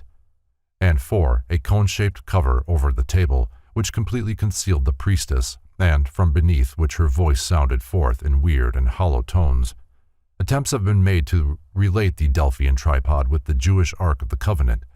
The frame of 3 legs was likened to the Ark of the Covenant, the flat plate or table to the mercy seat, and the cone-shaped covering to the tent of the tabernacle itself. This entire conception differs widely from that popularly accepted, but discloses a valuable analogy between Jewish and Greek symbolism. After being vanquished by Apollo, the spirit of Python remained at Delphi as the representative of his conqueror, and it was with the aid of his effluvium that the priestess was able to become en rapport with the god. The fumes rising from the fissure of the oracle were supposed to come from the decaying body of Python. The name Pythoness, or Pythia, given to the female hierophant of the oracle, means literally one who has been thrown into a religious frenzy by inhaling fumes rising from decomposing matter. It is of further interest to note that the Greeks believed the oracle of Delphi to be the umbilicus of the earth, thus proving that they considered the planet an immense human being. The connection between the principle of oracular revelation and the occult significance of the navel is an important secret belonging to the ancient mysteries. The Pythian Apollo, from Historia Deorum Fadidicorum. Apollo, the twin brother of Diana, was the son of Jupiter and Latona. Apollo was fully adult at the time of his birth. He was considered to be the first physician and the inventor of music and song. The Greeks also acclaimed him to be the father of the bow and arrow. The famous temple of Apollo at Delphi was rebuilt 5 times. The first temple was formed only of laurel branches. The second was somewhat similar. The third was brass, and the 4th and 5th were probably of marble, of considerable size and great beauty. No other oracle in Greece equaled in magnificence that of Delphi in the zenith of its power. Writers declared that it contained many statues of solid gold and silver, marvelous ornaments, and implements of the most valuable materials and beautiful workmanship, donated by princes and kings who came from all parts of the civilized world to consult the spirit of Apollo dwelling in this sanctuary. The oracle, however, is much older than the foregoing account indicates. A story of this kind was probably invented by the priests to explain the phenomena to those inquisitive persons whom they did not consider worthy of enlightenment regarding the true esoteric nature of the oracle. Some believe that the Delphic fissure was discovered by a Hyperborean priest, but as far back as recorded history goes, the cave was sacred and persons came from all parts of Greece and the surrounding countries to question the daemon who dwelt in its chimney-like vent. Priests and priestesses guarded it closely and served the spirit who dwelt therein and who enlightened humanity through the gift of prophecy. The story of the original discovery of the oracle is somewhat as follows. Shepherds tending their flocks on the side of Mount Parnassus were amazed at the peculiar antics of goats that wandered close to a great chasm on its southwestern spur. The animals jumped about as though trying to dance and emitted strange cries unlike anything before heard. At last one of the shepherds, curious to learn the cause of the phenomenon, approached the vent, from which were rising noxious fumes. Immediately he was seized with a prophetic ecstasy. He danced with wild abandon, sang, jabbered inarticulate sounds, and foretold future events. Others went close to the fissure, with the same result. The fame of the place spread, and many came to learn of the future by inhaling the mephitic fumes, which exhilarated to the verge of delirium. Some of those who came, being unable to control themselves, and having temporarily the strength of madmen, tore themselves from those seeking to restrain them, and jumping into the vent, perished. In order to prevent others from doing likewise, a wall was erected around the fissure, and a prophetess was appointed to act as mediator between the oracle and those who came to question it. According to later authorities, a tripod of gold ornamented with carvings of Apollo in the form of Python, the great serpent, was placed over the cleft, and on this was arranged a specially prepared seat, so constructed that a person would have difficulty in falling off while under the influence of the oracular fumes. Just before this time a story had been circulated that the fumes of the oracle arose from the decaying body of Python. It is possible that the oracle revealed its own origin. For many centuries during its early history, virgin maidens were consecrated to the service of the oracle. They were called the Phoebades, or Pythiae, and constituted that famous order now known as the Pythian priesthood. It is probable that women were chosen to receive the oracles because their sensitive and emotional nature responded more quickly and completely to the fumes of enthusiasm. 3 days before the time set to receive the communications from Apollo, the virgin priestess began the ceremony of purification. She bathed in the Castalian well, abstained from all food, drank only from the fountain of Cassotus, which was brought into the temple through concealed pipes, and just before mounting the tripod, she chewed a few leaves of the sacred bay tree. It has been said that the water was drugged to bring on distorted visions, or the priests of Delphi were able to manufacture an exhilarating and intoxicating gas, which they conducted by subterranean ducts and released into the shaft of the oracle several feet below the surface. Neither of these theories has been proved, however, nor does either in any way explain the accuracy of the predictions. When the young prophetess had completed the process of purification, she was clothed in sanctified raiment and led to the tripod, upon which she seated herself, surrounded by the noxious vapors rising from the yawning fissure. Gradually, as she inhaled the fumes, a change came over her. It was as if a different spirit had entered her body. She struggled, tore her clothing, and uttered inarticulate cries. After a time, her struggles ceased. Upon becoming calm, a great majesty seemed to possess her, and with eyes fixed on space and body rigid, she uttered the prophetic words. The predictions were usually in the form of hexameter verse, but the words were often ambiguous and sometimes unintelligible. Every sound that she made, every motion of her body, was carefully recorded by the 5 Hosai, or holy men, who were appointed as scribes to preserve the minutest details of each divination. The Hosai were appointed for life and were chosen from the direct descendants of Deucalion. After the oracle was delivered, the Pythia began to struggle again, and the spirit released her. She was then carried or supported to a chamber of rest where she remained till the nervous ecstasy had passed away. Iamblichus, in his dissertation on the mysteries, describes how the spirit of the oracle, a fiery daemon, even Apollo himself, took control of the Pythoness and manifested through her.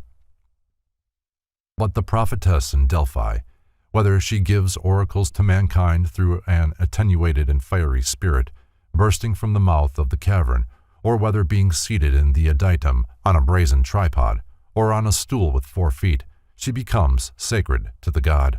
Whichsoever of these is the case, she entirely gives herself up to a divine spirit and is illuminated with a ray of divine fire. And when, indeed, fire ascending from the mouth of the cavern circularly invests her in collected abundance, she becomes filled from it with a divine splendor. But when she places herself on the seat of the god, she becomes co-adapted to his stable prophetic power, and from both of these preparatory operations, she becomes wholly possessed by the god. And then, indeed, he is present with and illuminates her in a separate manner, and is different from the fire, the spirit, the proper seat, and, in short, from all the visible apparatus of the place, whether physical or sacred. Among the celebrities who visited the Oracle of Delphi were the immortal Apollonius of Tyana and his disciple Damis. He made his offerings, and, after being crowned with a laurel wreath and given a branch of the same plant to carry in his hand, he passed behind the statue of Apollo which stood before the entrance to the cave, and descended into the sacred place of the oracle. The priestess was also crowned with laurel, and her head bound with a band of white wool. Apollonius asked the oracle if his name would be remembered by future generations. The Pythoness answered in the affirmative, but declared that it would always be calumniated. Apollonius left the cavern in anger, but time has proved the accuracy of the prediction, for the early church fathers perpetuated the name of Apollonius as the Antichrist. For details of the story, see History de la Magi. The messages given by the virgin prophetess were turned over to the philosophers of the oracle, whose duty it was to interpret and apply them. The communications were then delivered to the poets, who immediately translated them into odes and lyrics, setting forth in exquisite form the statements supposedly made by Apollo and making them available for the populace. Serpents were much in evidence at the Oracle of Delphi. The base of the tripod upon which the Pythia sat was formed of the twisted bodies of 3 gigantic snakes. According to some authorities, one of the processes used to produce the prophetic ecstasy was to force the young priestess to gaze into the eyes of a serpent. Fascinated and hypnotized, she then spoke with the voice of God. Although the early Pythian priestesses were always maidens, some still in their teens, a law was later enacted that only women past 50 years of age should be the mouthpiece of the oracle. These older women dressed as young girls and went through the same ceremonial as the first Pythiae. The change was probably the indirect result of a series of assaults made upon the persons of the priestesses by the profane. During the early history of the Delphian oracle, the god spoke only at each 7th birthday of Apollo. As time went on, however, the demand became so great that the Pythia was forced to seat herself upon the tripod every month. The times selected for the consultation and the questions to be asked were determined by lot or by vote of the inhabitants of Delphi. It is generally admitted that the effect of the Delphian oracle upon Greek culture was profoundly constructive. James Gardner sums up its influence in the following words. Its responses revealed many a tyrant and foretold his fate. Through its means, many an unhappy being was saved from destruction, and many a perplexed mortal guided in the right way. It encouraged useful institutions and promoted the progress of useful discoveries. Its moral influence was on the side of virtue, and its political influence in favor of the advancement of civil liberty. See the faiths of the world. The Oracle of Dodona was presided over by Jupiter, who uttered prophecies through oak trees, birds, and vases of brass. Many writers have noted the similarities between the rituals of Dodona and those of the Druid priests of Britain and Gaul. The famous oracular dove of Dodona, alighting upon the branches of the sacred oaks, not only discoursed at length in the Greek tongue upon philosophy and religion, but also answered the queries of those who came from distant places to consult it. The talking trees stood together, forming a sacred grove. When the priests desired answers to important questions, after careful and solemn purifications they retired to the grove. They then accosted the trees, beseeching a reply from the god who dwelt therein. When they had stated their questions, the trees spoke with the voices of human beings, revealing to the priest the desired information. Some assert that there was but one tree which spoke, an oak or a beech standing in the very heart of the ancient grove. Because Jupiter was believed to inhabit this tree, he was sometimes called Phigonius, or one who lives in a beech tree. Most curious of the oracles of Dodona were the talking vases, or kettles. These were made of brass and so carefully fashioned that when struck, they gave off sound for hours. Some writers have described a row of these vases and have declared that if one of them was struck, its vibrations would be communicated to all the others, and a terrifying din ensue. Other authors describe a large single vase standing upon a pillar, near which stood another column, supporting the statue of a child holding a whip. At the end of the whip were a number of swinging cords tipped with small metal balls, and the wind, which blew incessantly through the open building, caused the balls to strike against the vase. The number and intensity of the impacts and the reverberations of the vase were all carefully noted, and the priests delivered their oracles accordingly. The Dodonian Jupiter, from Historia Deorum Fatidicorum. Jupiter was called Dodonian after the city of Dodona in Epirus. Near this city was a hill thickly covered with oak trees, which from the most ancient times had been sacred to Jupiter. The grove was further venerated because dryads, fauns, satyrs, and nymphs were believed to dwell in its depths. From the ancient oaks and beeches were hung many chains of tiny bronze bells, which tinkled day and night as the wind swayed the branches. Some assert that the celebrated talking dove of Dodona was in reality a woman, because in Thessaly both prophetesses and doves were called Pleiades. It is supposed that the first temple of Dodona was erected by Deucalion and those who survived the great flood with him. For this reason, the oracle at Dodona was considered the oldest in Greece. When the original priests of Dodona, the Seloi, mysteriously vanished, the oracle was served for many centuries by 3 priestesses who interpreted the vases and at midnight interrogated these sacred trees. The patrons of the oracles were expected to bring offerings and to make contributions. Another remarkable oracle was the cave of Trophonius, which stood upon the side of a hill with an entrance so small that it seemed impossible for a human being to enter. After the consultant had made his offering at the statue of Trophonius and had donned the sanctified garments, he climbed the hill to the cave, carrying in one hand a cake of honey. Sitting down at the edge of the opening, he lowered his feet into the cavern. Thereupon his entire body was precipitately drawn into the cave, which was described by those who had entered it as having only the dimensions of a fair-sized oven. When the oracle had completed its revelation, the consultant, usually delirious, was forcibly ejected from the cave, feet foremost. Near the cave of the oracle 2 fountains bubbled out of the earth within a few feet of each other. Those about to enter the cave drank first from these fountains, the waters of which seemed to possess peculiar occult properties. The first contained the water of forgetfulness, and all who drank thereof forgot their earthly sorrows. From the second fountain flowed the sacred water of mnemosyne, or remembrance, for it later enabled those who partook of it to recall their experiences while in the cave. Though its entrance was marked by 2 brass obelisks, the cave, surrounded by a wall of white stones and concealed in the heart of a grove of sacred trees, did not present an imposing appearance. There is no doubt that those entering it passed through strange experiences, for they were obliged to leave at the adjacent temple a complete account of what they saw and heard while in the oracle. The prophecies were given in the form of dreams and visions, and were accompanied by severe pains in the head. Some never completely recovered from the after-effects of their delirium. The confused recital of their experiences was interpreted by the priests, according to the question to be answered. While the priests probably used some unknown herb to produce the dreams or visions of the cavern, their skill in interpreting them bordered on the supernatural. Before consulting the oracle, it was necessary to offer a ram to the daemon of the cave, and the priest decided by hieromancy whether the time chosen was propitious and the sacrifice was satisfactory. Trophonius of Lebadia, from Historia Deorum Fatidicorum. Trophonius and his brother Agamedes were famous architects. While building a certain treasure vault, they contrived to leave 1 stone movable so that they might secretly enter and steal the valuables stored there. A trap was set by the owner, who had discovered the plot, and Agamedes was caught. To prevent discovery, Trophonius decapitated his brother and fled, hotly pursued.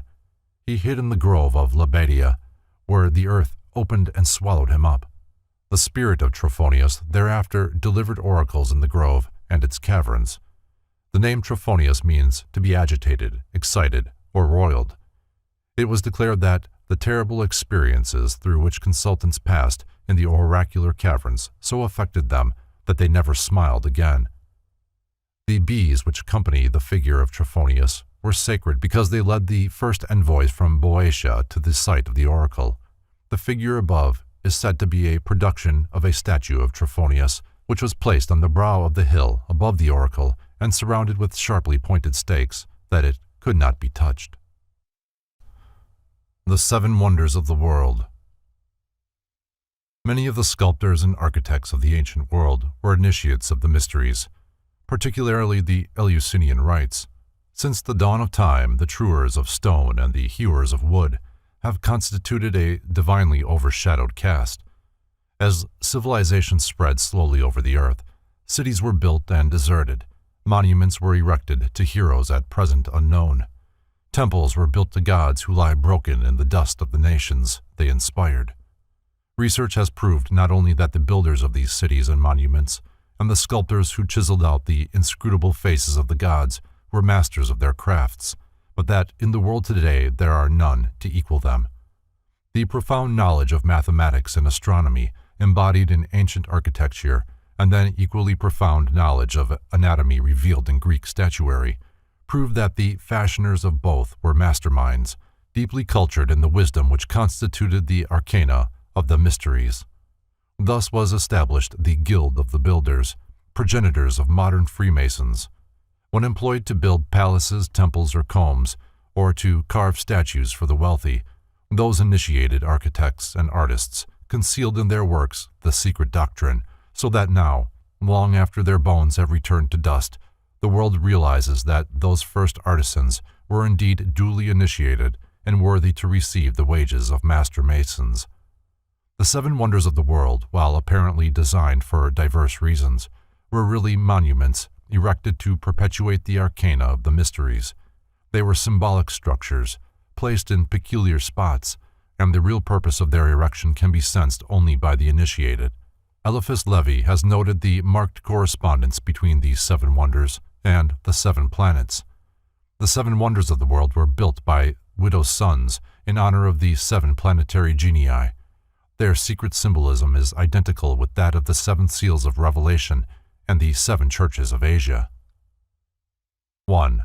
The Colossus of Rhodes. A gigantic brass statue, about 109 feet in height and requiring over 12 years to build, was the work of an initiated artist, Charles of Lindus. The popular theory, accepted for several hundred years, that the figure stood with 1 foot on each side of the entrance to the harbor of Rhodes and that full-rigged ships passed between its feet, has never been substantiated. Unfortunately, the figure remained standing but 56 years, being thrown down by an earthquake in 224 BC. The shattered parts of the Colossus lay scattered about the ground for more than 900 years. When they were finally sold to a Jewish merchant, who carried the metal away on the backs of 700 camels. Some believed that the brass was converted into munitions, and others that it was made into drainage pipes.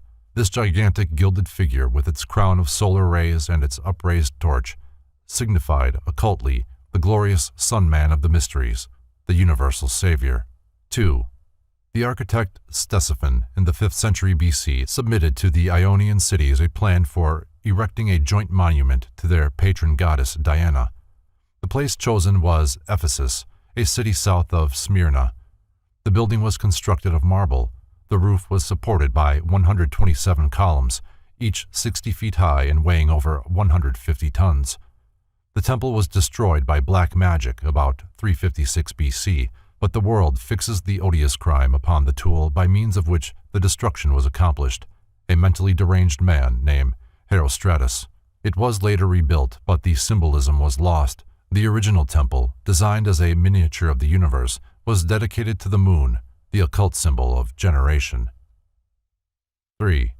Upon his exile from Athens, Phidias, the greatest of all Greek sculptors, went to Olympia in the province of Elis and there designed his colossal statue of Zeus, chief of the gods of Greece. There is not even an accurate description of this masterpiece now in existence. Only a few old coins give an adequate idea of its general appearance. The body of the god was overlaid with ivory, and the robes were of beaten gold. In one hand, he is supposed to have held a globe supporting a figure of the goddess of victory, in the other a scepter surmounted by an eagle. The head of Zeus was archaic, heavily bearded, and crowned with an olive wreath. The statue was seated upon an elaborately decorated throne. As its name implies, the monument was dedicated to the spirit of the planet Jupiter, one of the 7 Logi who bow before the Lord of the Sun. 4. Eliphas Levi includes the Temple of Solomon among the 7 wonders of the world, giving it the place occupied by the Pharos, or lighthouse of Alexandria. The Pharos, named for the island upon which it stood, was designed and constructed by Sostratus of Cnidus during the reign of Ptolemy, 283 to 247 BC. It is described as being of white marble and over 600 feet high. Even in that ancient day, it cost nearly $1 million. Fires were lighted in the top of it and could be seen for miles out at sea. It was destroyed by an earthquake in the 13th century, but remains of it were visible until AD 1350. Being the tallest of all the wonders, it was naturally assigned to Saturn, the father of the gods, and the true illuminator of all humanity. 5. The mausoleum at Halicarnassus was a magnificent monument erected by Queen Artemisia in memory of her dead husband, King Mausolus, from whose name the word mausoleum is derived. The designers of the building were Satyrus and Pythis, and 4 great sculptors were employed to ornament the edifice. The building, which was 114 feet long and 92 feet wide, was divided into 5 major sections, the senses, and surmounted by a pyramid, the spiritual nature of man. The pyramid rose in 24 steps, a sacred number, and upon the apex was a statue of King Mausolus in a chariot. His figure was 9 feet 9.5 inches tall.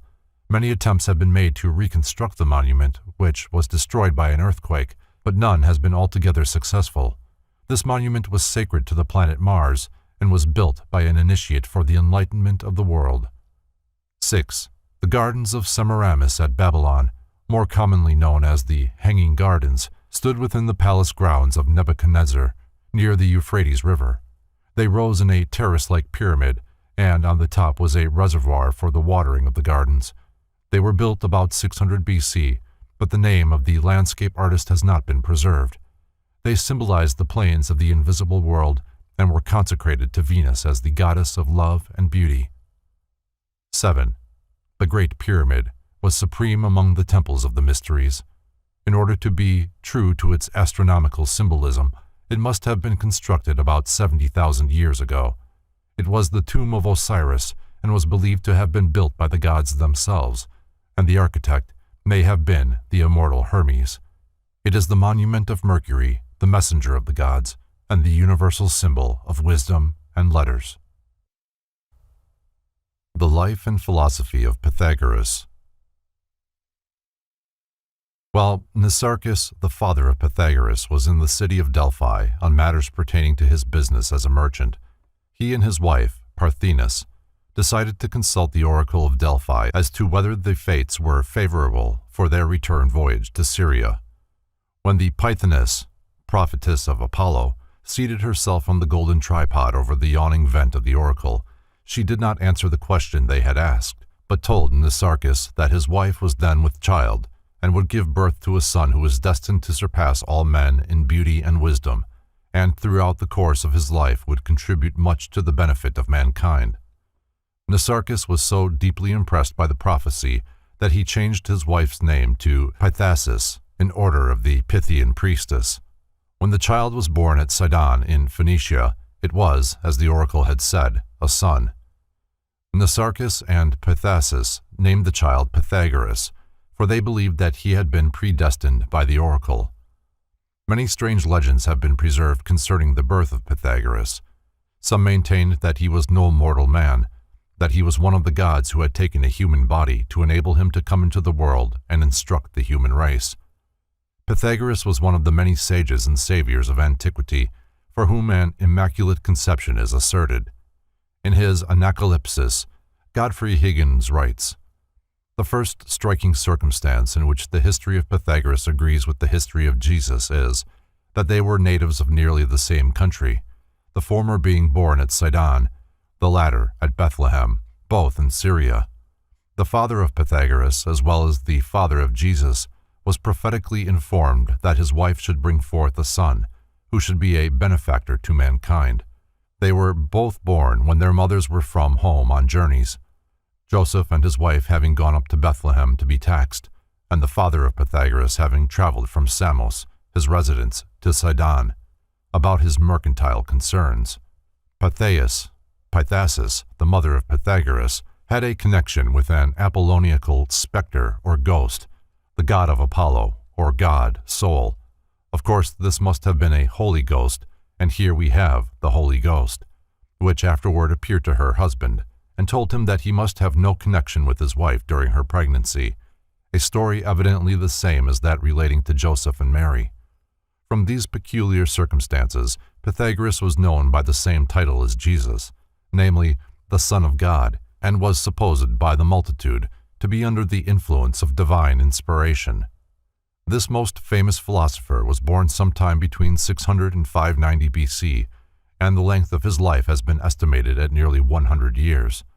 The teachings of Pythagoras indicate that he was thoroughly conversant with the precepts of Oriental and Occidental esotericism.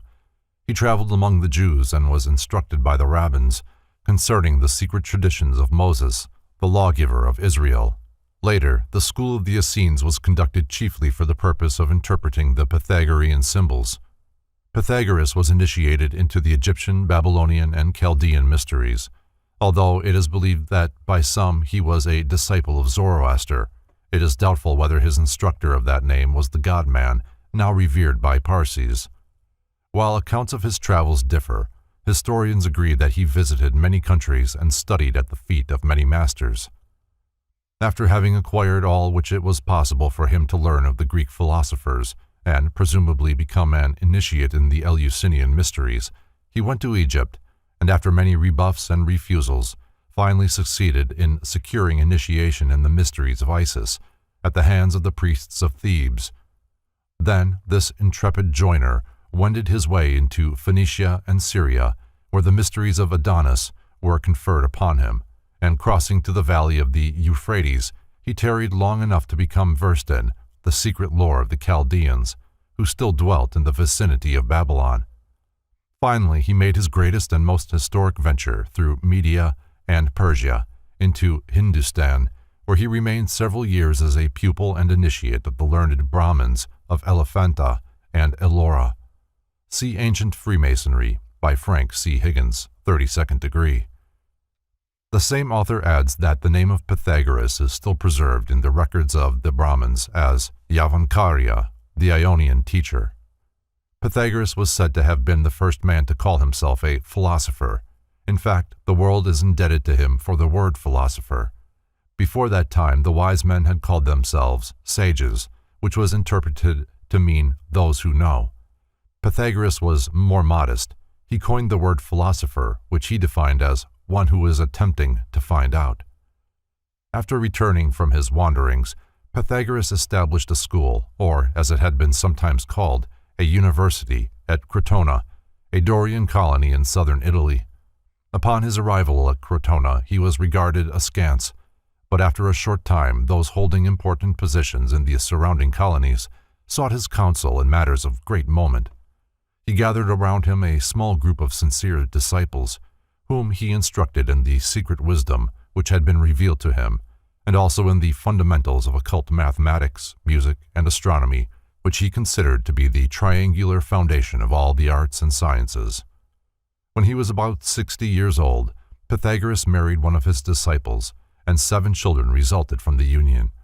His wife was a remarkably able woman, who not only inspired him during the years of his life, but after his assassination continued to promulgate his doctrines. As is so often the case with genius, Pythagoras, by his outspokenness, incurred both political and personal enmity. Among those who came for initiation was one who, because Pythagoras refused to admit him, determined to destroy both the man and his philosophy. By means of false propaganda, This disgruntled one turned the minds of the common people against the philosopher. Without warning, a band of murderers descended upon the little group of buildings where the great teacher and his disciples dwelt, burned the structures, and killed Pythagoras. Accounts of the philosopher's death do not agree. Some say that he was murdered with his disciples, others that, on escaping from Crotona with a small band of followers, he was trapped and burned alive by his enemies in a little house where the band had decided to rest for the night. Another account states that, finding themselves trapped in the burning structure, the disciples threw themselves into the flames, making of their own bodies a bridge over which Pythagoras escaped, only to die of a broken heart a short time afterwards, as the result of grieving over the apparent fruitlessness of his efforts to serve and illuminate mankind. Pythagoras, the first philosopher. From Historia Diorum Fatidicorum. During his youth, Pythagoras was a disciple of Pherecydes and Hermodamus, and, while in his teens, became renowned for the clarity of his philosophic concepts. In height he exceeded 6 feet. His body was as perfectly formed as that of Apollo. Pythagoras was the personification of majesty and power, and in his presence one felt humble and afraid. As he grew older, his physical power increased rather than waned, so that as he approached the century mark he was actually in the prime of life. The influence of this great soul over those about him was such that a word of praise from Pythagoras filled his disciples with ecstasy, while one committed suicide because the master became momentarily irritated over something he had done. Pythagoras was so impressed by this tragedy that he never again spoke unkindly to or about anyone. His surviving disciples attempted to perpetuate his doctrines, but they were persecuted on every hand, and very little remains today as a testimonial to the greatness of this philosopher.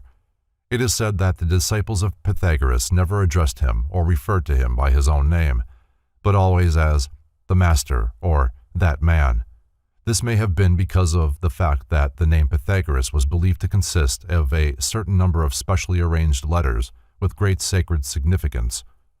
The Word magazine has printed an article by T.R. Prater showing that Pythagoras initiated his candidates by means of a certain formula concealed within the letters of his own name. This may explain why the word Pythagoras was so highly revered. After the death of Pythagoras, his school gradually disintegrated, but those who had benefited by its teachings revered the memory of the great philosopher, as during his life they had reverenced the man himself.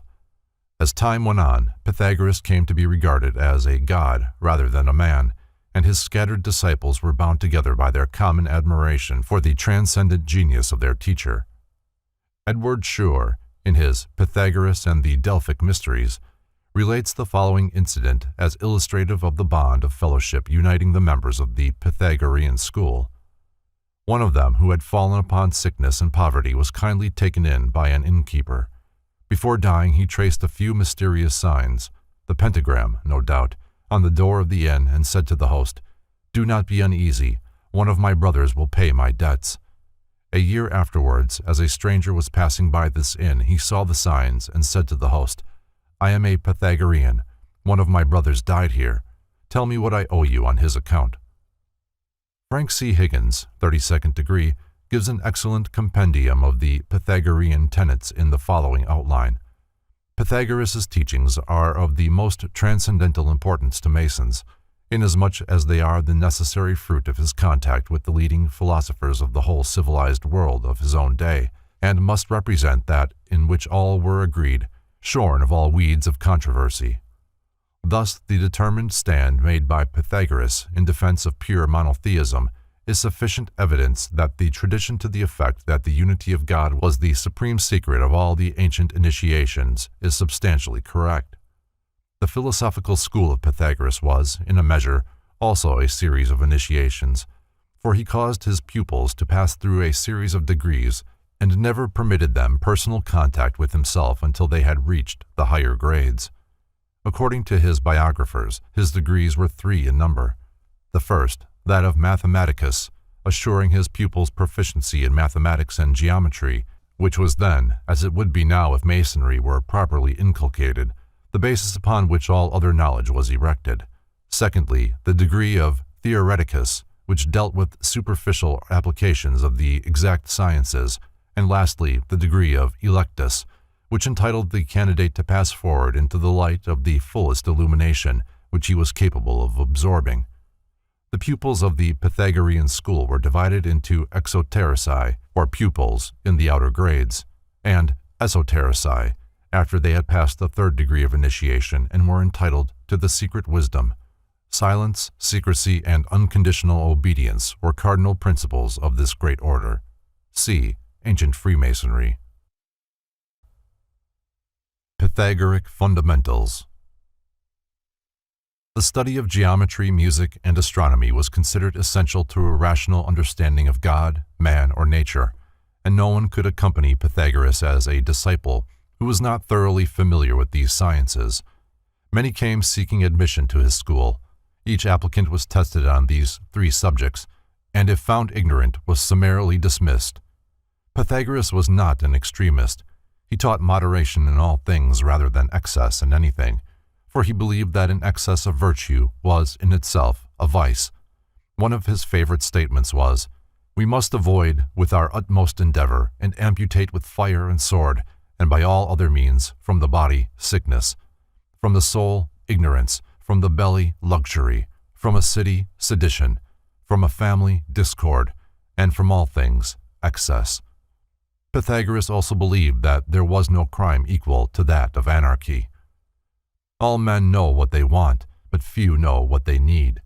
Pythagoras warned his disciples that when they prayed, they should not pray for themselves, that when they asked things of the gods, they should not ask things for themselves, because no man knows what is good for him, and it is for this reason undesirable to ask for things which, if obtained, would only prove to be injurious. The god of Pythagoras was the monad, or the one that is everything. He described the god as the supreme mind, distributed throughout all parts of the universe, the cause of all things, the intelligence of all things, and the power within all things. He further declared the motion of God to be circular, the body of God to be composed of the substance of light, and the nature of God to be composed of the substance of earth. Pythagoras declared that the eating of meat clouded the reasoning faculties. While he did not condemn its use or totally abstain therefrom himself, he declared that judges should refrain from eating meat before a trial, in order that those who appeared before them might receive the most honest and astute decisions. When Pythagoras decided, as he often did, to retire into the temple of God for an extended period of time to meditate and pray, he took with his supply of specially prepared food and drink. The food consisted of equal parts of the seeds of poppy and sesame, the skin of the sea onion from which the juice had been thoroughly extracted, the flower of daffodil, the leaves of mallows, and a paste of barley and peas. These he compounded together with the addition of wild honey. For a beverage he took the seeds of cucumbers, dried raisins, with seeds removed, the flowers of coriander, the seeds of mallows and purslane, scraped cheese, meal, and cream, mixed together and sweetened with wild honey. Pythagoras claimed that this was the diet of Hercules while wandering in the Libyan desert, and was according to the formula given to that hero by the goddess Ceres herself. The favorite method of healing among the Pythagoreans was by the aid of poultices. These people also knew the magic properties of vast numbers of plants. Pythagoras highly esteemed the medicinal properties of the sea onion, and he is said to have written an entire volume on the subject. Such a work, however, is not known at the present time. Pythagoras discovered that music had great therapeutic power, and he prepared special harmonies for various diseases. He apparently experimented also with color, attaining considerable success. One of his unique curative processes resulted from his discovery of the healing value of certain verses from the Odyssey and the Iliad of Homer. These he caused to be read to persons suffering from certain ailments. He was opposed to surgery in all its forms and also objected to cauterizing. He would not permit the disfigurement of the human body, for such, in his estimation, was a sacrilege against the dwelling place of the gods. Pythagoras taught that friendship was the truest and nearest perfection of all relationships. He declared that in nature there was a friendship of all for all, of gods for men, of doctrines one for another, of the soul for the body, of the rational part for the irrational part, of philosophy for its theory, of men for one another, of countrymen for one another, that friendship also existed between strangers, between a man and his wife, his children, and his servants. All bonds without friendship were shackles, and there was no virtue in their maintenance. Pythagoras believed that relationships were essentially mental rather than physical, and that a stranger of sympathetic intellect was closer to him than a blood relation whose viewpoint was at variance with his own. Pythagoras defined knowledge as the fruitage of mental accumulation. He believed that it would be obtained in many ways, but principally through observation. Wisdom was the understanding of the source or cause of all things, and this could be secured only by raising the intellect to a point where it intuitively cognized the invisible, manifesting outwardly through the visible, and thus become capable of bringing itself en rapport with the spirit of things rather than with their forms. The ultimate source that wisdom could cognize was the monad, the mysterious permanent atom of the Pythagoreans. Pythagoras taught that both man and the universe were made in the image of God, that both, being made in the same image, the understanding of one predicated the knowledge of the other. He further taught that there was a constant interplay between the grand man, the universe, and man, the little universe. Pythagoras believed that all the sidereal bodies were alive, and that the forms of the planets and stars were merely bodies encasing souls, minds, and spirits, in the same manner that the visible human form is but the encasing vehicle for an invisible spiritual organism, which is, in reality, the conscious individual. Pythagoras regarded the planets as magnificent deities, worthy of the adoration and respect of man. All these deities, however, he considered subservient to the one first cause within whom they all existed temporarily, as mortality exists in the midst of immortality. The famous Pythagorean Y signified the power of choice and was used in the mysteries as emblematic of the forking of the ways. The central stem separated into two parts, one branching to the right and the other to the left. The branch to the right was called divine wisdom, and the one to the left, earthly wisdom. Youth, personified by the candidate, walking the path of life, symbolized by the central stem of the Y, reaches the point where the path divides. The neophyte must then choose whether he will take the left-hand path and, following the dictates of his lower nature, enter upon a span of folly and thoughtlessness which will inevitably result in his undoing, or whether he will take the right-hand road and through integrity, industry, and sincerity, ultimately regain union with the immortals in the superior spheres. It is probable that Pythagoras obtained his concept of the Y from the Egyptians, who included in certain of their initiatory rituals a scene in which the candidate was confronted by two female figures. One of them, veiled with the white robes of the temple, urged the neophyte to enter into the halls of learning. The other, bedecked with jewels symbolizing earthly treasures, and bearing in her hands a tray loaded with grapes, emblematic of false light, sought to lure him into the chambers of dissipation. This symbol is still preserved among the tarot cards, where it is called the forking of the ways. The forked stick has been the symbol of life among many nations, and it was placed in the desert to indicate the presence of water. Concerning the theory of transmigration as disseminated by Pythagoras, there are differences of opinion. According to one view, he taught that mortals, who during their earthly existence had by their actions become like certain animals, returned to earth again in the form of the beasts which they had grown to resemble. Thus a timid person would return in the form of a rabbit or a deer, a cruel person in the form of a wolf or other ferocious animal, and a cunning person in the guise of a fox. This concept, however, does not fit into the general Pythagorean scheme, and it is far more likely that it was given in an allegorical rather than a literal sense. It was intended to convey the idea that human beings become bestial when they allow themselves to be dominated by their own lower desires and destructive tendencies. It is probable that the term transmigration is to be understood as what is more commonly called reincarnation, a doctrine which Pythagoras must have contacted directly or indirectly in India and Egypt. The fact that Pythagoras accepted the theory of successive reappearances of the spiritual nature in human form is found in a footnote to Levy's History of Magic.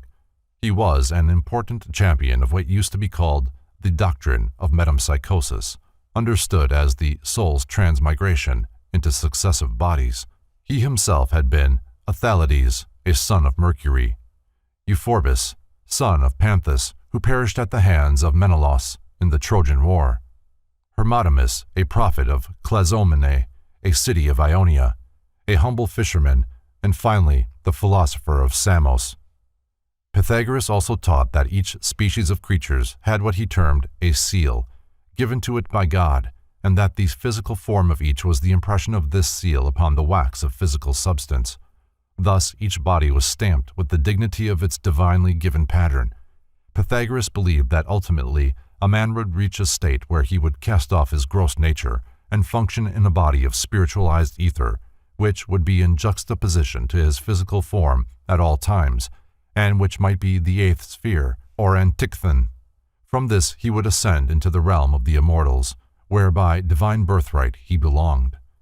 Pythagoras taught that everything in nature was divisible into three parts, and that no one could become truly wise who did not view every problem as being diagrammatically triangular.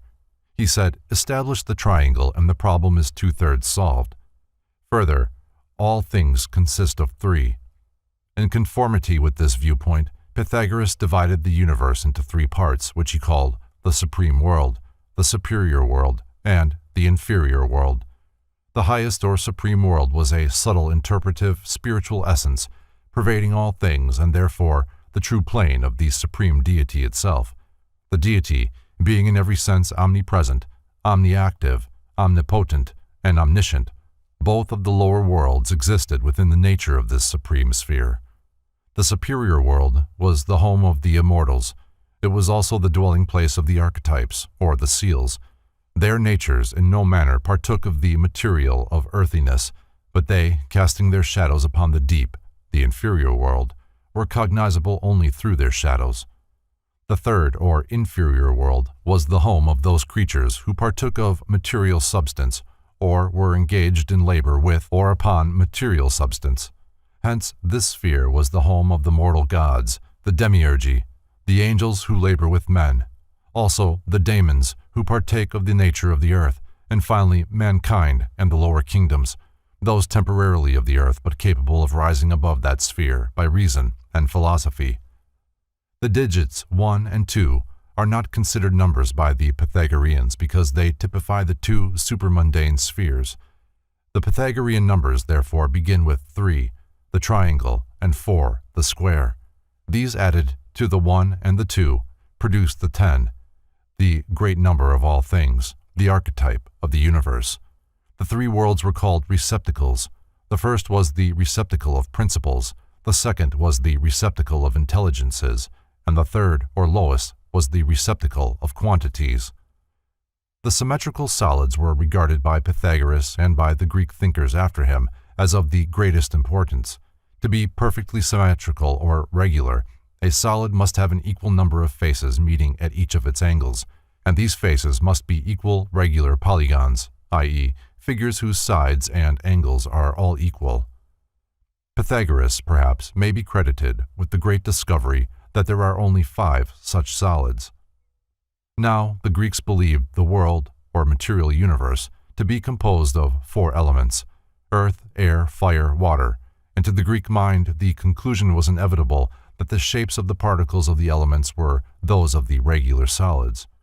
Earth particles were cubical, the cube being the regular solid possessed of greatest stability. Fire particles were tetrahedral, the tetrahedron being the simplest and hence lightest solid. Water particles were icosahedral, for exactly the reverse reason, whilst air particles, as intermediate between the two latter, were octahedral. The dodecahedron was, to these ancient mathematicians, the most mysterious of the solids. It was by far the most difficult to construct, the accurate drawing of the regular pentagon necessitating a rather elaborate application of Pythagoras's great theorem. Hence the conclusion, as Plato put it, that this, the regular dodecahedron, the deity employed in tracing the plan of the universe. H. Stanley Redgrove, in Bygone Beliefs. The symmetrical geometric solids. To the 5 symmetrical solids of the ancients is added the sphere, 1, the most perfect of all created forms. The 5 Pythagorean solids are the tetrahedron, 2, with 4 equilateral triangles as faces, the cube, 3, with 6 squares as faces, the octahedron, 4, with 8 equilateral triangles as faces, the icosahedron, 5, with 20 equilateral triangles as faces, and the dodecahedron, 6, with 12 regular pentagons as faces. Number related to form. Pythagoras taught that the dots symbolize the power of the number 1, the line the power of the number 2, the surface the power of the number 3, and the solid the power of the number 4. Mr. Redgrove has not mentioned the 5th element of the ancient mysteries, that which would make the analogy between the symmetrical solids and the elements complete. The 5th element, or ether, was called by the Hindus akasa. It was closely correlated with the hypothetical ether of modern science, and was the interpretive substance permeating all of the other elements and acting as a common solvent and common denominator of them. The 12-faced solid also subtly referred to the 12 immortals who surfaced the universe, and also to the 12 convolutions of the human brain, the vehicles of those immortals in the nature of man. After having drunk from a certain spring one day, one of the masters of Pythagoras announced that the spirit of the water had just predicted that a great earthquake would occur the next day, a prophecy which was fulfilled. It is highly probable that Pythagoras possessed hypnotic power, not only over man, but also over animals. He caused a bird to change the course of its flight, a bear to cease its ravages upon a community, and a bull to change its diet by the exercise of mental influence. He was also gifted with second sight, being able to see things at a distance and accurately describe incidents that had not yet come to pass. While Pythagoras, in accordance with others of his day, practiced divination, possibly arithmomancy, there is no accurate information concerning the methods which he used. He is believed to have had a remarkable wheel by means of which he could predict future events, and to have learned hydromancy from the Egyptians. He believed that brass had oracular powers, because even when everything was perfectly still, there was always a rumbling sound in brass bowls. He once addressed a prayer to the spirit of a river, and out of the water arose a voice, "Pythagoras, I greet thee." It is claimed for him that he was able to cause daemons to enter into water and disturb its surface, and by means of the agitations, certain things were predicted. The symbolic aphorisms of Pythagoras. Iamblichus gathered 39 of the symbolic sayings of Pythagoras and interpreted them. These have been translated from the Greek by Thomas Taylor. Aphorismic statement was one of the favorite methods of instruction used in the Pythagorean University of Crotona. 10 of the most representative of these aphorisms are reproduced below with a brief elucidation of their concealed meanings. 1. Declining from the public ways, walk in unfrequented paths. By this it is to be understood that those who desire wisdom must seek it in solitude. 2. Govern your tongue before all other things, following the gods. This aphorism warns man that his words, instead of representing him, misrepresent him, and that when in doubt as to what he should say, he should always be silent. 3. The wind blowing, adore the sound. Pythagoras here reminds his disciples that the fiat of God is heard in the voice of the elements, and that all things in nature manifest through harmony, rhythm, order, or procedure the attributes of the deity. 4. Assist a man in raising a burden, but do not assist him in laying it down. The student is instructed to aid the diligent, but never to assist those who seek to evade their responsibilities, for it is a great sin to encourage indolence. 5. Speak not about Pythagoric concerns without light. The world is herein warned that it should not attempt to interpret the mysteries of God and the secrets of the sciences without spiritual and intellectual illumination. 6. Having departed from your house, turn not back, for the Furies will be your attendants. Pythagoras here warns his followers that any who begin the search for truth and, after having learned part of the mystery, become discouraged and attempt to return again to their former ways of vice and ignorance, will suffer exceedingly, for it is better to know nothing about divinity than to learn a little and then stop without learning all. 7. Nourish a cock, but sacrifice it not, for it is sacred to the sun and moon. 2 great lessons are concealed in this aphorism. The first is a warning against the sacrifice of living things to the gods, because life is sacred and man should not destroy it even as an offering to the deity. The second warns man that the human body, here referred to as a cock, is sacred to the sun, God, and the moon, nature, and should be guarded and preserved as man's most precious medium of expression. Pythagoras also warned his disciples against suicide. 8. Receive not a swallow into your house.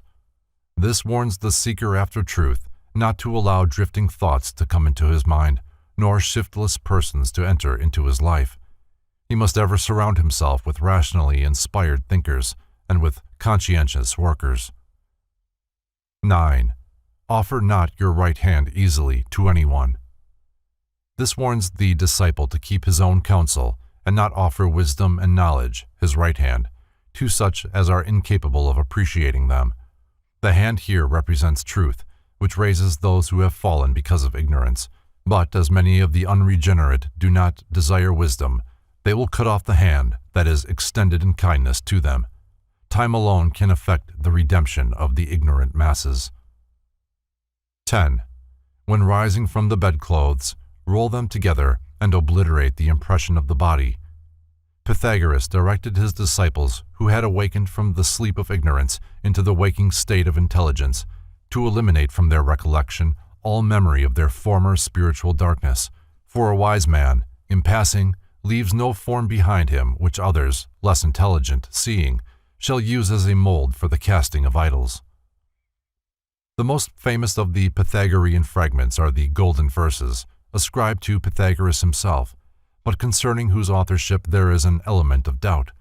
The Golden Verses contain a brief summary of the entire system of philosophy, forming the basis of the educational doctrines of Crotona, or, as it is more commonly known, the Italic school. These verses open by counseling the reader to love God, venerate the great heroes, and respect the daemons and elemental inhabitants. They then urge man to think carefully and industriously concerning his daily life, and to prefer the treasures of the mind and soul to accumulations of earthly goods. The verses also promise man that if he will rise above his lower material nature and cultivate self-control, he will ultimately be acceptable in the sight of the gods, be reunited with them, and partake of their immortality. It is rather significant to note that Plato paid a great price for some of the manuscripts of Pythagoras, which had been saved from the destruction of Crotona. See Historia Deorum Fatidicorum, Geneva, 1675. Pythagorean astronomy. According to Pythagoras, the position of each body in the universe was determined by the essential dignity of that body. The popular concept of his day was that the Earth occupied the center of the solar system, that the planets, including the sun and moon, moved about the Earth, and that the Earth itself was flat and square. Contrary to this concept, and regardless of criticism, Pythagoras declared that fire was the most important of all the elements, that the center was the most important part of every body, and that, just as Vesta's fire was in the midst of every home, so in the midst of the universe was a flaming sphere of celestial radiance. This central globe he called the Tower of Jupiter, the globe of unity, the grand monad, and the altar of Vesta.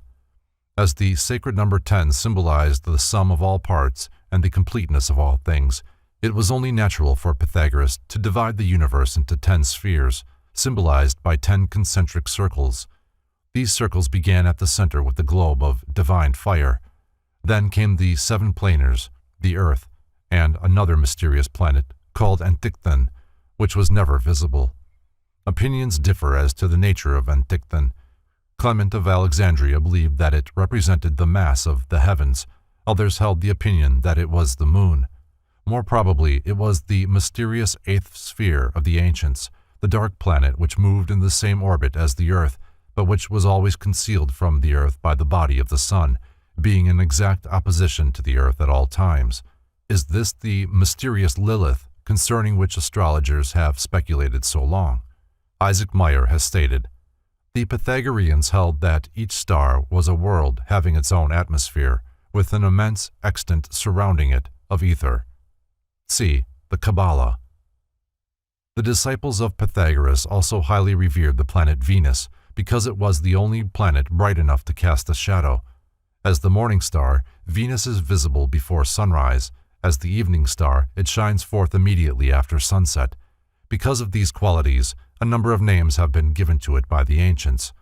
Being visible in the sky at sunset, it was called Vesper, and as it arose before the sun, it was called the false light, the star of the morning, or Lucifer, which means the light-bearer.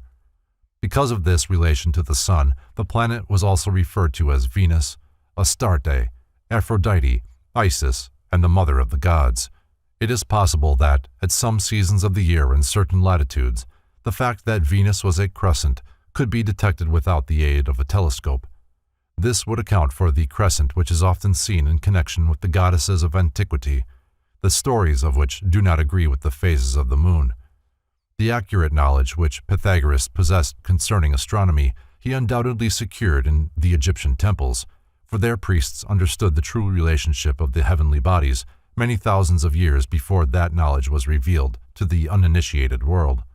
The fact that the knowledge he acquired in the temples enabled him to make assertions requiring 2,000 years to check proves why Plato and Aristotle so highly esteemed the profundity of the ancient mysteries. In the midst of comparative scientific ignorance, and without the aid of any modern instruments, the priest-philosophers had discovered the true fundamentals of universal dynamics. An interesting application of the Pythagorean doctrine of geometric solids, as expounded by Plato, is found in the Canon. Nearly all the old philosophers, says its anonymous author, devised a harmonic theory with respect to the universe, and the practice continued till the old mode of philosophizing died out.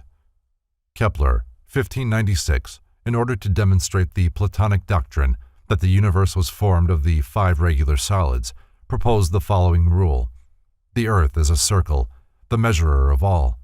Round it describe a dodecahedron. The circle enclosing this will be Mars. Round Mars describe a tetrahedron. The sphere enclosing this will be Jupiter. Describe a cube round Jupiter. The sphere containing this will be Saturn. Now inscribe in the earth an icosahedron. The circle inscribed in it will be Venus. Inscribe an octahedron in Venus. The circle inscribed in it will be Mercury. Mysterium Cosmographicum, 1596. This rule cannot be taken seriously as a real statement of the proportions of the cosmos, for it bears no real resemblance to the ratios published by Copernicus in the beginning of the 16th century. Yet Kepler was very proud of his formula and said he valued it more than the electorate of Saxony. It was also approved by those 2 eminent authorities, Tycho and Galileo, who evidently understood it. Kepler himself never gives the least hint of how his precious rule is to be interpreted. Platonic astronomy was not concerned with the material constitution or arrangement of the heavenly bodies, but considered the stars and planets primarily as focal points of divine intelligence. Physical astronomy was regarded as the science of shadows, philosophical astronomy the science of realities. The Tetractys, Theon of Smyrna, declares that the 10 dots or Tetractys of Pythagoras was a symbol of the greatest importance, for to the discerning mind it revealed the mystery of the universal nature.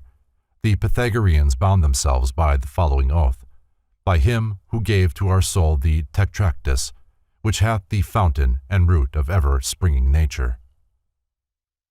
The cube and the star. By connecting the 10 dots of the Tetractys, 9 triangles are formed. 6 of these are involved in the forming of the cube. The same triangles, when lines are properly drawn between them, also reveal the 6-pointed star with a dot in the center. Only 7 dots are used in forming the cube and the star. Kabbalistically, the 3 unused corner dots represent the threefold, invisible causal nature of the universe, while the 7 dots involved in the cube and the star are the Elohim, the spirits of the 7 creative periods. The Sabbath, or 7th day, is the central dot.